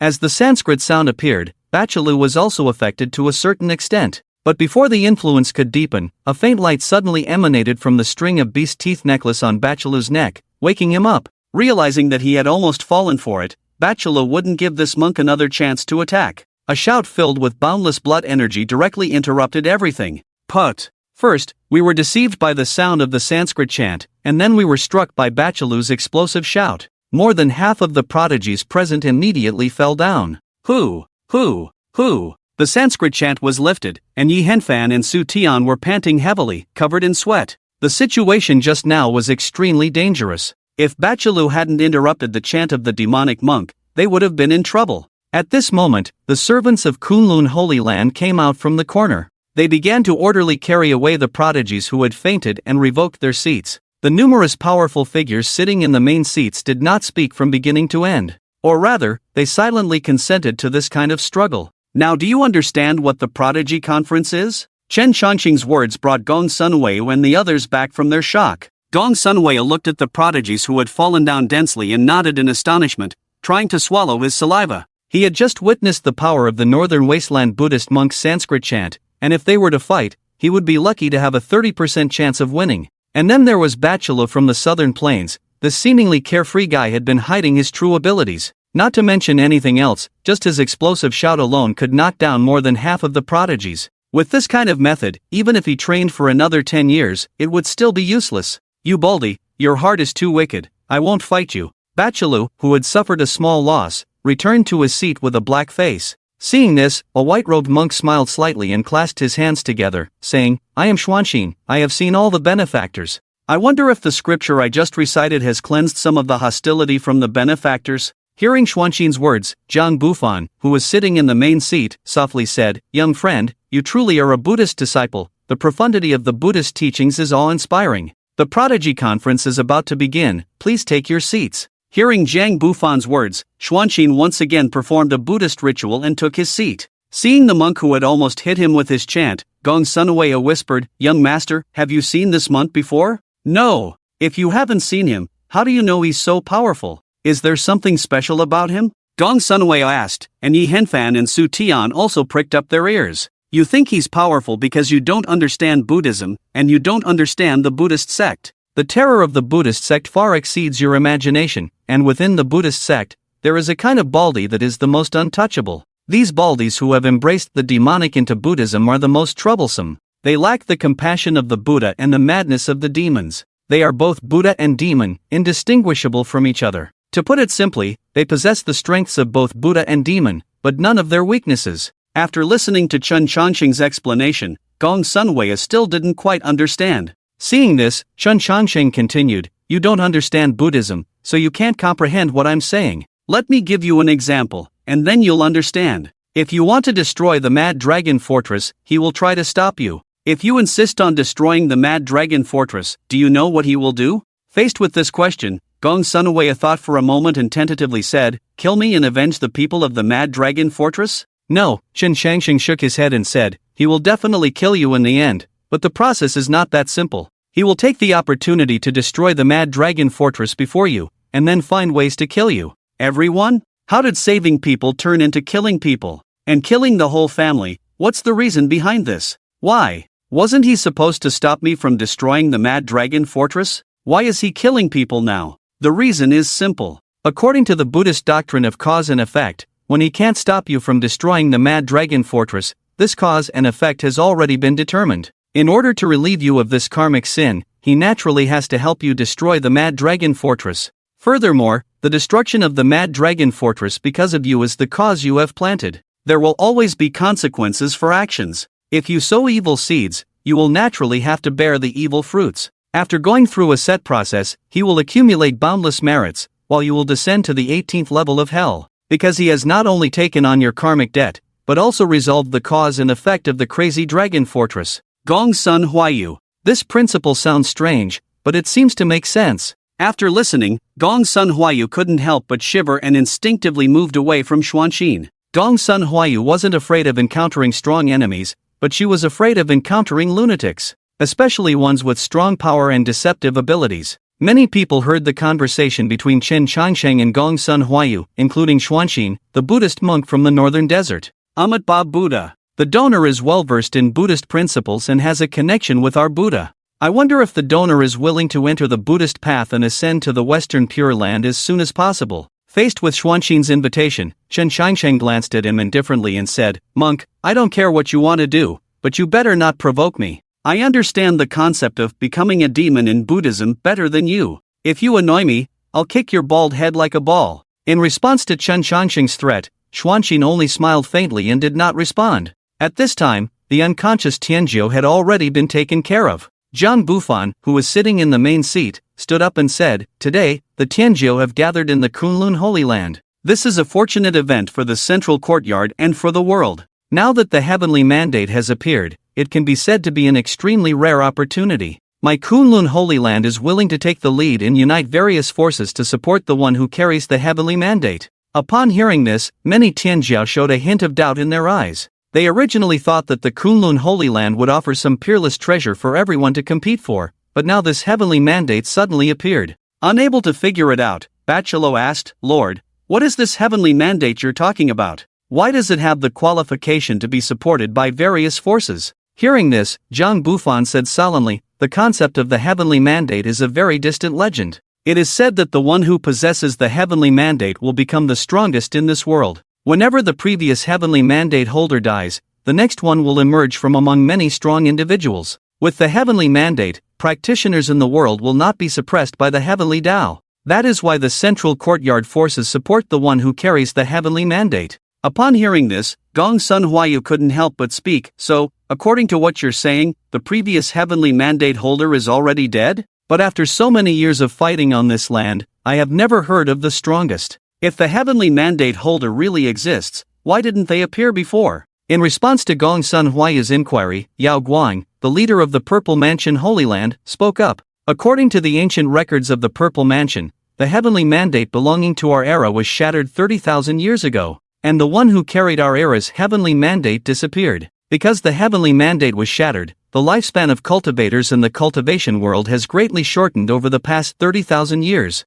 And their cultivation realms have also been greatly restricted. Today, 30,000 years later, the rules have changed dramatically, and a new heavenly mandate has been born. For the future of countless cultivators, we must protect the one who carries the heavenly mandate." Upon hearing this explanation, Gong Sun Huayu's scalp began to tingle. This so-called heavenly mandate and its carrier sounded very powerful, but even such an existence could encounter accidents. What kind of terrifying existence could shatter the heavenly mandate? Gong Sun Huayu hadn't recovered from the shock yet, but Chen Changsheng, who was beside her, spoke thoughtfully. "Since the Lord said that the central courtyard will fully support the one who carries the heavenly mandate, I dare to ask, how do you determine who the heavenly mandate carrier is, and can the identity of the heavenly mandate carrier be changed?" In response to Chen Changsheng's question, a veiled and beautiful woman glanced at him. She was the one in charge of the Purple Mansion Holy Land. Whoever opens the new heavenly mandate becomes the heavenly mandate carrier. But destiny is not unchangeable.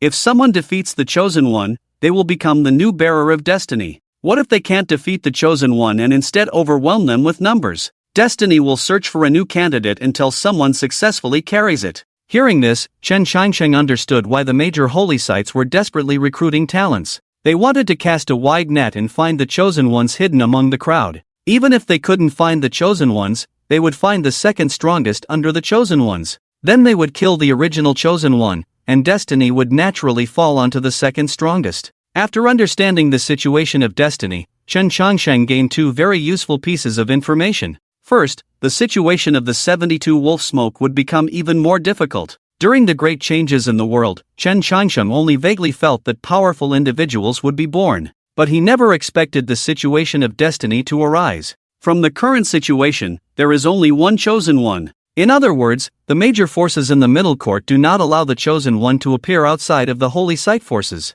Once such a situation arises, everyone will rise up against the chosen ones. Dealing with Kunlun Holy Land alone was already quite difficult, let alone the forces of the entire middle court and even the 5 continents. Chen Changsheng had no confidence at all. Second, he had lived for thousands of years without hearing any information about destiny. But these major forces in the middle court knew everything, so it seemed that the foundations of these holy sites were probably even more formidable than he imagined. In addition, they definitely had a lot of information about destiny. If he wanted to help Ali seize destiny, he would lose the advantage. Just as Chen Changsheng was contemplating a solution, his gaze suddenly fell on the Purple Palace Holy Lord. The Purple Palace Holy Lord was a female cultivator who had never had a partner and always wore a thin veil. Faced with this extraordinary and beautiful woman, Chen Changsheng suddenly had a brilliant idea. The 72 Wolf Smoke and Kunlun Holy Land had a deep enmity, but their grudge with other holy sites was not as deep. If Ali could gain the support of one holy site, then the besieged situation would be easily broken. Even if other holy sites wanted to contend for destiny with Ali, it wouldn't come to a life or death struggle. They would only need to pay attention to Kunlun Holy Land. If you ask about the most reliable alliance between the two forces, it must be marriage. The man is unmarried, the woman is unmarried. This is simply a heaven-sent opportunity. Understanding everything, Chen Changsheng looked at the Purple Palace Holy Lord with a different smile. However, just with this smile, the atmosphere of the Heavenly Pride Convention instantly changed. Crack! The cup in Xining's hand shattered, and Fu Yao looked at Chen Changsheng with a slightly shocked expression. At the same time, the powerful figures sitting in the main seats also turned their gazes elsewhere. There was no way, because what had just happened was too explosive. They had seen Z Palace Holy Lord lose her temper many times. At this moment, Gong Sun Huayu also realized that something was wrong and quickly woke up Chen Changsheng, who was contemplating how to play matchmaker. Young master! Hearing Gong Sun Huayu's voice, Chen Changsheng snapped back to reality.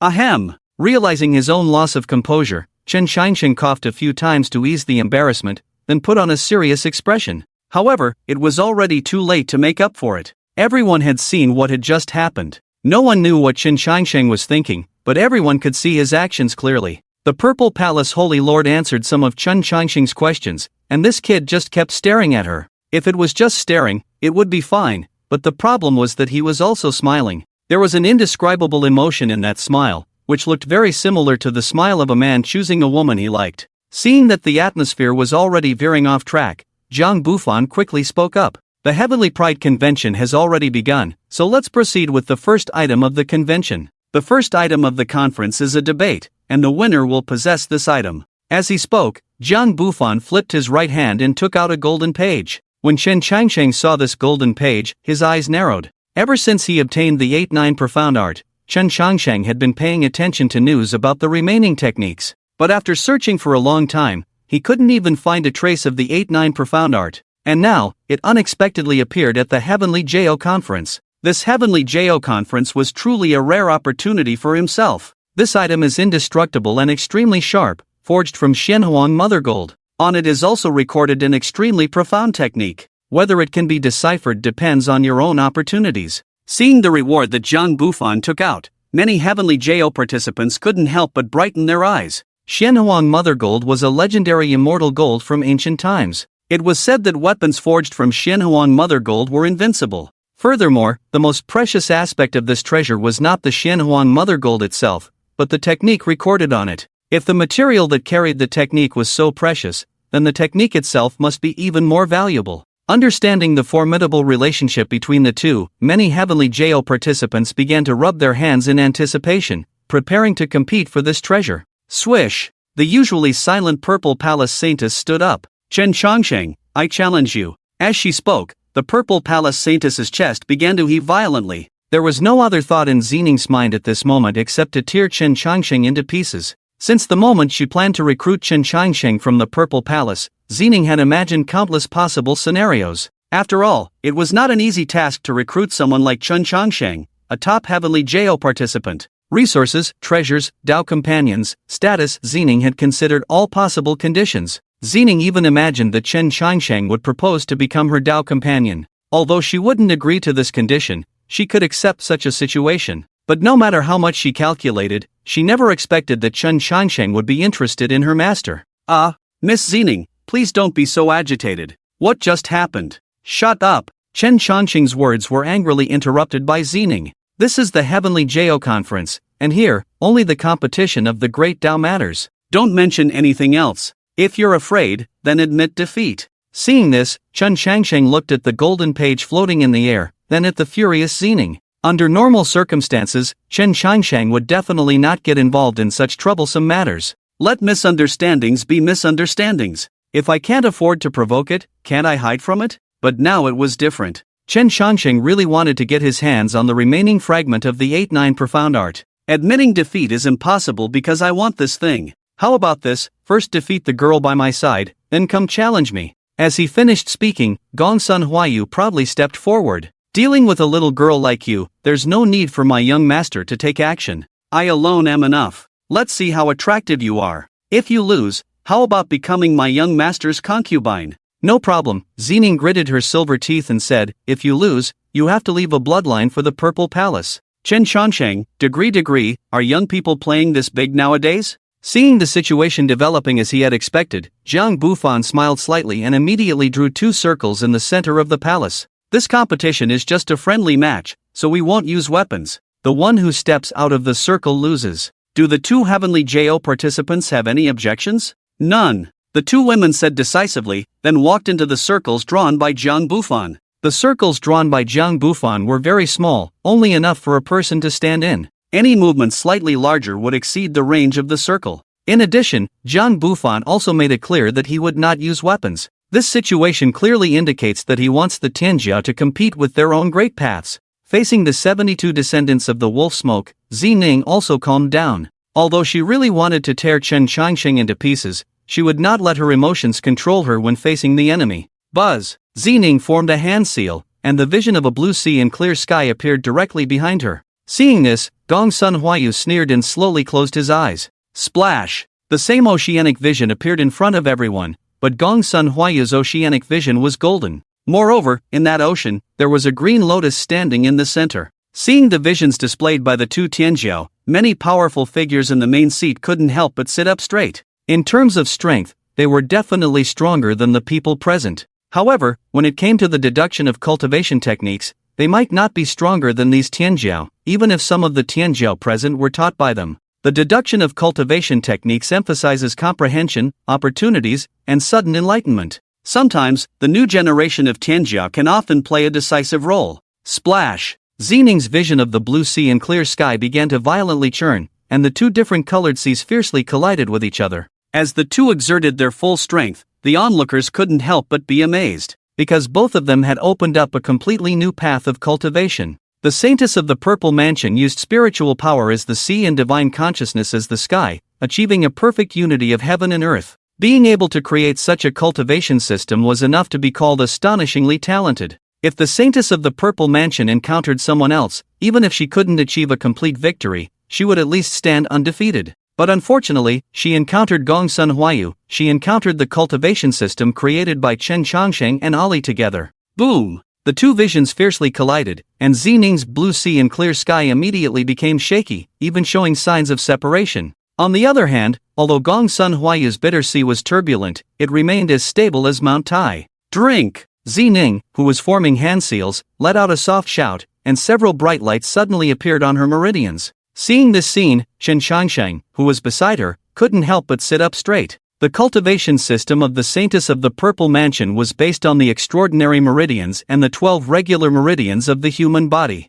Although it was overall inferior to the body cultivation system, it had many unique aspects in the use of meridians. With the full force of the cultivation technique, the vast blue sea and clear sky gradually shrank, finally turning into another Zining. The Zining that emerged from the vision immediately flew towards Gongsun Huayu's bitter sea, attempting to break through the entire golden ocean with her own strength. Splash! The vast golden ocean was instantly shattered by Zining, and a trace of blood spilled from Gong Sun Huayu's mouth. Gong Sun Huayu had only adapted to the new cultivation system for less than a month. Compared to a stable foundation, Gong Sun Huayu was far inferior to Zining. However, just as Zining continued to attack the golden ocean, the green lotus suddenly underwent a change. I saw the originally closed blue lotus slowly blooming, with a figure sitting inside. Seeing this scene, Chen Changsheng, who was still somewhat worried, was completely relieved. She had reached the realm of her true self, and she had already won this battle. Bang! The illusory Zining was punched out of the lotus by Gong Sun Huayu.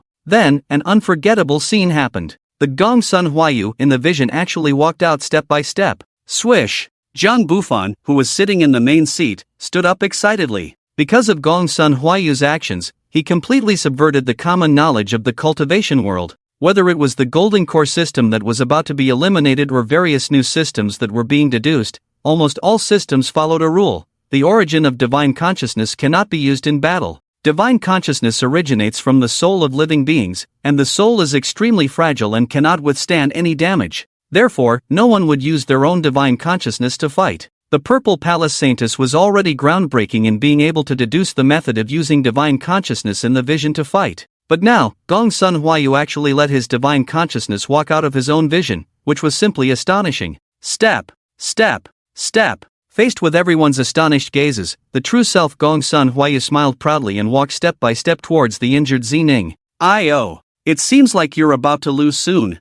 I wonder when the Saintess intends to fulfill the bet." Looking at the Gong Sun Huayu slowly approaching her, Zining's eyes were filled with disbelief. "It's impossible. I don't believe your divine consciousness can fight outside of your body. You're just bluffing." "Really? If I'm just bluffing, then what is this?" Before the words fell, Gong Sun Huayu flashed behind Zining, and at the same time, his right hand raised high. Smack! Zining's buttocks were harshly slapped by Gong Sun Huayu. The intense pain made Zining's body tremble. She could endure the physical pain, but she couldn't restrain the pain from deep within her soul. The Gong Sun Huayu in front of her was really just divine consciousness, and this divine consciousness could also use spiritual power like the true self. Under attack, Zining instinctively fought back. Then, Gong Sun Huayu started fighting with Zining. As they exchanged moves, Zining's astonishment grew. This Gong Sun Huayu could mobilize spiritual power and cast spells, and there was no difference between him and the true self. In some aspects, this Gong Sun Huayu was even stronger than the true self.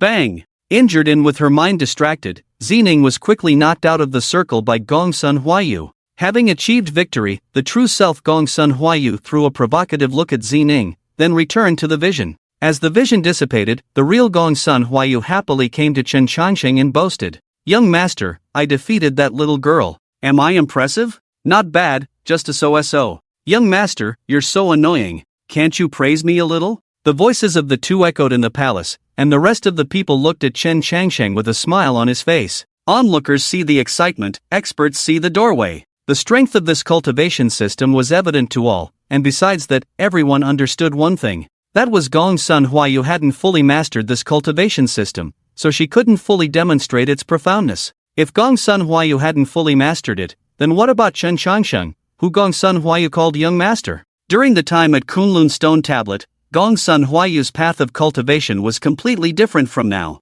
But after Chen Changsheng disappeared for a while, Gong Sun Huayu suddenly possessed such an indescribable method of cultivation. If anyone said that these things had nothing to do with Chen Changsheng, not even a dog would believe it. Everyone's gaze was fixed on Chen Changsheng. In response to this situation, Chen Changsheng just smiled faintly and continued to chat with Gong Sun Huayu. Ali is currently in seclusion, and what he needs to do is to fight for enough time for himself. The discovery of a new cultivation system is not important because even if they rack their brains, they cannot figure out the most crucial part of this cultivation system. As long as this secret is not leaked, their attention will always be focused on themselves. After chatting for a while, Gong Sun Huayu turned his head and looked at Zhang Bufan playfully. "Lord Jiang, you said that the person who wins the debate can obtain the Xinhuang Mother Gold. Now that no one has come to challenge me for so long, can you give me the reward?" Faced with Gong Sun Huayu's words, Zhang Bufan smiled and said, "Naturally, the prize should be given to the winner. But before that, I still want to ask if other friends want to continue the challenge." As soon as these words came out, the minds of many geniuses present became active. This reward may be beyond their reach, but exploring Gongsun Huayu's path of cultivation is also a great opportunity. However, before these people's thoughts had even emerged for a breath, Chen Shangxing's slow voice came over. Little girl, I see that some people want to use a war of attrition against you. Whoever dares to challenge you later, you must go all out. When you can't fight anymore, we will admit defeat. No treasure is more important than a person. Upon hearing Chen Shangxing's words, Gongsun Huayu immediately burst into laughter. I understand, young master. I promise to go all out. Seeing Gongsun Huayu's eager appearance, many geniuses began to hesitate. Even geniuses like Purple Mansion Holy Maiden had been injured, so if they were to go up, they would either die or be crippled. To deal with Gongsun Huayu, they would need to be top geniuses like Yao Guang Holy Sun. They wouldn't make a move, and others wouldn't have the courage to do so either. After Chen Shangxing's threatening words, silence fell over the gathering of geniuses. Seeing this, Zhang Bufan couldn't help but furrow his brows, because he hadn't fully figured out Gongsun Huayu's cultivation system yet. After waiting for a while and still no one came out to challenge, Zhang Bufan had no choice but to announce that Gongsun Huayu had won the first debate. Since none of the friends are willing to challenge Miss Gongsun, then this debate. Wait! After a long silence, Yao Yingying stood up. Lord Jiang, I am willing to challenge Master Chen. However, as Yao Yingying stood up, the smiling monk Xuanqin also stood up. This humble monk is also willing to debate with Master Chen. Seeing the two of them stand up, Chen Shangxing's eyes flashed with a playful expression. Because ever since Yao Yingying came to the gathering of geniuses, she had always been absent-minded. Obviously, she didn't care about the Xianhuan Mother Gold or herself. But now she stood up to challenge him, and no matter how you looked at it, it seemed like she was clearing obstacles for someone else. While Chen Shangxing was pondering over this anomaly, Gongsun Huayu was excited. Interesting, none of them came when they didn't want to, but now two of them came at once. Alright, this lady will play with you. Saying that, Gongsun Huayu was ready to go over and fight. Clap! Chen Shangxing's big hand landed on Gongsun Huayu's shoulder. Little girl, take a break, I'll take care of it this time. In response to Chen Shangxing's proposal, Gongsun Huayu, who had just tasted victory, immediately became unhappy. Master, I'm fine. Besides, you can't hog all the glory. I'll leave this baldy to you, I'll go deal with Yao Yingying. The division of labor is clear, right? Hearing Gongsun Huayu's protest, Chen Shangxing smiled and patted her head. Little girl, there's still a lot for you to learn. Sometimes, things beyond the realm are also important. After speaking, Chen Shangxing walked straight towards the monk Xuanqin. And Yao Guang Holy Sun, who had been quietly drinking, put down his cup and walked to a position 10 steps away from Yao Yingying. Seeing this scene, the people present immediately understood the key to it. No wonder the powerful Yao Guang Holy Sun hadn't made a move for a long time. It turned out he had teamed up with Chen Shangxing.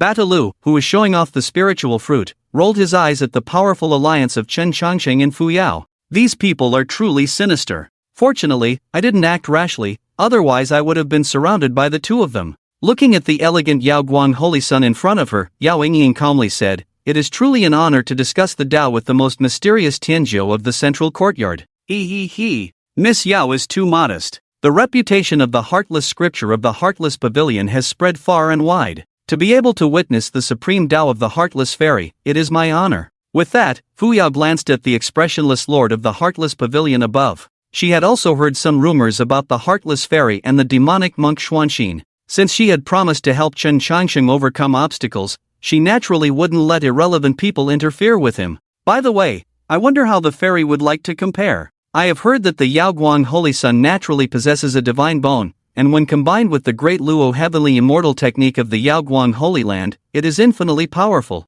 Would you like to experience it? Hearing this, Fu Yao smiled and said, No problem, fairy, please. As soon as she finished speaking, a soft light radiated from Fu Yao's brow. Seeing Fu Yao's actions, Yao Yingying knew that she was inviting her to a battle in her sea of consciousness. This kind of battle method was extremely dangerous because the sea of consciousness was the most vulnerable place for a person. Once an accident occurred, one could become an idiot at best, or even die. Fu Yao dared to make her sea of consciousness the main battlefield, which showed her great confidence in her cultivation. Great courage! Yao Yingying praised, then closed her eyes. A cold and indifferent emotion surged through everyone's hearts. A blurry image of Yao Yingying emerged from her brow, but this Yao Yingying appeared even more heartless, more like the heartless fairy in the sky. However, during the process of Yao Yingying heading towards Fu Yao's sea of consciousness, Yao Yingying turned her head and glanced at Gongsun Huayu. With just one glance, Gongsun Huayu felt as if his soul had been frozen. There are countless ways in the world, and your path is strong. but it is not your own path. You cannot win against me using someone else's path. After saying that, Yao Yingying entered Fu Yao's brow. The light disappeared, and the two of them stood quietly in place. Gong Sun Huayu subconsciously swallowed a mouthful of saliva. Yao Yingying's previous little demonstration completely amazed him. He originally thought that after cultivating a completely new cultivation system, he would no longer encounter opponents who could easily overpower him among his peers. But now it seemed that he was still too naive. Feeling Yao Yingying's strength, Gong Sun Huayu suddenly remembered some casual conversations when Chen Changsheng guided his cultivation. At that time, Chen Changsheng's exact words were, "Girl, your talent is not bad, but you haven't found your own path. Just blindly imitating your master and me, you will never be able to see the scenery at the peak of the mountain. With your current situation, you can deal with ordinary Tianjiao, but if you encounter those Tianjiao who have realized their own great path, you will be defeated." Reflecting on Chen Changsheng's words, Gong Sun Huayu suddenly felt a bit ashamed. Because when Chen Changsheng said these words, he was too focused on the improvement of his realm and didn't take these words to heart at all.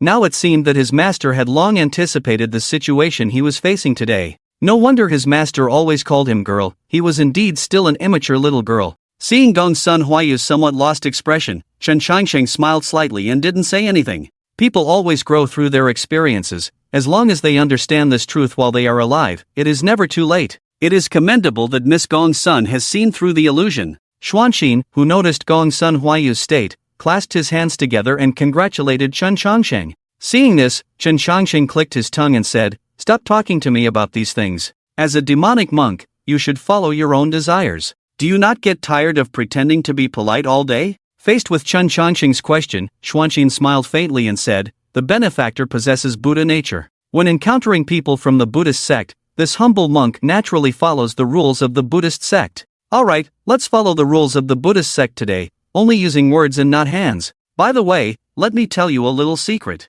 I once met a young monk. In terms of strength, he may not be your match, but in terms of Buddha nature, you are far inferior to him." Upon hearing this, Xuanxin smiled and said, "If that's the case, the benefactor must have debated with that eminent monk. I have debated with him, and I have debated with him many times. As for the number of times I have defeated him, it's probably this many." Chen Changsheng raised 2 fingers. Seeing this, Xuanxin thought for a moment and said, "Twice?" Chen Changsheng shook his head. 20 times? Chen Changsheng still shook his head. Unable to guess the answer, Xuanxin couldn't help but laugh and said, "Please just tell me directly, this humble monk cannot guess the answer. That master couldn't have lost to you 200 times, right?" "Not 200 times, he lost to me for 20 years. After saying that, Chen Changsheng solemnly took out a sandalwood box from his pocket and slowly opened it. 9 relics emitting a faint Buddha light flew out from it and circled around Chen Changsheng. Chen Changsheng, bathed in the Buddha light, slowly clasped his hands together, as if the Buddha himself had appeared.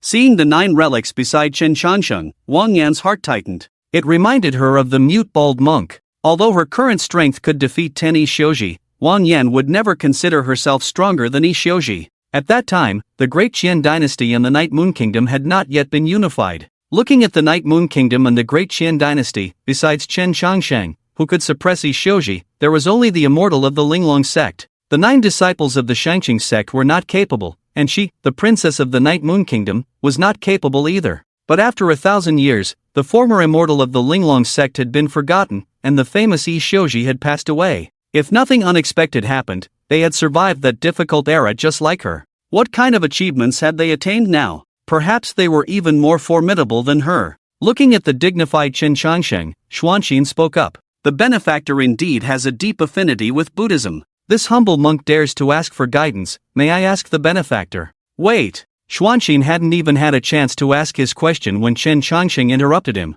"What else does the benefactor have to say? We can debate, but I will not debate with you about Buddhism. I will debate with you about the Tao." Upon hearing Chen Changsheng's words, Xuanxin's eyelid twitched, and the onlookers' mouths twitched as well. Arrogant. Too arrogant. Chen Changsheng's recent actions and words were all indicating his mastery of Buddhism, but now he wanted to debate with Xuanxin using the Tao. This was equivalent to telling everyone directly, "I know you are very skilled in that aspect, but I am even more skilled in this aspect, yet I still want to defeat you using another aspect." Faced with this situation, Xuanxin didn't say anything, he just clasped his hands together in a Buddhist salute towards Chen Changsheng. Seeing this, Chen Changsheng directly asked, "I dare to ask, what is Buddha?" Chen Chongqing's first question directly pointed to the essence of Buddhism, and Xuanqing calmly replied, "To save sentient beings is to be Buddha." Upon hearing Xuanqing's answer, whether it was the great powers present or the geniuses, they all silently nodded. Because Xuanqing's answer was exactly what everyone understood about Buddha.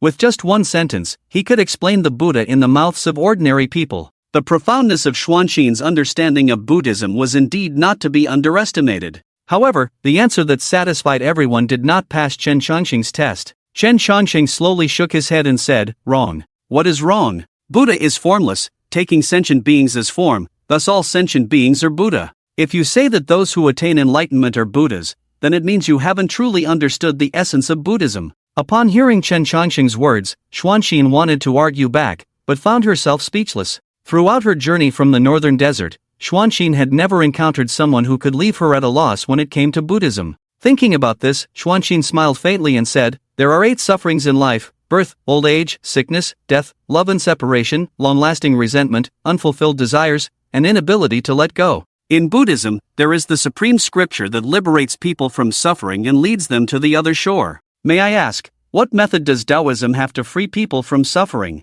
Upon hearing this, Chen Chongqing smiled and said, "The way of Tao is natural." What is meant by the natural way of Tao? To follow one's true heart is the natural way of Tao. Live life to the fullest, take care of oneself in old age, broaden one's thoughts during illness, and return to one's roots in death. Love passionately, persevere in the face of resentment. Buddhism helps people forget the 8 sufferings, while Taoism teaches people to remember them. Birth, old age, sickness, death, love, hatred, separation, these are things that everyone must experience in life. Instead of trying to let go, it is better to face them openly. Once one truly understands the 6 sufferings in life, there will naturally be no unfulfilled desires or inability to let go. After speaking, a gentle light suddenly emanated from Chen Chongqing, intertwining with the Buddha's radiance on his body. At the same time, the bridge of suffering in Chen Chongqing's sea of suffering widened by more than 10 times. The sea of suffering has no bounds, but turning back is the shore. Chen Chongqing did not choose to turn back, but instead chose to face the sea of suffering directly. Thoughts arose from the heart, and with thoughts, intentions and actions followed. Chen Chongqing took another step on his path of enlightenment. Sensing the changes in Chen Chongqing's state, Xuanqing's eyes flickered with a different emotion. Buddhism teaches people to forget the 8 sufferings of the world, but she herself had unfulfilled desires and couldn't let go. It was precisely because of this that she had traveled a long distance to participate in the Tenjiao conference. Seeing Xuanqing's state, Chen Chongqing smiled faintly and continued, "Xuanqing, are you a demon or a Buddha?" Faced with Chen Chongqing's question, Xuanqing clasped her hands together and said, "This humble monk understands the 48,000 methods of Buddhism and seeks to save all sentient beings, so naturally, I am a Buddha." "Since you are a Buddha, why do you still have a butcher's knife in your heart?" "This humble monk has no knife in his heart." "Yes, you do. The knife is in your hands." With that, Chen Chongqing pointed his right hand, and a bloody butcher's knife appeared in Xuanqing's hand. As she looked at the knife in her hand, the Buddha's radiance in Xuanqing began to fade, and a terrifying Buddha with a sinister face appeared behind her. Faced with this situation, Jiang Bufan and the others narrowed their eyes. Xuanqing practiced both demonic and Buddhist cultivation, and Chen Chongqing had hit the mark with his words, which meant that Xuanqing was likely to be completely consumed by her demonic nature. After a long silence, Xuanqing looked up at Chen Chongqing again. In Buddhism, it is said, "Put down the butcher's knife and become a Buddha on the spot." Since this humble monk has a knife in his heart, it proves that he is not far from becoming a Buddha. After speaking, the butcher's knife in Xuanqing's hand began to gradually dissipate, and the Buddha's radiance on her body became vibrant once again. "Is that so? You put down the knife in your hand and became a Buddha on the spot, but what about the knife in my hand? In the 48,000 methods of Buddhism, is there a method to save me? If I were to slaughter all the Buddhas in the world and then put down the butcher's knife, could I still become a Buddha?" Faced with Chen Chongqing's questioning, Xuanqing simply said, "Buddhas save all beings without exception. As long as the donor is willing to put down the butcher's knife, they can become a Buddha." "What a joke! The knife in my heart originated from you. If you don't die, how can I put down this butcher's knife? If you want me to put down the knife, you must first put down the knife in your own heart. Since you stepped into the Buddhist realm of the northern desert, you have made everyone pick up the butcher's knife in their hearts. Are you saving people or killing them?" As these words were spoken, Xuanqing's figure flickered, and the previously disappeared butcher's knife reappeared in her hand, along with the terrifying Buddha. Seeing Xuanqing's state, Chen Chongqing's lips curled slightly upwards, because he knew that he was about to win this debate. However, this confusing conversation is not understood by everyone, including Gong Sun Huayu. Is this debate? Why does it feel like nonsense? Gong Sun Huayu scratched his head, still not understanding the meaning. Seeing this, Yi Henfan walked over and whispered, "Miss Gong Sun, lower your voice. Brother Chen and Xuanqin are discussing the Buddhist path. They will be laughed at like this." Hearing this, Gong Sun Huayu turned to Yi Henfan and asked, "Where is the Buddhist path in their conversation?"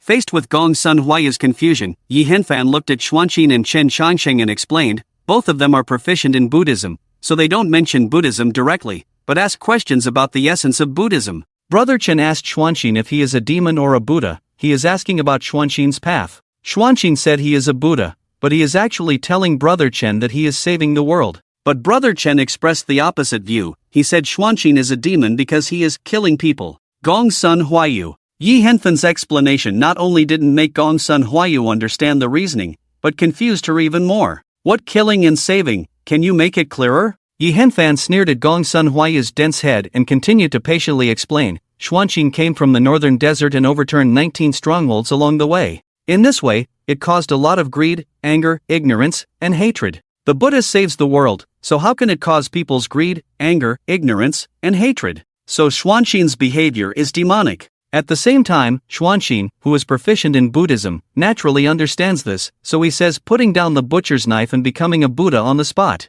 Translated, it means that Xuanqin will help people put down the butcher's knife in their hearts. After this explanation, Gong Sun Huayu roughly understood. And then? Since Xuanqin has already clarified his behavior, why does he still appear to be possessed by a demon? Hearing Gong Sun Huayu's question, Yi Henfan suddenly became excited. This is where Brother Chen's brilliance lies. Xuanqin wants people to put down the butcher's knife, but Brother Chen says the butcher's knife originates from Xuanqin. Xuanqin just admitted this. To solve a problem, you can only start from the root, but the root comes from Xuanqin himself. A doctor cannot treat himself, Xuanqin cannot solve this problem. Gong Sun Huayu pondered with her head tilted at Yi Henfan's explanation. This problem is easy to solve. Why doesn't Xuanqin just withdraw from the Heavenly Pride Conference? Unable to bear Gong Sun Huayu's naive idea, Su Tian finally spoke up. Xuanqin's withdrawal from the Heavenly Pride Conference can indeed solve Brother Chen's problem, but have you ever thought about why Xuanqin came to the Heavenly Pride Conference in the first place? Whether it is to promote Buddhism or for other reasons. In short, Xuanqin came with a certain purpose. If he withdraws now, it means he was wrong before, and it is not easy for someone to let go of their obsession. Also, if Xuanqin doesn't withdraw, he will make many people pick up an unputdownable butcher's knife. Is this what the Buddha does? Put. Just as he was speaking, Xuanqin, surrounded by demonic energy, suddenly coughed up blood. His own aura also visibly weakened at a rapid pace. Wiping the blood from the corner of his mouth, Xuanqin clasped his hands together and said, "Amitba, I have lost. Thank you, wise one, for showing me the butcher's knife in my heart." After speaking, Xuanqin turned and returned to his original position. Seeing Xuanqin's state, Chen Changsheng did not continue to relentlessly attack. After all, Xuanqin was a Buddhist disciple from the northern desert, and if he completely discredited him, it would probably cause trouble from the northern desert. The debate between the two ended, and the battle between Yao Guangshengzi and Wuching Xianzi also came to an end.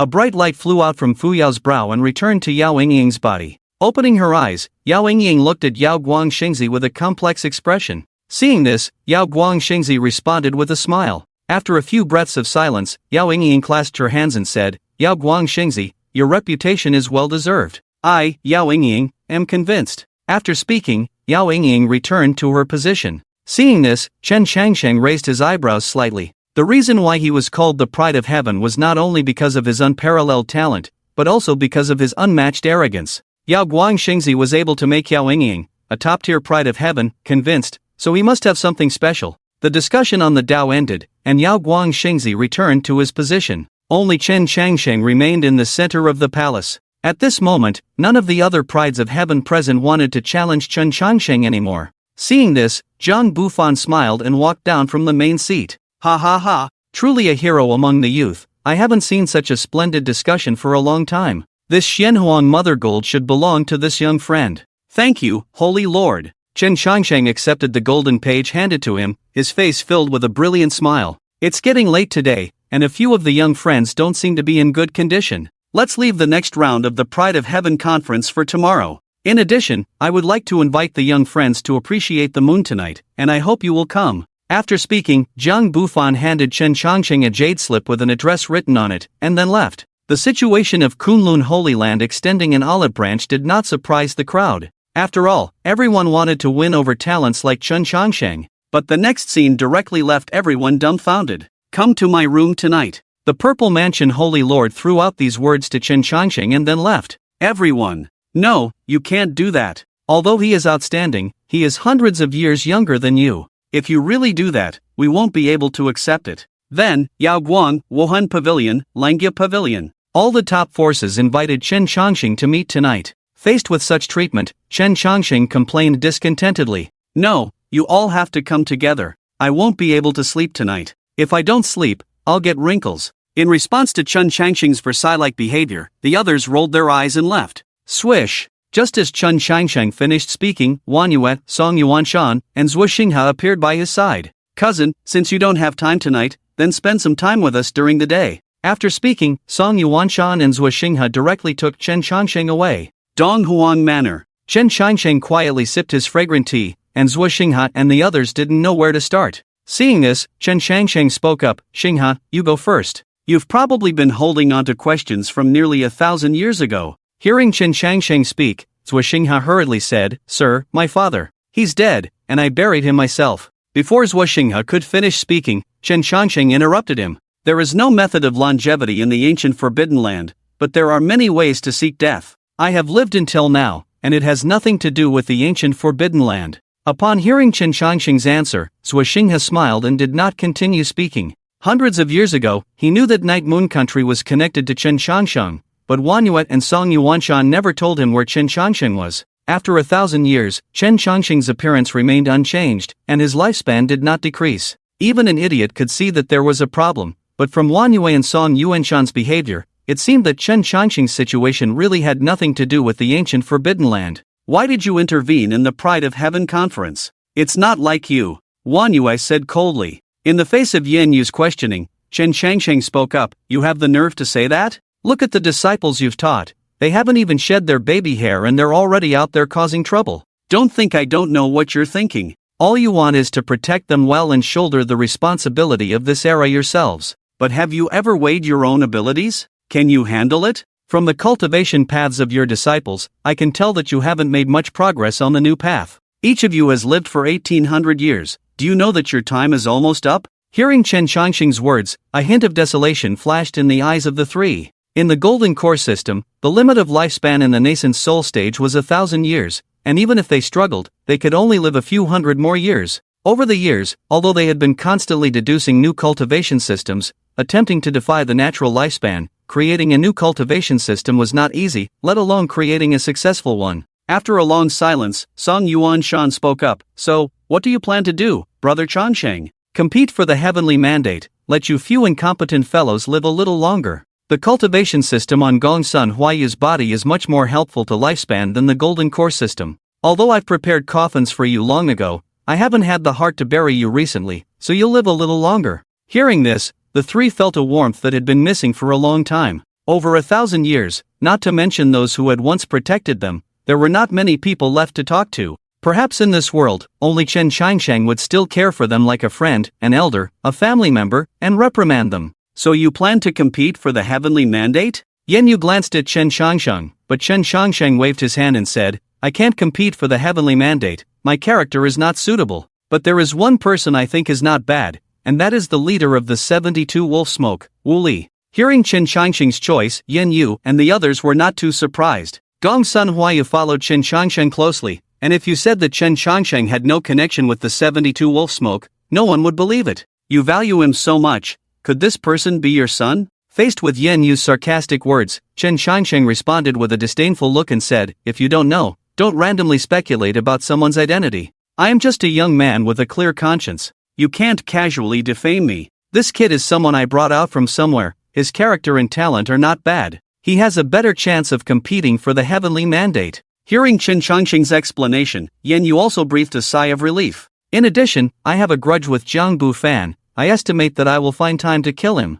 As soon as he said this, Song Yuanshan immediately became serious. "Brother Changqing, how did you offend Jiang Bufan? 700 years ago, I came to the Kunlun Holy Land, and at that time, Jiang Bufan was still a quasi-saint. He wanted me to come out and help him. I agreed on the surface, but secretly betrayed him. Unable to find me, he vented his anger on Wu Li, which is also the reason why the 72 Wolf Smoke and the Kunlun Holy Land became enemies. 700 years have passed, old acquaintances meet again, he will definitely notice my secret. Even if it's not apparent now, he will find out something in the future, so for safety's sake, I have to kill him. Just as Chen Changsheng finished speaking, Yen Yu and Song Yuanshan immediately said without hesitation, "I'll help you." Seeing their support, Chen Changsheng was not surprised. If he didn't trust them, he wouldn't have let them know his biggest secret. Alright, let's talk about these matters later. The three of you take care of yourselves first, consolidate your cultivation, and adjust your state as soon as possible. I will teach those little guys outside, although their behavior is still a bit immature, it's still acceptable.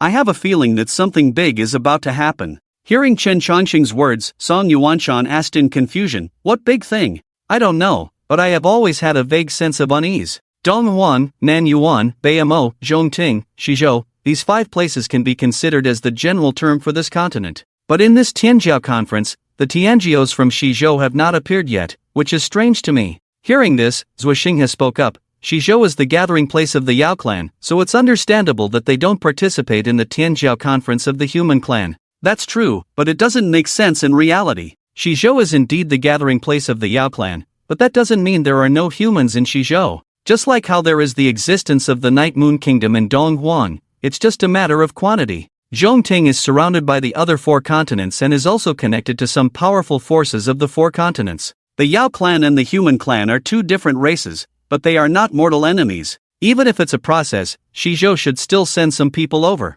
But forget about seeing any human figures, I haven't even heard any news about the Tianjios from Shizhou. Don't you think there's something wrong with this? After listening to Chen Changsheng's analysis, the 3 of them also realized that something was amiss. With this in mind, Song Yuanshan asked, "Brother Changsheng, what is your speculation?" "I don't have any speculations because I know too little at the moment." The name Heavenly Mandate, I've also heard it for the first time. The impact caused by the changes in the rules of heaven and earth is greater than I thought. I strongly suspect that the appearance of the Heavenly Mandate will lure out some terrifying existences. As soon as these words were spoken, the expressions of the 3 of them changed. The giant hand recorded in the bronze ancient hall, the terrifying existence in the ancient forbidden ground, each of these things was enough to frighten people. If these things were to come out, the entire cultivation world would be thrown into chaos. With that, Chen Changsheng looked at the solemn-faced Zuoxinghe and asked, "The ancient forbidden ground is within the territory of Xuanwu Kingdom. Has there been any unusual activity recently?" Faced with Chen Changsheng's inquiry, Zuoxinghe took a deep breath and slowly exhaled. A woodcutter said that he saw a coffin flying out of the mountains. I don't know where exactly it came from, but the direction should be towards the ancient forbidden ground. Because the woodcutter and the ancient forbidden ground are thousands of miles apart, I didn't think that the coffin would be heading towards the ancient forbidden ground. Throughout the history of Xuanwu Kingdom, there has never been a living being coming out of the ancient forbidden ground. Now that you mention it, it's possible that the coffin really came from the ancient forbidden ground. Upon hearing this, Chen Changsheng's mouth twitched. There are many terrifying existences similar to the ancient forbidden ground in the world, and the holy ruins in Zhongting is one of them. If there are movements in the ancient forbidden ground, then there should be movements in other places as well. This matter is becoming more and more troublesome. Saying that, Chen Changsheng turned to look at Wan Yenyu and asked, "What about you? Don't tell me there are problems in your place too." In response to Chen Changsheng's question, Wan Yenyu hesitated for a moment before speaking.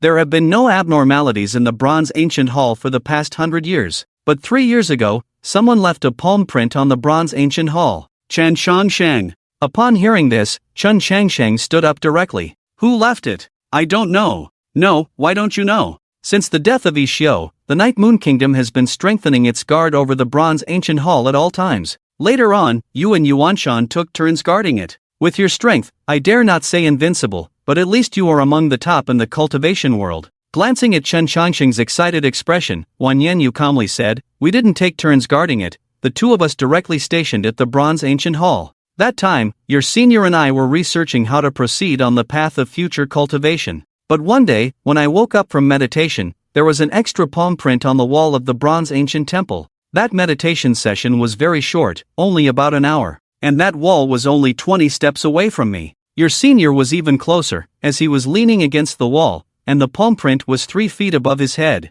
Hearing Yan Yu's description, Chen Shangsheng felt a tingling sensation on his scalp. Yuan Shan, were you meditating at that time too? No, I was reading ancient books, trying to deduce a new cultivation system. If it wasn't for the reminder from the Wolf Emperor, I wouldn't have known that there was a palm print on the wall behind me. There was also something next to that palm print. Saying this, Song Yuanshan took out a palm print rubbing and a wooden carving. When Chen Shangsheng saw the wooden carving, he froze. Because this wooden carving was the first one he carved and gave to her when they were both 7 years old. Seeing Chen Shangsheng's strange expression, Yan Yu said, "What's wrong? Do you recognize this?" "Of course I recognize it, because I carved this wooden carving myself. Under the heavens, only I can carve such a wooden carving." After speaking, Chen Shangsheng took the wooden carving and rubbing from Song Yuanshan. Then, Chen Shangsheng put away the wooden carving and took out another rubbing with the same palm print. Seeing Chen Shangsheng take out something identical, Zhuo Xinghao almost dropped his jaw in astonishment. "Sir, how do you also have this palm print? Could it be that the owner of this palm print is also your friend?" Zhuo Xinghao's thoughts were clear to Chen Shangsheng, but he didn't have time to play games now. "The owner of the wooden carving is someone I knew, but I don't know who the owner of the palm print is. The palm print rubbing I have was obtained from another bronze ancient temple." At that time, the mystery under the bronze ancient temple had already disappeared, and there was a line of words next to the palm print. The original text says, "Eliminate a great harm, congratulate the world." Looking at the two rubbings carefully, Chen Shangsheng said curiously, "Brother Changsheng, where is the bronze ancient temple with the palm print?" "The homeland of the Wulie. Based on my speculation, the Wulie race is the guardian of the bronze ancient temple. But as time passed, the Wulie race gradually declined. At that time, I used some special methods to take Wulie away from his homeland. But until now, I still haven't figured out where Wulie's homeland is in the 5 continents. The world is much larger than we can imagine." After looking for a while, Chen Shangsheng put away the 2 rubbings.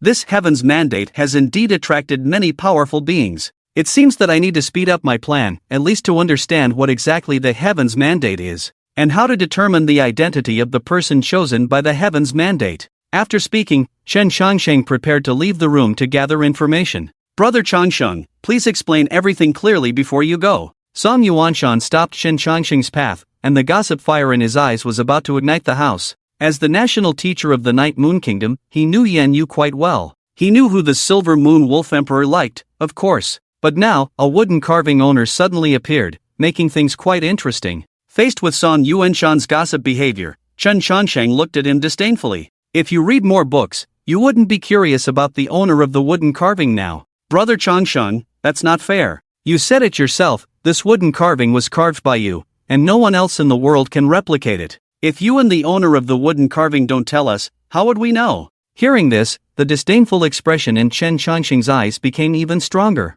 "Why can't you know? You should have heard of the owner of this wooden carving, and even seen her. When the Dacian dynasty was still in power, the Linglong sect almost formed an alliance with the Tenfua Temple. You should remember this, because this incident was passed down for nearly 100 years in the Dacian dynasty." Hearing this, Song Yuanshan became unhappy. "Changsheng, I know you are knowledgeable about the past and present, but you can't use these interesting stories from the cultivation world to deceive me with lies. As far as I know, this incident was caused by Master Isho when he was young. One day, out of curiosity, I asked Master Isho himself, and he personally said that it was just a misunderstanding. The fairy from the Linglong sect was Master Isho's senior, and at that time, it was just a case of unrequited love." "You're so gullible. Since you know about this, you should also know that the connection between Master Isho and the fairy from the Linglong sect was because of a wooden carving. If your intuition was a bit sharper, you would have investigated what kind of wooden carving Master Isho gave away back then. If you investigate, you will find that the wooden carving Master Isho gave away and the one I have in my hand are of the same style." Hearing this, Song Yuanshan looked at Chen Changsheng with a shocked expression. "Changsheng, when Master Isho gave away the wooden carving, you shouldn't have joined the Upper Clear sect yet, right?" "That's right. What's the problem with that? Who says I can only have friends after joining the Upper Clear sect? The wooden carving that Master Isho gave away was at my request, so the owner of the wooden carving is none other than the Linglong sect's prodigy, Fairy Changsheng. Also, both Master Isho and I know each other, but Master Isho never mentioned how we met. After all these years, haven't you ever had any doubts?" Song Yuanshan: "You're right, we should have been suspicious back then. Master Isho is almost 100 years older than us, and when you joined the Upper Clear sect, you were only about 20 years old. No matter how you look at it, you shouldn't have known him. It's like the saying goes, the people involved are often the last to know. Sorting out his jumbled thoughts, Song Yuanshan continued to dig up gossip. That's not right either. The fairy Changsheng from back then was a genius that the Linglong sect hadn't produced in 1,000 years.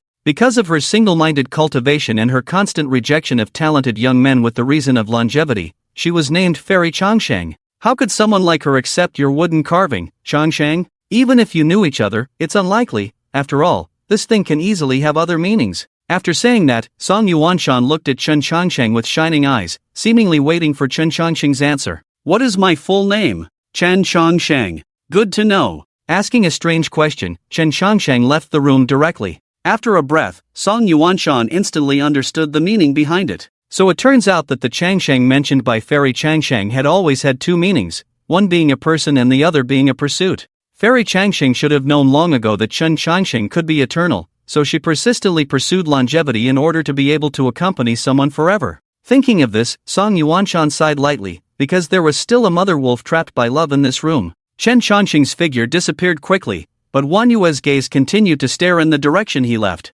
When Ishio was still alive, he had vaguely advised her. He told her not to continue waiting because Chen Changsheng would not stay for anyone, and living only for obsession would only increase her pain. There was once someone even more obsessed, but still couldn't keep Chen Changsheng. At that time, she didn't understand what even more obsessed meant, but now she understood. What kind of obsession would make a woman pursue that elusive longevity? Just to be able to accompany someone for a longer time. In a secluded garden, Chen Changsheng quietly knocked on a door. Miss, I've come to bring you tea. Speaking, a very sleazy smile appeared on Chen Changsheng's face. There was no way around it, because this wonderful misunderstanding was just too fun. If he were to propose to her to become Dao companions when he entered later, how would this single, over 700-year-old female cultivator respond? Just as he was thinking about it, the door opened. Cold gazes collided with Chen Changsheng's sleazy smile. Seeing this, Chen Changsheng's face instantly drooped. It was because the person who opened the door was the Purple Palace Holy Maiden.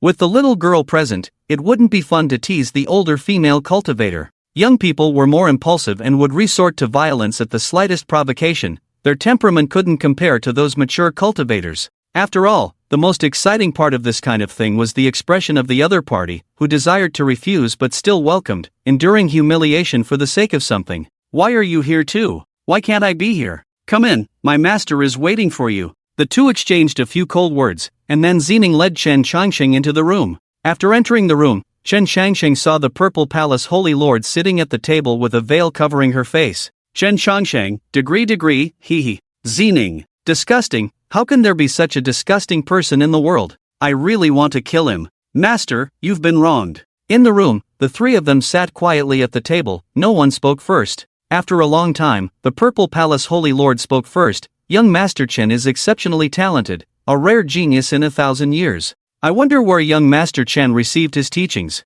Hearing this, a faint smile appeared at the corner of Chen Changsheng's mouth as he replied, I have no sector school, all my skills are self-taught. I see, but I noticed that young Master Chen has a close relationship with the three friends from the Eastern Wasteland. Could it be that you are their disciple? He. Holy Lord is joking. In life, who doesn't have a few friends and acquaintances? I just happened to meet them by chance, just like how Zining knows Elder Jiang from the Kunlun Holy Land. It's impossible that she is also Elder Jiang's disciple, right? After hearing Chen Changsheng's words, a hint of brilliance flashed in the eyes of the Purple Palace Holy Lord. Chen Changsheng's strength might not be invincible among the younger generation, but he was definitely not inferior to any holy son of any holy land. Holy sons were the quasi-heirs of the Holy Land, and even if the Holy Land wanted to cultivate such a genius, it would require a large amount of resources. Now, there was such a wild holy son in front of her. If she could win him over, it would be a huge profit. Thinking of this, the Purple Palace Holy Lord spoke again. Young Master's words make sense.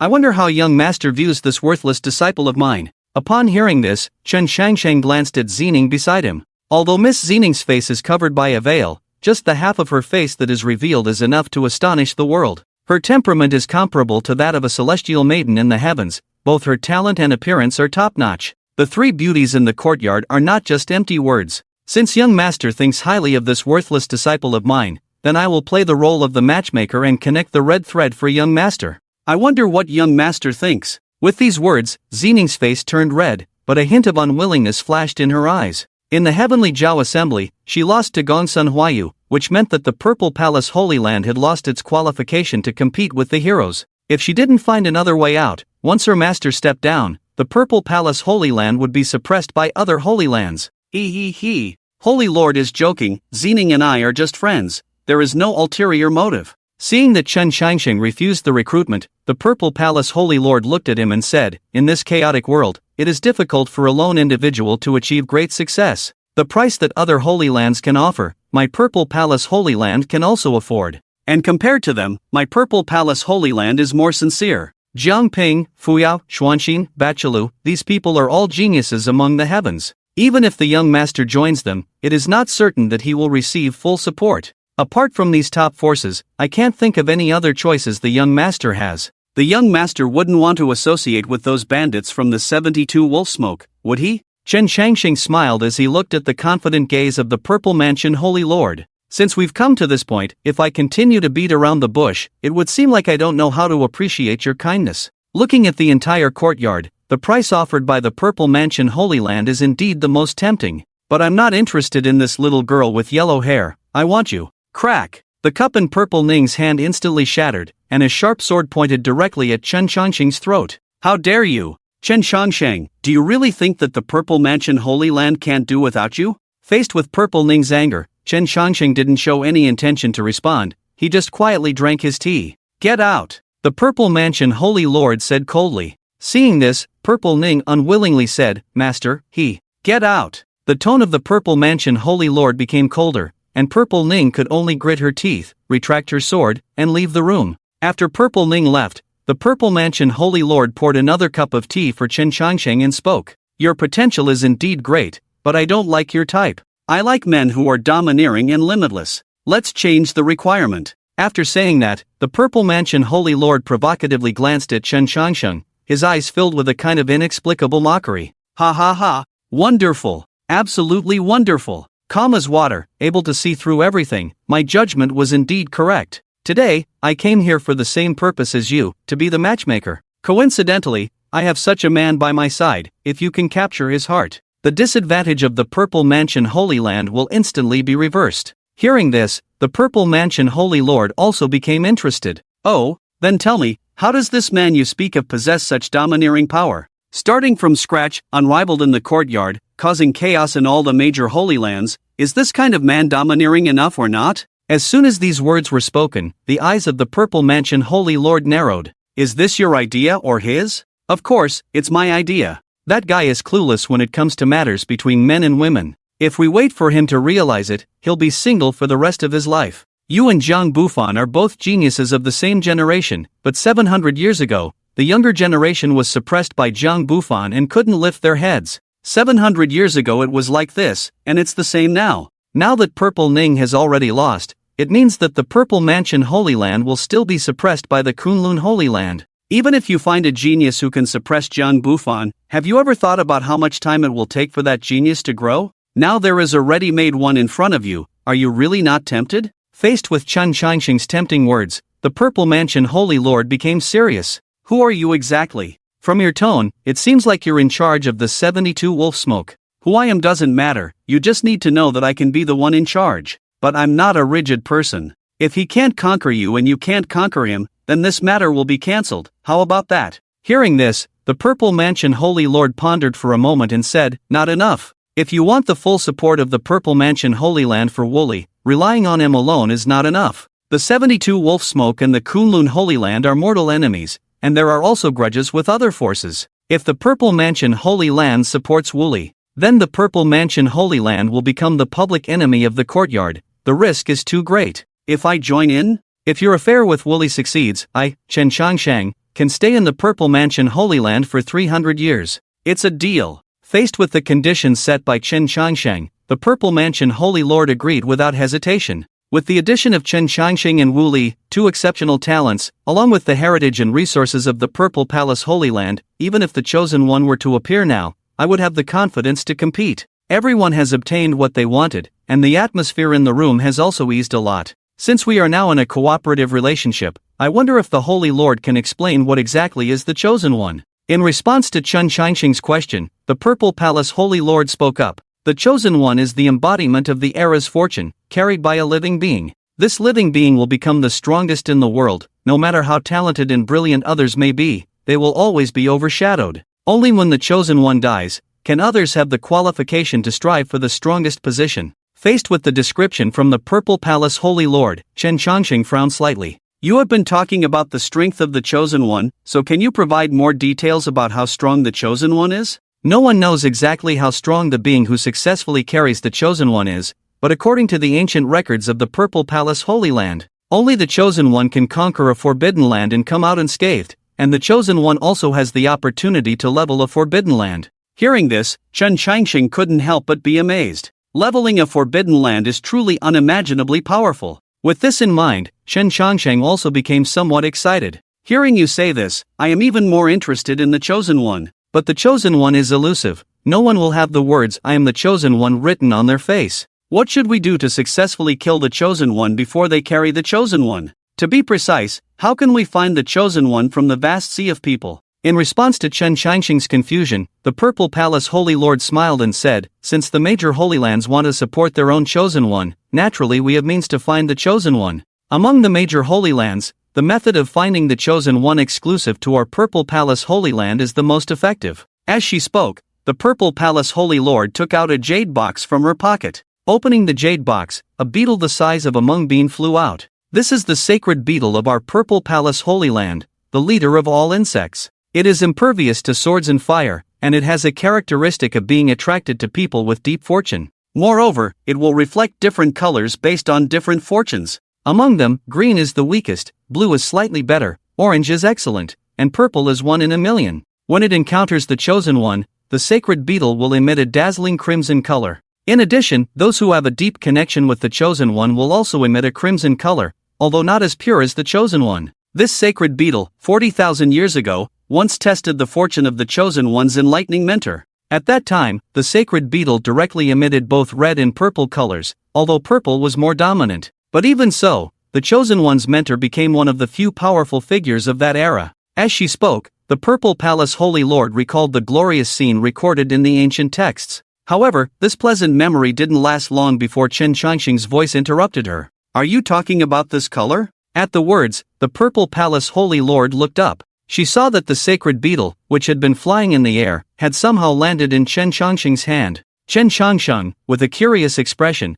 was carefully observing the sacred beetle held between his 2 fingers. The dazzling red light emitted almost blinded the Purple Palace Holy Lord's eyes. Silence! The Purple Palace Holy Lord remained silent for a breath, then rubbed her eyes and carefully looked at the light emitted by the sacred beetle. The room was filled with a red light that resembled fresh blood, and the only trace of purple seemed insignificant amidst the red glow. In the current situation, no one doubted that Chen Qianxing was the Chosen One, who he took a deep breath to calm his excitement, and the Purple Palace Lord spoke. What did you do? Why did the holy beetle react like this? We secretly checked all the geniuses when they entered the Kunlun Holy Land. At that time, your fortune only had a hint of red in the purple, so why has it changed now? Even if you are the Chosen One's own son, it shouldn't be like this. Chen Qianxing rolled his eyes at the excited expression of the Purple Palace Lord and said, I still want to ask you what happened. You brought out this bug, how would I know? After speaking, the two fell silent again. Because they had just been discussing how to kill the one who opened the Chosen One's fate,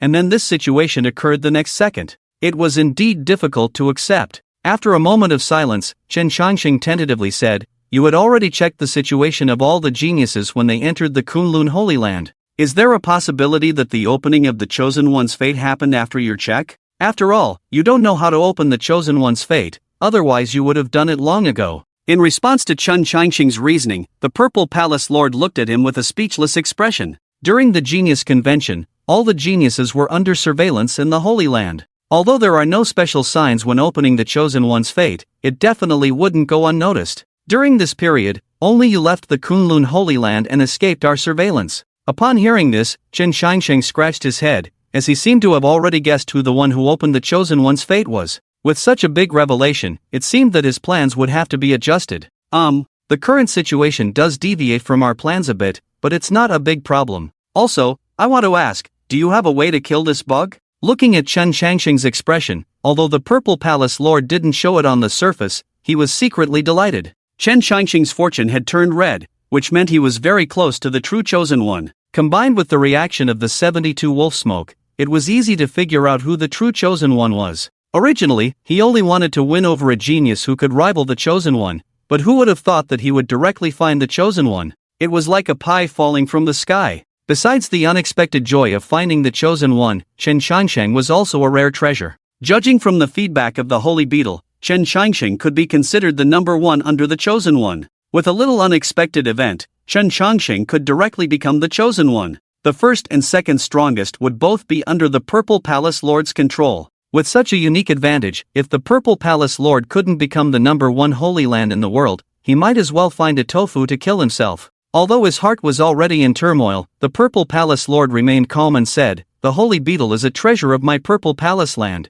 and even I don't have a good way to eliminate it. But I conceal it, so other holy lands won't discover your and Witchli's identities. After all, the methods of other holy lands are far inferior to the holy beetle." As soon as the Purple Palace Lord finished speaking, a golden light flew out from Chen Shangxing's arms. Crack! The holy beetle, the treasure of the Purple Palace land and the leader of the 10,000 insects, died, bitten by a fat silkworm. As they looked at the fat silkworm feasting on the holy beetle's corpse on the table, the two fell into silence once again. Is this the leader of the 10,000 insects? Not anymore. Do you still have holy beetles at your home? No more. For tens of thousands of years, this is the only one in the Purple Mansion Holy Land. After a brief exchange, the two fell into silence again. After the big fat silkworm completely consumed the corpse of the holy beetle, Chen Shangsheng put away the golden silkworm goo. Since everything has been settled, then it's decided. You didn't back out before, and now you definitely won't back out. After speaking, Chen Shangsheng got up and walked outside. Wait, is there something else? Looking at Chen Shangsheng's puzzled expression, the Purple Mansion Holy Lord blushed slightly. Even if you want to play matchmaker, you should at least let us meet. I, Nailan Jinghao, am the master of the Purple Mansion Holy Land. I definitely won't fall for a man I've never met. I've figured this out for you. In a while, I will have the 72 wolf smoke kidnap him, and then you will meet him. This way, you can also test how strong this man who opens the heavenly mandate really is. If you can't defeat him, he is not qualified to bear the heavenly mandate. Also, a friendly reminder, I won't tell anyone about today's events, including Wooly. In other words, he will go all out when kidnapping him, and if you show mercy, you will be beaten up. With that, Chen Shangsheng paused and smiled. I have a question that I'm curious about. If I become the one who opens the heavenly mandate, will you fall in love with me? Faced with Chen Shangsheng's question, Nailan Jing solemnly said, if it really is you who opens the heavenly mandate, I can become your loyal ally. I can also become your ally, but I will never fall in love with you, because you're really not my type. Hearing this answer, Chen Shangsheng touched his face and said, this answer is really heartbreaking. After all, I am somewhat confident in my appearance. But this answer obviously suits my intentions better. After speaking, Chen Shangsheng opened the door and walked away leisurely. Seeing Chen Shangsheng leave the room, Zining quickly walked in and asked, Master, did that guy say anything disrespectful? Faced with Zining's words, Nailan Jing ignored them and just looked in the direction Chen Shangsheng had left with a blush on her face. The first man in 30,000 years to open the heavenly mandate, it sounds really domineering. What kind of man will he be? Zining. Master, please don't make that expression, I really can't accept this. If an ordinary person said what you just said, it would be called taking advantage of someone younger, you know? While Zining was lost in thought, Nailan Jing also recovered from her emotions. Ninger, starting from tomorrow, Chen Shangsheng will be the son of the Purple Mansion Holy Land, and you must protect him at all times. Hearing this, Zining looked at Nailan Jing in surprise.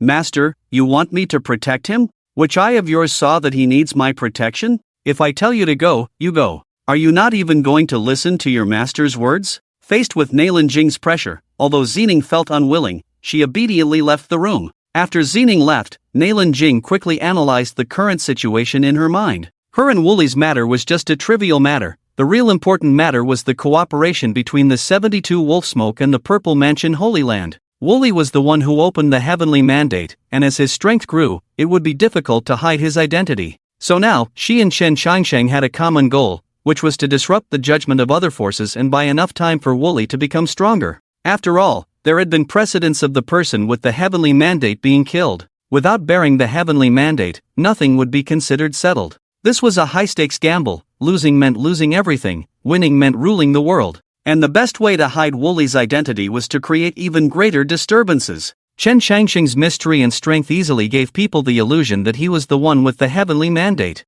So as long as Chen Changsheng's trump card is not revealed, the risk of his identity as a witcher being exposed will be greatly reduced. Relying solely on Gong Sun Huayu is not enough to withstand the tests from various talented individuals in sacred grounds, which is why he sent Zining to assist. With this in mind, Nalin Jing let out a sigh of relief and murmured, using oneself as bait, with the Purple Palace sacred ground as a hidden support, what a grand plan. You have deep connections with the forces in the eastern wasteland. You treat the descendants of the 72 wolf smoke as servants, and you know all the major powers in the courtyard. Even the undefeated Yao Guan Holy Sun has to give you some respect. Who exactly is Chen Changsheng? Saying this, Nalin Jing once again fell into contemplation because she couldn't see through Chen Changsheng. Although she couldn't determine Chen Changsheng's specific identity, Nalin Jing was certain that he was not an inexperienced young man. Ah, I'm so tired. Can't you all gather together and discuss things? Do I have to run around by myself? Looking at the crossed-out names on the list, Chen Changsheng couldn't help but complain again.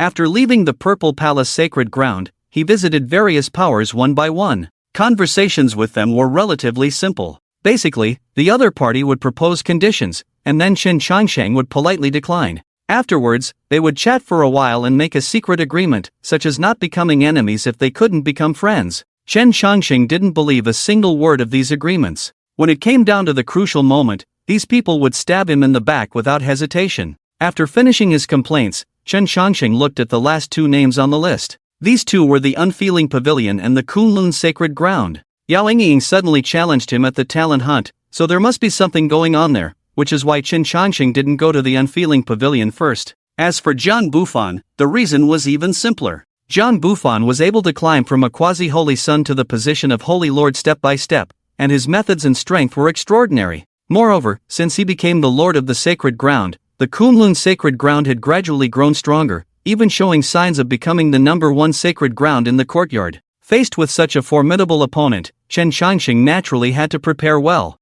Swipe. Crossing out the name of the Unfeeling Pavilion, Chen Changsheng strode towards the residence of the Unfeeling Pavilion. Zhang Bufan, this tough nut to crack, naturally had to be dealt with last. Arriving at the residence of the Unfeeling Pavilion's master, Abbess Extinction, had been waiting for a long time. Seeing this, Chen Changsheng grinned and said, I'm really sorry for coming to see you so late, Abbess. I hope you can forgive me. As long as you're here, it doesn't matter whether it's earlier or later. Please have a seat. Inviting Chen Changsheng to sit down, Abbess Extinction poured him a cup of tea. Looking at the tea in front of him, Chen Changsheng pondered for a moment and said, It's getting late. Abbess, if you have something to say, please go ahead. As far as I know, the successors of the Unfeeling Pavilion have always been female disciples. Based on this situation, it seems unlikely that the Unfeeling Pavilion has any intention of recruiting me. In response to Chen Changsheng's words, Abbess Extinction glanced at him and said, The successor of the Unfeeling Pavilion can never be a man.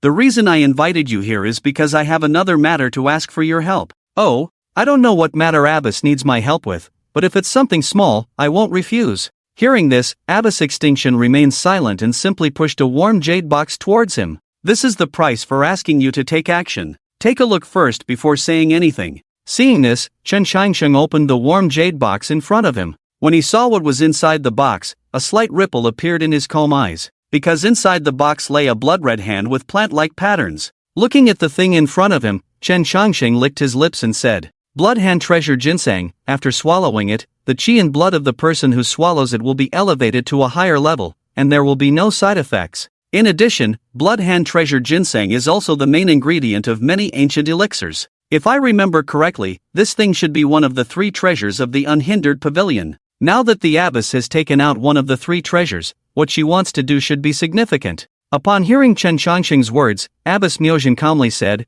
Gongsun Huayu's cultivation method is extraordinary. Although I don't know the key point, I have noticed some clues. The integration of essence, qi, and spirit without any deficiency can indeed avoid many flaws. But in this way, the resources needed by cultivators will greatly increase. Regarding spiritual power, it can be supplemented with the spiritual energy of heaven and earth and the divine source, but it is difficult for qi and blood. The human race is naturally weak, and it is essential to have nourishing substances to strengthen qi and blood and enhance the physical body. The higher the realm, the fewer natural treasures that can nourish oneself. This Blood Hand Treasure Ginseng can help you reach a higher level. You can take the item, but you need to kill Xuanxin. Upon hearing Abbess Miaozhen's request, Chen Changsheng narrowed his eyes. Abbess, the blood-hand treasure ginseng is indeed a rare treasure, but I, Chen Changsheng, am not a pauper. You want me to kill the monks of the North Desert Buddhist Kingdom with just this item? Isn't that a bit far-fetched? This item alone is certainly not enough. After you kill Xuanxin, I can let Yingying leave a bloodline for you. Yingying's constitution is rarely seen in 10,000 years. The offspring she and you give birth to will definitely become the most outstanding talents. Upon hearing this, Chen Changsheng leaned back slightly in surprise and said, "This joke is not funny. Although I may be handsome like Panin, I am not so narcissistic to think that all women will like me. The matter of Tao companions requires mutual consent. You can't possibly." He stopped halfway through his words, then looked at Abbess Miaozhen with a contemptuous gaze. "Are you planning to use force?" "Yes." Abbess Miaozhen took a sip of tea and calmly said, "To cultivate the heartless heavenly scripture to the highest realm, one must achieve heartlessness and desirelessness." But she happened to fall in love with the monks of the North Desert Buddhist Kingdom. Although she did not violate my orders and separated from Xuanxin, she can't forget him in her heart. By killing Xuanxin and giving birth to offspring, her heart will die completely, and she will be able to cultivate the forgetfulness heavenly scripture to the highest realm. Hearing Abbess Miaozhen calmly expressing her thoughts, Chen Changsheng felt extremely disgusted.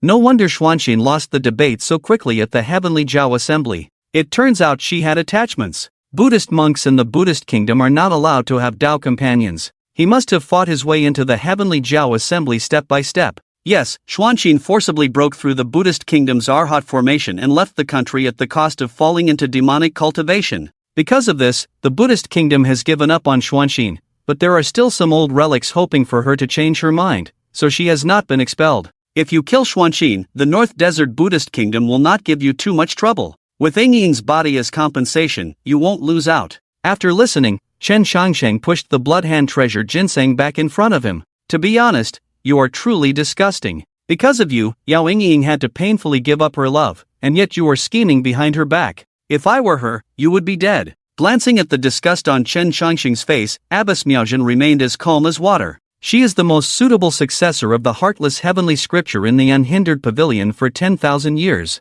Apart from the founder of the Unhindered Pavilion, no one else has been able to cultivate the heartless heavenly scripture to perfection, but she has this opportunity, so I cannot let her go astray. Hate me or blame me, as long as she can master the heartless heavenly book and achieve the pure body. Even if it costs me my life, it doesn't matter. Ha ha ha, what an excellent Master Miju, what an outstanding unfeeling sect. I, Chen Changsheng, have truly broadened my horizons. I cannot do this matter, Master Miju, please find someone else. After speaking, Chen Changsheng stood up and left directly. Even if you don't agree, there will be others who will. Upon hearing this, Chen Changsheng paused for a moment, then turned his head and said, "If others agree, that's their business. Anyway, I, Chen Changsheng, will not do such disgusting things. You can manipulate your disciples as you please, and I won't stop you from killing Xian Xian, but don't let such things happen in front of me. If I see it, then I will have to intervene, because you have truly disgusted me." After speaking, Chen Changsheng left the residence of the unfeeling sect. Watching Chen Changsheng's departing figure, Master Miju still had no expression on her face.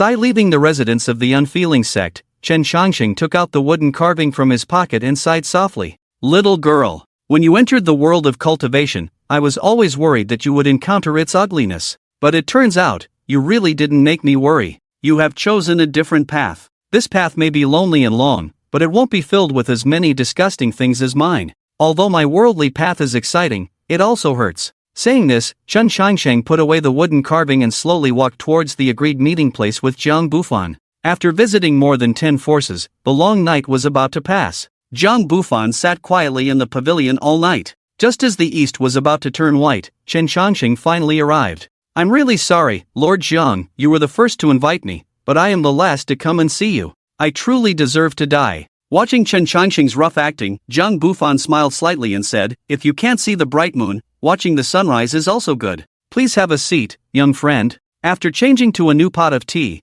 the two of them silently looked at the distant light. After a long time, Chen Changsheng casually said, "Lord Jiang, don't you plan to offer me a tempting price to recruit me?" Hearing this, Jiang Feng smiled faintly. "Young friend, you have misunderstood. I never intended to recruit you. I invited you here just to catch up. Others may try to recruit you because they lack confidence in themselves. They don't believe they can have the last laugh, so they put their hopes on others. But I have never had such thoughts, 700 years ago and even now. Is Lord Jiang really that confident? Chen Changsheng looked at the light in the sky and said, "Today, there are many outstanding talents. I want to fight my way out. It is definitely a difficult task, like reaching the heavens. Where does Lord Jiang's confidence come from?" Faced with Chen Changsheng's direct question, Zhang Bufan didn't get angry but instead said cheerfully, "My confidence comes from myself, just like it did back then. At that time, no one believed that I, a quasi-holy son, could replace the true holy son. No one believed that I could become the Lord despite everyone's opposition.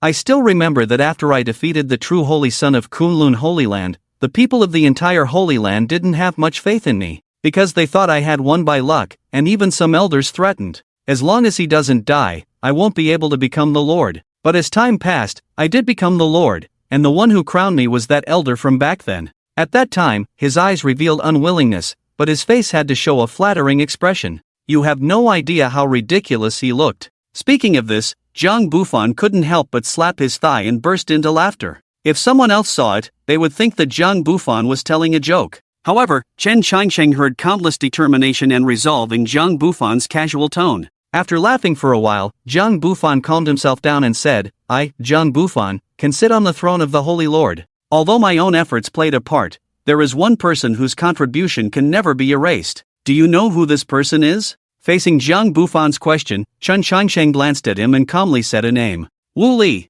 He is the greatest contributor to your ascension to the throne of the Holy Lord. You defeated the original Holy Son, Zhang Feng, and took his place, but the person behind Zhang Feng would not allow such a thing to happen. If you want to secure your position as the Holy Son, you can only continue to achieve meritorious deeds, so you are the original sponsor of the 72 wolf smoke." Clap clap clap.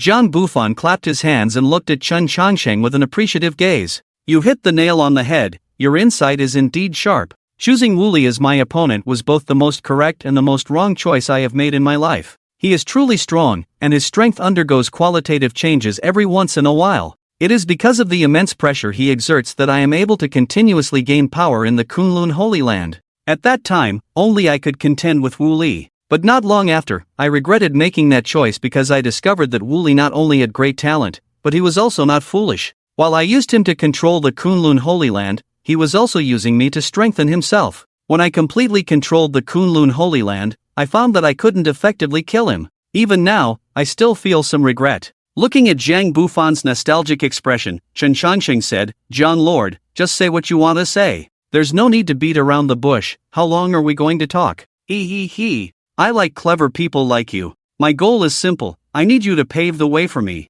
Yao Guang, the holy son of the radiant light, Ba Tu Lu of the southern plains, Xian Xin of the northern desert, Yao Ying of the unhindered pavilion, and some other formidable individuals who haven't shown themselves yet. Even if all these people join forces, I won't be able to kill them all in one strike. I know these geniuses too well. If I can't achieve a one-hit kill, they will become even stronger the next time. Because I have walked this path myself, I won't make the same mistakes as my enemies." Faced with Zhang Bufan's request, Chen Changsheng remained silent and looked straight into his eyes. "What if I don't do it? Then I will kill you. I will stop you no matter what you want to do. I know you must have found some helpers who might be able to save your life, but they won't be able to stop me completely. With my intervention, do you think you can still contend for the heavenly mandate?" Hearing this, Chen Changsheng laughed. "Using the same tricks, in similar situations, aren't you afraid of cultivating another Wu Li?" "I'm not afraid, because a person can't fall in the same place twice. But the path I have opened, others can also walk.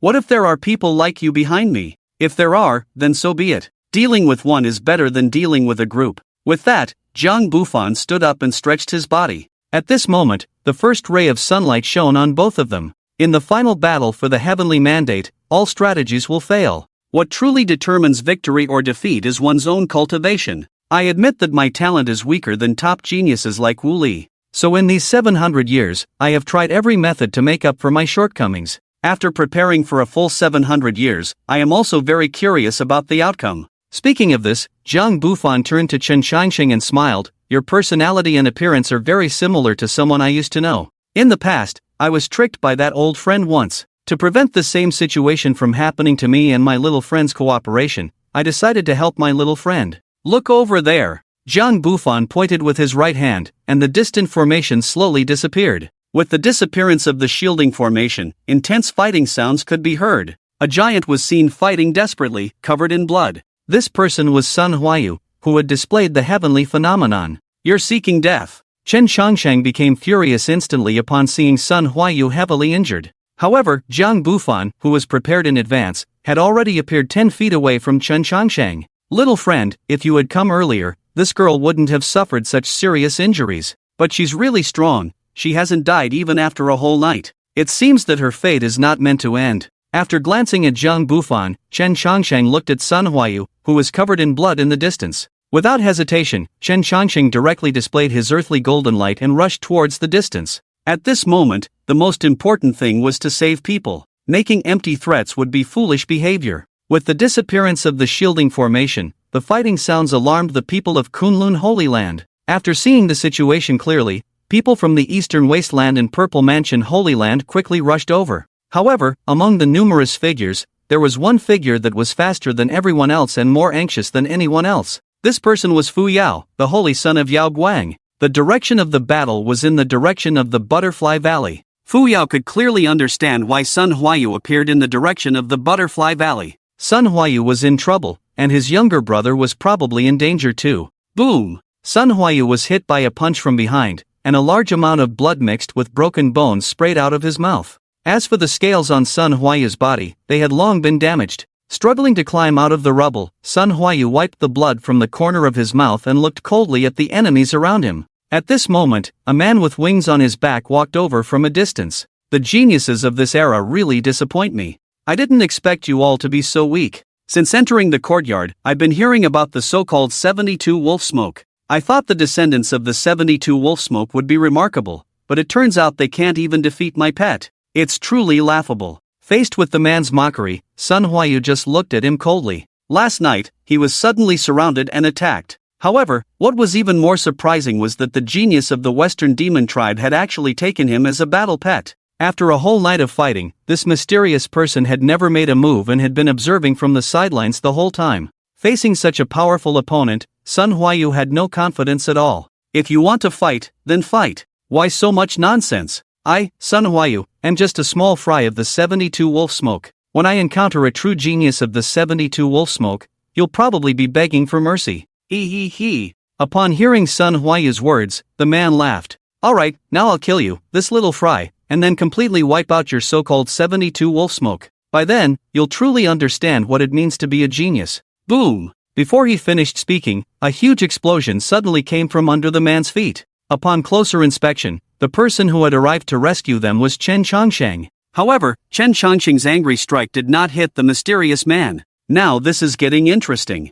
But your speed is too slow, it seems like you can't hit me." The man floating in the air looked disdainfully at Chen Changsheng. Glancing at the wings behind the man that were flickering with the power of wind and thunder, Chen Changsheng threw out many formations with a backhand. Buzz! A simplified version of the heaven and earth mortal array instantly formed. In the moment the formation closed, a bright light rushed in. Looking at the mess in the Butterfly Valley and the heavily injured Sun Huayu, the light on Fu Yao's body gradually became dazzling. Obviously, this Yao Guang Holy Son was furious. Seeing the arrival of Fu Yao, Chen Changsheng exchanged a glance with her. "Kill him." These 3 words were casually spoken, and 2 terrifying auras shook the world, causing the formation to tremble. Chen Changsheng faced 4 outstanding talents from the Western Zhou's demonic clan, while Fu Yao faced a man with wings on his back. As soon as they clashed, screams of agony rang out. Chen Changsheng forcefully broke the teeth of a member of the giant elephant clan with his bare hands. A large black butterfly had half of its wings torn apart, and Chen Changsheng used a broken sword to cut off one of the bare paws of a golden gorilla, which was comparable to a small mountain. The Xian water turtle, which could corrode everything, couldn't harm Chen Changsheng in the slightest. The Xian turtle shell, which could defend against everything, was shattered by Chen Changsheng's 3 punches. The 4 outstanding talents from the Western Zhou couldn't even last 3 breaths in Chen Changsheng's hands. Meanwhile, in the span of these 3 breaths, Fu Yao had already exchanged over 300 moves with the mysterious man. Every strand of Yao Guang's hair was glowing, and a crystal-clear immortal bone made Yao Guang's aura reach its peak. "Faster, even faster. Only someone like you is qualified to fight me." In the battle with Fu Yao, the mysterious man burst into laughter, completely disregarding Yao Guang in front of him. Seeing that he couldn't restrict this person's movements in a short period of time, Fu Yao emitted another hidden aura. It seemed like she was about to use some last resort. "Get lost." Just as Yao Guan was about to use her techniques, Chen Shangsheng, who had been waiting for an opportunity, suddenly found one. He used his vertical golden light to appear above them and ruthlessly struck the mysterious man's head with his gluttonous bone. Clang! The powerful strike caused the mysterious man to feel dizzy, and his speed momentarily stagnated. With this brief pause, Yao Guang unleashed all her firepower and forcefully knocked the man down from the air. Boom! Boom! Boom! With Chen Shangsheng and Fuya working together, the mysterious man quickly sank into the ground at an extremely fast speed. In less than a breath's time, the three of them had already appeared 100 zhang underground. Ah! A roar came from underground, and a powerful energy directly overturned the soil within a radius of 10 li and a depth of 100 zhang. However, when the furious mysterious man emerged from the ground, Chen Shangsheng and Fuya were already standing by as if nothing had happened. At the same time, the powerful figures of the Kunlun Holy Land also arrived. 6 breaths. From the moment Chen Shangsheng arrived at the scene to the end of the battle, only 6 breaths had passed. Seeing the scene before him, the mysterious man also knew that he had no chance to make a move. After all, even if he was arrogant, he didn't think he could single-handedly defeat all the experts here. Lord Jiang, what is going on? Can the Kunlun Holy Land still guarantee the safety of the outstanding talents? Faced with the situation before them, Neilin Jing was the first to apply pressure. However, in response to Neilin Jing's questioning, Zhang Bufan smiled and said, "Please don't misunderstand, this was just a friendly exchange. These young friends are also outstanding talents participating in the Outstanding Talents Conference. They arrived a bit late, so they didn't have time to introduce themselves to everyone. These 4 are outstanding talents from the Western Zhou, and this one is an outstanding talent from the Forbidden Ground of the Holy Ruins." When they heard the words Forbidden Ground of the Holy Ruins, everyone's expressions changed. The man who had suffered a great loss earlier finally revealed a smile on his face. The central courtyard is nothing more than this.